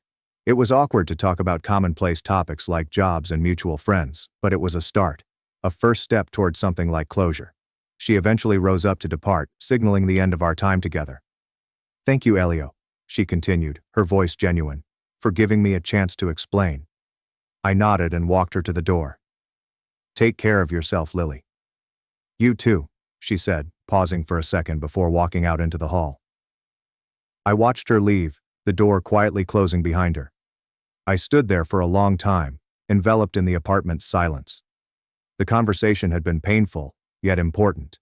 It was a step toward healing and letting go of the past. As I returned to the living room, my phone vibrated on the coffee table. I lifted it up, and a fresh message appeared on the screen. It came from Dan. "Mom is making lasagna. Are you in?" I smiled. The usual warmth of family was a pleasant balm for my strained nerves. I typed a brief response. I wouldn't miss it. As I put down the phone, a sensation of tranquility came over me. The road ahead remained uncertain, but for the first time in months, I felt like I could see a way forward, a chance to rebuild, to start over. However, when I proceeded to the kitchen, my phone buzzed again. Another message arrives, this time from Sam's number. "Hello, Elio. I've been thinking about our conversation. Can we meet again?" I looked at the message, my heart skipping a beat. It appeared like the past wasn't finished with me yet. I gazed at Sam's message on my phone, the words blurring as I tried to figure out what he wanted to talk about. We'd already had our closure, or as much closure as two people could have after such a betrayal. But here he was, reaching out again. My first reaction was to ignore it, pretend I hadn't noticed it. But my nagging curiosity, the want to know why, wouldn't allow me. The room felt too quiet, and the ticking of the clock on the wall became too loud. I placed down my phone and leaned back in my chair, closed my eyes briefly. It seemed as if the universe was intended to bring up the past, just when I believed I'd found a way to go on. I reflected on Lily and our talk the day before. It had been painful, but it felt like a necessary step, a means to relieve myself of the fury that had been my constant companion for the past few months. I expected to feel lighter afterward, but instead, I felt empty, as if I had been holding on to something for so long that I didn't know how to let go. Sam wants to meet again. I couldn't help but wonder if this was another step I needed to take, another piece of the puzzle I needed to put together before I could genuinely go forward. I took up the phone again, my fingers hovering over the screen. Finally, I sighed and composed a brief response. Okay. When and where? His response was quick. Coffee shop near the park. Tomorrow at 10 o'clock. I nodded, feeling a strange combination of dread and excitement settle in my gut. It was the same cafe where we had met the day before, and so much had remained unsaid. I wondered what new discoveries awaited me this time. The remainder of the day was a blur. I attempted to concentrate on work or anything else that would take my mind off the swirling emotions in my thoughts. But no matter how hard I tried, my thoughts kept coming back to Sam, Lily, and the tangled web of our past. That evening, I returned to Dan's apartment, seeking the consolation of his constant presence. He didn't ask about the message or delve into my thoughts. Instead, we watched an old movie that we used to like as children, and for a few hours, I was able to immerse myself in the familiar lines and predictable plot twists. But, as I drove home, the weight of the approaching talk returned to me. I knew I wouldn't be able to sleep much that night since my mind was racing with possibilities for what Sam would say and want. Morning arrived all too fast, with the sun flooding through the blinds while I lay awake staring at the ceiling. I got up and went through the processes of getting ready, the regularity keeping me in the moment. By the time I left the apartment, I felt a little more prepared, ready to face whatever lay ahead of me. The cafe was calm when I arrived, as the morning rush had long passed. I got a coffee and took a seat by the window, where the beauty of the park provided a little distraction. I observed as individuals passed by, their lives appearing uncomplicated and unaffected by the drama that had occurred in mine. Sam arrived a few minutes later, his expression unreadable when he recognized me and approached. We exchanged a short nod, acknowledging the tension between us. He sat down, and for a moment, neither of us talked. The stillness stretched like a taut wire. "Thanks for meeting me," he finally murmured, his tone low. "Be careful. I'm not sure why we're here again," I admitted honestly, taking a drink of my coffee. "I thought we'd said everything yesterday." He nodded and looked down at his hands. "I know, but there's something else I need to tell you." I waited, the anticipation eating away at me. "Okay, go on." He took a big breath, his gaze meeting mine. "I didn't just come to apologize yesterday. I wanted to tell you about Seattle because, well, I wanted to give you this." He reached into his pocket and took out a little packet, slipping it across the table. I stared at it, puzzled. "What is this?" "It's a letter," he responded calmly, but his eyes betrayed his nervousness. "From Lily. She composed it after everything had occurred, but she never mailed it. I found it while packing, and I think you should read it." I hesitated, my thoughts whirling. Lily sent a letter following our engagement dinner. I wasn't sure I wanted to know what it contained, or reopen those wounds, but something in Sam's expression told me it was necessary. I picked up the envelope and turned it over in my hands. "Why didn't she send it?" "I don't know," he said. "Maybe she was scared. Maybe she thought it wouldn't make a difference. But I think she wanted you to have it." I nodded and slipped the envelope into my jacket pocket. "Okay, I'll read it." We sat silently for a bit longer, unsure how to conclude this unexpected rendezvous. Sam finally stood, his chair scraping against the floor. "I hope it helps," he remarked, his tone serious. "Thanks, Sam," I said, meaning more than I thought. "Safe travels to Seattle." He nodded with a faint, sad smile on his lips. "Take care, Elio." As he went, I felt a strange sense of closure wash over me. Whatever the letter contained, it felt like the final piece of the puzzle, the last thing I needed to face before really letting go. I sat there for a long time, the envelope in my pocket, before standing and going home. As I went, I felt a sense of serenity sweep over me, a quiet confidence that whatever occurred next, I was prepared to deal with it. Back at my place, I sat at the kitchen table with the letter in front of me. I took a deep breath, bracing myself for whatever facts the envelope might contain, and carefully opened it. As I opened the page, Lily's familiar handwriting greeted me. The words, "A bridge to the past." I began reading, my heart racing in my chest, knowing that this was the moment when I would finally be free. The letter rested on the table, seemingly mocking me for its simplicity. Only a piece of paper, yet it carried the weight of everything that had happened. I took a long inhale, felt the air fill my lungs before slowly unfolding it. Lily's calligraphy was familiar, with each loop and curve reminiscent of the person I once loved. "Elio," it began, her words a link to a past I wasn't sure I wanted to explore. "I don't know how to start this, but I need you to know how sorry I am. I've replayed that night over and over in my mind, wishing I could take it all back, wishing I could have seen the hurt I was causing before it was too late." I paused, my heart heavy with her regret. It felt weird to read her remarks after our world had fallen apart. I continued, each sentence taking me further back in time. "I was selfish, Elio. I thought I was doing what was right for me, but I didn't see how wrong it was for us. He was a mistake. I see that now. I was looking for something, but I didn't realize I already had it with you."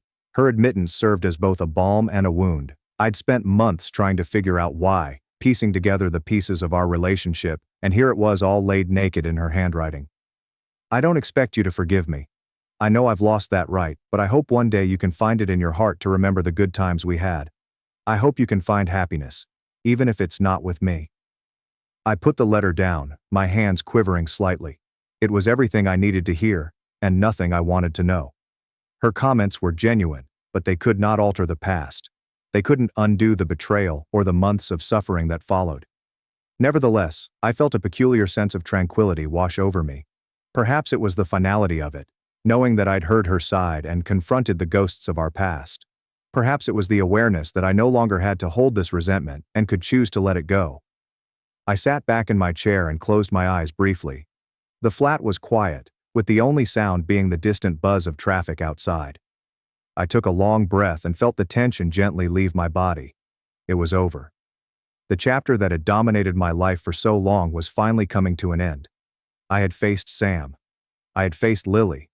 And now I had to face myself, the person I'd become as a result of it all. The individual who was stronger, wiser, and possibly more cautious. I arose, carefully folding the letter and placing it back in the envelope. It was now part of my tale, a reminder of where I had been and how far I had come. But it did not define me. Not anymore. As I strolled to the window, I observed the world outside, the metropolis alive with the rush and bustle of daily life. People go about their daily lives, ignorant of the inner fights taking place behind closed doors.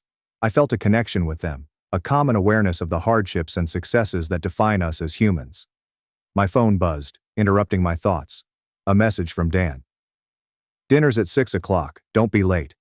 I smiled, the warmth of family providing a comfortable presence in my life. I typed a brief response. "I'll be there." As I put down the phone, I felt a sense of anticipation for the future.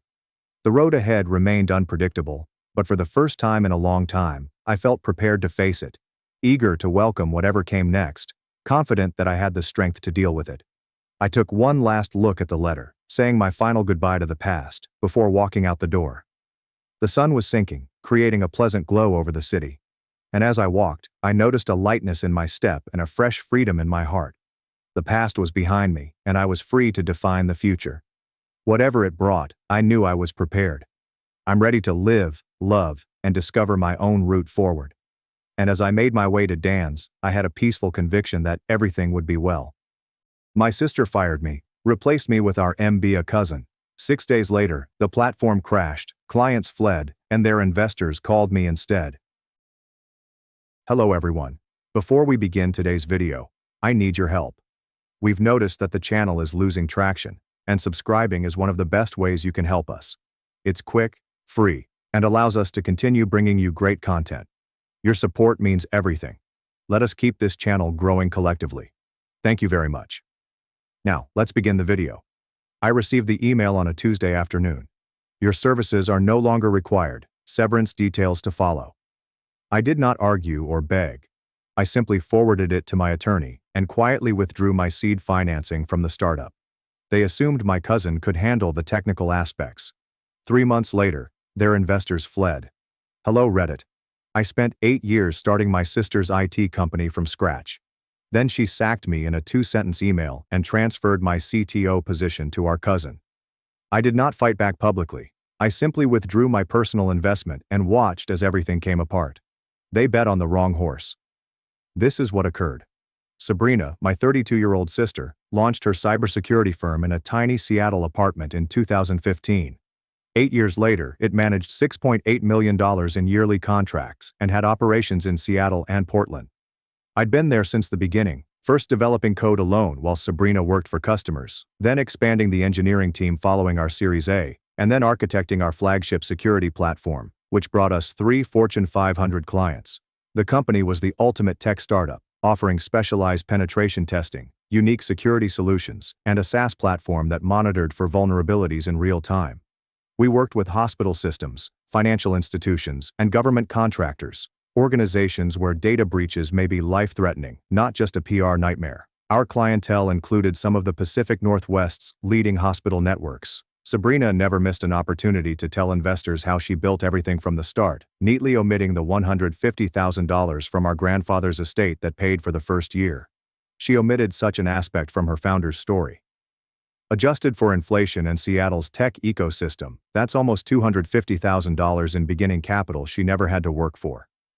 Not quite the bootstrap narrative she promoted. My cousin Talia, 26F, was a different story entirely. While I was working all night to patch significant security issues, she was pursuing her MBA at Stanford, courtesy of her parents.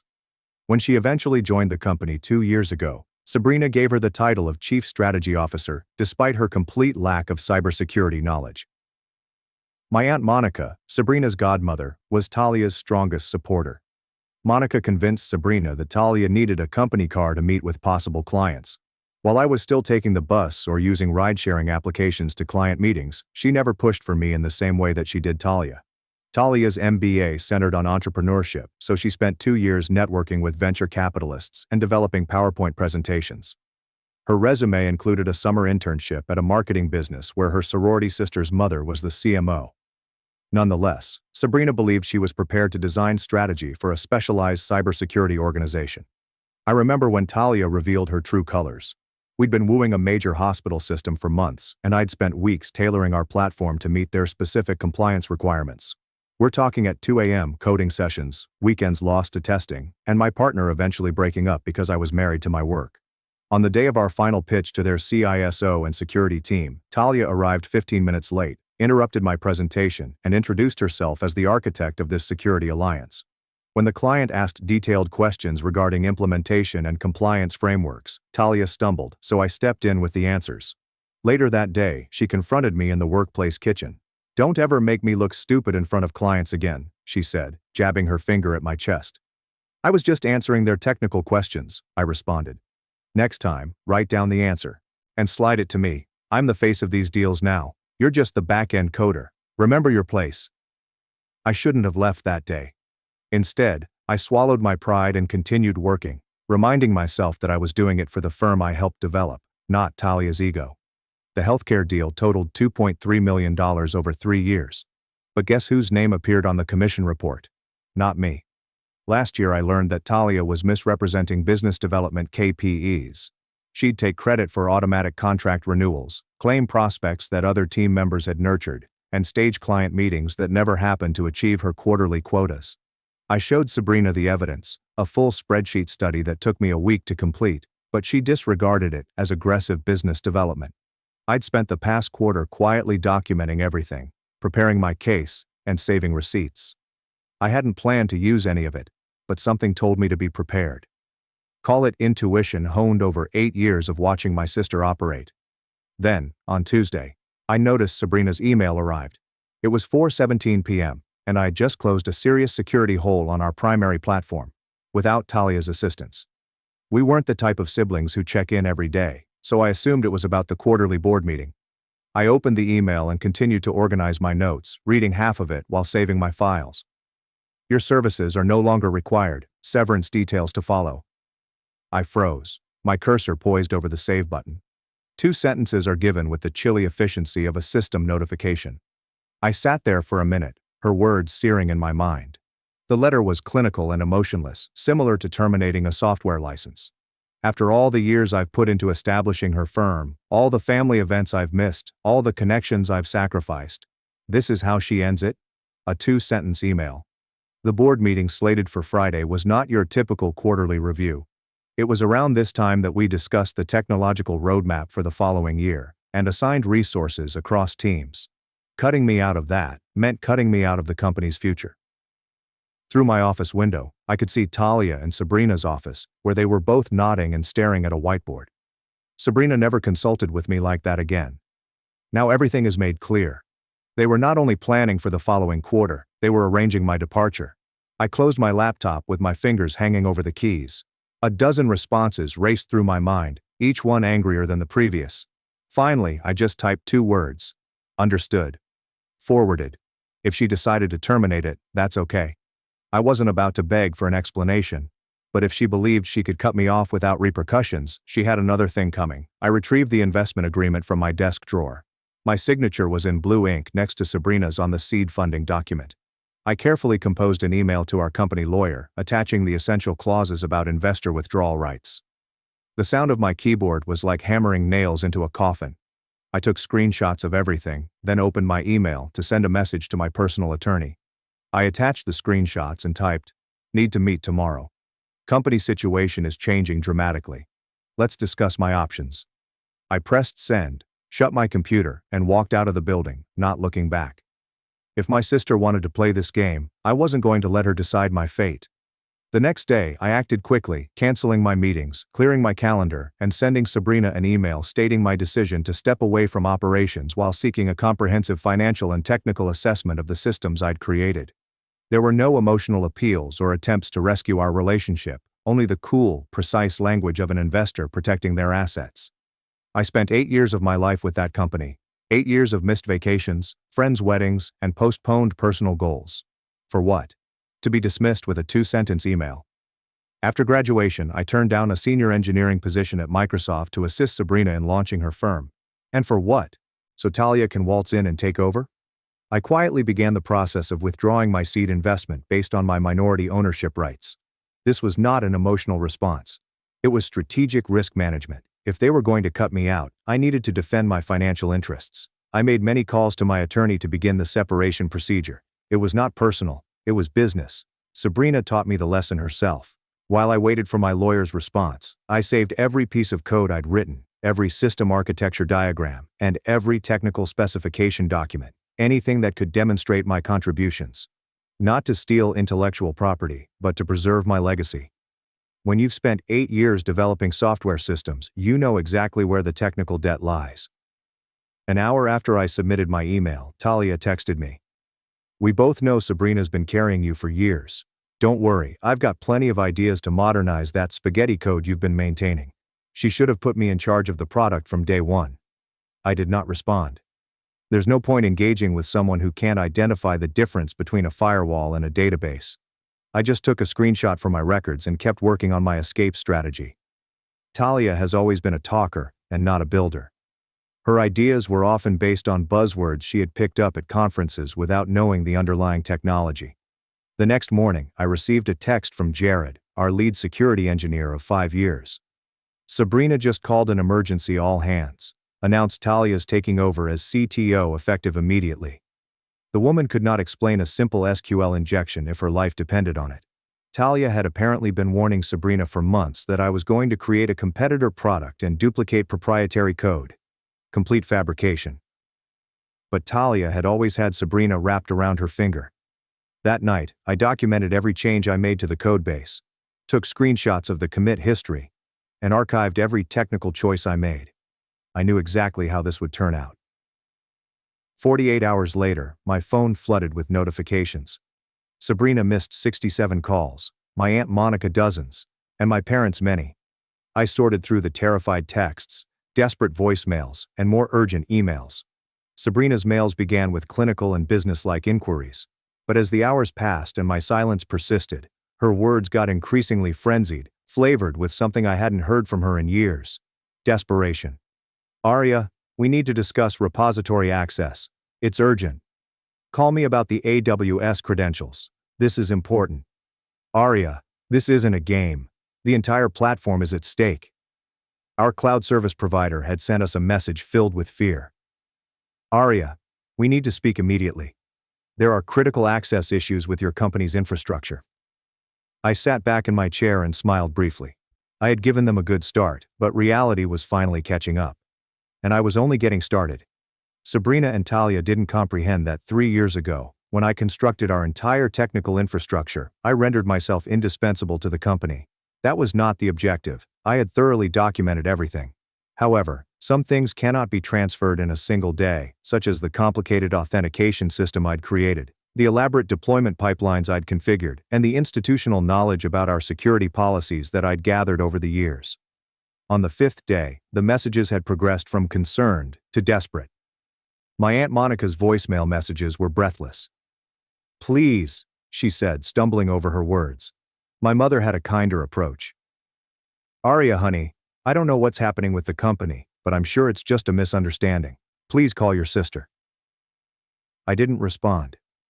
Mom meant well, but I knew my sister too well to believe this was simply a mistake. On the 6th day, I got an alert from our company's code repository. I gently opened it, prepared myself for whatever new disaster had occurred. As I scanned the logs, my jaw fell. Sabrina and Talia had attempted to offer full administrator access to an outside development organization, despite all of the security controls I had put in place.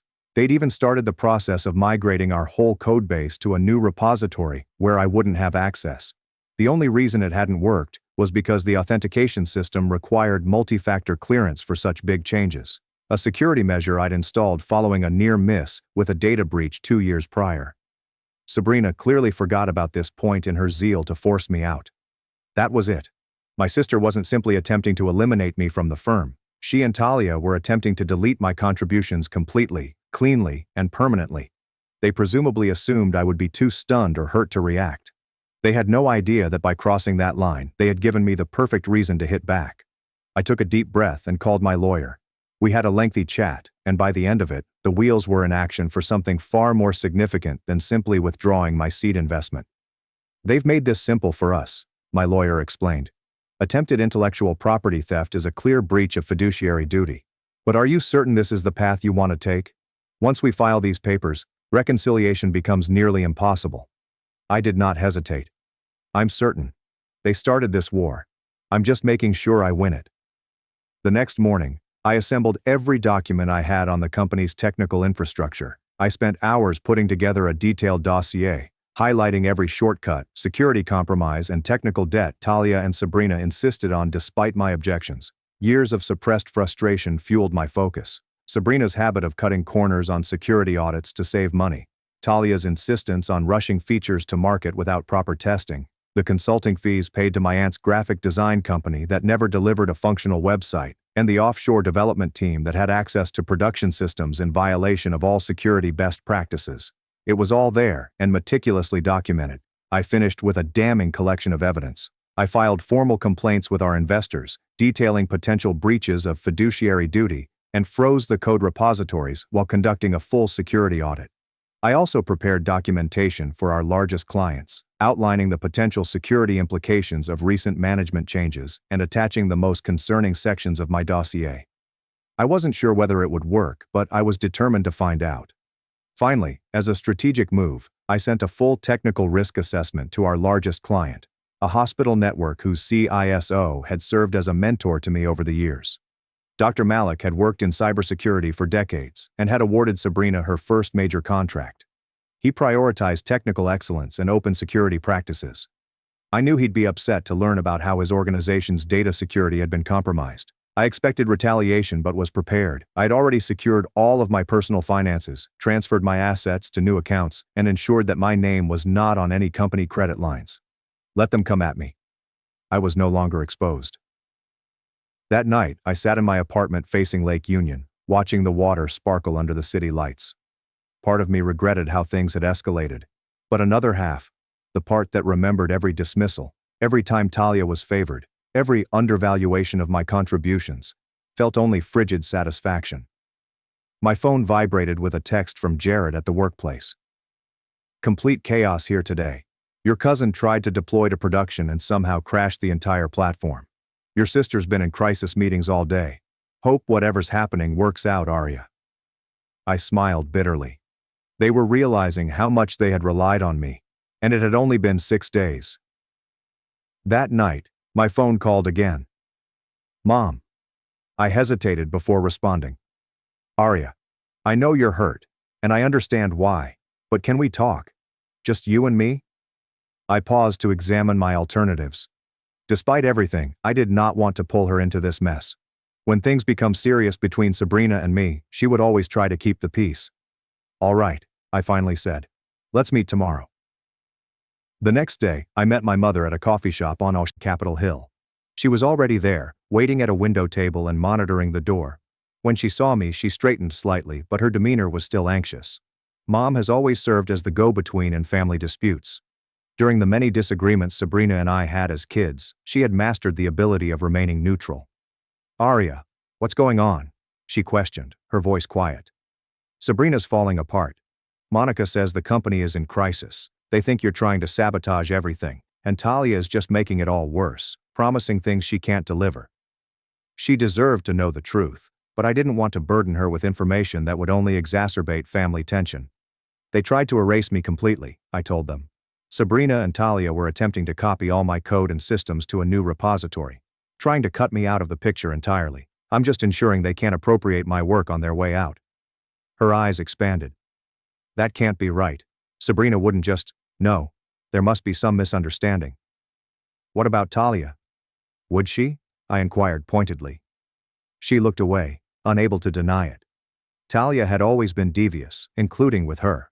She borrowed my mother's car in college and returned it with a dented fender, stating it had happened previously. Naturally, Sabrina covered for her. I moved a small folder across the table. It included carefully chosen screenshots, just enough to demonstrate my point without overwhelming her. Repository access logs, suspicious code transfers, and emails in which Sabrina and Talia openly requested an outside engineer to speed up the migration process. She flipped over the papers slowly. Oh, Arya, this is deliberate. They were really trying to lock you out. Yes, I replied, leaning back. And that's just the beginning.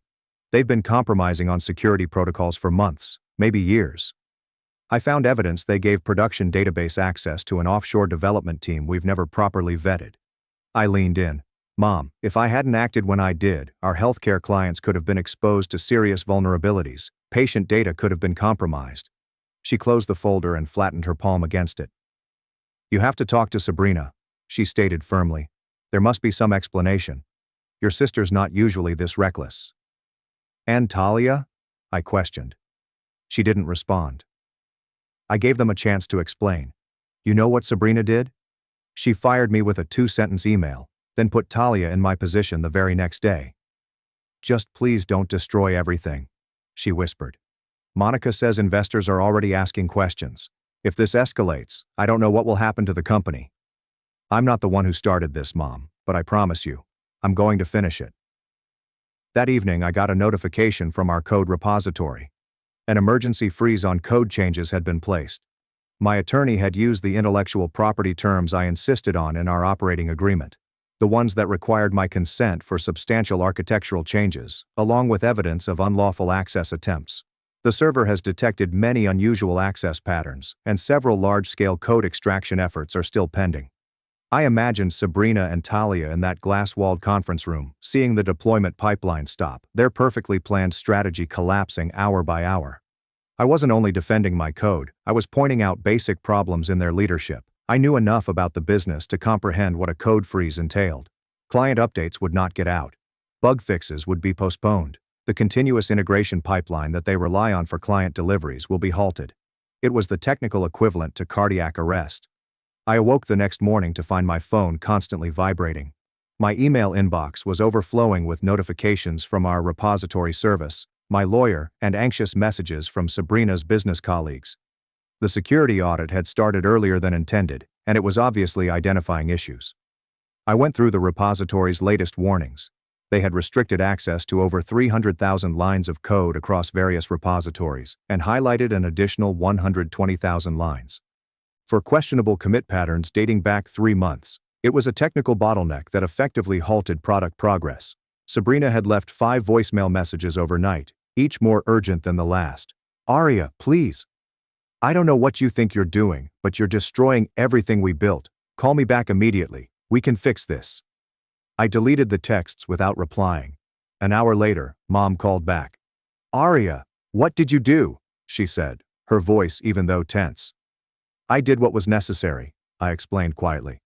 "They're in complete panic mode, Aria. Sabrina is talking about lawyers, about suing for sabotage.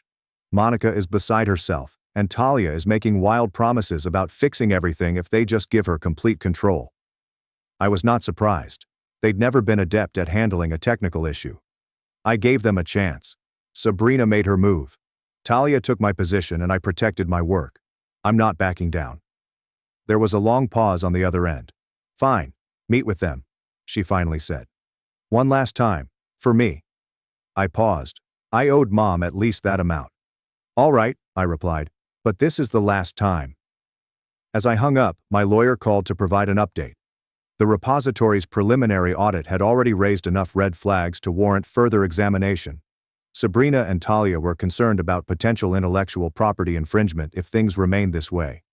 "You need to decide how far you want to take this," he told you. "Right now, you've got leverage. They're desperate. This might be the time to negotiate a settlement that cuts you loose with your fair share." I pondered it. A settlement would be cleaner and speedier. But something within me resisted. It wasn't simply about money anymore. That evening, we met at Sabrina's downtown Seattle condo. I'd attended innumerable meals and strategy discussions in this sleek high-rise apartment, spoken about product roadmaps on the balcony overlooking the Sound, and celebrated our first $1 million in revenue at that dining table. It felt like we were entering hostile territory. My mother opened the door with a worried grin and a hasty embrace. She appeared weary. Inside, Sabrina stood by the floor-to-ceiling windows, arms crossed, showing confidence despite the circumstances. Talia sat on the kitchen island like it was a throne, feigning indifference while scrolling through her phone. "Let's get this over with," Sabrina said. I sat down at the dining table, noting how every award and press mention in the apartment emphasized Sabrina's accomplishments, while my efforts were reduced or ignored. Was it always like this way, or am I just seeing it clearly now? "So, what's all this about?" I inquired. Sabrina turned to me, her cheeks heated. "What the hell do you think you're doing, Aria? Freezing the repositories, triggering security audits. You're trying to destroy everything we built." I met her eyes directly. "I'm destroying things? After you fired me without warning? You think I wouldn't notice unauthorized access to my code? You think I'm just going to sit back while you and Talia try to erase my contributions to the company I helped build?" Talia looked up from her phone and pointed at me. "You've always been jealous of Sabrina's vision. You've been undermining my strategy since day one." Sabrina's face hardened. "You have no idea what you've done," she replied. "I've got demos scheduled with potential investors, commitments to clients. Talia has a completely new direction planned for the product. If you freeze these repositories, it could sink everything." "That's not my problem," I responded. "You made your decision when you tried to push me out of the company and replace me with Talia. I'm just protecting my work." There was a prolonged hush. Then Talia leaned back, smirking. "Don't worry, Sabrina. I'll rebuild the entire platform now that Aria's out of the picture. Her code is outdated anyway. I've got friends at Google who can help us create a much more scalable architecture." I laughed. Talia had never looked at or comprehended our code base. "Talia's right," Sabrina remarked. "We were planning to refactor the entire platform anyway. This is just accelerating our timeline."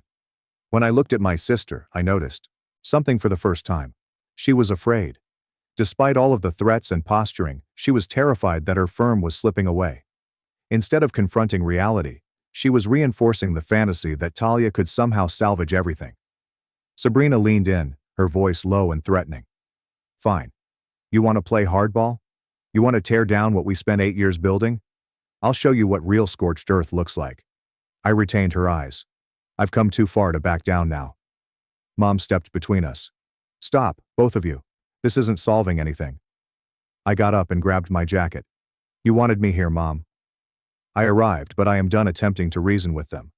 I turned to go out, firmly locking the door behind me. As I waited for the elevator, my phone vibrated with a new email. One from my attorney. Sabrina and Talia had recently filed a lawsuit alleging that I had ruined the corporation and illegally shut them out of vital systems.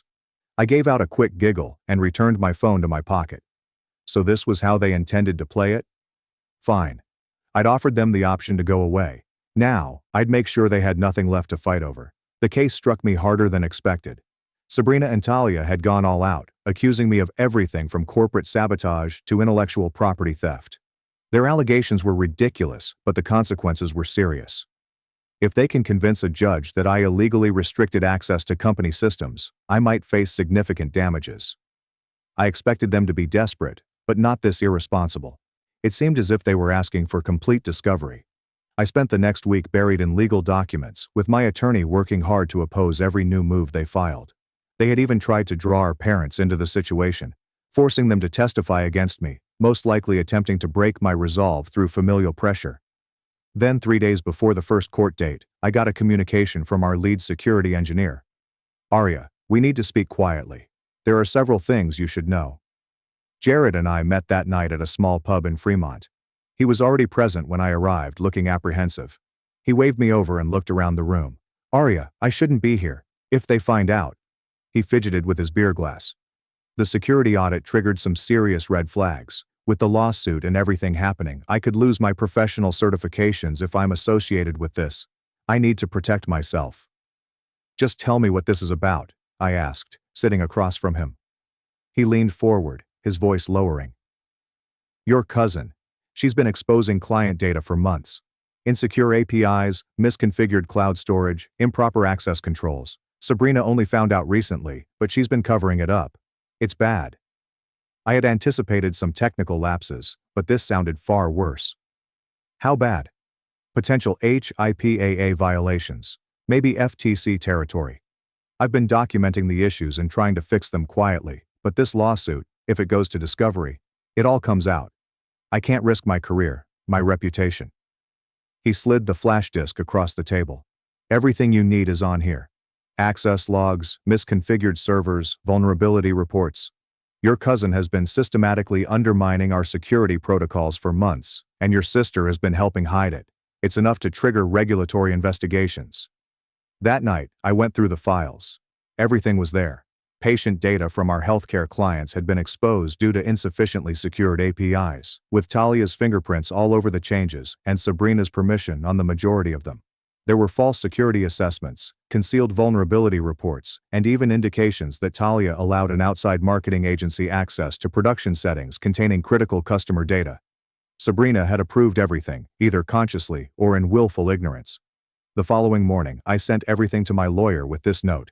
Let us conclude this. By the time the court date arrived, Sabrina and Talia were cornered. Their repositories were locked, putting their client connections at peril. And now, with this fresh proof, they were facing possible regulatory inquiries.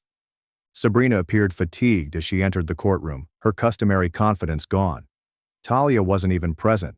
She had supposedly gone to California the night before for an emergency meeting with advisors. The judge ruled in less than 2 hours. The evidence was overwhelming. The complaint was dismissed, and the court mandated a comprehensive technical and security audit of the company's systems. I observed Sabrina's expression as reality set in. She hadn't only lost her lawsuit, she had lost everything. Outside the courthouse, she approached me with lowered shoulders. Arya, you have to believe me. I didn't know how severe the security issues were with Talia's changes. I was just trying to give her room to grow. I almost felt sorry for her. Almost. You chose her over me, I replied gently. Every time. And now you're paying for it. I walked away, leaving her standing there, appearing much older than her 35 years. A week later, Mom called. She had helped Sabrina find a smaller apartment in Ballard. She didn't ask for my assistance and I didn't offer it, but I transferred enough money for 3 months' rent. More for Mom's sake than Sabrina's. Did you know about Talia? She's ruined the company, Arya, and Sabrina let her do it. She chose Talia over you. Over her own company's integrity. I could hear disappointment in her voice. It wasn't just me who had been betrayed. The business had imploded catastrophically. The audit indicated that Talia had been violating security procedures for several months. When the security flaws were discovered, the company faced potential regulatory probes, and the majority of their large clients terminated their contracts. The Portland office was closed. The Seattle headquarters was reduced to a single floor. Talia had disappeared to California. Last Mom heard, she was trying to find a job at a friend's startup, avoiding Sabrina's calls and showing no remorse for the damage she'd done. I signed the final papers, terminating all technical and financial links with the company. With my settlement and professional reputation intact, I was 4 weeks into starting my own cybersecurity consultancy in Vancouver, British Columbia. Distinct countries, distinct markets, yet comparable industries. I had obtained modest office space, brought in 2 trustworthy engineers from the Seattle organization, and began developing something entirely my own. No family drama or nepotism. Simply technical brilliance and sound business procedures. 2 months later, Sabrina called immediately. Her voice was different, more restrained, but with an undertone of entitlement. Arya, we need to talk. The situation, it's dire. Talia has completely abandoned ship and disappeared to Silicon Valley. We were wrong. We need your help to rebuild the platform. I left her words hanging in the air. Part of me felt validated. The other portion was simply tired with the entire saga. I'm sorry, Sabrina. That chapter of my life is closed. Come on, Arya. We have nothing left. We were wrong about you. Wrong about Talia. We can start over. Rebuild the company together. The right way this time. I still have connections throughout the industry. I took a deep breath. You made your choice. Now you have to live with it. I've moved on. Our parents are worried about their retirement. The investment they made in the company. Her voice cracked momentarily. I felt a tinge of sympathy, but quickly buried it. She had been manipulating me with guilt for years. Not this time. I already talked to Mom about that. She and Dad diversified their investments last year, on my advice. They'll be fine. You can't just abandon your family, Arya, after everything I've done for you. I nearly laughed at that. Everything you've done for me? Sabrina, I worked 8 years building your company while you handed everything to Talia on a silver platter. I'm done. I hung up and blocked her phone. Maybe someday I'll be ready to have her in my life again, albeit in a limited capacity. But I would never again rely on her judgment or put my professional reputation in her hands. After all, my sister taught me one important lesson. In business, loyalty is only as good as the contract on which it is based. Family is something different entirely. I warned Mom about stepfather after learning his secret past, but she denied. Then my 12-year-old's brother ran away, triggered a full CPS investigation. My mother preferred a convicted kitten diddler above her own children, so I exposed their lies in court. A year later, she begged me to preserve her unborn child from the monster she let in. I was 15 years old when I accepted the fact that I would be fatherless for the rest of my life since I was the son of a single mother. I overworked myself in school while working 25 hours a week at a local job. I took care of my younger brother Noah while my mother was unwell or at work. My greatest want was for my mother to be able to retire and never have to work another day. But then everything came crumbling down when my mother found a great man named Luke. He was really sweet, and after only a few months of dating, I started beating myself up for not being the perfect man of the home. He's still the sole reason I know how to ride a bicycle, and Noah adored him even more than I did. Luke taught him how to do algebra without crying, which is a skill I never learned, and even took on the responsibility of taking him to school each day.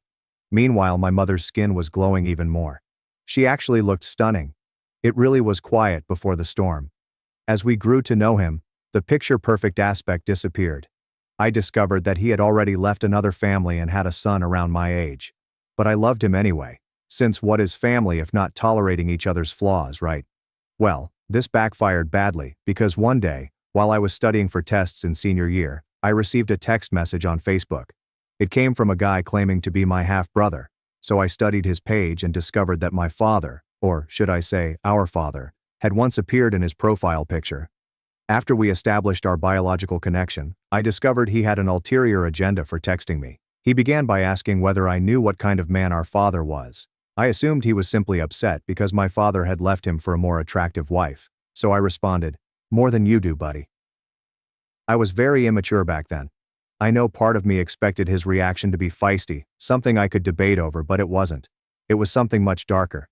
He mailed dozens of court paperwork. They were all about Damon, a guy charged with stealing the innocence of his wife and 5-year-old son. I believed my half-brother was just as immature as me, so I didn't think much of it and told him he was an effing weirdo for sending me that shanty.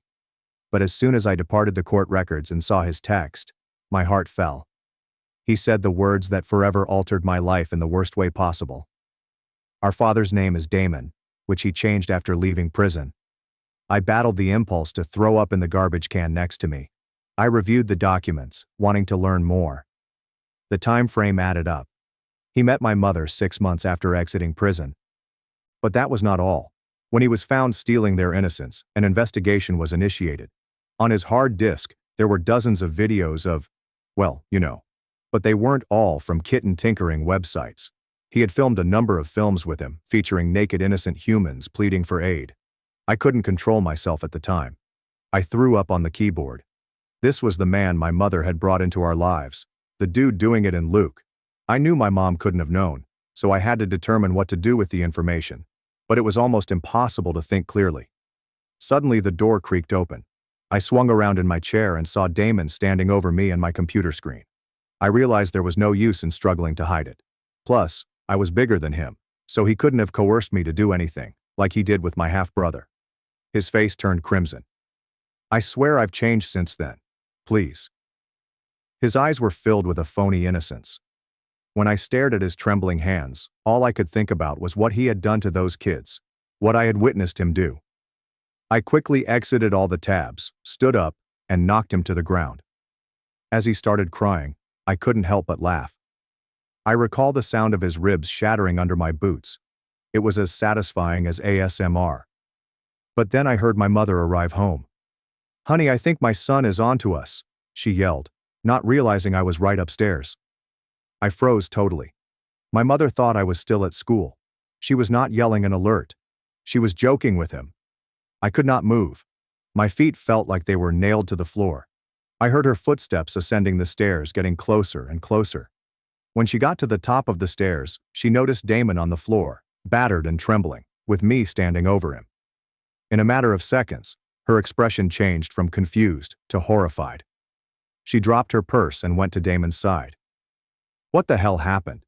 she asked, peering up at me with startled eyes. Initially, I was unable to form words. My hands were shaking. Finally, I asked the only question that mattered. "Did you know?" I inquired, my tone barely above a whisper. She paused. Her gaze went between me and Damon. Then she lied. "Number what? What are you talking about?" She helped Damon sit against the wall. "Why would you attack him like this?" I grabbed my phone and showed her some court paperwork. "His son sent me these. His real name is Damon. He's a convicted criminal. Did you know?" Her expression shifted. She looked down, then back at me. "I only found out recently," she murmured quietly. "He didn't tell me when we met. He said the court case was false, just revenge from a bitter ex-wife." She jumped up and grabbed my arm. "Please don't ruin everything. Look at how much better things have been. Remember how unstable our house was before he came? Remember how much I struggled?" I took a break. "You're lying. You knew." "I heard what you said when you came in." Before she could react, Noah appeared upstairs. He must have just returned home from school. He saw Damon on the floor, bleeding, Mom looking frantic, and me standing there with my fists clenched. Noah immediately began crying. He was only 12. Mom ran to him and drew him close, sheltering him from Damon's gaze. "It's okay, baby," she said softly to him. "Your brother hurt Daddy, but everything will be fine." I tried to explain. "Noah, he's not who you think he is. He's—" But Noah simply screamed and dashed to his room, slamming the door behind him. That night, I was unable to sleep. I kept thinking about what my mother had said when she arrived home. She knew. She needed to know. I sneaked into Damon's office and snatched his laptop. I needed proof, something to show Noah, anyone who would listen. However, the laptop was wiped clean. There was only one file on it, a draft email. It was addressed to an attorney. The subject line stated, "Request for name change denial appeal." I photographed it with my phone before returning the laptop. The next day at school, I was unable to concentrate. I was sleep-deprived and jumped at any sound. After my last lesson, the principal summoned me to his office. There was a woman wearing a suit. She identified herself as a child welfare officer. "Someone filed a report saying you attacked a family member," she told me. "They're concerned you might be unstable." I attempted to defend myself and explain about Damon, but I could tell they didn't believe me. They did not arrest me, but the police stated that she would be following up. I was now flagged in their system. When I arrived home, everything had changed. Damon shuddered as I entered the room, seeming to be terrified of me. Mom constantly told me I needed therapy and that my anger issues were troubling. That night, they began closing their bedroom door. Mom told me the next morning that I needed to remain at Aunt Marcia's house for a bit.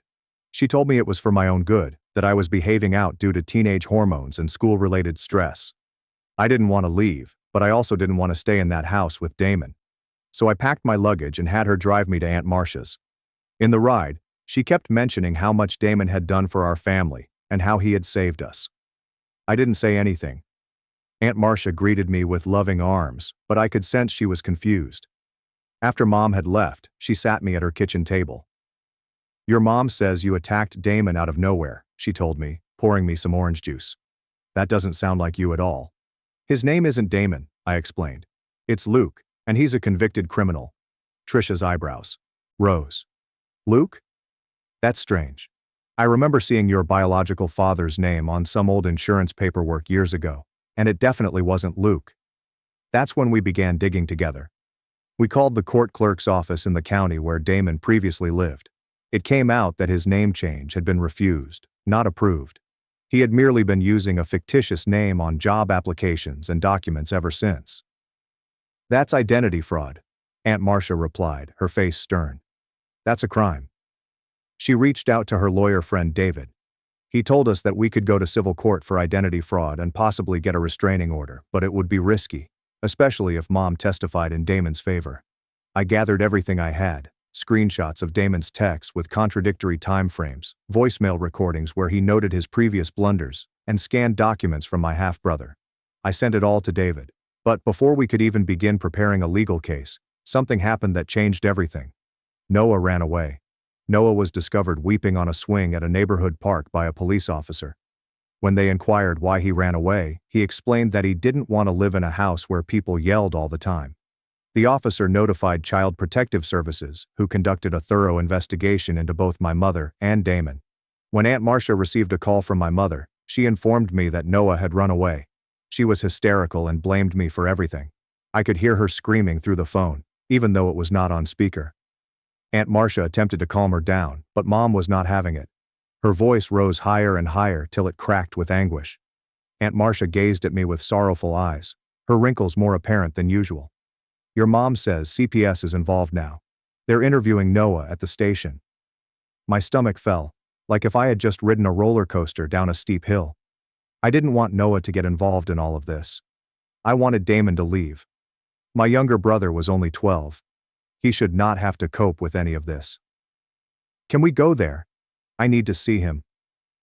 We arrived at the police station in Aunt Marcia's old blue Honda. I kept picturing Noah alone and afraid, surrounded by strangers asking him things he couldn't understand. When we arrived, the station was buzzing with fluorescent lights and phones ringing constantly. They would not let us see Noah right away. We had to wait in this cramped area with awful plastic chairs for about 2 hours. The walls were a bland, institutional green, reminiscent of hospital corridors. I kept bouncing my leg up and down until Aunt Marcia put her hand on my knee and stopped me. "Try to stay calm," she said quietly. "For Noah's sake." When they eventually brought Noah in, he seemed so little, as if he had shrunk since the last time I saw him. His favorite dinosaur t-shirt was wrinkled and stained around the collar. His eyes were red and puffy from sobbing, and his dark hair stood up in places where he'd rubbed his hands through it. He didn't look at me at first, instead staring at his shoes, which Mom had gotten him for his birthday last month, and that lit up. "Hey buddy," I murmured, attempting to sound natural, but my voice came out strained. "You okay?" He shrugged, his slim shoulders rising and falling beneath his t-shirt. The social worker, Rebecca, with a pleasant face but tired eyes and silver-streaked hair pulled back in a tidy bun, explained that Noah would be staying with Aunt Marcia temporarily while they worked things out. I was happy that he would not have to return to the place with Damon. The notion of my younger brother living under the same roof as that man made my skin crawl. My mother arrived just as we were about to leave. She looked like a complete disaster, with her hair all over the place, mascara streaming down her face, and mismatched clothes that she had worn in the dark. She attempted to hug Noah, but he flinched away, pressing against Aunt Marcia's side. That seems to break something in her. In an instant, her gaze went from desperate to angry. She pointed at me, her finger trembling. "This is all your fault. You're tearing this family apart." I did not say anything. What was the point? She was too far gone, stuck in her own version of reality, in which Damon was the savior she had been looking for all these years. The social worker stood between us, her voice stern, yet professional. "Ma'am, please calm down. This isn't helping your case." Mom turned on her, her cheeks blazing red. "My case? I'm a good mother. I've always been a good mother. Just ask him." She poked her finger at me again. "I worked 2 jobs to keep a roof over their heads. I never missed a school conference." Before I could answer, she dropped a bomb. "I'm pregnant. Did he tell you that? I'm carrying Damon's baby." Everyone became quiet. The air in the room appeared to thicken. I examined her stomach, attempting to determine whether there was any truth to it, or if this was just another ruse. She wasn't showing, but it didn't signify anything. The timing would be roughly appropriate. They had been together for more than a year. I felt nauseated at the prospect of Damon having another child. The social worker led my mother to a different room, her hand resting gently but firmly on Mom's elbow. Aunt Marcia drove me and Noah home, her face fixed in a dismal expression I rarely saw. Noah eventually spoke to me in the car, his voice small against the silent cabin. "Is it true what Mom said about the baby?" I shrugged as raindrops began to spray on the windshield. "I don't know, buddy. Maybe." "And is it true what you said about Dad?" He couldn't even speak Damon's name because the word Dad made his throat hurt. I looked at Aunt Marcia, not sure how much to tell him. She nodded slightly, her gaze meeting mine in the rearview mirror. "So." I took a deep breath. "Yeah, Noah. It's true. He's not who he said he was. His real name is Damon, and he did some really bad things before he met us." Noah remained motionless for a long time, his fingers tracing patterns on the misty pane beside him. Then he asked, "Is that why you hit him?" "Yeah. I found out what he did, and I got really angry." My fist colliding with Damon's face flashed across my head, bringing back the shock in his eyes and the satisfaction I felt before everything broke apart. "I get really angry sometimes too," Noah answered quietly. "But Mom says we're not supposed to hit people when we're angry." I couldn't disagree with it. My small brother's straightforward moral clarity broke through all of my arguments. "You're right. I shouldn't have hit him. I should have told an adult instead." The next several days were strange, as if we were living in an alternative reality. Noah and I stayed at Aunt Marcia's house, a charming 2-story with a garden in the rear and family portraits on every wall. She has an extra bedroom with bunk beds from when her children were young. Noah took the top bunk, and I took the bottom. At night, I could hear him sobbing into his pillow. But when I asked him whether he was okay, he always said yes. I'd lie there in the darkness, listening to him attempt to be brave, feeling as if I'd let him down somehow. Aunt Marcia was fantastic throughout it all. Every morning she prepared us pancakes, chocolate chips for Noah and blueberries for me, and helped Noah with his homework. She even drove him to and picked him up from school to keep his schedule as consistent as possible. She never complained, but I could see the strain in her eyes when she assumed we weren't looking. Meanwhile, David, the lawyer, was considering our alternatives. Aunt Marcia's college pal had salt and pepper hair and glasses that kept sliding down his nose. He stated that without hard evidence, obtaining a restraining order against Damon would be difficult. My half-brother's court documents were useful, but they were old, and his records had been sealed after he was released. We needed something contemporary, anything to show Damon was still a threat. That's when I remembered my laptop. I had photographed that email draft regarding the name change appeal. When I presented them to David, his eyes lit up behind his glasses. "This is good," he added, tapping my phone's screen. "This proves he's still using a false identity. We can work with this." We held a custody hearing a week after Noah went away. The courthouse was imposing, with marble floors and echoing passageways.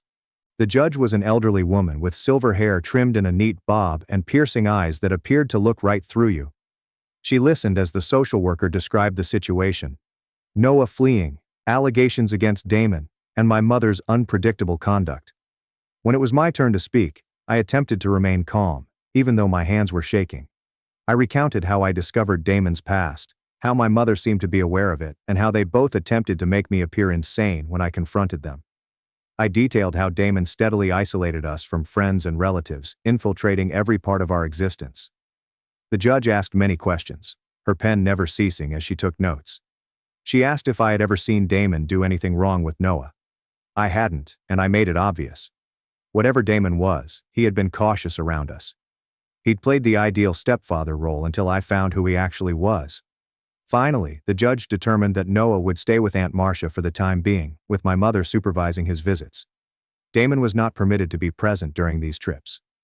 The judge also ordered my mother to undergo a psychological evaluation, emphasizing that this was not optional. Mom was infuriated. She walked out of the courtroom, her heels clicking fiercely on the marble floor, and did not even say goodbye to Noah. Damon followed her, giving me a gaze that shot thrills down my spine. It wasn't rage, it was calculated, as if he was planning how to get back at me. His eyes were cold and hollow, and I finally saw him for who he was. 2 days later, Aunt Marcia received a call from the hospital. Mom had fallen at work and was transported to the medical department. The doctor stated that she was under great stress, and she acknowledged using too many sleeping medications. They were unsure whether it was a suicide attempt or an accident. The prospect of either possibility left me hollow inside. I didn't want to see her, but Noah was scared sick, his face pale and strained. So Aunt Marcia drove us to the hospital, a vast complex of buildings on the outskirts of town. Mom was in a private room, seeming pale and little against the white bedding. An IV dropped steadily alongside her bed. When she saw Noah, she burst into tears and held out her arms. He hurried up to her and held her tightly, burying his face in her shoulder. I stood at the door, unsure what to do. The antiseptic odor of the hospital made my stomach turn.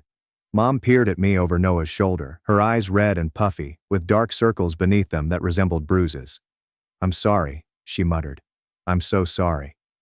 I wasn't sure if she was apologizing for bringing Damon into our lives, for not trusting me, or for attempting to harm herself. Perhaps all of it. I simply nodded and replied, "It's okay," even though it wasn't. Nothing about this circumstance was acceptable. The doctor entered, a woman with a soft voice and efficient actions. She informed Mom that she would need to stay for a few days for observation. They also recommended a mental examination. Mom agreed on everything, which astonished me. She appeared broken, as if she had lost all of her fighting spirit. It was frightening to see her like this. She'd always been so powerful and driven. As we were leaving, a nurse approached me. "Your mother asked me to give you this," she explained, handing me a folded piece of paper. It seemed light in my hand, but weighty with meaning. I waited until we were in the car before reading it. It was a little note in my mother's handwriting, the letters wobbly but legible. I knew there was something wrong with him, but I told myself it wasn't true because I wanted to believe in him. I was really tired of doing everything by myself. Please forgive me. I adore you both more than anything. I showed Aunt Marcia the note when we arrived home. She read it with a sigh, her shoulders lowering slightly. "Do you believe her?" I shrugged and looked out the kitchen window at the maple tree in her backyard. I don't know. Maybe she really didn't know at first. But she found out eventually, and she stayed with him anyway. "People do strange things when they're desperate," Aunt Marcia murmured softly. "Your mom has been on her own for a long time." The next day, David called us. He had some information regarding Damon. Damon apparently attempted to leave town after my mother was hospitalized, but was pulled over for a regular traffic stop, and when the police checked his ID, it did not match the legal registration. He was detained for identity fraud and obstruction. "They're reopening his case under his legal name," David said, his voice cracking over the speaker. "This could lead to more charges, especially if they find evidence he violated the terms of his release." I felt a weight lifted from my shoulders. Damon was in jail. He couldn't harm Noah or influence my mother anymore. But part of me was still concerned. What if he made it out? What if he comes seeking for us? I'd watched enough crime shows to understand that restraining orders were just pieces of paper. They couldn't stop someone who was determined to do damage. A few days later, my mother was released from the hospital. She went right from there to her court-ordered psychological evaluation. The outcome would determine whether she could reclaim custody of Noah. I found myself wishing for Noah's sake that she'd receive the assistance she required. While we awaited the evaluation results, life settled into a new pattern. I returned to school, hoping to focus on my forthcoming graduation. The whispers and stares had mainly subsided, but every now and then, I'd catch someone looking at me with that mix of curiosity and pity that made my skin crawl. Noah appeared to be doing well at Aunt Marcia's. He was sleeping through the night and occasionally smiling. He'd become friends with the neighbor's son, Jordan, who was his age and had a collection of dinosaur figures that Noah craved. My phone rang one evening when I was assisting Noah with his science homework, which was on the water cycle, and which he was having difficulty understanding. It was a number I couldn't recognize. I almost did not respond, but something told me I should. "Hello," I murmured, going into the hallway to avoid disturbing Noah, who was painstakingly coloring a schematic of clouds and rain. "Is this Mark?" a male voice said. It sounded strangely familiar, like someone I'd met but couldn't remember. "Yeah. Who's this?" "It's Caleb, your half-brother." I almost dropped the phone. I hadn't spoken with him since the day he sent me the court records about Damon, which had changed everything. "Oh, hey." I didn't know what to say. What do you tell someone who shares your blood with a monster? "I heard they arrested him," Caleb explained. "I wanted to check if you and your brother are okay." I was astonished by his concern. We were almost strangers, bonded solely by Damon's DNA. "Yeah. We're staying with our aunt. My mom's getting help." There was a pause filled with static from the connection. "I'm sorry about all this.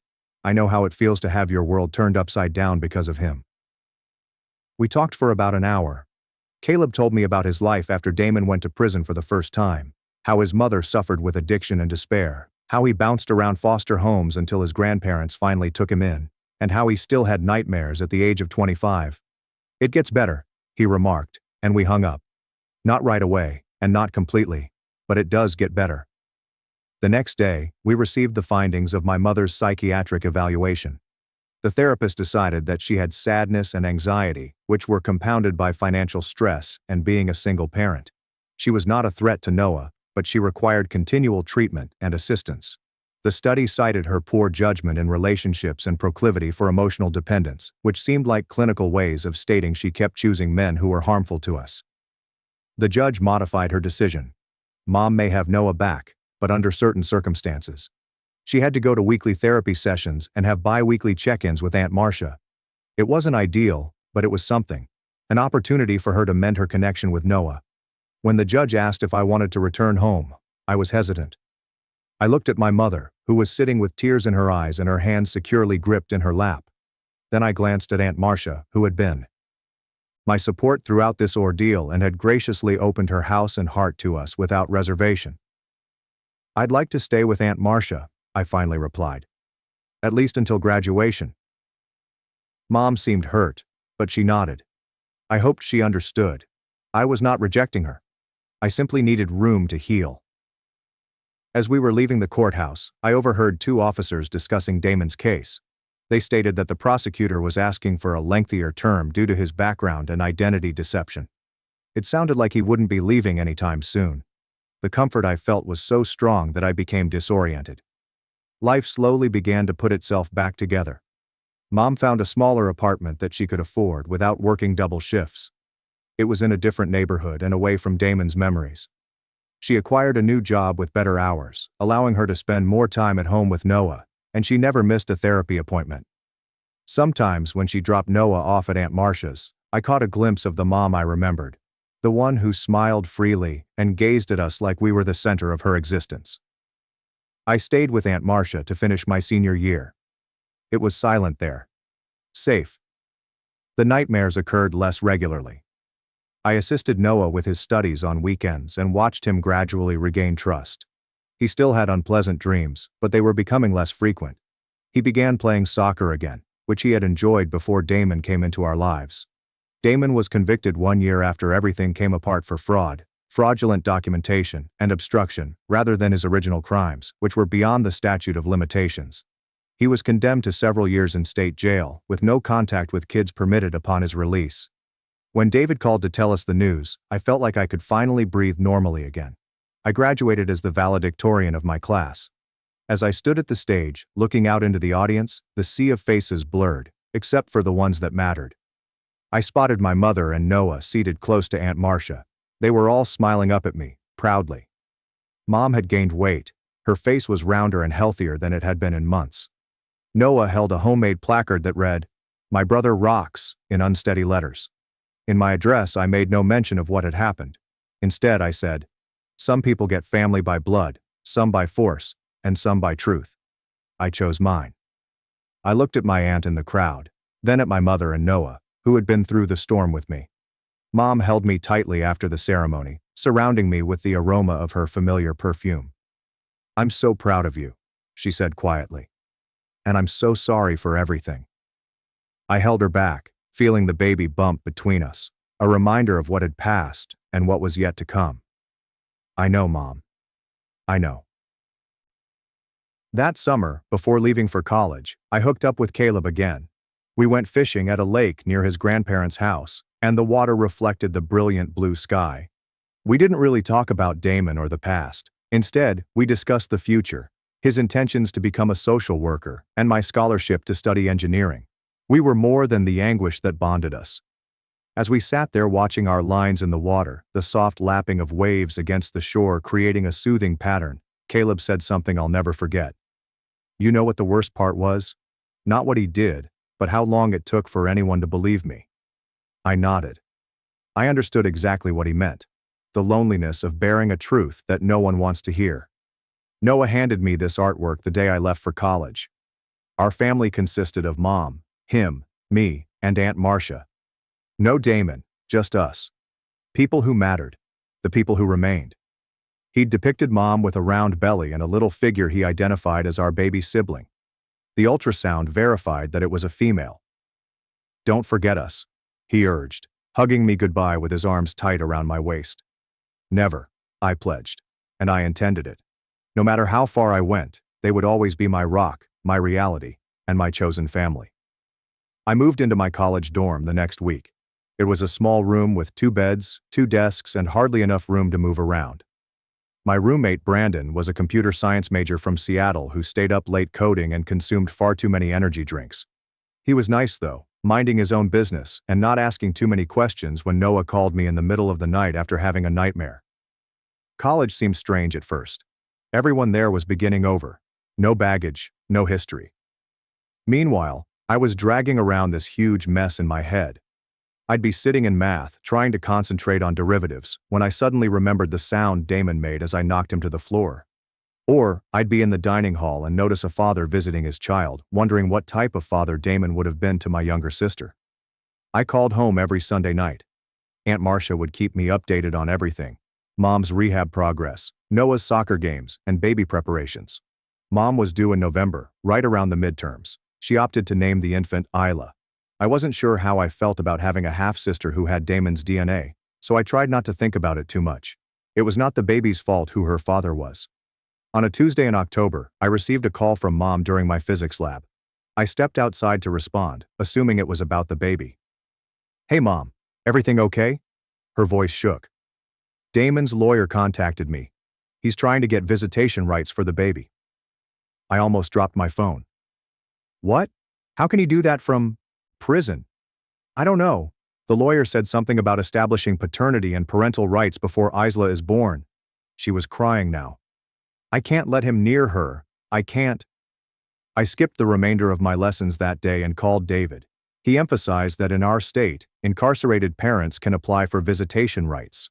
But considering Damon's past and current charges, a court was unlikely to approve them. Still, he replied, "We should be prepared. Can you come home this weekend? We need to strategize." After my morning classes on Friday, I took the bus home. Throughout the voyage, I kept worrying about Damon trying to get his hands on my baby sister. The concept made me ill. I had safeguarded Noah, but how could I protect a baby I had yet to meet? When I arrived at Aunt Marcia's house, everyone was already there. Mom, Noah, David, and a lady named Denise, Mom's therapist. They were seated around the dining room table, papers strewn out everywhere. Mom looked better than I'd imagined. Her pregnancy suited her. Despite the stress, she exuded a radiant shine.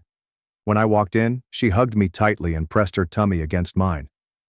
"Thanks for coming," she said quietly. I didn't know who else to call. We spent all weekend planning.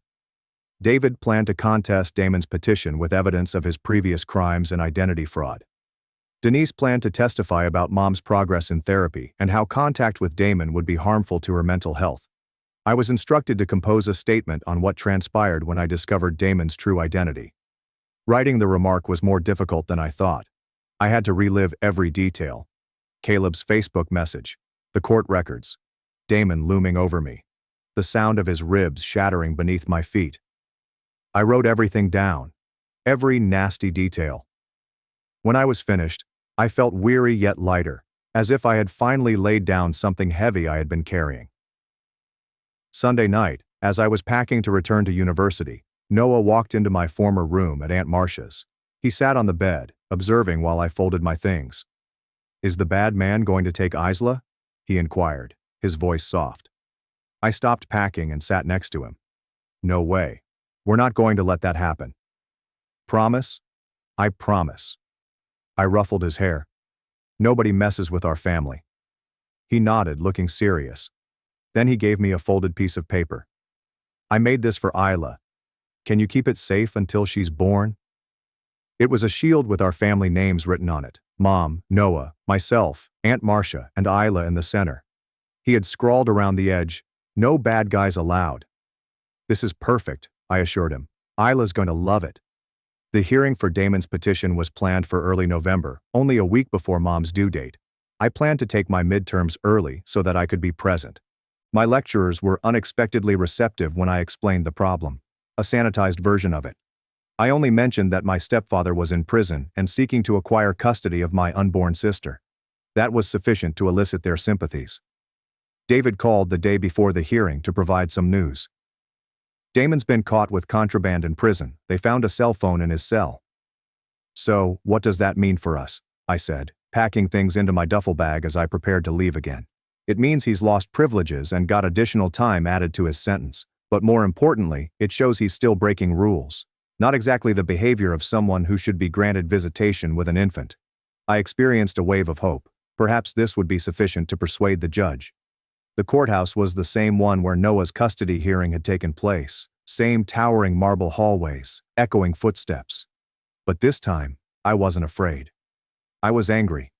How dare Damon want to weave his way back into our lives? How dare he claim any right to my sister? We sat on one side of the courtroom, my mother, Aunt Marcia, David, and Denise. On the other side stood Damon's lawyer, Keith, a polished guy in an expensive suit. Damon himself wasn't present. They rarely carry criminals to family court hearings, unless absolutely necessary. This time the judge was older, with bushy brows and reading glasses perched on his nose. He appeared to have seen everything and was unimpressed by it all. As the hearing began, Keith claimed that Damon had made mistakes, but was determined to be a part of his daughter's life. He spoke about rehabilitation and second chances, his voice as soft as butter. I noticed Mom's hands tighten into fists on her lap as he spoke. Then it was our turn. David presented proof of Damon's offenses, including identity fraud and a recent contraband infraction. Denise spoke about Mom's development and how contact with Damon would be bad. I read my statement with a steady voice, even though I described the worst day of my life. The judge listened to everything with little reaction. When everyone was finished, he glanced at Mom through his glasses. "Miss Johnson, you're due to give birth soon, correct?" Mom nodded. "Next week, Your Honor." "And you were unaware of the father's criminal history when you entered into a relationship with him?" "I was," Mom replied firmly. "If I had known, I never would have let him near my children." The judge nodded and made a note. Then he stared at Keith. "Counsel, your client has demonstrated a pattern of deception and rule-breaking that spans decades. He used a false identity to enter into a relationship with Ms. Johnson. He violated the terms of his release by not disclosing his status to her, and now he's been caught with contraband in prison," Keith started, arguing, but the judge raised his hand. "I've heard enough. Petition denied. Furthermore, I'm issuing a no-contact order between the minor child and the petitioner. Miss Johnson, you are not required to list him on the birth certificate if you choose not to. I felt such a huge sense of relief that I became dizzy. Mom began crying quietly, tears flowing down her cheeks. Aunt Marcia gripped her hand. As we were leaving the courthouse, Keith approached us. This isn't over, he stated gently. My client is very determined. David stood between us. It is over. Your client comes near this family again, and we'll add harassment to his charges. Keith simply smiled, a frigid little smile that did not reach his eyes, then walked away. That night we celebrated at Aunt Marcia's place. She made my favorite lasagna, and Noah helped her bake cookies for dessert. We sat around the table, talking and joking, the stress of the previous few months beginning to ease. Mom drew me aside after supper. I want to ask you something, she murmured, resting her palm on her stomach. Would you be Isla's godfather? I was startled. Me? But I'm only 18 inches. I know, but you protected even when I couldn't see the danger. You stood up to Damon when I was too blind to do it myself. There's no one I trust more with my children's safety. I wasn't sure what to say.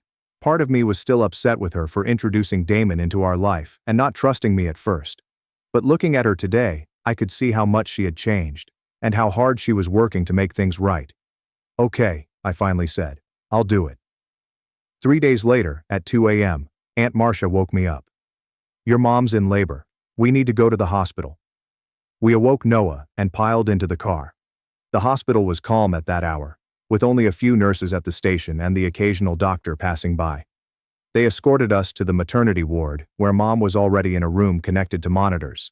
She appeared weary, but grinned when she saw us. Perfect timing, she explained. Things are moving fast. Aunt Marcia brought Noah to the waiting room with coloring books and refreshments, and I stayed with Mom. I held her hand through contractions, allowing her to squeeze until my fingers went numb. Between contractions, we spoke about everything and nothing, my classes, Noah's soccer team, and baby names. She was still set on Isla, but desired a middle name. What about Patricia? I said, referring to the aunt who saved us all. Mom grinned. Isla Patricia Johnson, I like it. Isla was born at 5:47 a.m., right as the sun began to rise. She was little, red-faced, and exquisite, with a tuft of dark hair similar to Noah's. My mother's countenance changed as the nurse placed her in her arms. All of the worry lines disappeared, leaving only a look of pure affection. Mom asked me, "Do you want to hold her?" I was frightened of dropping Isla, yet I gently held her in my arms. She was as light as holding a loaf of bread. Her eyes were tightly clenched, and her tiny fists were balled up against her chest. I gazed at her and felt a strong protectiveness rush over me. This small person, who shares my DNA but not my past, will never meet the man who helped make her. Hi, Isla, I said quietly. I'm your big brother. I'm going to make sure nothing bad ever happens to you. Noah was pleased when he met her. He continued asking whether she could play soccer with him, but we had to explain that babies cannot play sports right immediately. He gave her the shield drawing, which Mom had promised to hang in the nursery. I returned to college the next day, hesitant to go but desperate to catch up on the classes I had missed. Life has settled into a new rhythm. I'd return home on weekends to help Noah with his homework and take turns holding Isla while Mom had a shower or snooze. Aunt Marcia spent practically every day with Isla, being the grandma she would never have. Mom's parents had died many years before, and Damon's parents were no longer involved. We learned in December that Damon had been sent to a maximum security jail following another contraband issue. This time, they discovered a shiv in his cell. David stated he'd stay there for the duration of his sentence, possibly longer. It felt as if a weight had been lifted off of all of us. That year, Christmas was celebrated at Aunt Marcia's place. She erected a magnificent tree that nearly reached the ceiling, adorned with ornaments she had gathered over decades. Noah was in charge of organizing the presents underneath and took his job extremely seriously. Isla, now 6 weeks old, slept most of the day in her bassinet, only waking to eat and change her diaper. Mom looked more joyful than I had seen her in years. She'd started taking online classes to get her degree, which she had abandoned when she became pregnant with me. When Isla was in school, she mentioned wanting to be a teacher one day. As we sat around the tree, opening presents, I glanced at my strange little family. My mother had made awful mistakes, but she was working hard to correct them. My little brother was braver than any child should have to be. My baby sister, who would grow up unaware of the sadness that had tainted our lives. And my aunt, who opened her home and heart when we needed it the most. It was not ideal. We still had nightmares from time to time. Mom still had days when guilt consumed her. Noah still cringed at loud noises. I still found myself double-checking locks and peeking over my shoulder in parking lots. But we were healing together. The following semester, I attended an on-campus support group for students who had experienced family tragedy. I didn't say much at first, but listened to others' stories. But I eventually revealed mine. Not all of it, just a few parts. How my stepfather was not the person he claimed to be. How my mother preferred him over us at first. How we were putting the parts back together now. After one encounter, a girl named Riley approached me. She had short blue hair and wore more earrings than I could count. My stepfather was also a creep, she stated matter-of-factly. Not as bad as yours sounds, but bad enough. Took me years to trust men again. We started drinking coffee after meetings, initially just talking, then more. She was intelligent and witty, and she did not look at me with sympathy when I mentioned my family. By the spring, we were dating. I was terrified the first time I brought her home and introduced her to everyone. What if she spotted my family and fled? But she fit right in, assisting Mom with supper, playing video games with Noah, and cooing over Isla, who was beginning to smile and grab at objects. Riley later observed, as we drove back to university, "Your family's pretty great, you know that?" I reflected on what we had gone through and endured. "Yeah," I replied. "They really are." That summer, I had an internship that kept me close to university, but I drove home every weekend. By that point, Isla was crawling and getting into everything. Noah had made the all-star soccer team and was constantly talking about his coach and teammates. Mom had completed her first year of online classes with all A's. One Sunday, as I was about to drive back to university, Mom handed me an envelope. "This came for you," she said. "It's from the prison." My heart pounded as I grabbed it. Has Damon written to me? What might he have to say? However, when I opened it, it wasn't from Damon. It was from the jail administration, advising me that Damon had been denied release owing to his behavioral issues. He would not be eligible again for another 5 years. I showed it to Mom, who read it before hugging me tightly. "It's really over," she murmured. "It's over," I informed her. "We just needed the paperwork to catch up."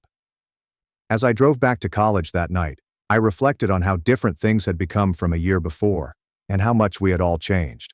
I used to believe that family was something you were born into and couldn't change. But I now know better. Family was something you created. Every day, we make a decision.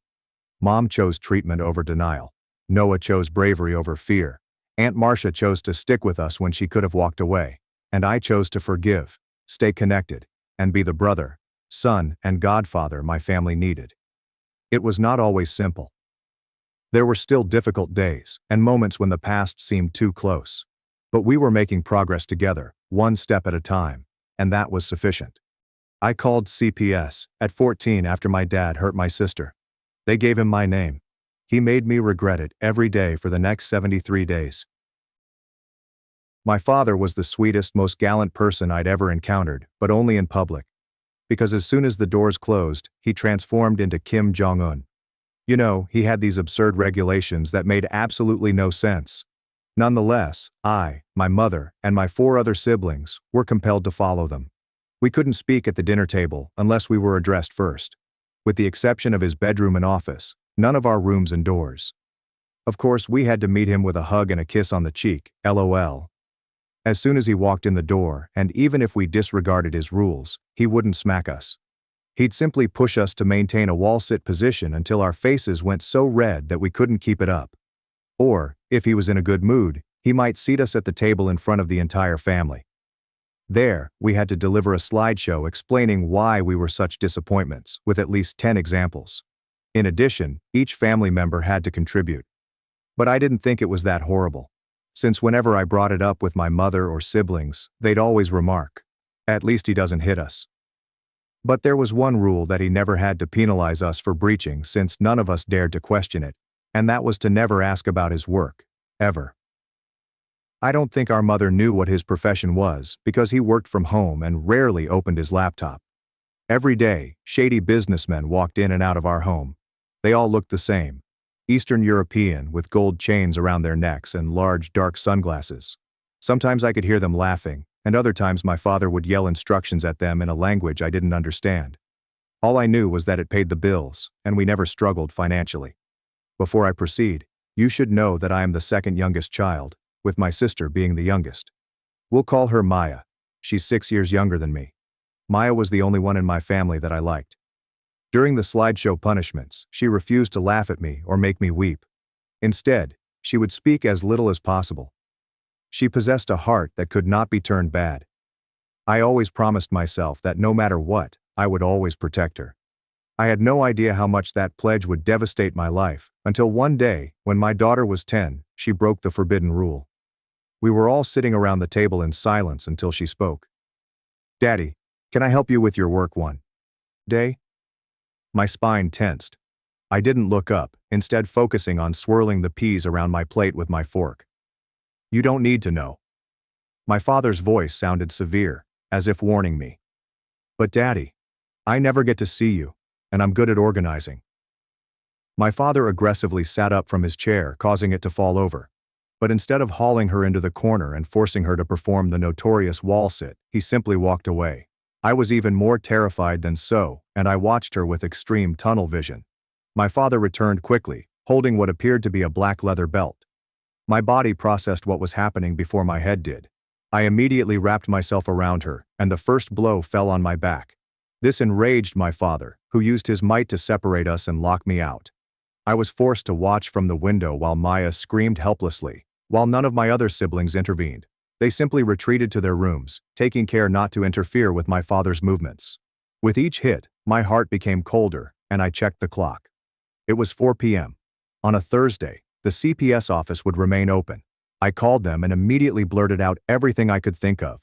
The woman on the other end looked really concerned, and I begged her to keep the claim secret so that she didn't reveal my identity. She promised she would. And the next morning, I awoke to my father answering the door for the social worker. Well, he put on his gentlemanly attitude, and within 2 minutes, she had supplied my name and the fact that I had called yesterday. There were a few seconds of stillness after she said it, which you could only detect if you were looking for it. "Ha ha ha." My father feigned a chuckle. Sometimes kids can get so confused. She also laughed. Instead of taking any further essential action, she drove off. What happened next isn't anything I want to remember or describe. But that night, I cried for hours. My entire body was buzzing with anguish. I believe it was 2 a.m. Maya came to visit me. I expected her to hug me, but instead she muttered, "You shouldn't have betrayed Daddy," before walking away. That was the day my family moved from North Korea to Germany in the 1940s. Maya and I used to break rules together in secret, but suddenly she told me everything. My older brothers began wailing on me when my father was too weary to do it, sometimes simply because they felt like it. And I allowed them. Because once I was finished, everyone would be sorry how they treated me. Following spouse's treachery, I essentially shut down. I stopped speaking with everyone in the house unless absolutely necessary. What was the point? I tried to do the right thing, but it utterly backfired. My back was covered in welts from the belt, furious red lines that burned any time my shirt touched them. And my own sister, the one person I thought I could trust, had turned against me. The treachery hurt more than any physical suffering my father could do. I began spending most of my time in the basement, pretending to repair an old bike I discovered in the garage. My father didn't care as long as I was out of his sight. The basement was cold and damp, with concrete walls that sweated moisture and a strong mildew odor, yet it became my haven. Nobody disturbed me there. While I worked on the rusty chain and flat tires, meticulously cleaning each gear and speaking, I was also capturing all that happened in our home. I couldn't keep a journal since my father had destroyed all of my notebooks following the CPS incident, forcing me to watch as the pages curled and burnt in the backyard fire pit. So I started photographing our injuries whenever it was safe to do so. I used an old phone that I found in the basement and had stashed. I also recorded audio whenever possible, including my father's rages and threats. As a backup, I used an old screwdriver to cut crucial dates and events into the wood beneath the basement steps. June 15th, Dad hit Ethan with a belt for coming home 10 minutes late. June 18th, Jasmine locked in the closet for 3 hours for talking on the phone for too long. June 20th, Mom's eye bruised, says she fell. The wood carvings were not my major evidence, but they did help me organize my digital proof by providing a time frame to work from. I knew these documents would be useful at some point. I only needed to live long enough to use them. My dad was really worried by my quiet. He was used to breaking us down verbally, making us cry and beg pardon. My new quiet treatment method removed his power. I could see it in the way his jaw tightened whenever I passed him without saying anything, and in the way his gaze followed me with increasing frustration. So he created a new rule just for me. Before each meal, I had to stand up and say something I was grateful to him for. If I refused, I did not eat. When he originally stated this regulation, everyone looked at me, eager to see what I'd do. The dining room was claustrophobic and the tension was thick enough to cut with a knife.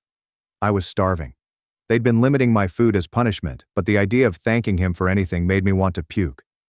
I slowly stood up, my chair scraping loudly against the floor, looked him dead in the eye, and replied in a monotonous voice, "I'm grateful you haven't killed us yet." Then I went out without eating, my stomach grumbling in protest, but my dignity intact.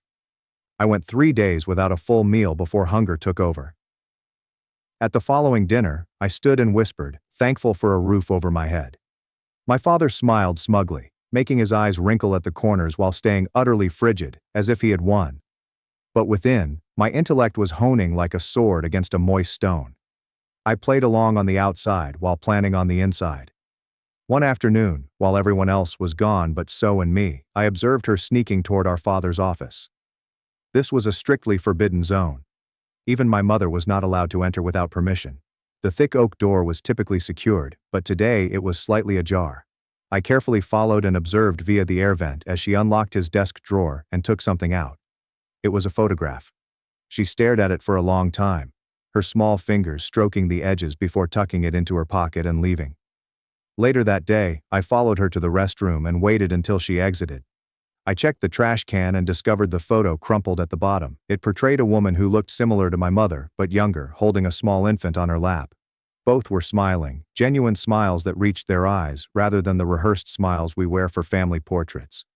I recognized the woman as our Aunt Lillian, my mother's sister, whom no one ever mentioned. I had only seen her once when I was very little, and her name was never mentioned again in our household. It was as if she had been removed from our family history. Following that, I began to pay closer attention. I observed something fascinating. When she believed no one was looking, she didn't show our father the loyalty and adoration she professed to. Instead, she followed him with fearful eyes. Real, genuine terror. I realized then that she hadn't betrayed me because she loved him more. She had done it because she was scared of him. He'd exploited her, most likely rewarded her for turning against me with minor privileges and rare affection, and then emotionally abandoned her once she was no longer useful. That emotion was all too familiar to me. We'd all been through it at some point. That little period of being the favored before ultimately disappointing him and being set aside. That was when I struck a secret agreement with myself. I'd bring this entire house of cards down, but only if I could get So out first. She was still young enough to heal from all of it. The rest of us were probably already too damaged, our personalities shaped by years of walking on eggshells and negotiating his erratic mood swings. I began by attempting to establish a rapport with Ethan, my second oldest sibling. At 19, he was the most insecure of my siblings, always following in Owen's footsteps. One day, I caught him alone in the garage smoking a cigarette, which is another forbidden pastime in our household. The smoke curled around his face as he leaned against my father's immaculate workbench, looking both rebellious and afraid. Instead of threatening to rat on him, I simply asked for one.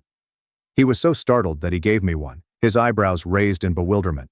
We smoked in silence for a few minutes, our shared defiance forming a fragile link, before I casually mentioned, "Remember when you used to play football in middle school? You were pretty good." Ethan shrugged and flicked ash onto the concrete floor. "Yeah, well, Dad made me quit." "Why? You could have gotten a scholarship or something." "Said it was taking too much time away from my studies," Ethan murmured. But I realized there was more to it. His eyes clouded, and he took another deep suck on his cigarette.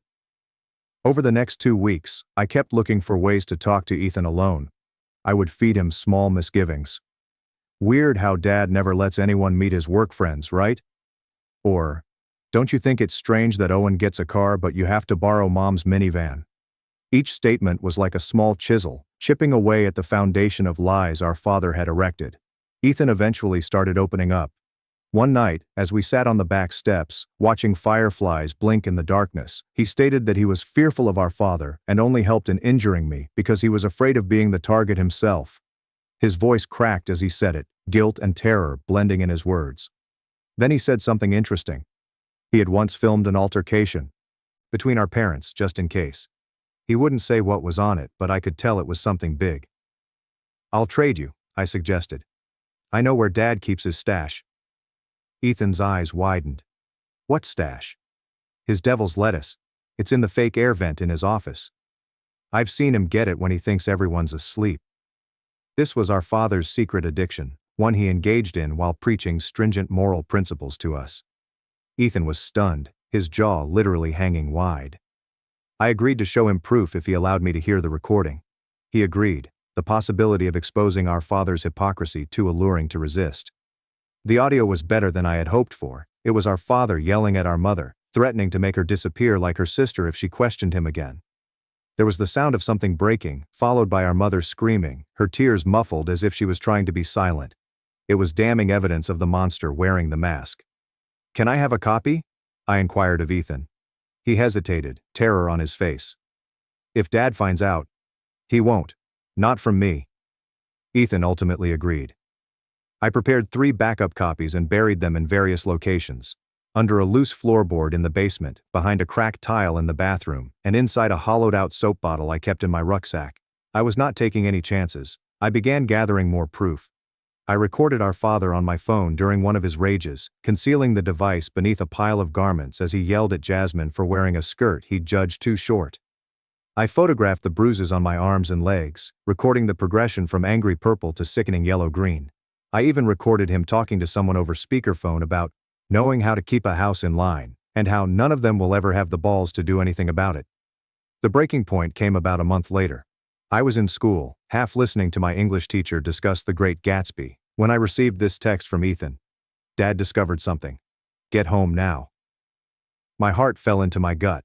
I sought to be excused, claiming a sudden illness, and returned home to discover my room entirely destroyed. My mattress had been overturned, my clothes were strewn about, and my few personal belongings were carelessly discarded on the floor. My father was in the middle of it all, holding one of my SD cards and his face distorted with wrath. "What is this?" he shouted, his cheeks flushed with wrath. I said nothing, which made him much furious. He took my phone from my pocket and crushed it against the wall, sending fragments of plastic and glass flying everywhere. Then he grabbed my collar and got straight in my face, his breath hot and nasty. "You think you're smart? You think you can collect evidence against me? Who have you shown this to?" I didn't say anything, my heart pounding in my chest, but my face remained blank. He smacked me hard across the face, the sound reverberating across the small room, before meticulously destroying everything in my room. Maya was looking from the doorway, her petite face blanched with fright. When I caught her sight, she did not look away for the first time in months. She simply remained there, observing everything, her hands twisted into little fists at her sides. That night, I lay on my bare mattress. He had seized my bedding and blankets as additional punishment when I heard a quiet knock. Maya entered my room, her footsteps barely audible on the carpet, and sat on the edge of my bed. She had been crying. I could see by the faint light in the corridor. "I think I hate him too now," she said quietly, her voice barely audible. I did not smile or express any emotion. I just nodded. It was the first step in getting her back on my side. Over the next 3 days, Maya and I began conversing via notes hidden in books and under dishes. We created a simple code utilizing innocent-sounding terms that meant something quite different. We came up with a plan. It wasn't about running away. We tried it once before, when I was 12 and she was 6. Dad spotted us at the bus terminal within hours, his face filled with concern and relief as his eyes vowed punishment. The repercussions had been catastrophic. No, this time's goal was different. We intended to catch him in his own lies. Maya agreed to ask questions again.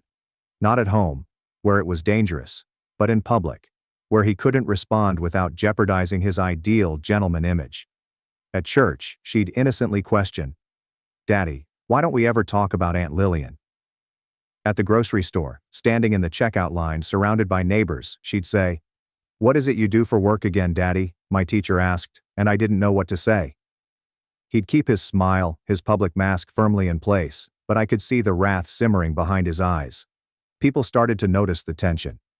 When Maya asked innocent inquiries to our father's church buddies, they exchanged glances.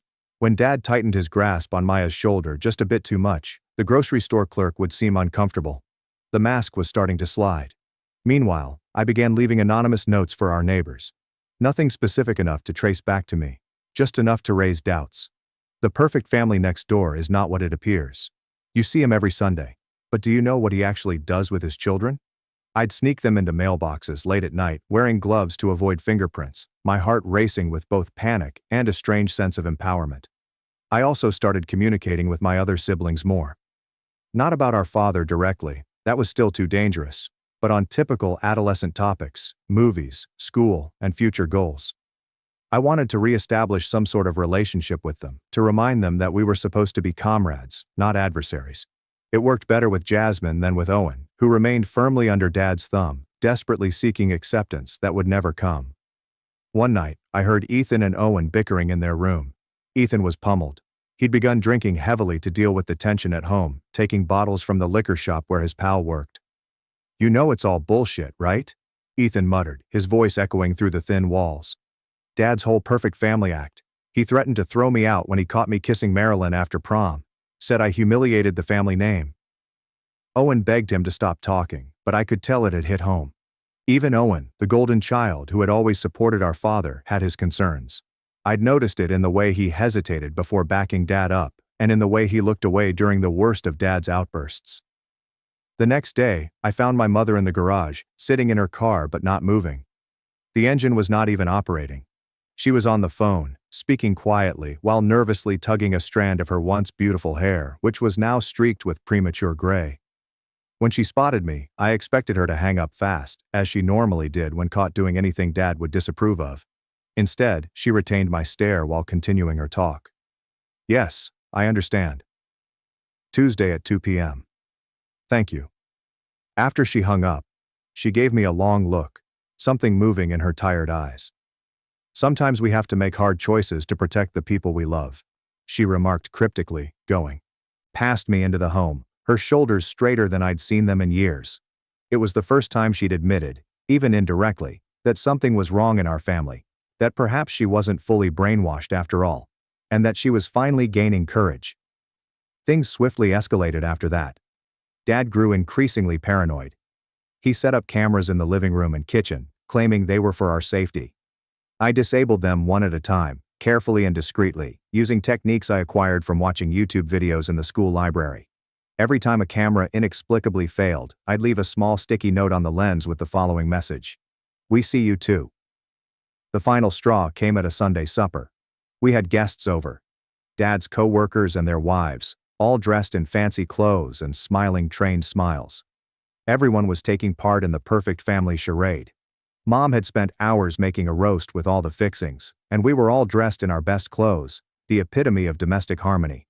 Then, beautiful little Maya spilled her drink all over one of the men's cosplay outfits. "I'm so sorry," she added without sounding remorseful at all.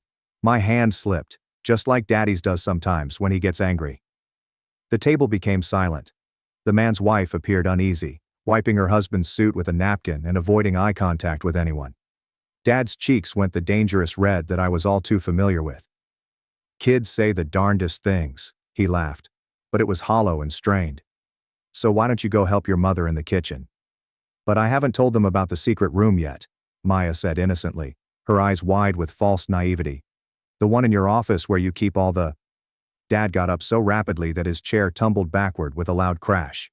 "That's enough," he exclaimed, his immaculate mask shattered. The guests appeared shocked. Dad would never raise his voice in public. This was one of his unbreakable regulations. Appearances must be maintained at any cost. "I think we should go," one of the guys remarked, standing up and gesturing toward his wife. The others swiftly followed suit, making embarrassed excuses while gathering their belongings. After they departed, Dad was furious. He grabbed Maya's arm and began dragging her to his office, his fingers burrowing into her thin arm hard enough to leave bruises. I knew what was coming, the belt, or worse. But before he could pull her through the door, Ethan moved between them. "Let her go," Ethan murmured calmly, despite the fear I saw in his eyes. "Get out of my way," Dad hissed, his voice low and threatening. "No," Ethan answered simply. Dad looked around at all of us. Mom had walked in from the kitchen, wiping her hands on her apron, her face pallid but determined. Jasmine stood in the corner, arms curled around herself. Even Owen appeared uneasy, shifting his weight from foot to foot. For the first time, Dad faced a united resistance. He released Maya's arm and rushed out of the home. We heard his automobile screech out of the driveway, its tires leaving black lines on the concrete. That night, we held our first ever family meeting. We met in the living room, which seemed different without Dad's intimidating presence. Mom revealed she had been speaking with a lawyer about divorce options. Ethan played a recording for everyone. I showed them my documentation, including photos, audio, and the timeline I'd etched under the basement steps. Jasmine admitted she had been gathering money from her part-time work, intending to flee as soon as she turned 18. Even Owen revealed that Dad had slapped him once while no one else was home. We stayed up late, talking openly for the first time in years, the words spilling out like water from a shattered dam. Dad had not returned home by the following morning. Mom phoned a locksmith to replace all of the locks. She then called her sister Grace, who had allegedly been trying to reconnect for years, but Dad had stopped her. 2 days later, Dad arrived with police officers, alleging we had locked him out of his own home. But Mom was prepared. She gave the authorities images of our injuries, played Ethan's recordings, and calmly described the scenario. The officers encouraged Dad to leave peacefully and proceed via the regular legal channels. As he was departing, I caught his gaze. For a brief period, I saw something I hadn't seen before. Terror. He was terrified of me. Of what I knew and could verify. "This isn't over," he whispered softly as he moved by me. "You're right," I said. "It's just beginning." I wish I could say that everything improved right away, but that isn't how life works. Mom sought a divorce.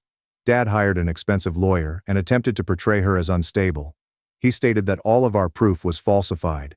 He even attempted to take custody of Maya, knowing she was the person we all wanted to protect the most, but he miscalculated how much we had changed. Mom wasn't the terrified, obedient lady she had been. Ethan and Owen testified about the assault they had observed and endured. Jasmine provided her writings, which documented years of psychological torture. And I submitted my digital evidence, which included images, audio recordings, and an etched timeline from beneath the basement steps. Most importantly, Maya stepped up in court and stated the truth about everything. How Dad influenced her into betraying me. How he vowed to love her more if she told on everyone else. How he abandoned her emotionally when she was no longer useful.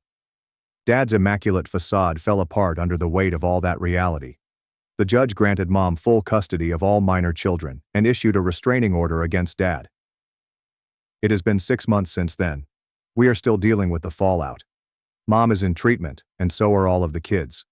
We relocated to a smaller house across town, away from our memories. Maya and I are mending our friendship. It is not ideal. I still get flashbacks to her betrayal. But we're getting there. She occasionally leaves little drawings under my pillow as a way of apologizing. Ethan quit drinking and started community college. Owen is learning to live without Dad's approval guiding his every action. Jasmine is applying to colleges out of state, eager to start over somewhere new. As for me, I am still having nightmares. I still startle at loud noises. I still have trust difficulties, which will probably take years to resolve. But for the first time in my life, I am not always terrified. I can speak at the dinner table without asking permission. I have a door in my bedroom that I can shut whenever I choose. Small liberties that most people take for granted, but to me, they mean everything. Last week, I finally repaired the ancient bike in the basement. I rode it around the neighborhood, enjoying the breeze on my face and going anywhere I pleased. No rules, no punishments, and no fear. I am not healed or anything, but I am free, and that's enough for now. I eventually repaired the ancient bike in the basement. I took it out for a spin around the neighborhood, enjoying the breeze on my face. No rules, no punishments, and no fear. It felt incredible, like I was truly free for the first time in my life. But the freedom did not last long. 3 days later, as I was biking home from school, a black SUV drove up next me, the window pulled down, and there was my father, who looked precisely the same save for black circles under his eyes. "Get in," he replied, not yelling or threatening, but calm.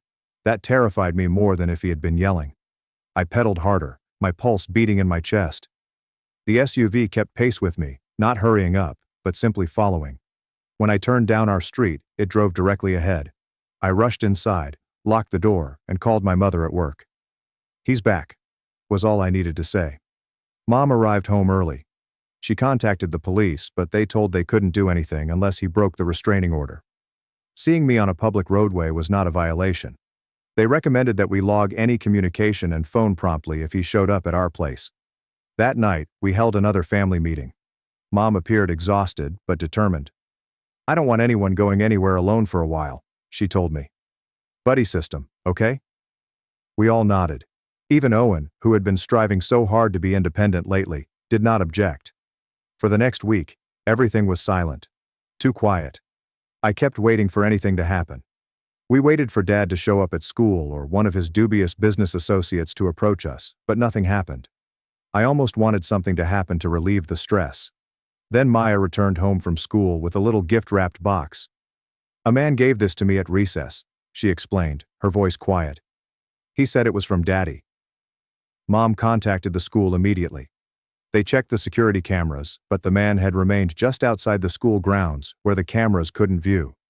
The principal apologized and vowed to notify the entire staff, but the harm had already been done. Dad had found a means to contact us. We did not open the box. Mom took it directly to the police station. They X-rayed it and discovered a little teddy bear with a voice recorder inside.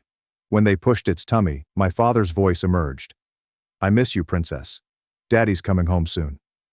The police officer appeared uneasy. "It's creepy, but not technically threatening," she explained. "We can document it, but you can't do anything," Mom said, her tone flat. I was getting weary of hearing that. That night, I was unable to sleep. I kept thinking about how Dad was always 2 steps ahead of everyone. How he'd gotten an entire social worker to believe him over me. Even with a restraining order in place, he was still finding ways to mess with us. Around 2 a.m., I heard a faint knock on the door. It was Ethan. "Can't sleep either?" he inquired, sitting on the edge of my bed. I shake my head. We sat silently for a few minutes, each immersed in our own thoughts. "You know what I keep thinking about?" Ethan finally asked. "All those guys who used to come to the house, Dad's business associates. What if they're still working with him?" I hadn't considered that. Dad has a mysterious job. The Eastern Europeans with gold chains, the bundles of cash, whatever he was up to, it wasn't just him. He had connections. "We need to figure out what Dad actually does for work," I told him. Ethan nodded slowly. "I might know someone who can help." The next day, Ethan introduced me to his friend Logan, who worked at the same liquor store where Ethan used to get his drinks. Logan was a few years older, with a sleeve of tattoos and a permanent 5 o'clock shadow. Logan's father worked as a private investigator. "He mostly does cheating spouse cases," Logan explained. "But he's good at finding information on people. I can ask him to look into your dad if you want." I paused. We didn't have much money, and PIs were not inexpensive. "He might do it for free," Logan said, as if reading my mind. "He hates abusers. His mom was in a bad situation when he was a kid." 2 days later, Logan's father agreed to assist us. Greg was a stocky guy with a receding hairline and kind eyes that contrasted with his harsh demeanor. He asked us a number of questions about Dad, including his complete name, birth date, prior addresses, the type of automobile he drove, and the names of any associates we could recall. "I'll see what I can dig up," he offered. "In the meantime, stay alert. Document everything." A week passed with no word from Greg or sight of Dad. I was starting to wonder whether he'd given up and moved on to torment another family. Jasmine returned home from her part-time job at the library looking pale. "Dad was there," she explained, her voice trembling. "He didn't approach me or anything. He was just sitting at a table reading a newspaper. When he saw me notice him, he smiled and left." The next day, Owen saw him during his track competition. The following day, Mom saw him at the grocery store. He never approached or violated the restraining order. He was just there, watching and letting us know he could get close whenever he wanted. We were all on edge, leaping at any noise, and constantly looking over our shoulders.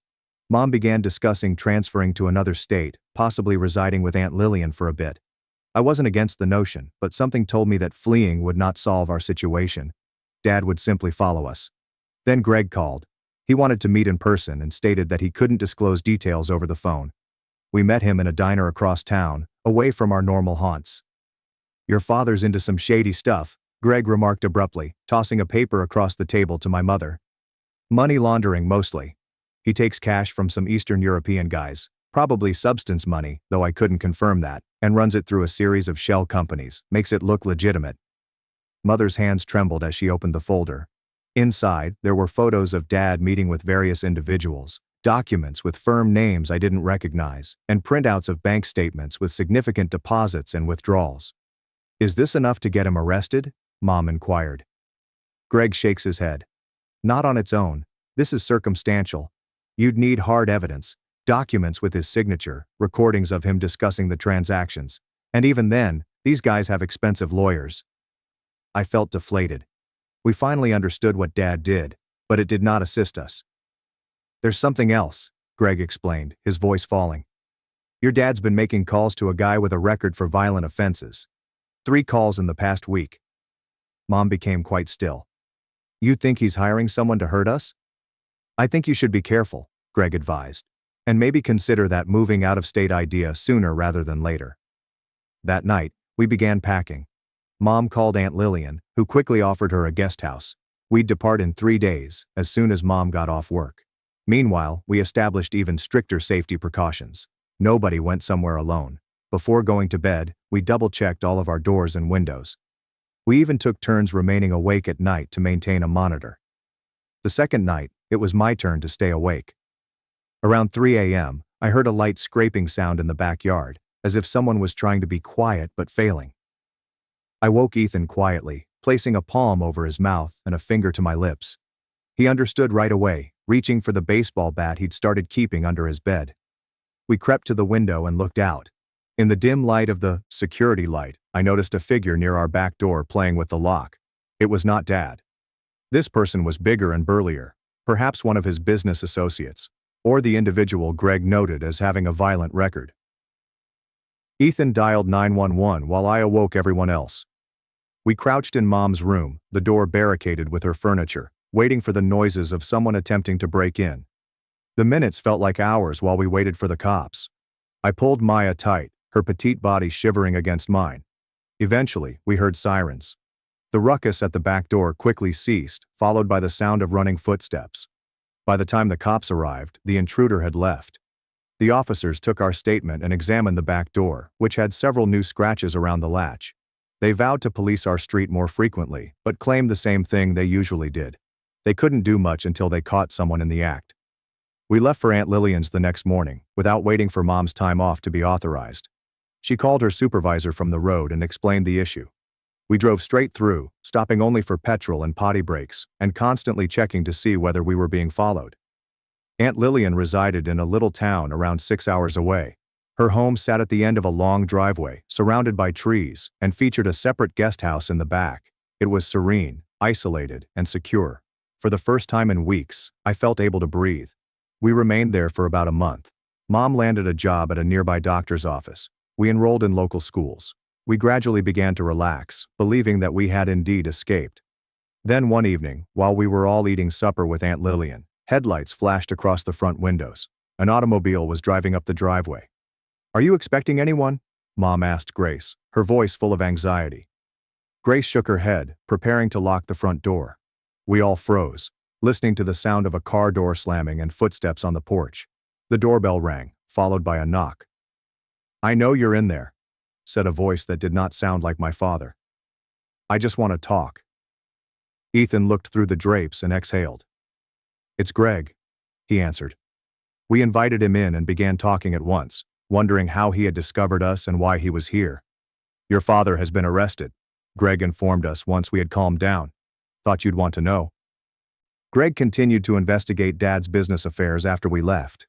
He had gathered enough material to provide to the FBI, which had been investigating the Eastern European men for years. They had set up a sting operation and captured Dad red-handed while discussing money laundering specifics with an undercover investigator. "They found a lot more when they searched his house," he said. "Documents, cash, even illegal weapons. He's facing serious charges. Bail was denied because they consider him a flight risk." I could not believe it. After all, it wasn't the abuse that took him down, but his crooked dealings. What about the guy who tried to break into our house? She inquired. They got him too, Greg added. He flipped on your dad immediately, told them everything. Said your dad hired him to scare you, maybe rough you up a bit. Nothing lethal, but enough to make you drop the restraining order. We all sat in startled silence, unable to comprehend this revelation. Dad was in jail. He couldn't hurt us anymore. It was actually over. We ended up staying with Aunt Lillian. The quiet town grew on us, and it felt good to be somewhere Dad had never been before, free of memories at every corner. Mom's divorce was finalized while Dad was in prison. She received everything, the house, which she sold, full custody, and child support. Not that he could pay it while in prison. It's been nearly a year now. We are all doing better. Mom smiles more. Ethan is doing well at community college. Owen joined the local track team and acquired friends who like him for who he is, not because they are terrified of his father. Jasmine has been admitted to 3 colleges and is trying to determine which one to attend. Maya is excelling at her new school, where no one knows about our history. I still have horrible days. I still occasionally wake up thinking I hear Dad's footsteps in the hallway. Those moments, however, are becoming less common. I've started talking more in my therapy sessions, dealing with issues rather than just going through the motions. Last week I discovered an old bicycle in Aunt Lillian's garage. It required work, including new brakes, an oiled chain, and patched tires.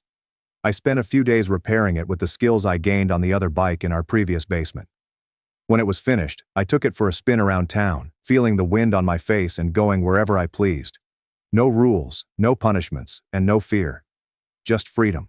My in-laws kicked me and my son out while my husband was on business. Then, his sister sent me photos of him on vacation with another woman. My mother-in-law had no idea I was the one supporting her entire family until the day I arrived home with my 4-year-old son and discovered our possessions on the street. My life was really straightforward until Ryan came around.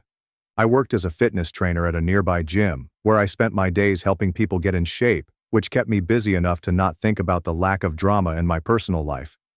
Everything changed the day Ryan stepped into my gym. Hey, I'm looking to switch up my routine. Got any killer moves to start with? He inquired, his tone light but his stare serious. I gave him a once-over. He wasn't your typical rookie, unsure which machine to try first. No, he appeared to know his way about the gym, but was looking for something more. Sure, I said, directing him to a set of weights. Let's see what you've got. That initial session lasted a week, then a month, and our informal conversations became longer and more personal. Ryan owned a modest family restaurant known for its authentic Italian cuisine. It's all about the sauce, he said, and nobody makes it like my mom. He spoke of his mother with admiration and frustration, hinting at strong family ties. He surprised me one afternoon as we finished a particularly strenuous workout. Listen, Laura, I've been thinking. How about dinner at my place? You can meet my mom and try that sauce I keep bragging about.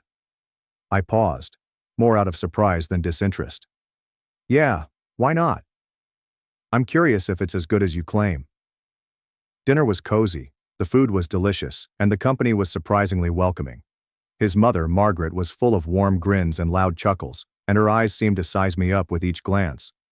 His younger sister, Chloe, also came by. Her presence was more spiky, her remarks harsh and rapid. So Laura, Ryan tells us you're quite the fitness guru, Chloe said, a sneer on her lips as she admired the muscles I worked so hard to build. Ever deal with hopeless cases, or do you just make the fit fitter? I chuckled and took her job in stride. I believe everyone has potential. It's all about finding the right motivation. Ryan was a regular during those early days, usually arriving at the gym at the same time and finding an excuse to talk for a little longer. You know, I never believed in fate or any of that stuff, he admitted one evening as we closed the gym together. But meeting you, maybe I was wrong. His statements were a combination of gruff charm and clumsy earnestness. It was invigorating, and despite the nagging voice in my head telling me to take it slow, I found myself falling for him, hard and quick, like a rookie lifting too much weight without a spotter. One frosty evening as we went to our cars, he came to a halt and looked at me, his demeanor solemn. Laura, I'm not good at this fancy talking, and I don't have a smooth line to throw your way, but I like you, a lot. How do you say we made this official? It was abrupt and honest. There will be no games or avoidance of the matter. That was Ryan, direct and all in. I grinned as my heart pounded in my chest. I say yes. Let's see where this goes. And with that, I was no longer merely a fitness trainer at the neighborhood gym. I was Ryan's girlfriend, and eventually, his wife. Moving into Ryan's mother's house shortly after we married was not exactly what I had envisioned for our happily ever after.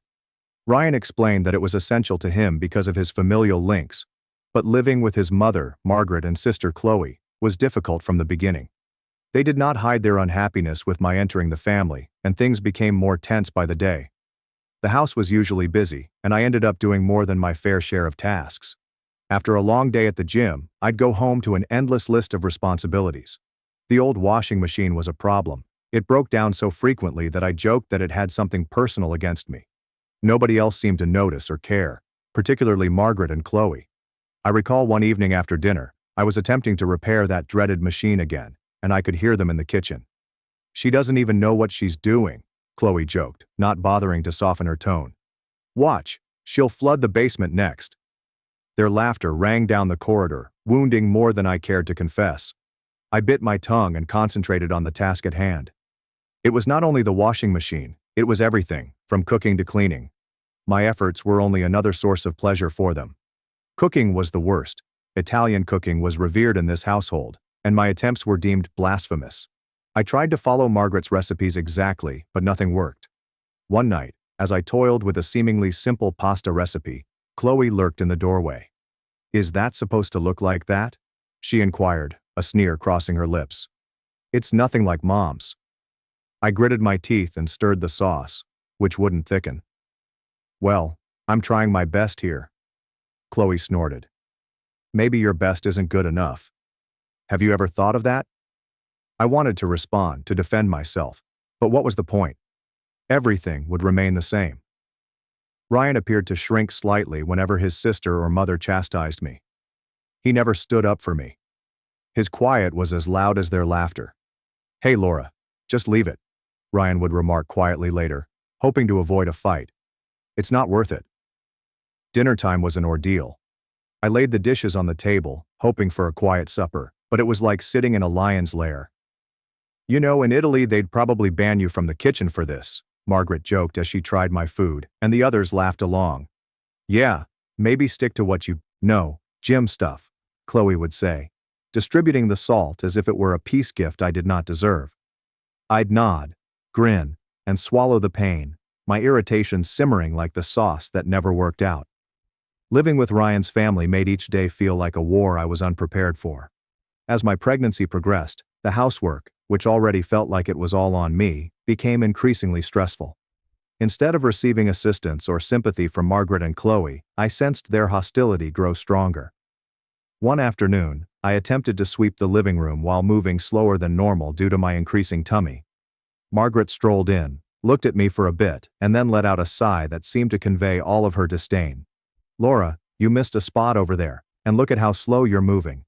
This house is going to fall apart at this rate," she observed, pointing to a corner I hadn't yet reached. I straightened up, feeling a tightness in my back. "I'm doing the best I can, Margaret. It's a bit harder with the baby." She simply scoffed and shook her head. "In my time, we didn't let a little thing like pregnancy slow us down. You need to toughen up." The lack of sympathy hurt, and I bit my tongue to avoid snapping back. Chloe fared no better. Later that day, as I was folding laundry, she entered the room and began flipping through the items that I had just carefully put. "You do know these aren't folded right, don't you? They should be able to stand up on their own, like how Mom taught us. Here, let me show you again." She tossed the shirt she was holding back into the pile, undoing what I had done. As she refolded the identical garment with precise, trained movements, my irritation grew. "Chloe, I appreciate the lesson, but I've folded clothes before." "I'm not an idiot." She only lifted her brow, a cold smile spreading over her lips. "Could have fooled me. But hey, if you're okay with being mediocre, who am I to argue?" Her remarks felt like a smack, and for a time, I just stood there, watching her render my attempts ineffective. It was the same with cooking. Every dish I tried was met with criticism or downright ridicule, especially if I tried to create something Italian. One evening, I decided to try again, this time with a basic pasta dish that I believed I had nailed. I was stirring the stew when Chloe entered the kitchen. "What's that supposed to be?" she inquired, staring into the pot with a doubtful expression. "It's spaghetti carbonara. I thought it might be nice for dinner," I added, hoping for a difference in her typical gruff tone. She took a fork, tossed some pasta on it, and tasted it with an exaggerated distaste. "Nice? This is what you call nice? I wouldn't feed this to the dog, it's all wrong." I banged the pot's lid down slightly harder than necessary. "Well, it's what's for dinner. So if you don't like it, you're welcome to. Make something else." Every day the tension in the house increased, and Ryan's absence exacerbated the situation. He was constantly at the restaurant, always busy, and when he got home, he avoided any argument. When I attempted to tell him how his sister and mother were treating me, he'd just sigh and say something like, "I know it's tough, Laura, but try to hang in there. They'll warm up to you eventually. Just give it time." After giving birth to my kid, I hoped things would improve, but the reality was quite the contrary. I had gained a significant amount of weight during my pregnancy, which became the new target of their mocking. "Look at how much she's eating," Margaret would say as I attempted to nourish myself through breastfeeding. "Are you feeding a child or a small army?" One day, as I was nursing my kid in the living room, I heard Chloe imitate a cow moo from the kitchen. The music cut through me, bringing tears to my eyes. It was evident that they considered me as nothing more than a cow, a convenience for my son. I had reached my breaking point when the ridiculing and frigid treatment at home got too much. I needed something for myself, a place where I wasn't just the chastised daughter-in-law or the undervalued wife. That is when I decided to create my own YouTube channel and Instagram page. One morning, while Ryan was at the restaurant and Chloe was out shopping, I set up my old camera in the corner of our tight guest room as my new impromptu gym. "I'm doing this," I whispered to myself while adjusting the angle. "For me, not for them." I began filming easy training videos that could be done at home, which appealed to moms like myself who couldn't always make it to the gym. Talking to a camera, pretending to be speaking to an audience interested in what I had to say, was strange at first, but it quickly became my haven. The first several videos were sloppy, with stiff narration. "Hey everyone, it's Laura here, bringing you a quick 10-minute workout, perfect for busy moms. Let's get started." My follower count grew, and so did my confidence. I upgraded my camera and learned some lighting and editing techniques from online tutorials. My small endeavor was growing into something real, something wholly mine. One afternoon, I was recording a new video, a low-impact aerobic sequence, when Chloe burst into the room. "What the hell are you doing?" she yelled, her gaze jumping from the camera to me. "Are you turning our home into your personal TV show now?" I paused the tape, my heart racing. Not from the workout, but from the confrontation. "Yes, I am actually. It's something important to me. I need something of my own." Chloe scoffed, staring about with disgust. "You think you're some kind of star? Please get over yourself, Laura." The remarks hurt, but I was getting better at dealing with her attacks. "Well, it's not like I have your approval for anything else around here. I might as well do one thing I enjoy." Chloe rolled her eyes and stomped out, but I did not pause the camera for long. I resumed my session with a stronger voice than before. My digital profile rose, and so did the prospects. Brands began reaching out to me, offering to send me free things to utilize in my movies. Then came the offers to sponsor posts. The first time a brand offered me money to highlight their product, I was taken aback. "I can't believe they're paying me for this," I told Ryan over dinner one night, hoping to share my delight. "That's great, Laura," he responded, his tone preoccupied by his restaurant problems. "Just keep it quiet, okay? Mom and Chloe don't need to know about this." As I returned to the dishes, a notice appeared on my phone. Another comment, another follower. Another step away from their disdain and toward something gloriously ordinary, but entirely mine. The response stated, "You're doing amazing, Laura. Thanks for sharing your journey." My channel was no longer just a pastime, it was a thriving company, generating more revenue than Ryan's floundering restaurant. Soon, I began paying him $2,000 each month to cover the house payments, making it appear like his contribution. Despite my accomplishments, Margaret and Chloe continued to treat me as a freeloader. "She does nothing around here, just prances about making her silly videos," Margaret would spit when she thought I was out of earshot. Chloe was no better, echoing her mother's opinions and making her own comments about how I should do more housekeeping, like a real woman. Then Ryan's restaurant had a hard period. He approached me, looking more weary than I had seen him in months. "Laura, the restaurant needs a cash injection badly. Can you help?" his eyes begged. I did not hesitate, depositing $10,000 for what he described as essential developments. He was truly grateful, but it wasn't long before he was asking for more. "Just another $55,000 for the bills this month," he remarked quietly, almost humiliated. I consented because I could afford it, and he was still my son's father, whom he adored. But deep down, I sensed the imbalance deepening. Not just financially, but also in our relationship. Ryan's family home was always tense, but it became unbearable when Chloe married and brought her husband Ethan to live there. The house was full, and any sense of solitude or tranquility I had created for myself and my baby evaporated suddenly. Margaret, never one to mince words, began calling me lazy and a parasite right in my face. "You do nothing around here," she'd say, as I struggled to balance my online business and keeping an eye on my baby. "Just taking up space." It didn't help that Chloe was now expecting her first kid and expressed a need for more space, meaning that my son and I were in the way. "Soon. There'll be another baby in the house, and we can't have freeloaders taking up space," Margaret remarked one evening, her gaze fixed on me. The atmosphere became cooler. And then, as if things couldn't get any worse, Ryan revealed that he needed to leave town for a few weeks to deal with some pressing concerns at his restaurant in another city. He packed up and went, kissing me and our son goodbye, unaware of the storm he was leaving behind. I attempted to keep things normal by taking my son to school and continuing to shoot movies in the park. But the day everything actually went apart seemed like any other, until it wasn't.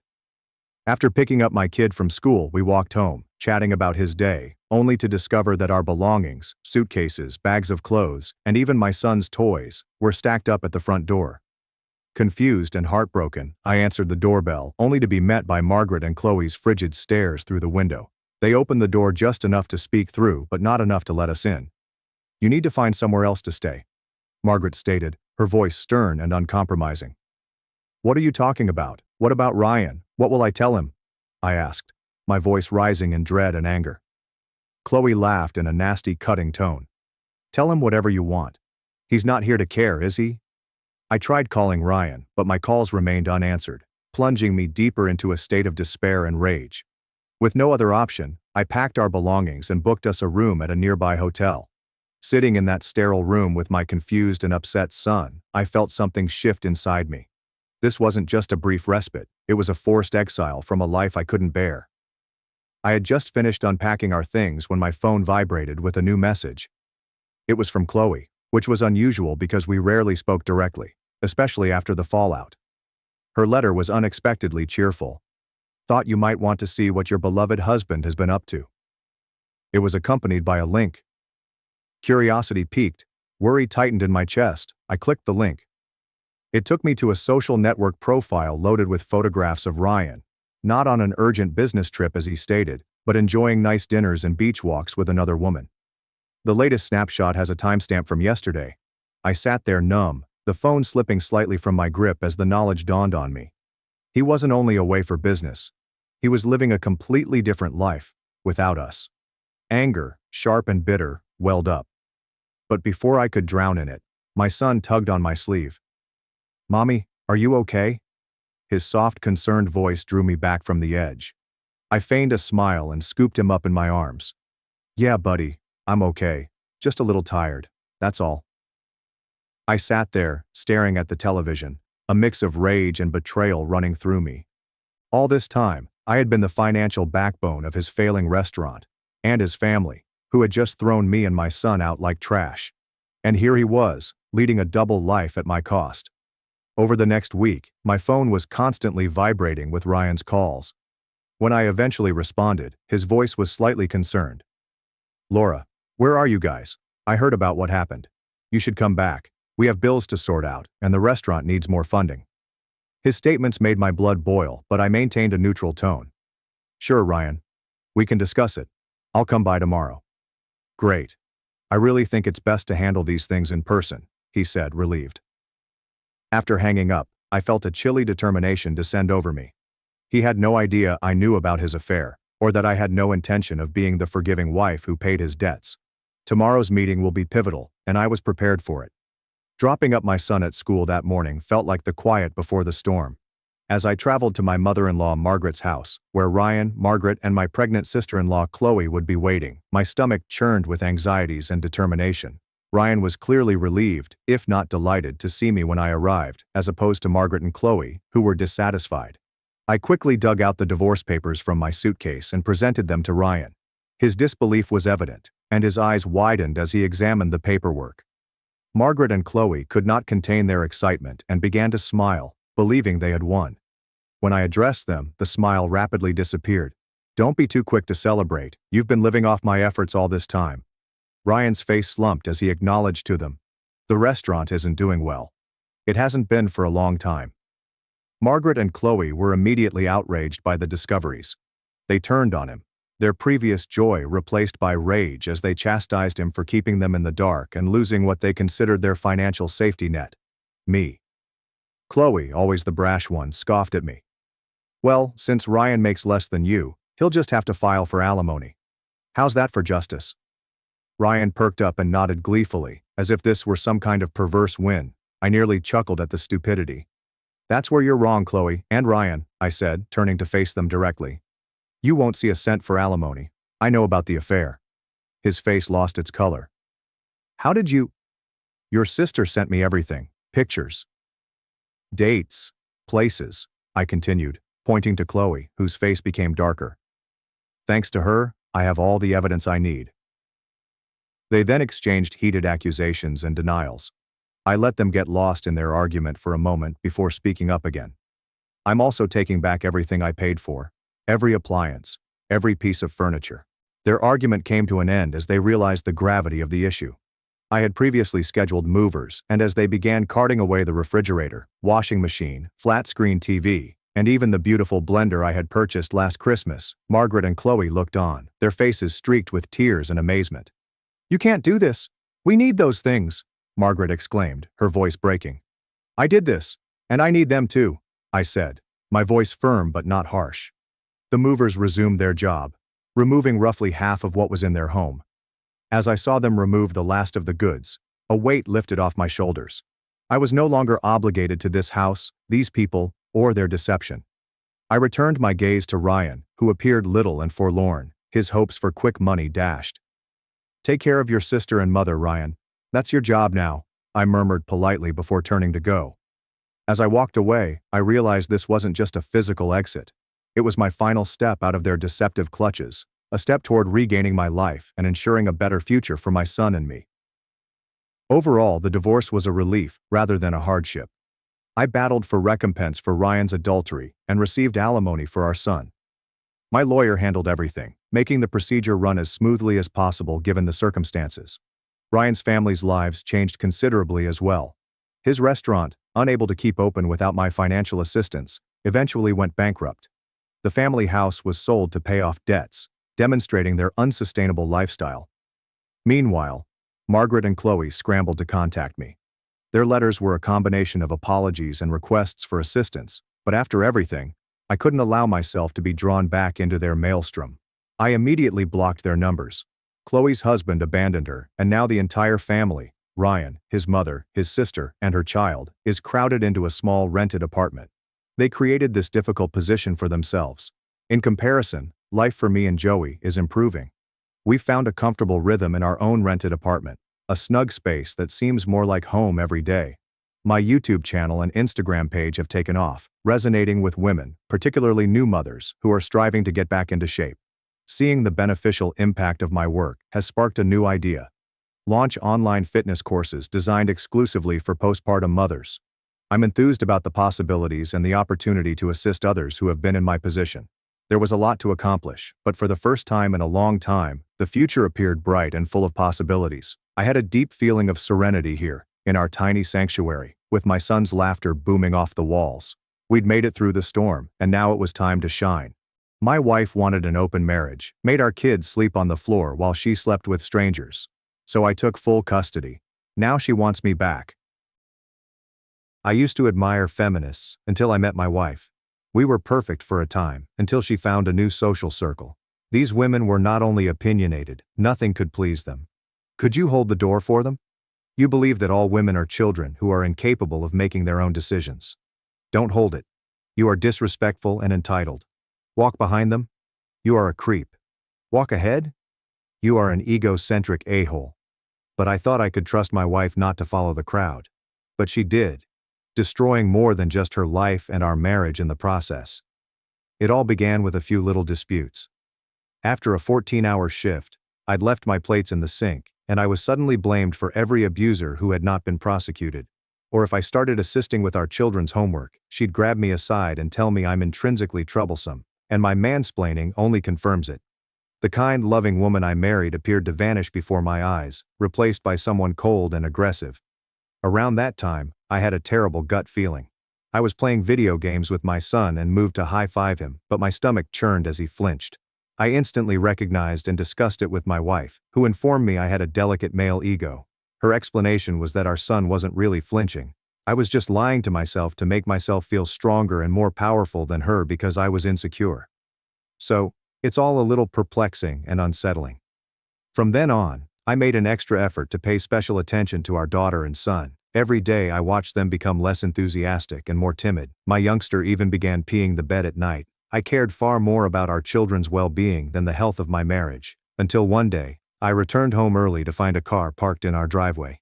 My heart was broken, but rather than confront her, I drove away to a diner and returned a few hours later.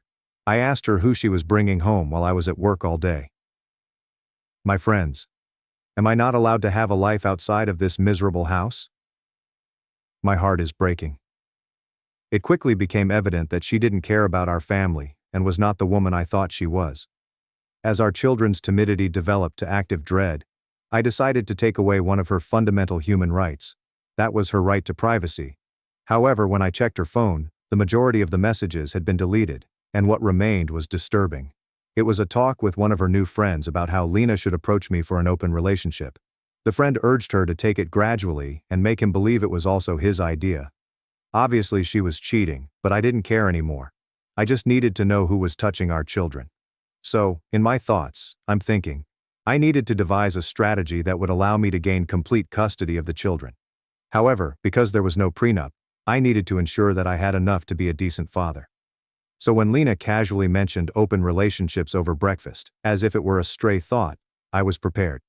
I kept my phone recording in my pocket. She stirred her oatmeal lazily. So, I was reading about these couples who have open relationships. What do you think about that concept? I did not yell. I did not yell. Instead, I looked her in the eyes and inquired, tight jaw, who is he? Her arrogant demeanor faded suddenly, like a mask slipping off. What do you mean? She stuttered. But I was no longer convinced of her innocence, and Lena eventually admitted to 2 one-night affairs while I was working. She revealed that when they came over, she forced our children to sleep on the wooden floor while she made love with them in the next room, which was loud enough for them to hear. As a result, they were more frightened and anxious. They were both married men with their own children. Fathers who, like me, likely believed they had loving, devoted relationships with her. Then came the shocking revelation. She was planning to sleep with a co-worker and intended to pursue it because it's good for her, and I don't have any right to control her. The way she said it, with defiance rather than remorse, made it clear that this wasn't a confession. It was a declaration of independence from our marriage vows.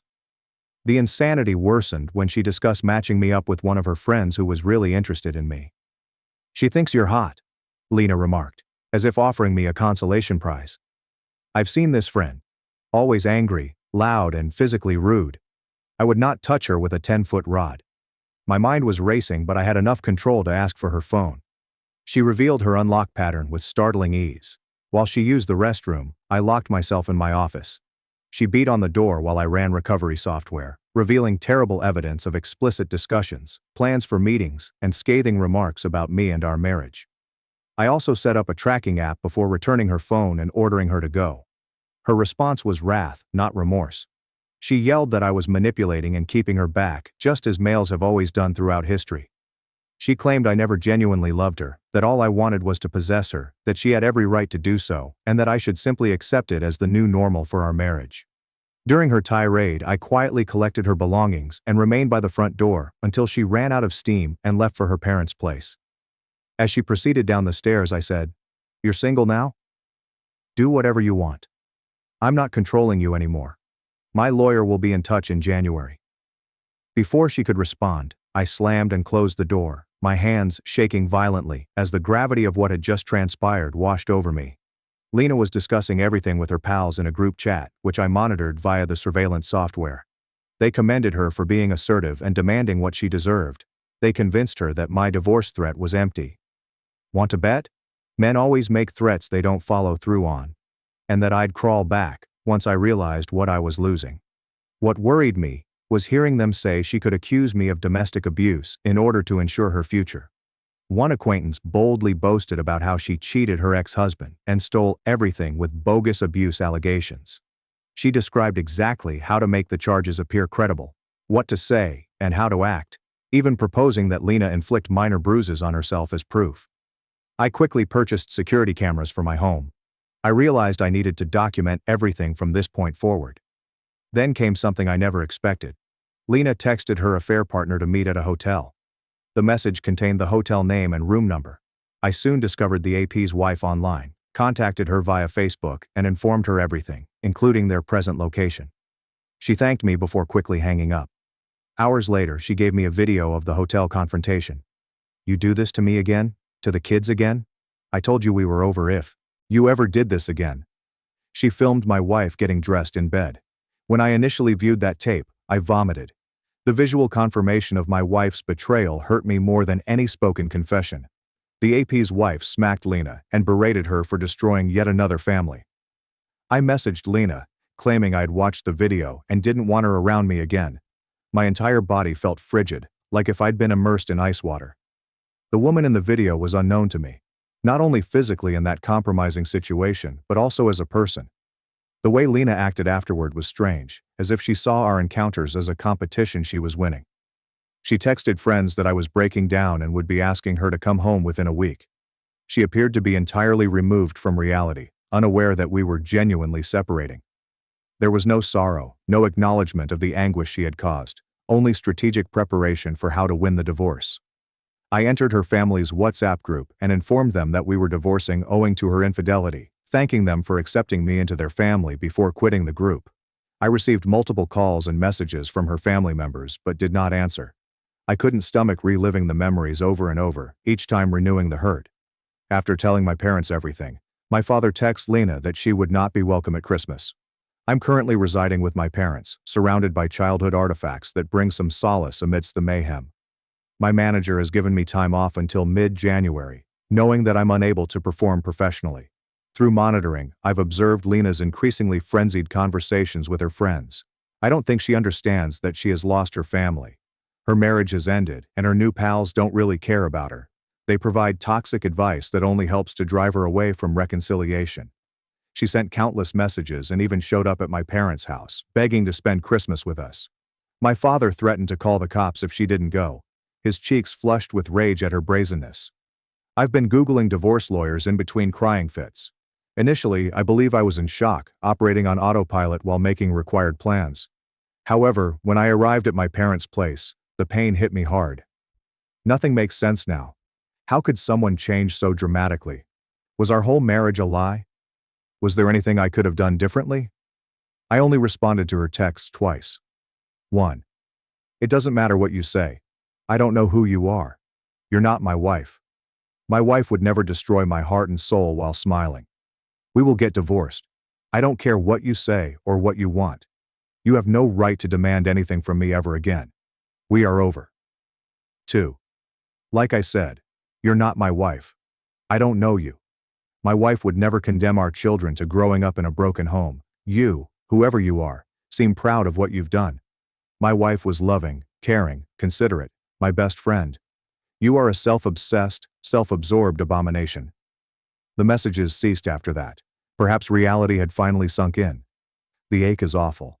Sometimes I find myself staring at family photos and tracing the outline of Lena's face, wondering if that person really existed, or if she was always capable of such betrayal. I wish none of this had occurred. I wish we could go back to the past. But I cannot do that to myself. This is the worst Christmas imaginable. In a moment of weakness, I told the kids that mommy no longer wants to be a family and wants to be with other guys, so we're divorcing. They are devastated. Rar wept herself to sleep in my arms, leaving Noah speechless, his small face frozen in confusion. Thankfully, my parents are here to support us all. While I'm a complete wreck, barely able to function amidst the sadness, I'm attempting to put myself together for my children. But I'll never return to Lena. Her behavior was so disrespectful and heartless that it cannot be forgiven. I'm totally lost. Why would she expect me to do anything at this point? Is she psychologically ill? Has she always been this person beneath the surface, or has something fundamentally altered her? These questions torment me as I lie awake at night, staring up at the ceiling of my childhood bedroom. Sorry for the rambling post. I just needed to get things out where people might understand. Update. A lot has happened since my last post. I wish I could say I've been strong all this, but I've been a sobbing wreck. My father caught me on the bathroom floor at 3 a.m. 2 nights ago, I was holding my knees and rocking back and forth. I was obsessed with Lena's conversations with her pals until I saw something that destroyed my heart. She recounted in graphic detail how our marriage, and especially our children, were burdens that prevented her from becoming a successful woman and living up to her true potential. She claimed I was an oppressive piece of trash, preventing her from having a decent life. That parenthood was a patriarchal trap created to keep women submissive. What crushed my heart was that she never provided particular examples of how we allegedly burdened or mistreated her. Only broad charges based on gender politics rather than our actual relationship. In actuality, I have never prevented her from doing anything. I pay for everything. The minimum wage at her part-time employment was insufficient to support anyone. I've supported her hobbies, dreams, and aspirations, even when she dropped multiple classes midway through. I showered her with love and praise every day, romanced her, took her out, and supported her whenever she needed it. I've been the primary caregiver for our children on numerous occasions when she desired me time. If that is oppression, sign me up. I finally fainted out from emotional weariness. When I awoke, my 3 best friends, let us call them Ben, Tom, and Eli, were in the kitchen with my father, preparing dinner. These people have been there since childhood, through every significant life event. Ben is a former military member who lost his arm below the elbow in Afghanistan. We supported him when his wife abandoned him throughout his rehabilitation because she couldn't handle the new him. He scheduled a Zoom call with his counselor, who helped me grasp what was going on emotionally. He discussed how my marriage and role as a spouse shaped my identity. That component is no longer active. And, like an amputee, I am experiencing phantom pain from the dead part of my identity. This is what Ben meant. The marriage you thought you had no longer exists, and you're mourning it like a death, because it is. Tom is a wealthy executive at a security firm who keeps his true employment a secret. He phoned the top-tier law firm that his company employs on retainer. He's paying for my legal fees as compensation for all the times I took beatings from bullies on his behalf when we were kids. You protected me when I couldn't defend myself, he added, squeezing my shoulder. Now it's my turn. Eli, a private school teacher with 7 children, yes, 7, has been looking after my children while I recover. His elder daughters have been reading bedtime stories to Emma and Noah, creating a sense of routine in the midst of mayhem. Yesterday began with an STD screening. What are the results? Lena gave me chlamydia. I'll need another screening in 6 months for HIV and other STDs with longer incubation periods. My self-pity quickly turned into wrath. The doctor's compassionate expression as he prescribed antibiotics further heightened my sense of violation. Gloves are off. I'm pursuing full custody and will give her nothing if possible. My lawyer tracked out the ex-husband of Lena's feminist friend, who boasted about screwing him over. We spoke on WhatsApp, and after hearing how this lady ruined his life, leaving him homeless and not seeing his children for 4 years, I'm preparing for war. His voice cracked as he remembered living in his car while she enjoyed the house he had paid for, telling their children that he did not love them enough to afford a home. My attorney proposed a preemptive restraining order in response to Lena's disparaging remarks about men, particularly for our son's benefit. Growing up with an openly anti-male mom is clearly harmful, thus we are pursuing full custody. We're gathering proof of her abandonment of the children, her erratic behavior, and her recently adopted extremist beliefs that could jeopardize their psychological development. I had a Zoom call with Lena yesterday. She hasn't contacted me or the kids since she appeared at my parents' door. She looked more dolled up than I'd seen in years, with over-the-top makeup and a plunging neckline that seemed strange for what should have been a serious discussion about our divorce. Throughout the call, she attempted to provoke me into fury. As my lawyer recommended, I kept my calm and even informed Lena that I was taping the session for my records. She began with an outrageous statement about many varieties of penises and how she was looking forward to researching further in person once limitations were abolished. Her gaze moved off camera on occasion, implying that she was not alone.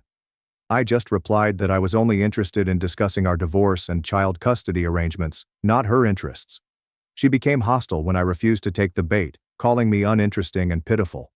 She went to the bathroom at one point, but only hushed herself while discussing her next move with her companions.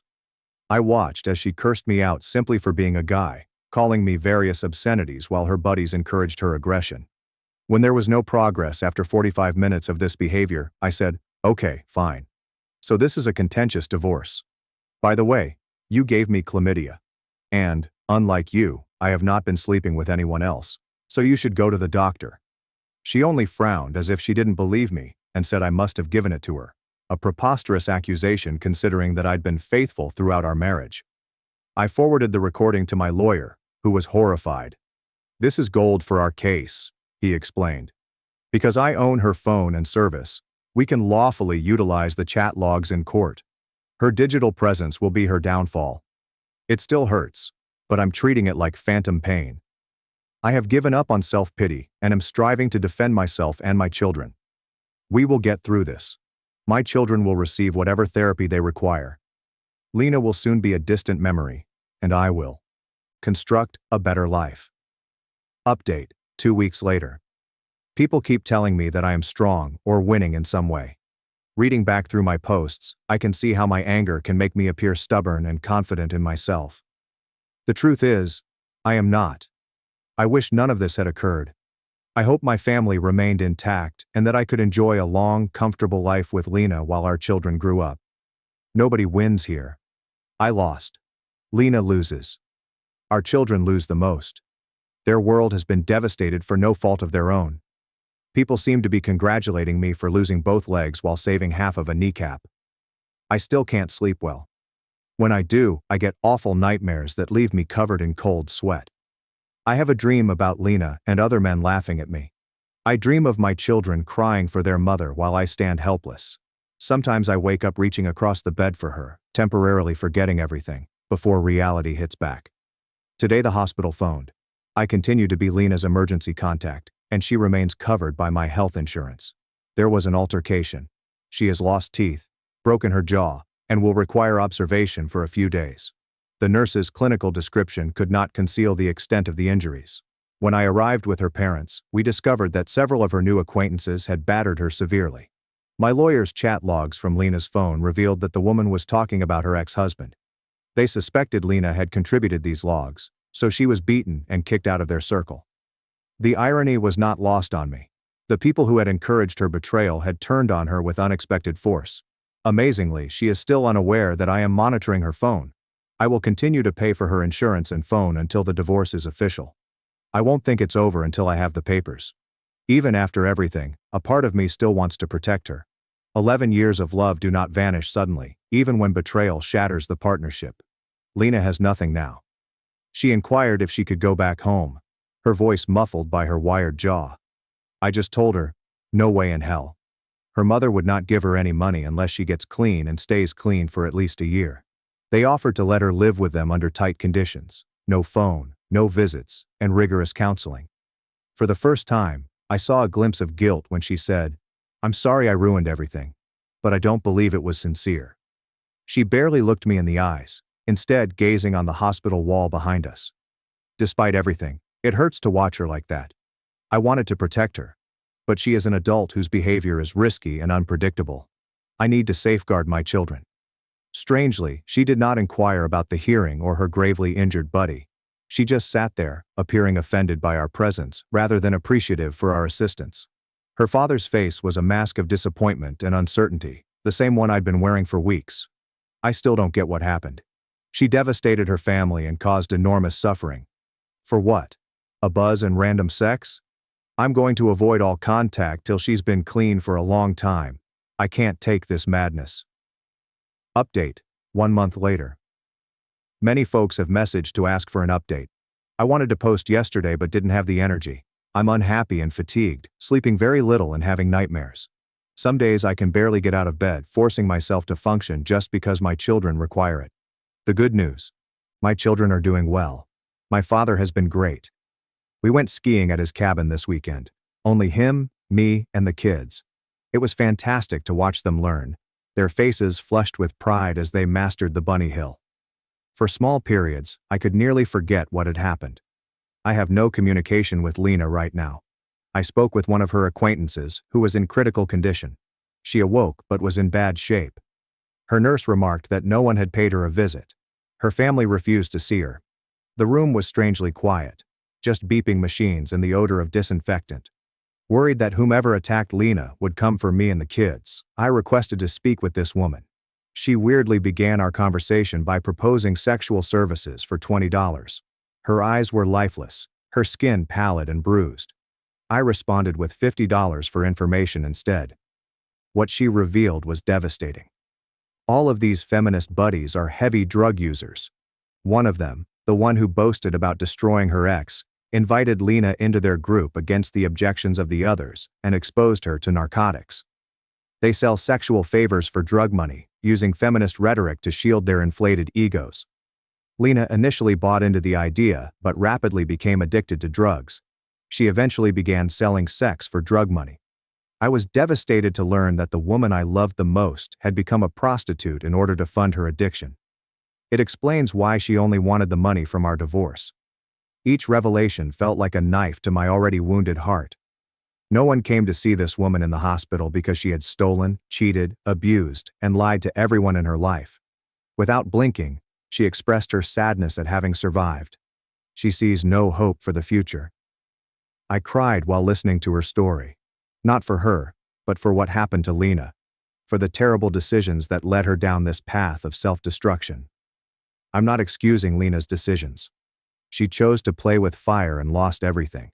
But understanding her addiction explains a lot of her strange behavior, personality changes, irrational anger, and complete disregard for those who loved her. Many Redditors who have dealt with addicts warned me that Lena might attempt suicide as her life crumbled. They were correct. She attempted a deliberate overdose. I discussed this possibility with her father, and we decided to keep a close eye on her. While at the cabin on Saturday, I received what appeared to be a suicide note. She admitted to her addiction and prostitution, claiming she had let everyone down and that she was taking the only option available. The words were rambling and disjointed, but the intention was clear. I immediately called her father and shared her location via the monitoring app. He discovered her unconscious on a park bench and rushed her to the hospital. She was hypothermic and barely surviving. I can't bear the thought of what would have happened if he arrived even slightly later. Despite everything, I didn't want her to die. The mother of my children, the woman I had once shared a life with. I wanted her to heal, even if we'd never be together again. They've put her on methadone, and her father has been appointed as her legal guardian after proving she abandoned her children, which appears to demonstrate mental incompetence more clearly than attempting suicide. This week, she will go through a sedated detox at a rehabilitation center.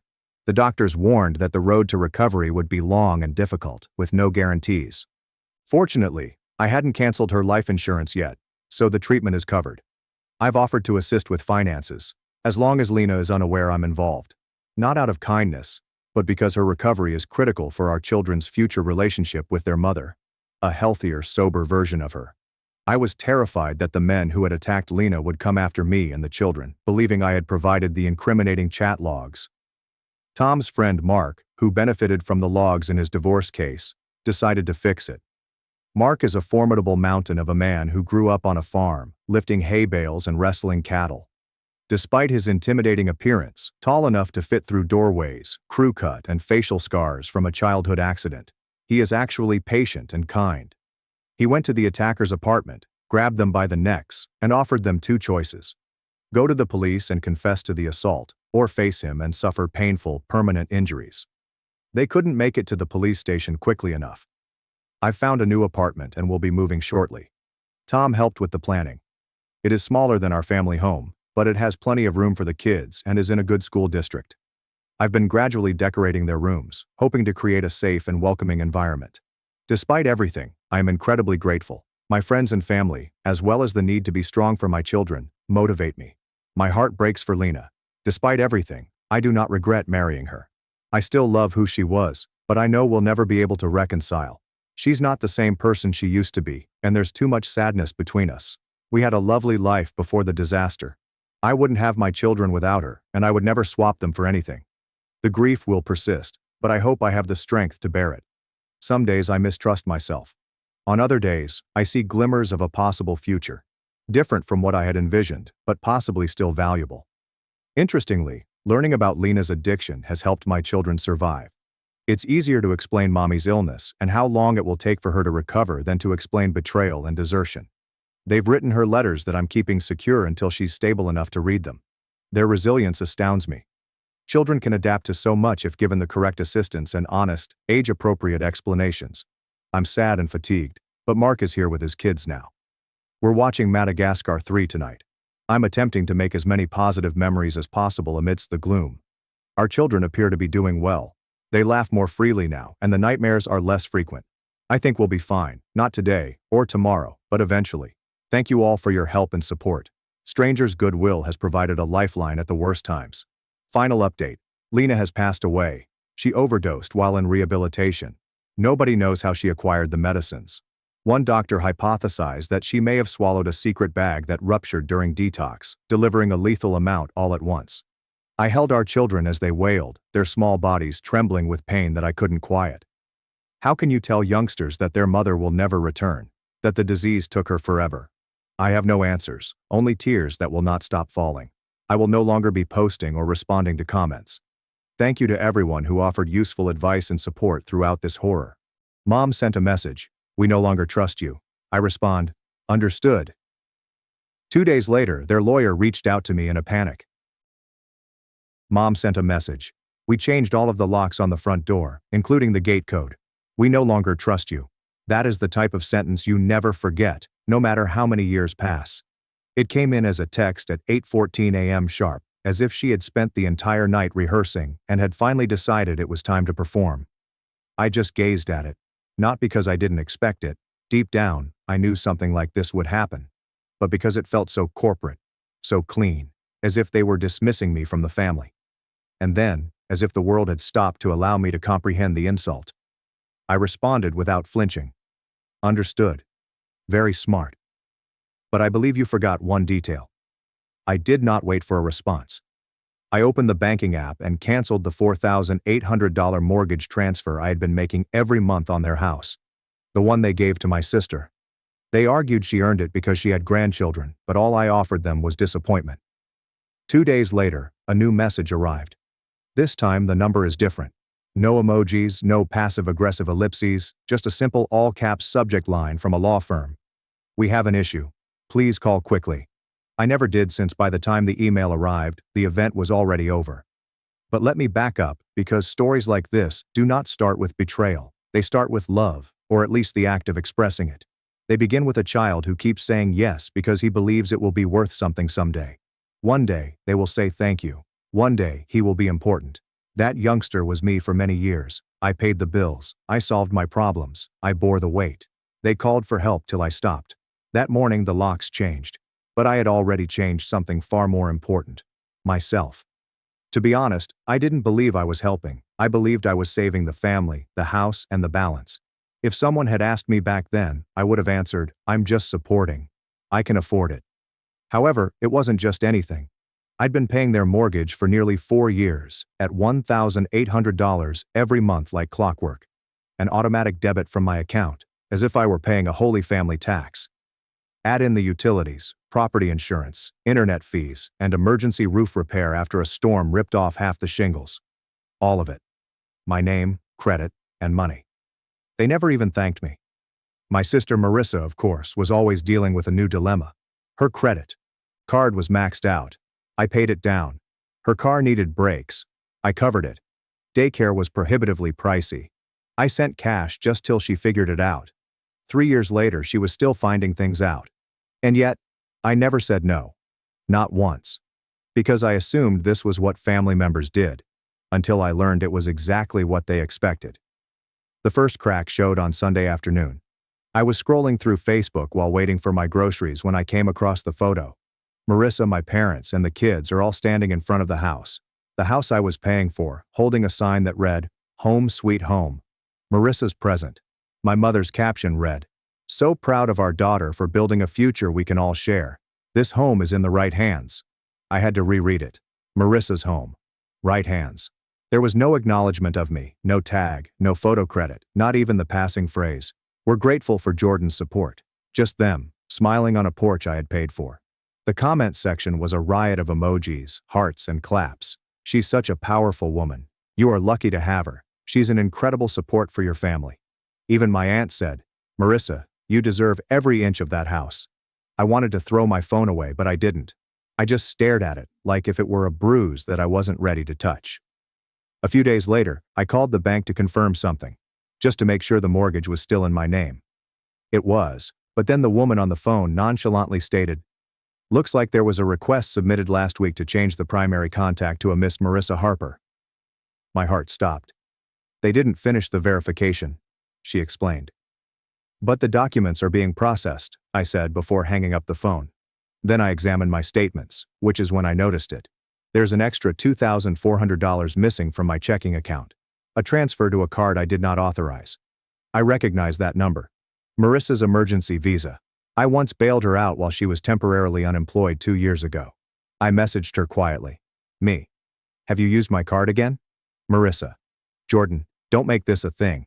We needed groceries and the children needed shoes." I assumed we were still sharing that one.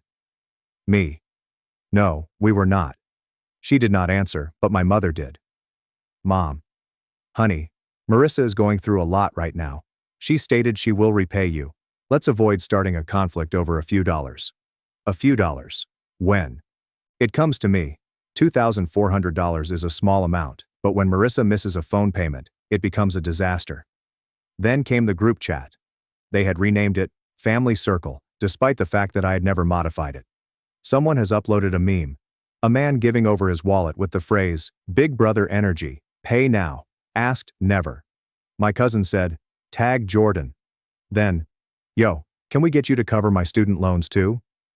Even my father chimed in. "Only if you rename your child after him. Got to keep the donor happy." I stared at the screen. Nobody was defending me. There's not even a joke to balance things out. I exited the chat. They added me back. I left again and blocked them all. But none of that compared to what happened on Friday. I was mowing the backyard, which I'd been maintaining for 3 seasons. Because, as my father once said, it's not worth hiring anyone when you're around anyway. The mower sputtered, and I took a water break. The kitchen window was open. That's when I heard my mother and Marissa. Their voices were clear, piercing, and natural, as if this wasn't the first time. Marissa was chuckling. "Did you see his face when I told Aunt Karen the house was mine? He didn't even blink, like a puppy just happy to sniff the plate." Mom was giggling. "It's almost done. Once the paperwork's through, he won't be able to say a thing. He's the one who insisted on keeping it in his name. That's on him." Then Marissa again. "Honestly, it's better this way. He's always been distant, like a guest with a wallet." And then came the words that sealed the deal. "Mama. He's not family anymore. He's just a sponsor." I did not move. I stood there with the bottle in my hand, allowing the water to drip down my fingers like blood. I felt it. The end of whatever illusion I'd been holding on to. Not relatives, but a sponsor. They didn't realize I was listening. They did not see me move away. But that moment, that statement, shattered something that had been crumbling for years. And I swear to God, something new started to grow in its stead. Just resolve, no rage or anguish. They did not expect me to show up. The invitation arrived in a rigid white envelope with gold trim and embossed inscriptions. "Please join us in celebrating Diane Harper's 60th birthday." No signature, simply, "From your family." There are 60 guests, large venue, complete catering, a slideshow. I heard of a legacy event. I did not RSVP. I did not call. I merely circled the date in red and prepared. 3 days before the celebration, I printed a document. $311,115.84. Total financial contributions include mortgage, utilities, repairs, and insurance. Each line item includes the date, purpose, and a copy of the bank transaction. I saved it on a USB drive, along with the audio from the open window. He is no longer family, he's only a sponsor. Screenshots of group discussions calling me a wallet. Photographs of receipts. The email in which my sister submitted paperwork to have the house transferred totally to her name. If she owned the house, she was also responsible for the loan. I messaged my grandfather that morning. He didn't respond. I did not need him to. The venue was just what I expected.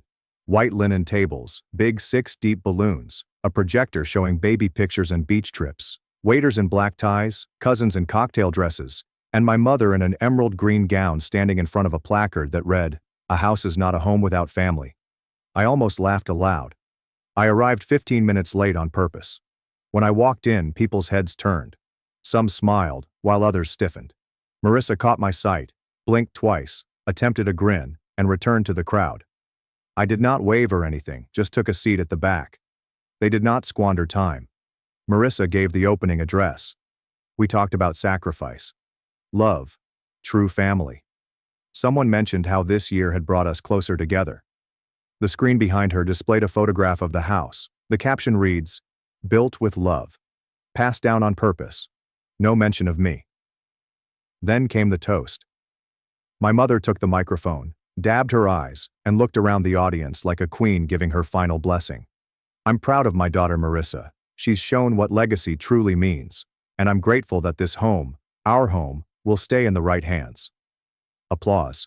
Smiles. Until I stood up and gently approached the microphone.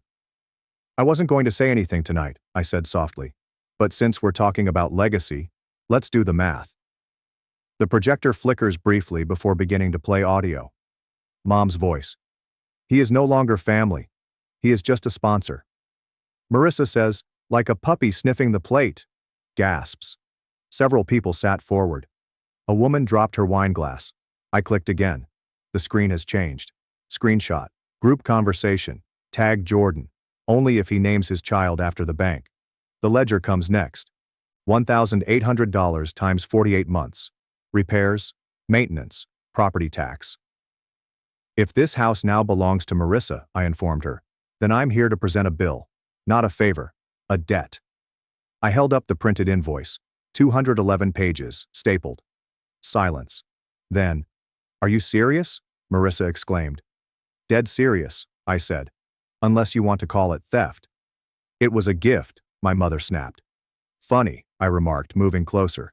"I didn't sign a gift certificate. I signed every check." My father stood up as if about to launch. I turned to face him. "Want to talk about the loan application you filled out using my name as a cosigner without telling me? Because I've got that too." He sat back down.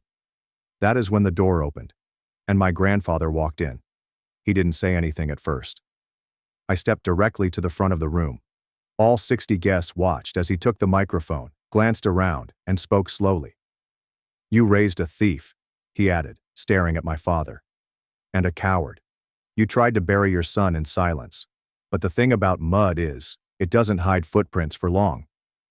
The trust is yours now," he added, looking at me. "The one your father tried to redirect. I changed it last week. Marissa's name has been removed completely." Gasps again. My mom's face cracked. Marissa's knees buckled. She used the back of a chair to stabilize herself.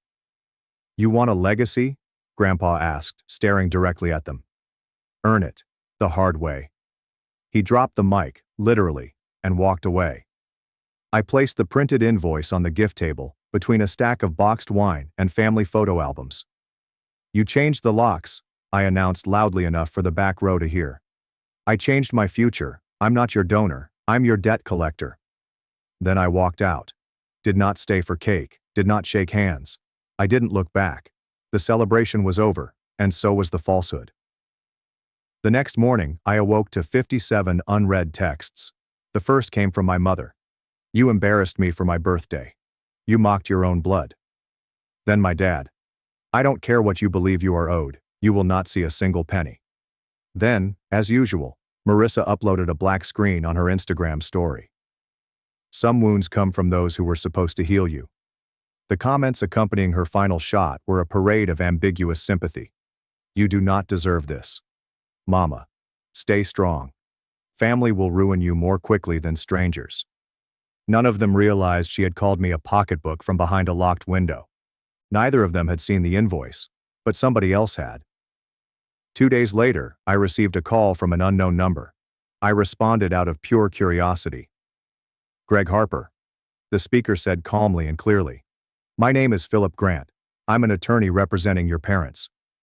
I'd like to discuss a potential financial resolution. I did not speak. They're not looking for a lawsuit, he explained. They want this to go away quietly. No press, no social media. In exchange, they're willing to offer a settlement. I slumped back in my chair. Let me guess, I replied. Half the amount I'm owed in exchange for silence?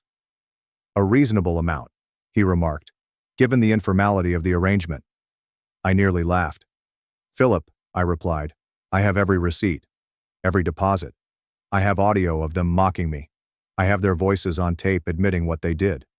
I'm aware, he replied stiffly. That's why we're calling. Then here's what we'll do, I explained. Full repayment, every cent. Or I file a public claim and attach the audio as evidence. You've got 72 hours. He paused. Understood. I'll be in touch. Exactly 72 hours later, the wire struck. $311,115.84, labeled as reimbursement settlement. No further liability is admitted. It did not come from my parents, not even Marissa. The sender used a private business account registered to someone I didn't recognize. Probably a loan shark or a worried friend of my father's. That made things even better.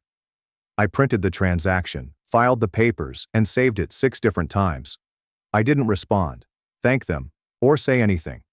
I was not there to make peace. I was there to get paid. A week later, I shared a video. The background is clean. There is no rage, only clarity. Some argue that closure is about forgiveness.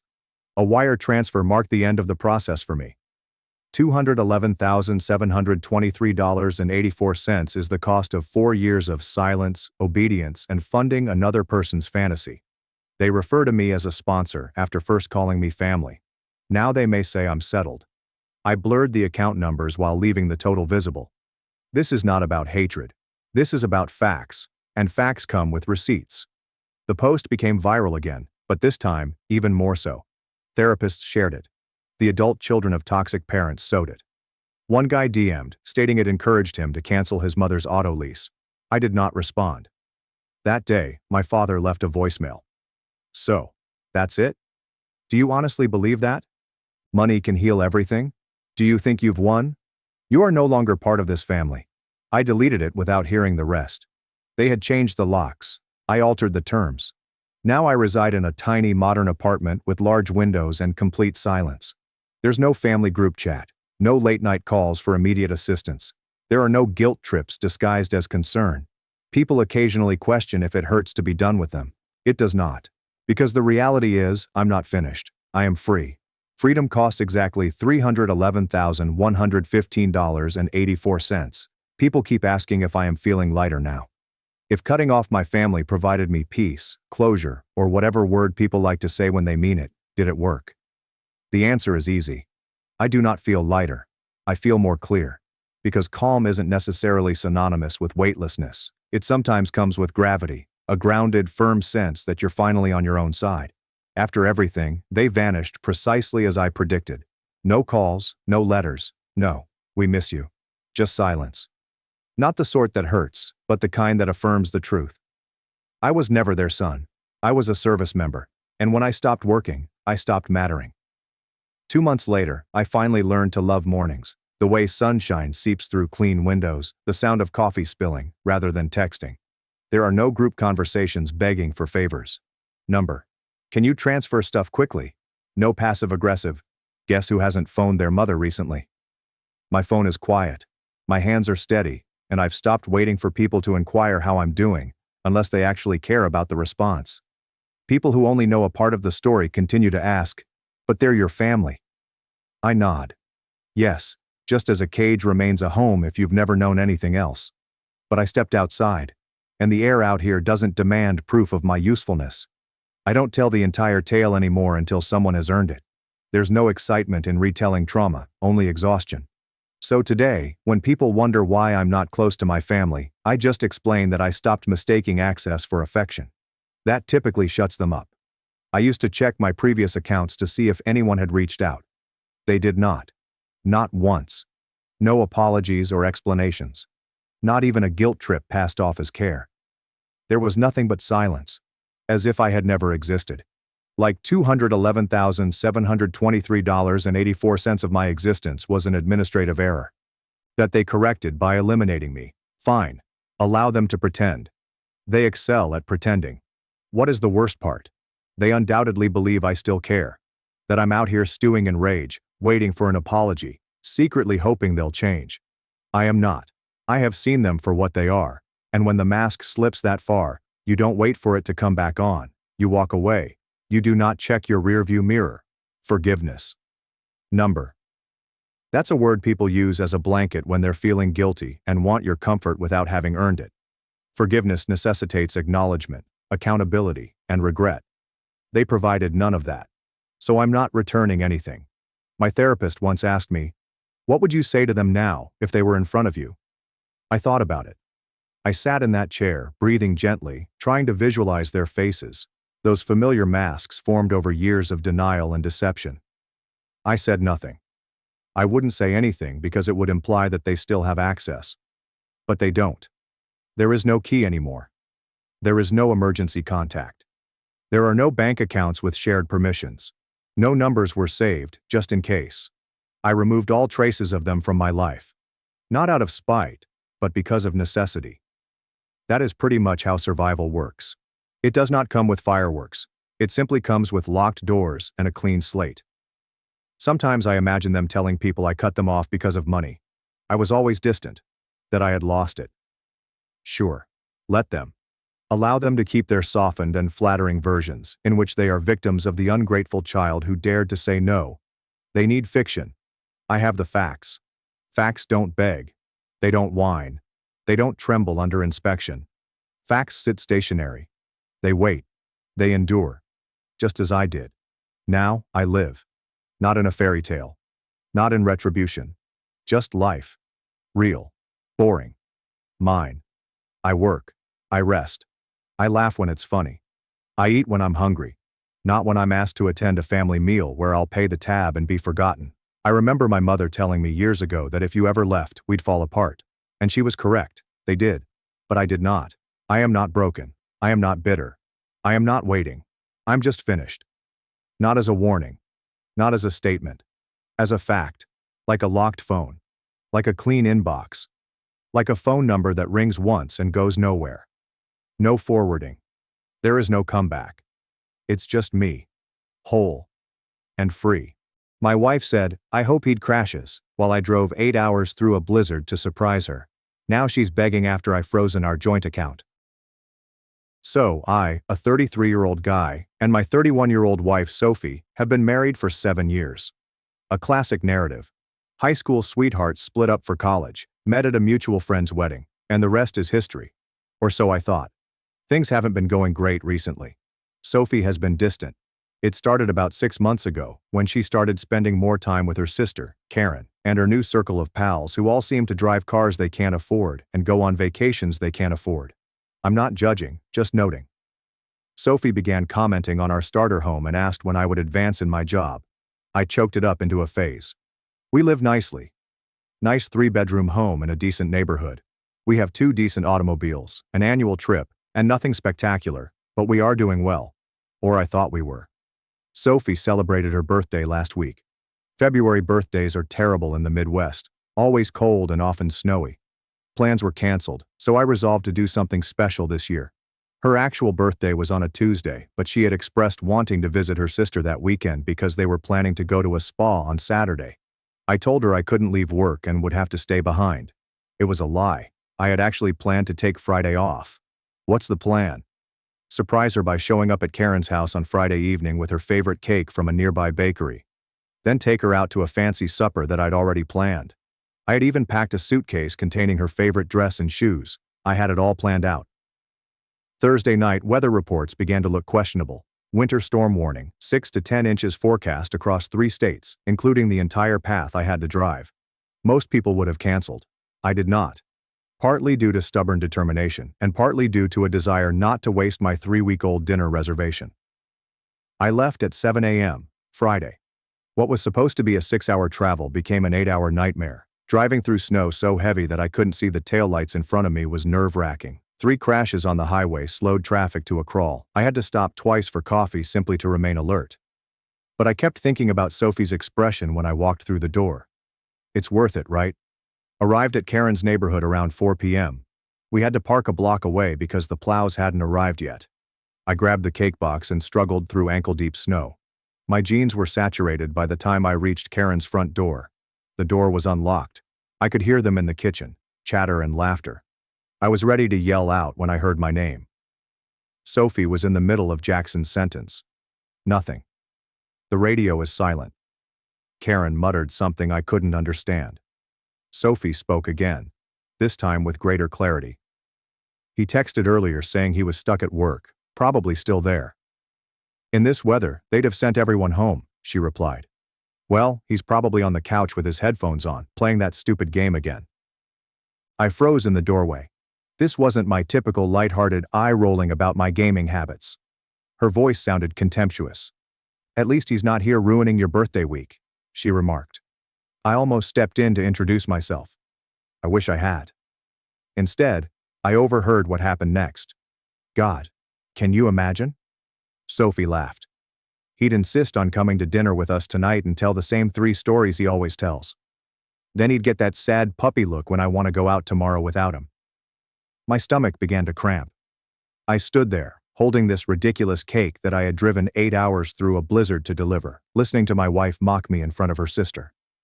Well, at least he's safely out of the way, Karen said. The roads are a disaster. My friend's husband got stuck on the highway for 3 hours. There was a pause.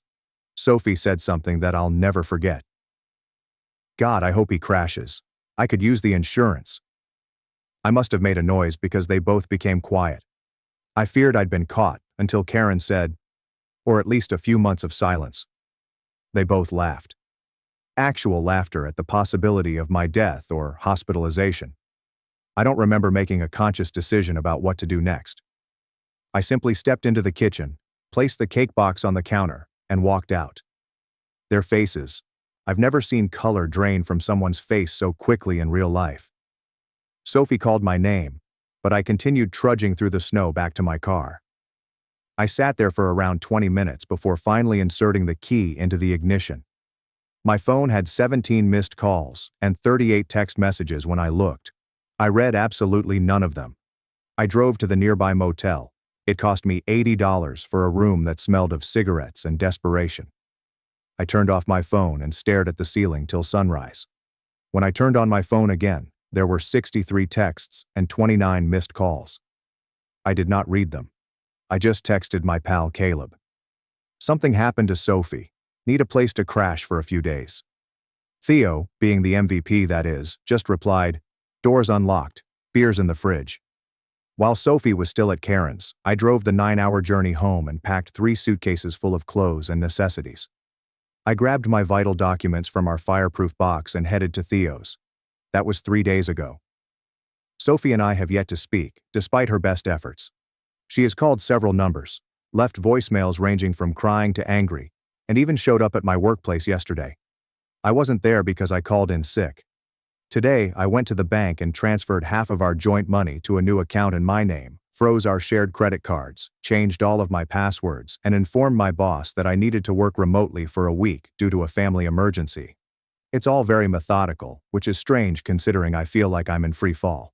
The trouble is, I keep hearing those words. I hope he crashes. I could use the insurance. Who says that about someone they should love? Who laughs at their spouse being silent for months? Even worse is the realization that this is most likely not the first time she has said anything similar, only the first time I have heard it. Our friends have begun to reach out. Sophie is apparently telling people that we had a misunderstanding, and I am overreacting. Classic gaslighting film. One mutual acquaintance texted, "Whatever happened, I'm sure you guys can work through it," without even asking for my opinion. I have not told anyone what I heard. Even Theo is unaware of the complete tale, as he is not pushed. He simply keeps the fridge filled and allows me space. Last night, I finally read some of Sophie's messages. They exhibit a predictable pattern. Confusion. Where did you go, and why did you leave? Defensiveness. It was just a joke, you weren't supposed to hear that. Angry words. You're being childish. Answer your damn phone. Manipulative words. I'm worried about you. Please let me know you're okay. Threats include, if you don't call me back, I'm calling the police to report you missing. Excuse me. I can't believe you'd do this to me on my birthday weekend. Not a single real apology. Not a single recognition of how terrible what she said was. After reading that, I blocked her number. I'm not prepared to talk to her. Maybe I'll never be. Today, I met with Graham, a financial advisor whom a coworker suggested. We spent 2 hours sorting through our accounts. I learned some interesting facts, such as Sophie's $17,800 per month online purchasing habit over the last year. Or, how she used a store credit card with a $3,000 amount that I had no idea about. Graham assisted me in developing a strategy for separating our accounts as gently as possible. It's all legal, nothing shady. But Sophie's about to get a reality check on her spending habits. The joint account I left untouched has enough money to cover this month's mortgage and utilities. Following that, we'll see. I'm not aiming to leave her impoverished. I just want her to understand that there are repercussions. The strange thing is, I still find myself wondering if I'm overreacting. Perhaps that was simply a prank. But then I remember her tone, her casualness in wishing me dead, and the laughter that followed. I know I am not. Theo suggests I talk to her, if only to gain closure. Maybe he is right. But I'm still processing, still trying to figure out who the person I married is. Tomorrow marks 4 days of silence on my end. Sophie's sister, Karen, attempted to call today. I didn't respond. Then Aaron, our neighbor, texted. Sophie was at our house crying on the front step because I changed the garage door code. A part of me feels awful, most of me does not. The insurance comment is not the only thing that keeps me awake at night. It is the laughs. The simple manner they both found humor in the idea of my hurting. Who does this? How long has she felt this way? I've also been pondering about the life insurance policy we got out 3 years ago. It's not much, $500,000, but enough to make you hope he crashes, I suppose. I'll call the insurance company tomorrow to inquire about changing the beneficiary. I realize this is getting long, but typing it out helps. Theo knows someone who works as a divorce lawyer. I will meet him for coffee tomorrow. I'm not sure if that's where this is going, but I want to know my alternatives. For those wondering what I'm going to do next, I don't know yet. A part of me wishes I could just disappear altogether, change my number, relocate to another state, and start over. But it feels like running away. Another portion seeks confrontation. I want to watch her expression as I repeat her words back to her. I want her to feel 1/10 of the pain I feel. But most of all, I want to get rid of the hollow feeling in my chest. I want to stop seeing her face whenever I close my eyes. I'd like to quit hearing those words and laughs in my head on repeat. For the time being, however, I'm taking things one day at a time, keeping my head down, making plans, and leaving her to wonder where I am, what I know, and what I intend to do. If there is interest, I will provide updates as things go. Regardless, thank you for allowing me to vent. Sometimes the internet is the only place where strangers will simply listen without attempting to solve everything.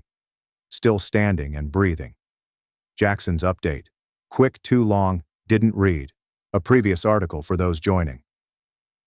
I drove 8 hours through a snowstorm to surprise my wife, Sophie, at her sister Karen's place for her birthday. Sophie told Karen she hoped I crashed for the insurance money. He walked away, leaving the cake on the counter. I've been living at my friend Caleb's apartment for 3 days, ignoring her calls and texts while I straighten out my finances. Lots of you requested an update as things progressed, so here we are. It's been a week since my previous post, and 10 days since I heard those words, which continue to repeat in my head like a cursed TikTok sound. They say that anger dissipates. All of the self-help podcasts Caleb has been listening to in the kitchen make this claim. Anyway, the wrath passes, leaving you with a clear head to make wiser decisions. I am still waiting for that portion. Last Wednesday, the 4th day of silence, I awoke with a plan. Not a good or healthy plan, but one that seemed perfect in the moment. I waited until 9:30 a.m., knowing Sophie would be at work. Then I returned home, our home, with 3 empty suitcases in Caleb's pickup truck. The house appeared precisely the same as when I left. The coffee mug remained on the counter and mail piled up by the door, but it felt strange, foreign, like going into a movie set of my life rather than the real thing. I began in the bedroom, packing all of my clothes except the ones Sophie had chosen for me and leaving them hanging in the closet like abandoned cocoons. I took my grandmother's watch from the dresser, my notebooks from the bookcase, and an external hard disk containing all of our images. Perhaps it was petty, but I paid for the dang thing. In the office, I unplugged my gaming setup. We left the desk, which we had bought together, but took the chair. I purchased it after she complained about the squeaky wheels on the previous one. We found our marriage certificate in the filing cabinet and carried it with us. Not sure why, but it felt essential. I slowly removed myself from the house. My books, albums, tools from the garage, and the strange metal sculpture I bought at the art fair she despised. 4 hours spent methodically eliminating my presence. I didn't take anything we'd bought together, including the couch we chose after 3 weekends of shopping, the kitchen table where we'd eaten thousands of meals, and the bed where we'd slept, fought, made up, and made love. I left all of our frame photographs exactly where they were. Something about seeing my face staring back at her from every wall and surface felt right, a reminder of what she had discarded. Before leaving, I did 3 things. First, I lowered the thermostat to 62 degrees. Sophie was usually upset when the temperature dropped below 70 degrees. Second, I removed the refrigerator's light bulb, a little annoyance that would go unnoticed for days but irritated her every time she opened it at night. Third, I set the Wi-Fi password to I hope he crashes 2023 and unplugged the router. Small, trivial things would make her feel my absence in 100 tiny ways before she could grasp the larger loss. As I secured the door behind me, our neighbor Erin was receiving her mail. She furrowed her eyebrows as she looked at Caleb's truck loaded with my belongings, then at me. I just shrugged and explained that I was bringing some items to give. She didn't believe me, her eyes said so, but she nodded and went inside. Midwest civility. Do not ask awkward questions. Mind your own business. Usually irritates me, but that day I was grateful. Back at Caleb's, I placed everything in his garage except 2 suitcases containing clothes and basics. He helped me unload without asking any questions. After we finished, he simply handed me a beer and remarked, "Sometimes life kicks you in the teeth." Thursday was a financial day. We met with Graham again. He had gathered all of our account information and organized it into a spreadsheet that made my stomach flip. Sophie had spent far more than I realized. Not just the store credit card I mentioned earlier, but cash withdrawals from our joint bank account. $300 here, $500 there. Over $12,000 in the last year that she couldn't account for with any receipts or transactions I could find. Graham helped me write an official letter requesting financial separation. No divorce papers yet. But I made it obvious that I would no longer be responsible for any additional obligations she accumulated. She had it couriered to her workplace. Petty? Maybe. Effective? Definitely. I also canceled our joint streaming and subscription services. We changed the passwords for our cloud storage, where we held vital data. I redirected all of my mail to a P.O. box, small, methodical slashes into our interwoven lives. On Friday morning, I finally checked my social media, 17 Facebook messages. 34 Instagram DMs. Even my idle Twitter account had notifications. People checked to see whether I was okay. People are inquiring what happened to Sophie. People choose sides without knowing the entire facts. I only shared one thing, a photograph of a half-eaten birthday cake on a kitchen counter. There's no caption or context, just the cake. Within an hour, my phone exploded. Friends texted to inquire what it meant. Sophie called 6 times within 20 minutes. Her best friend Nina texted me to see if I was all right because Sophie was so concerned. I responded to none of them.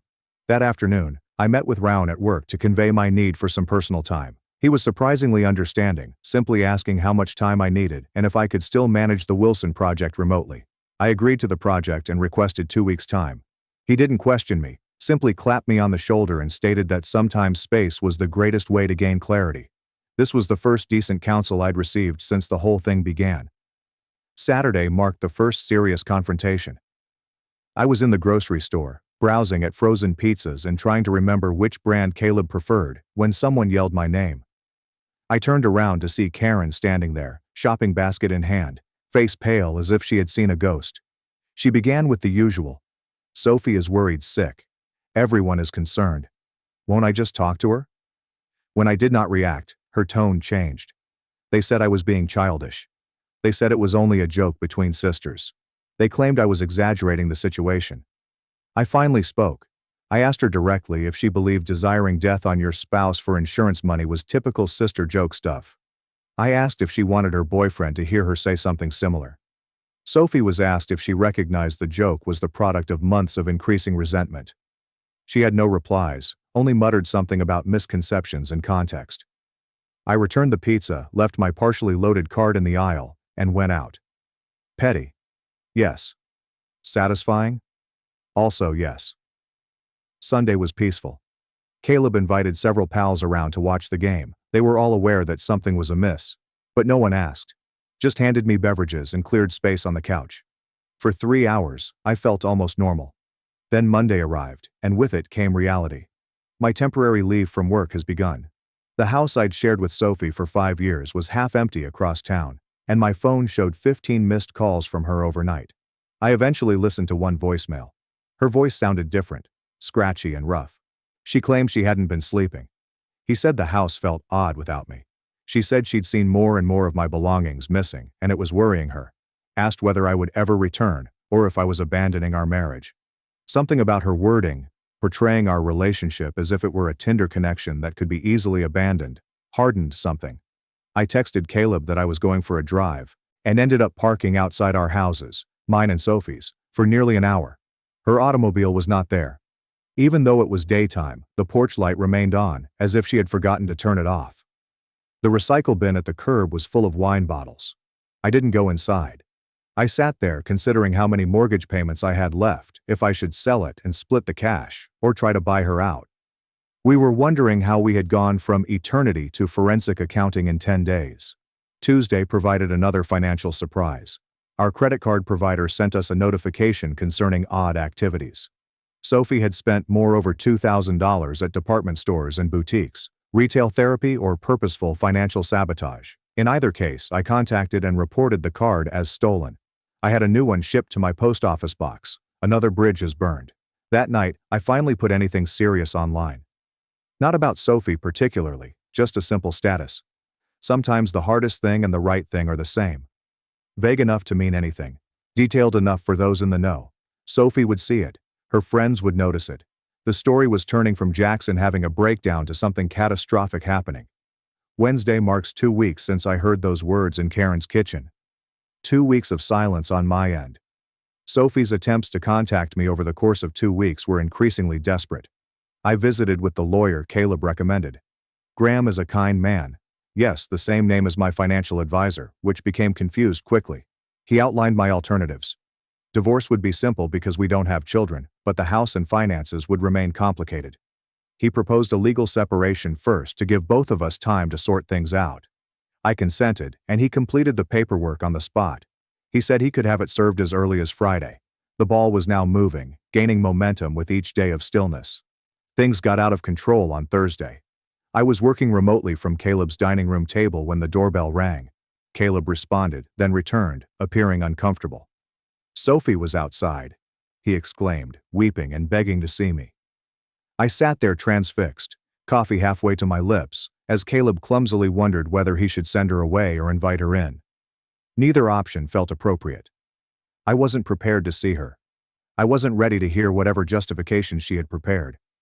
But sending her away felt like handing her ammunition, confirmation that I was being harsh. So I nodded and Caleb allowed her in. She looked terrible. Her hair was filthy, her eyes were red-rimmed, and she was wearing what appeared to be the same sweater from days before. She stopped at the doorway, looking at me as if she couldn't believe I was real. I did not stand or offer her a seat. I simply waited. She spoke first, inquiring whether I was truly having her served with separation papers. Apparently, Graham's assistant had called to confirm our address, and she had persisted until they revealed what the call was about. So much for the sense of surprise. I answered, yes, I was. She asked why I wouldn't talk to her and refused to let her explain. Her voice kept catching, as if she was forcing the words out. I informed her that there was nothing to explain. I heard exactly what I heard. She remarked that wasn't what I expected. She had been concerned about job and finances, and her sister always brought out the worst in her. That she did not intend it literally. It was just black humor after a few glasses of wine. I inquired if she remembered exactly what she had said. She paused, then claimed she had said, "I wish he'd just crash on the couch for a while," and that I had misheard. That is when I took out my phone and played the audio. Yes, I did have a recording. Not because I planned it. I had been using a voice memo app to record present ideas while driving, trying to think of something else to get her for her birthday than cake. When I came, the recording did not stop. It was purely an accident, fate, or whatever you want to call it. Her exact words, delivered in her precise voice. "God, I hope he crashes. I could use the insurance." Karen's response. Or at least a few months of silence. Later on there was laughter. Sophie's cheeks turned pale as she listened to herself. She attempted to take my phone. I moved it away. She began crying harder, claiming that it was taken out of context. She did not mean it. She'd never harmed me. I only asked her one question. "Would you have told me about this conversation if I hadn't heard it myself?" Her silence was sufficient. Caleb had made himself scarce when she arrived, but now he returned to the room, nervously urging that they resume the topic another time, when emotions were less intense. Sophie ignored him and focused solely on me. She began listing all of the things she had realized during the last 2 weeks. How much she relied on me. The house felt empty without me. Why couldn't she sleep in our bed alone? How she had never intended to hurt me and would spend the rest of her life making up to me if I would only come home. It was the performance of a lifetime. Tears, shaking palms, and a voice breaking at just the right moments. 2 weeks ago, I would have been moved and believed her. But something had changed within me. I'd spent 14 days reflecting on not only what she'd said, but why she'd said it. The contempt that must have been developing. The casual cruelty. The person who could laugh at the prospect of my death was not the person I thought I'd marry. So I told her the truth. I wasn't sure if I could ever trust her again. The separation papers were not intended to penalize her. They were about shielding myself until I determined whether there was anything left to save. She did not take it well. I started claiming I was wasting 7 years because of one foolish comment. When people vent, they often say things they don't mean. That I was unkind by disappearing and ignoring her. I sat there, allowing her words to wash over me without entering. When she finally ran out of steam, I reminded her that the separation papers will be handed tomorrow and that she should read them carefully before making any decisions about the following steps. She departed sobbing. Mascara streaked over her cheeks. Caleb returned with 2 beers and stated it was the most unpleasant thing he'd seen since his parents divorced. Dark humor, but I admired the effort. That night I was unable to sleep. I kept reliving her expression when she heard the recording. Shock, panic, but no true sorrow, as far as I could tell. It's only the fear of the repercussions. The papers were delivered on Friday morning, just as promised. By Friday afternoon, Sophie's sister was posting vague social media updates about men who overreact and wreck marriages over misunderstandings. It's funny how families band together even when they know who's at fault. However, something unexpected occurred. Sophie's best friend Nina messaged me, simply a text, stating she had heard the entire story, including what Sophie had truly said, and she was sorry I was going through this. She claimed she'd known Sophie since college and had witnessed her make similar harsh remarks about others. She said she'd tried to talk to Sophie about it before, but was turned down. It was the first message from anyone in Sophie's circle to acknowledge and not diminish my suffering. I did not answer, but it stayed with me. Perhaps Sophie's reply was not a slip in judgment, but rather a reflection of her actual character. Perhaps I had been overlooking or disregarding red flags for years. The weekend passed peacefully. Caleb went on a date, so I had the home to myself. I ordered pizza, watched a sci-fi series Sophie had always refused to watch with me, and tried not to think about the fact that, in another life, in another timeline, I'd be at home with my wife, celebrating our monthly pizza and movie night. Sophie texted only 2 words on Sunday night. "I'm sorry. First, sincere apologies in 17 days. No excuses, no demands to speak, just those 2 words."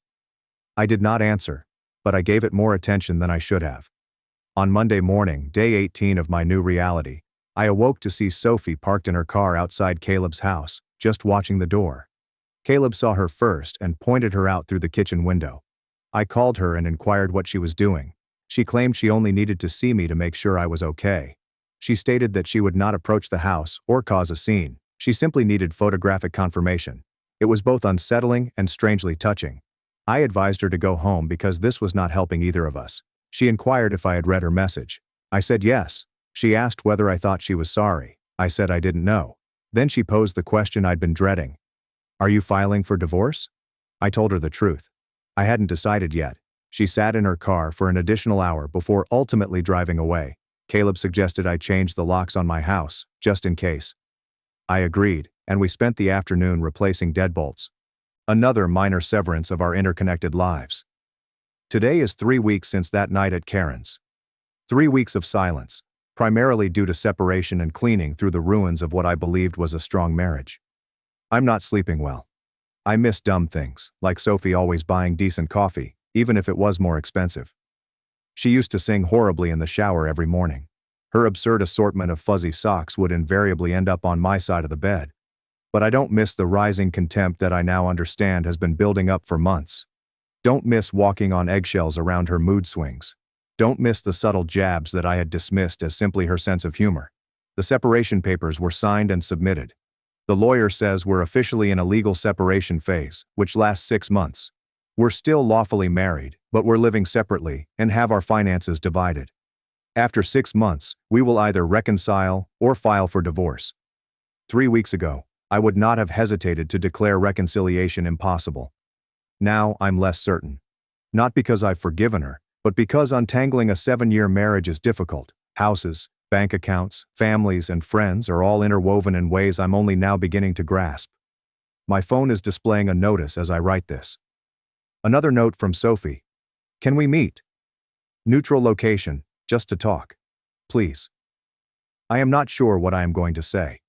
A part of me wants to hear her out. Part of me believes it is simply deferring the inevitable. Most of me is simply bored of the whole scenario. But I think I'll agree to meet her, if only to tell her face to face what I've been typing to strangers on the internet.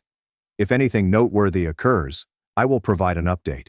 And thank you for all of the suggestions in the previous article, even the bizarre notions about glitter and her shampoo bottle. Some of you need therapy, but I admire your unity. Still standing and breathing. Jackson's final update. It has been precisely 25 days since I left that cake on the counter. 25 days of stillness, separation, and more adulting than I'd ever desired.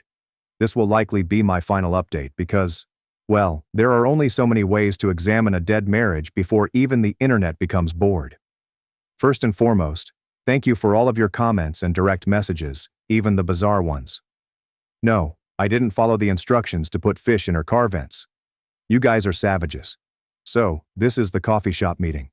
I arrived 15 minutes early since fear makes me punctual. Downtown groundwork. Coffee at 2 p.m.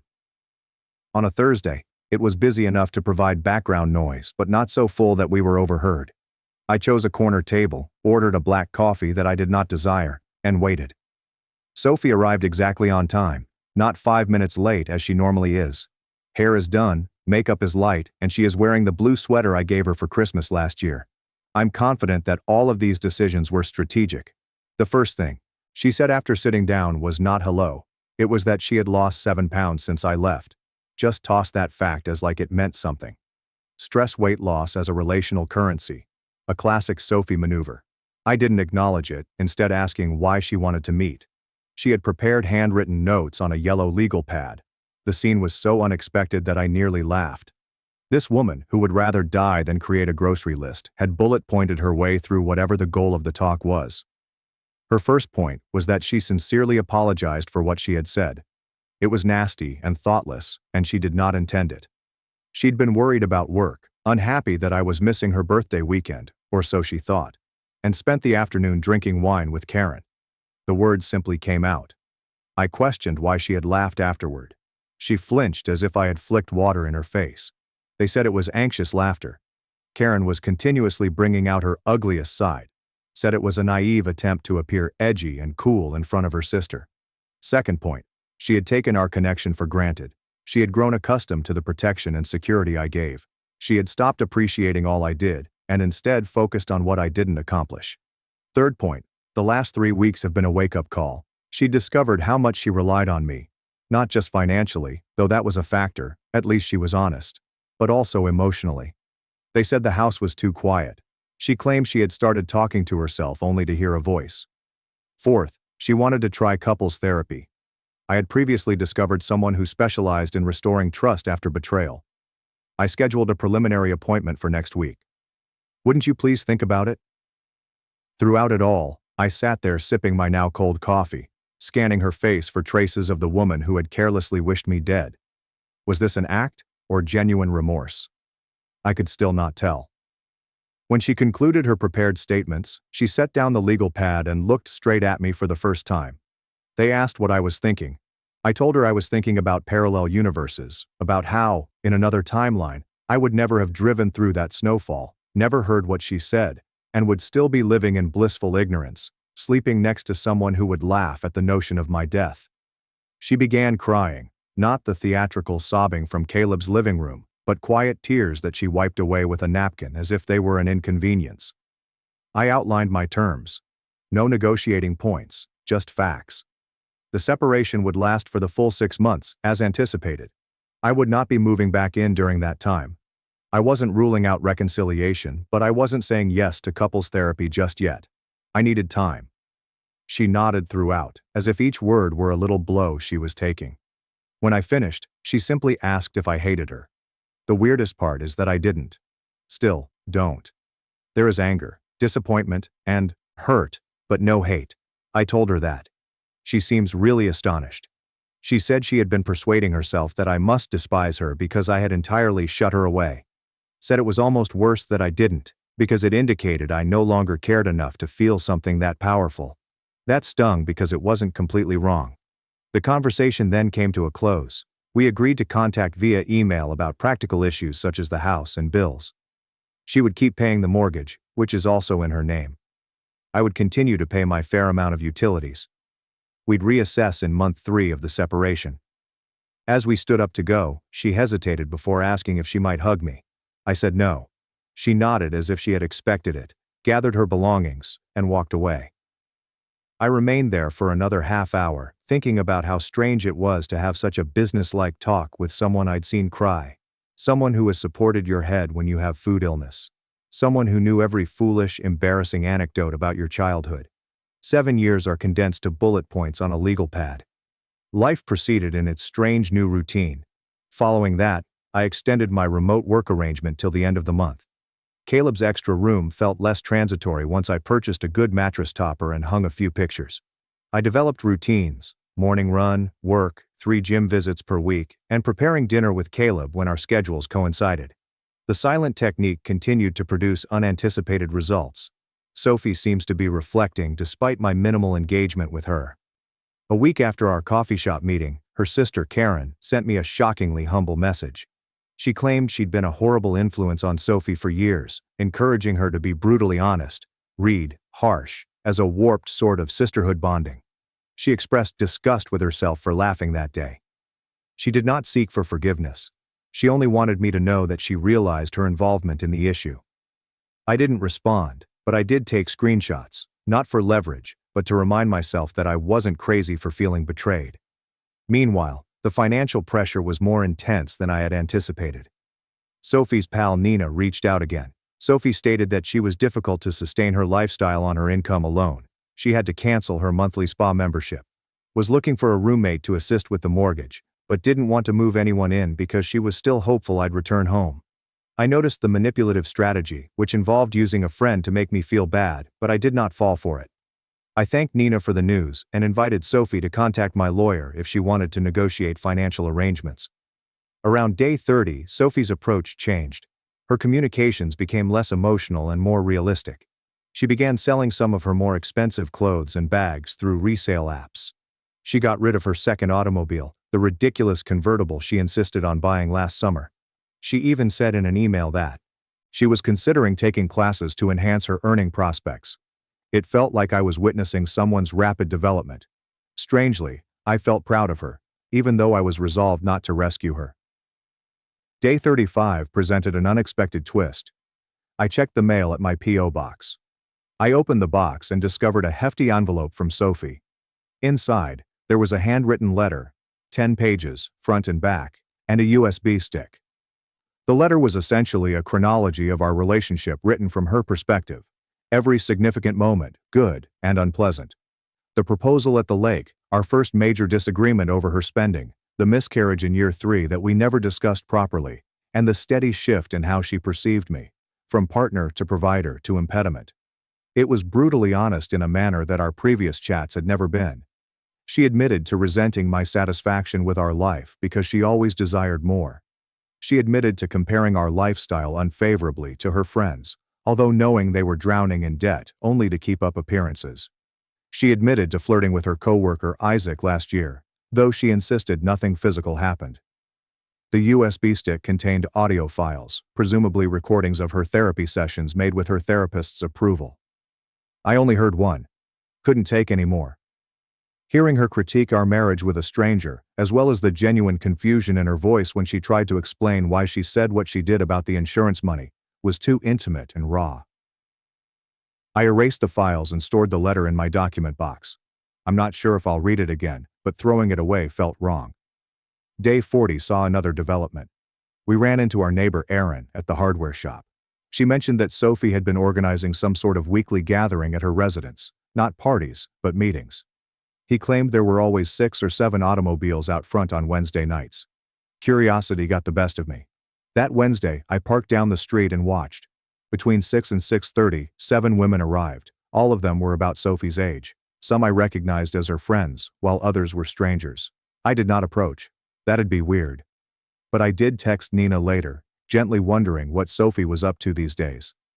Sophie, she explained, had founded a women's accountability group devoted to financial literacy and overcoming unhealthy relationship patterns. That wasn't what I expected. Around day 45, the social media dynamics changed substantially. Karen, who had been conspicuously silent about our predicament online, wrote a lengthy status about assisting my sister with her awakening and recognizing detrimental tendencies. She tagged Sophie, who simply replied, "Love you, but this journey is mine to share when I'm ready." Our common pals were aware of this. People who had previously given me space began contacting me, asking what was going on.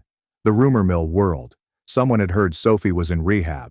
She was not. Someone else had heard that I had depleted our finances and left her penniless. Also false. Another stated we'd been having troubles for years and the split was mutual. Partially true, I suppose. I kept my silence. Let them ponder. Day 50 held a major moment. For the first time since leaving, I returned to the house when Sophie was still there. I needed to get my winter clothing from the garage because Minnesota spring is a lie, and we got 6 inches of snow overnight. I texted her first to make sure everything was okay. She immediately said, "Of course." She'd be at home all day working on a project. Driving into the driveway felt weird. The yard requires mowing. The flower beds remained untended. Small reminders of my absence. Sophie greeted me at the door, but did not hover. She simply told me to spend as much time as I needed before retreating to the kitchen, where she appeared to be painting. The house felt strange. It also smelled strange. Less like my washing detergent, more like the essential oil diffuser she'd always wanted to use, but I thought it was too strong. Photographs had been altered. Some furniture was moved. Not dramatically, but enough to notice. In the garage, I discovered my winter belongings neatly boxed and labeled. Not thrown together in haste, but properly packaged. She'd even included items I'd forgotten about, like my favorite scarf and the pricey gloves my mother had bought me 2 Christmases ago. Sophie came out with a mug of coffee while I was loading the boxes into my car. She asked if I wanted to see what she was working on inside. There's no pressure, just an offer. Curiosity won out. Followed her into the kitchen, where she had set up a little art studio. She was painting wooden signs with encouraging slogans, the kind she used to tease people for purchasing at Target. She appeared ashamed as she stated it was therapeutic, and she had sold a couple at a local farmer's market. We spoke for maybe 15 minutes. Surface-level issues. Weather, her parents' anniversary, and the water heater making that knocking noise again. A typical chat between 2 people who used to share everything. As I was leaving, she remarked something that stayed with me. She claimed she'd been reading about grief and recognized she was grieving our marriage while yet wishing to save it, that the 2 things were contradicting each other in her mind. I nodded and said I understood, because I had the same conflict. It was the most honest conversation we'd had in years. Day 60 provided financial clarity. Sophie had been according to our agreement, according to Graham, the financial consultant rather than the lawyer. There are no new joint debts. She makes regular payments on her personal credit cards. She'd even paid off the store card I hadn't known about. Graham indicated it could be time to explore more permanent financial arrangements, depending on how I felt about reconciliation. I realized I hadn't seriously considered that option in weeks. I had been so intent on establishing boundaries that I had avoided the larger topic. So I developed a pro-con list, similar to how you would choose which car to buy or which job offer to accept. Except that this was about deciding whether to try to save a 7-year marriage or to end it permanently. The list did not help. Certain things cannot be quantified. Day 70. Caleb said that he was seriously dating someone and that they were considering moving in together. Not soon, but in the next few months. He informed me that I could stay as long as I needed, but the implication was plain. It's time to work out a more permanent agreement. That weekend, I visited 3 apartments. I signed a 6-month lease for the second one, a fresh start with a 1-bedroom, walkable downtown location, and a great kitchen. I told Sophie via email. She replied with a single line. I understand, but the door here remains open. Moving day arrived on day 75. Caleb assisted, along with 2 other buddies. 4 hours spent hauling boxes and furniture up 3 flights of stairs since the elevator was broken. Following that, we ordered pizza and beer. I christened the property with a makeshift living room picnic because I hadn't yet purchased a dining table. That night, alone in my new apartment, I finally accessed the photographs folder on my external hard drive. 7 years of memories, trips, holidays, and random daily moments.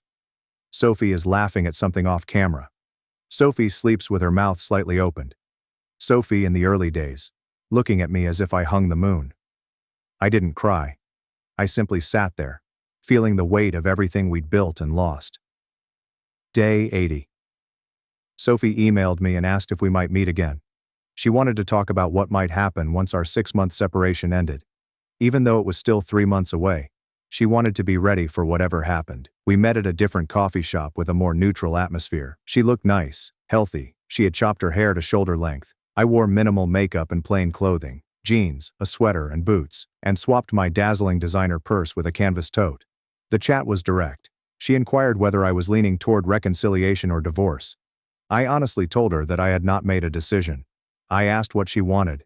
She expressed her desire to try again, but only if I could someday forgive her. Really forgive, not merely say the words while harboring animosity. She said she had evolved in the last 11 weeks, and was still changing. And she wanted to show me who she was rather than tell me about herself. I responded I thought she had changed. I said I had also changed. I stated that I was unsure whether our new selves were still compatible or had evolved in different directions. She nodded, indicating that was fair. Then she gave me a sealed packet. Said it included her proposed terms for either reconciliation or divorce. She asked me to read it when I was ready and share my comments. I opened it 3 days later. Inside was the most mature, logical document I could imagine from someone battling for their marriage while ready to end it. For reconciliation, 6 months. Of couples treatment before cohabitation. Full financial transparency on both parties. Regular check-ins on relationship satisfaction. Annual State of the Union meetings to discuss goals and progress. For divorce, fair asset distribution based on participation rather than absolutely 50-50. She would buy out my half of the house for market value. No alimony either way. Clean break with minimal lawyer involvement, if possible. It was rational, sensible, and diametrically opposed to Sophie, who had wished me dead for insurance money 3 months before. I emailed her that both sets of terms appeared reasonable. I asked for time to make my decision. She said simply, "Take as much time as you need. It's day 90 today." It had been 3 months since I heard those remarks in Karen's kitchen. 3 months of silence, seclusion, introspection, and development. I've been thinking about cake. The one I left on Karen's counter. It was supposed to be a birthday celebration. The instant everything changed. This afternoon I went to the same bakery, purchased the same cake, drove it to my new apartment, and placed it on my new counter. Then I took a photo and texted it to Sophie, which was the first direct text I'd sent in 90 days. She made an urgent call. I let it go to voicemail. Then I sliced a piece of cake, sat on my secondhand couch, and listened to her message. She did not beg. Did not make any assumptions. Just stated that she understood the symbolism. She said she would accept any decision I made. She said she was proud of how I carried myself during all of this, with dignity rather than destruction. She apologized again, not expecting forgiveness but offering it nevertheless. I'll be meeting with the lawyer tomorrow. Not to file for divorce, yet, but to discuss the next steps in any way. To grasp what reconciliation would be like after something like this. I want to know exactly what I'm choosing. Tonight, I'll eat this cake alone. Not out of grief, but because some trips must be completed alone. I'm not sure if Sophie and I have a future together. The wound she caused was deep. She shattered trust, and it will be difficult to rebuild. But I am confident that whatever decision I make will be based on strength rather than fear, clarity rather than confusion. Those statements at Karen's kitchen table showed something unpleasant, but perhaps they also revealed something important. Perhaps we needed to break totally to discover what we were truly made of. Perhaps certain things, once broken, should remain that way. In any case, I am content with the process.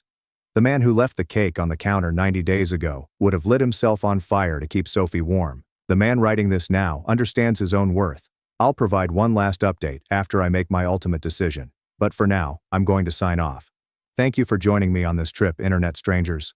Your counsel, support, and occasional horrific retribution suggestions have been an odd type of therapy. Still upright, still breathing, stronger than before. Jackson. His dad mocked my mom, called me a gold digger. My fiancé just sat there, so I took off the ring and became the woman his mom wished she was.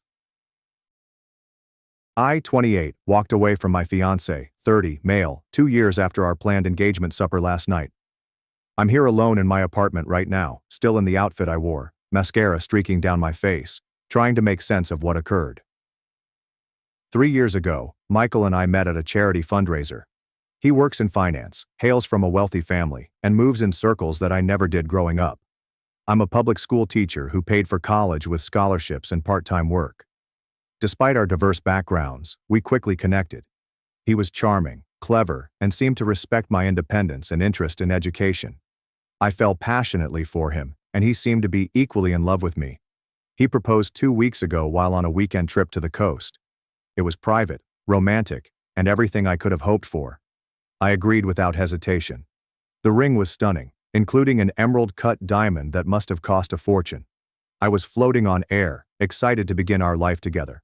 Last night, we had our official engagement meal with his family at Liarden, one of the city's most costly restaurants. I'd met his parents a few times before, always feeling uneasy around his father, Richard, a serious investment banker who rarely smiled.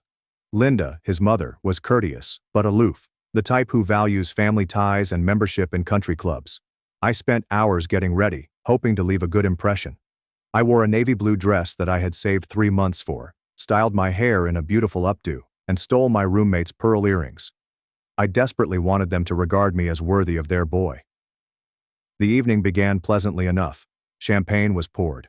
Congratulations. Michael squeezed my hand under the table reassuringly, any time I appeared apprehensive.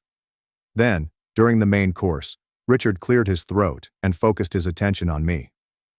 So, Rachel, he began, swirling his wine, now that you're officially joining the family, we should discuss the prenuptial agreement. The table became silent. Michael tightened beside me. Dad, we haven't even set a date yet, Michael remarked, nervously laughing. Let's not get ahead of ourselves. Richard's expression stiffened. Nonsense. These matters should be settled early. The Bennett family assets need protection. I could feel my cheeks burning. I understand the importance of protecting family assets, I responded thoughtfully. I don't have any issue with a fair prenup. Linda offered me a faint smile. How pragmatic of you. Well, you've certainly landed on your feet, haven't you? Richard continued, his tone becoming sharper. A schoolteacher marrying into the Bennett fortune. Your mother must be thrilled. My mother passed away when I was 19. Michael knew this. His parents were aware of this. My mother would have wanted me to be happy, I remarked gently, my appetite gone. Richard chuckled. I'm sure she would. Nothing makes a mother happier than seeing her daughter secure a wealthy husband. I looked at Michael, expecting him to say something. To defend me, but he simply stared at his plate. I didn't say yes to Michael because of his money, I said, my voice wavering slightly. I love him. Of course you do, dear, Linda said with feigned sweetness. The money is just a fortunate bonus, isn't it? Richard chuckled, a sharp sound that broke through the restaurant's background hum. Let's not be naive. Pretty young women from modest backgrounds don't pursue men like my son for their personality. I felt as though I had been slapped. Excuse me, Dad. Michael eventually spoke, but his tone lacked conviction. What? Richard challenged. I'm simply acknowledging what everyone at this table is thinking. She's a gold digger, a rather transparent one at that. Then it occurred. Michael laughed. A quick, awkward giggle that could have been nervousness or an attempt to relieve stress, but it was not a denial. He did not defend me. He laughed. Everything in my mind fell silent at that point. I glanced at Michael, the man I assumed I knew, and realized I was seeing him clearly for the first time. His stillness was deafening, and his chuckle was damning. Without saying anything, I slipped the ring off my finger. I gently placed it next to his water glass. The clink of diamond against crystal sounded unbelievably loud. Rachel, he began, finally realizing what was occurring. I stood up, grabbed my purse, and left the restaurant. Not rushing, not crying, just walking, one foot in front of the other, head held high. I didn't glance back, even when I heard him say my name. Now I'm sitting here, wondering if I overreacted, whether I ruined my future with one poor dinner. But then I remember his laugh and realize I couldn't have stayed. Was I wrong? Should I have fought harder? Am I simply proving his father correct by stepping away? I'm not sure what will happen next. I just know I couldn't marry into a household where I'd be treated as inferior, and I couldn't be with someone who wouldn't defend me. Act 2. It's been 3 days since I left that restaurant, and my life has been a whirlwind of emotions and conflicts. Michael came to my apartment the next morning. I was still in my pajamas, my eyes sore from sobbing, when I heard his insistent tap. Part of me wanted to ignore him, but I needed to find closure. I needed answers. When I opened the door, he looked terrible. Unshaven, disheveled clothes, black circles under his eyes. He had the ring in one hand and a bouquet of roses in the other. Michael, as usual, believed that great gestures could obscure core issues. Please, he responded quietly. Let me explain. I let him in, but maintained my distance, arms crossed over my chest like armor. I'm sorry about last night, he said. My father was completely out of line. He had too much to drink, and you know how he gets. Do I asked. Because in the 3 years we've been together, you've never once mentioned that your father thinks I'm a gold-digging opportunist. He grimaced. He doesn't really think that. Yes, Michael. He does. And what hurts more than his words is that you sat there and let him say them. You laughed. Michael raked his hands through his hair, frustrated. It was just nervous laughter. What was I supposed to do? 'Cause a scene in the middle of Liarden? You were supposed to defend me. My voice broke with emotion. You were supposed to tell your father that I'm the woman you love, that I've never asked you for money, that I've worked hard my entire life. You were supposed to be on my side. He put the ring on my coffee table. I am on your side, Rachel. Always. I love you. My father's opinion doesn't matter. But it does matter, Michael. It matters because you're letting him disrespect me. It matters because someday we might have children, and I won't let them grow up hearing their grandfather call their mother a gold digger while their father sits in silent agreement.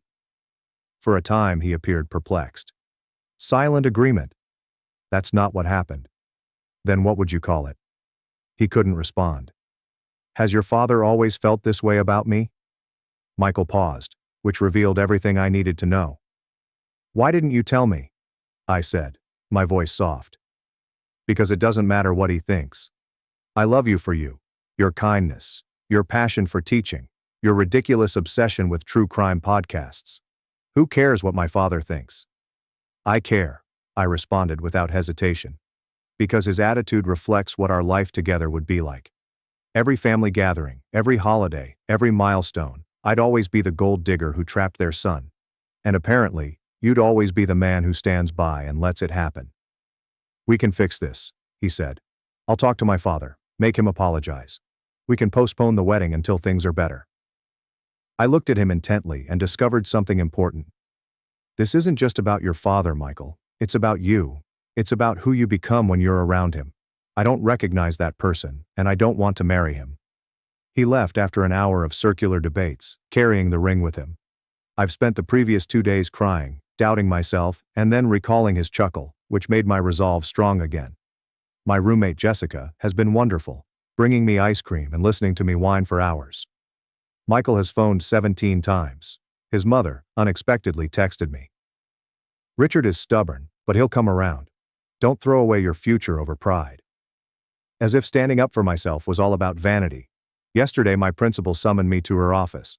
Richard reportedly contacted the school board, expressing concerns about my emotional stability and professional conduct. Fortunately, my principal has known me for 5 years and has made it clear that my personal life is none of his business. The idea that Michael's father would want to harm my job reinforces my belief that I made the right decision. What would have happened if we were married and I disagreed with him? Which lines would he not cross? I have not informed Michael of his father's interference. Part of me wants to. See if he finds out and responds correctly. So far, nothing. Tonight, Jessica and I are going to open a bottle of wine and throw a Burn the Wedding magazine celebration. It feels both therapeutic and heartbreaking. I adored Michael. I still love him, but I'm realizing that loving someone isn't enough if they don't have the bravery to support you when it counts. The hardest thing has been dealing with queries from friends and coworkers. Everyone wants to know what happened and why there was such a quick change. I've been vague, merely mentioning that we discovered we wanted different things. It's easier than explaining how the guy I believed would be my husband sat silently while his father called me a gold digger, then laughed as if it were a joke. My sister called from California after I texted her what had happened. She was not surprised. I always thought he was too eager to please his parents, she told me. Remember how he changed his vacation plans last Christmas because his mother said she'd be devastated if he wasn't there? People show you who they are, Rachel. You just have to pay attention.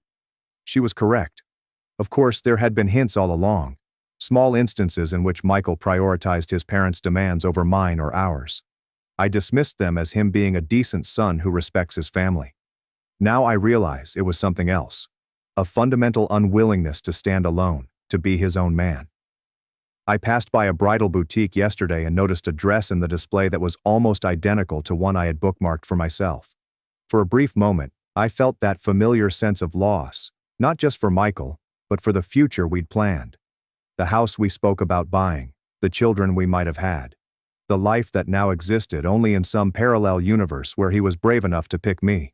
But then I remembered Richard's expression when he dubbed me a gold digger, that cold, contemptuous stare that reduced me to nothing more than a fortune chaser.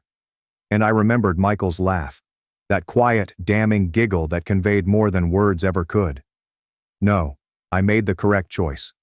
And eventually, when the grief has subsided, I hope Michael realizes it too. Update: 2 weeks. It's been 2 weeks since I ended my engagement, and the tempest has finally calmed. I've returned to teaching, finding comfort in my third-grade students' simple affection and interest.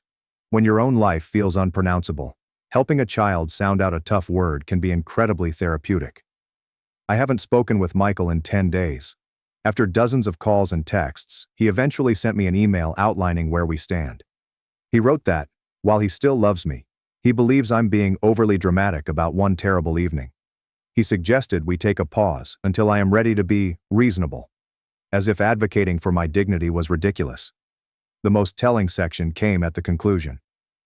My family has certain expectations, Rachel. They've sacrificed a lot to give me the life I have. Sometimes compromise means accepting imperfect situations for the greater good. Reading between the lines was simple. The greater good referred to his inheritance, position in his father's firm, and social standing. I was supposed to compromise my dignity, self-respect, and worth. He'd also avoid having to confront his father. I did not answer your email. What could I add that I hadn't previously said? What I did not expect was Linda's call 3 days ago. She asked if we could meet for coffee alone. Despite my better judgment, I agreed. We met at a tiny cafe away from her typical haunts.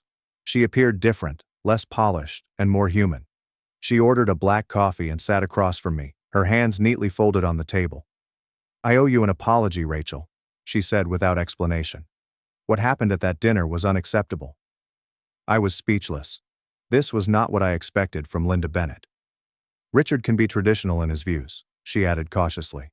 And Michael has always sought his approval, sometimes at great personal cost. I noticed, I replied dryly. She grinned slightly.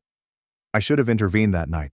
I've been intervening for 30 years, smoothing Richard's rough edges, excusing his behavior. I was wrong not to speak up. I studied her expression, attempting to comprehend the rapid change. Why are you telling me this now? She sighed, a deep sound that seemed to convey decades of resignation. Because I see myself in you, Rachel. 30 years ago, I was you. From a humble upbringing, in love with a Bennett guy, and striving to show myself worthy. The difference is that I stayed, made a compromise, and convinced myself that it was worthwhile. She paused. I'm not sure it was. Something clenched in my chest. Are you unhappy? Not exactly.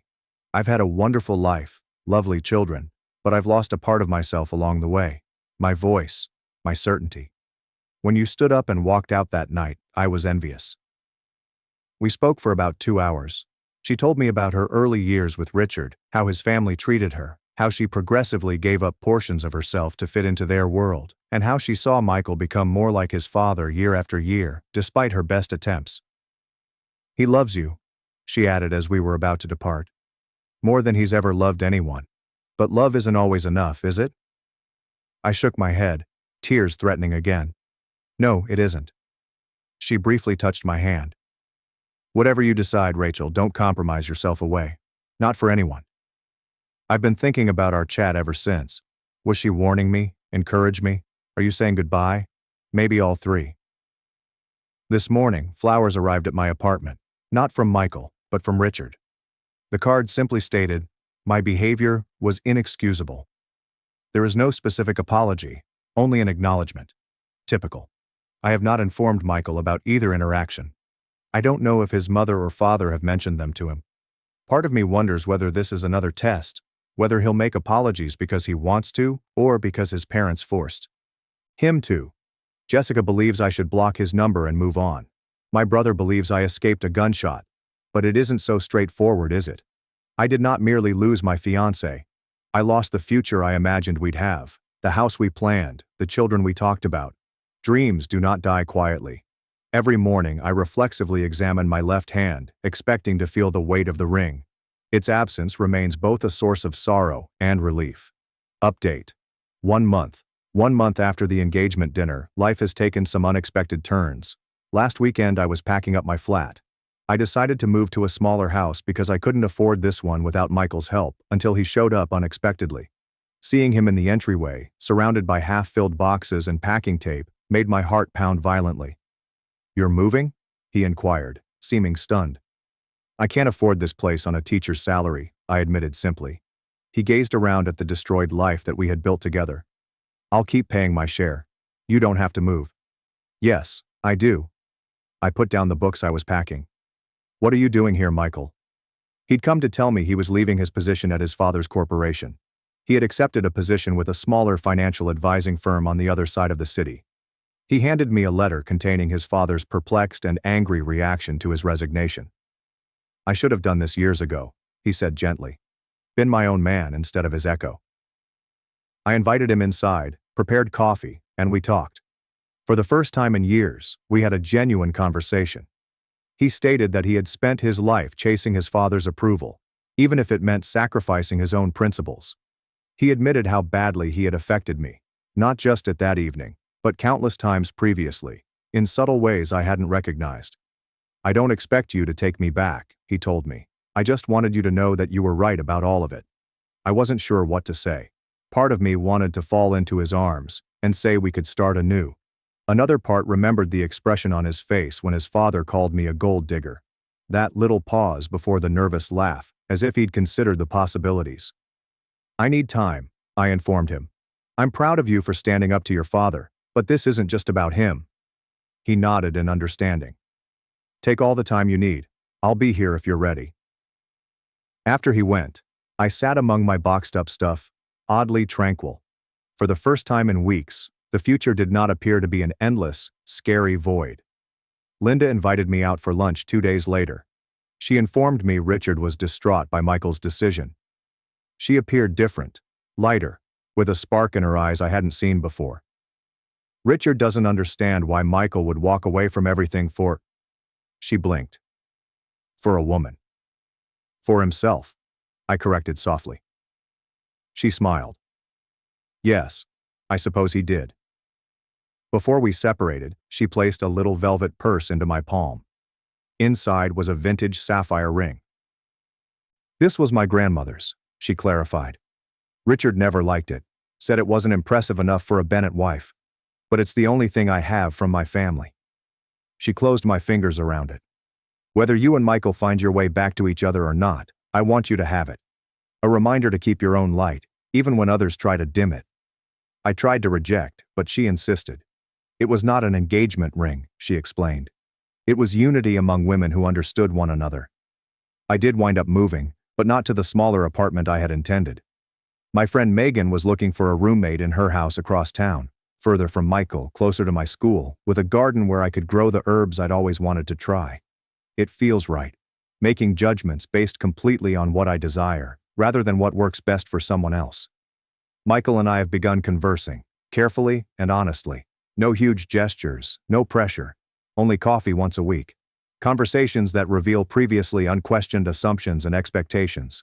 He's different away from his family's shadow, funnier, more easygoing, and more real. Last week he asked if we might try again. Make a fresh start. I told him I wasn't ready, that I needed to figure out who I am without him before deciding who I might be with him. I understand, he stated, and I believe he truly did. I am wearing Linda's sapphire ring on my right hand today. Not as a promise to anyone else, but as a commitment to myself. I will never suppress my own voice, compromise my worth, or tolerate being perceived as less than I am. I'm not sure if Michael and I will find our way back together. I'm not sure if the adjustments he's making will last. I'm not sure if I can ever totally trust him again. But I know this. Walking out of the restaurant was the most difficult and necessary thing I'd ever done. Sometimes the most difficult steps are those that lead you back to yourself. Update. 6 months. 6 months have passed since that fateful supper, and it feels both recent and distant. I'm sitting on the porch of my new house.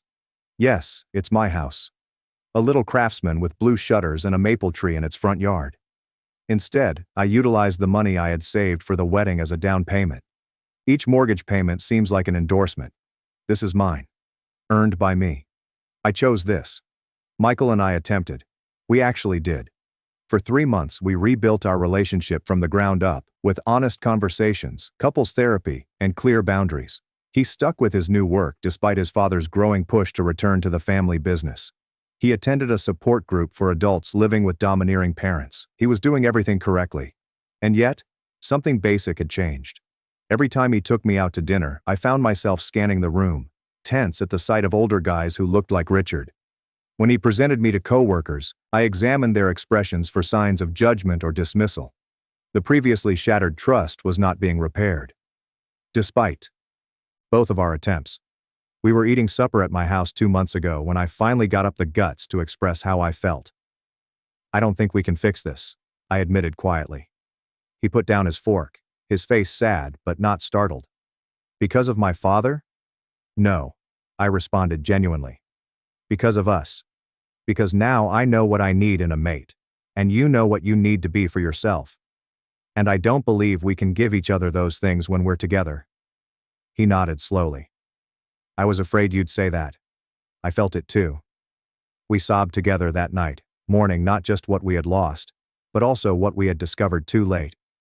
He kissed me farewell at my door, returned Linda's sapphire ring when I attempted to return it, and walked out of my life with dignity and elegance. Richard sent a brief and official note.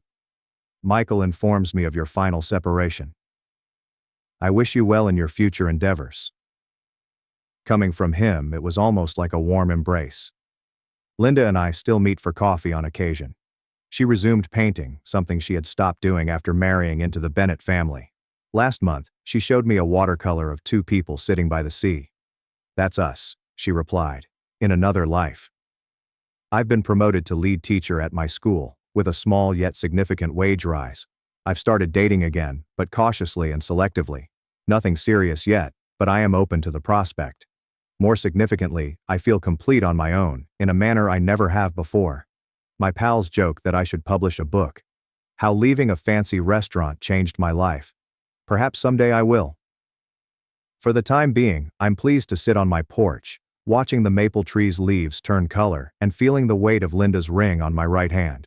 A reminder of both the lady who did and did not walk out. I ran into Michael last week at a downtown coffee shop. He was with an unidentified woman who was laughing at something on her phone. He looked up and noticed me, his smile breaking just before resuming. We exchanged niceties and brief updates. As I turned to leave, he softly touched my arm. "Thank you," he replied simply. "For what?" "For having the courage I did not. For showing me what it's like to value oneself."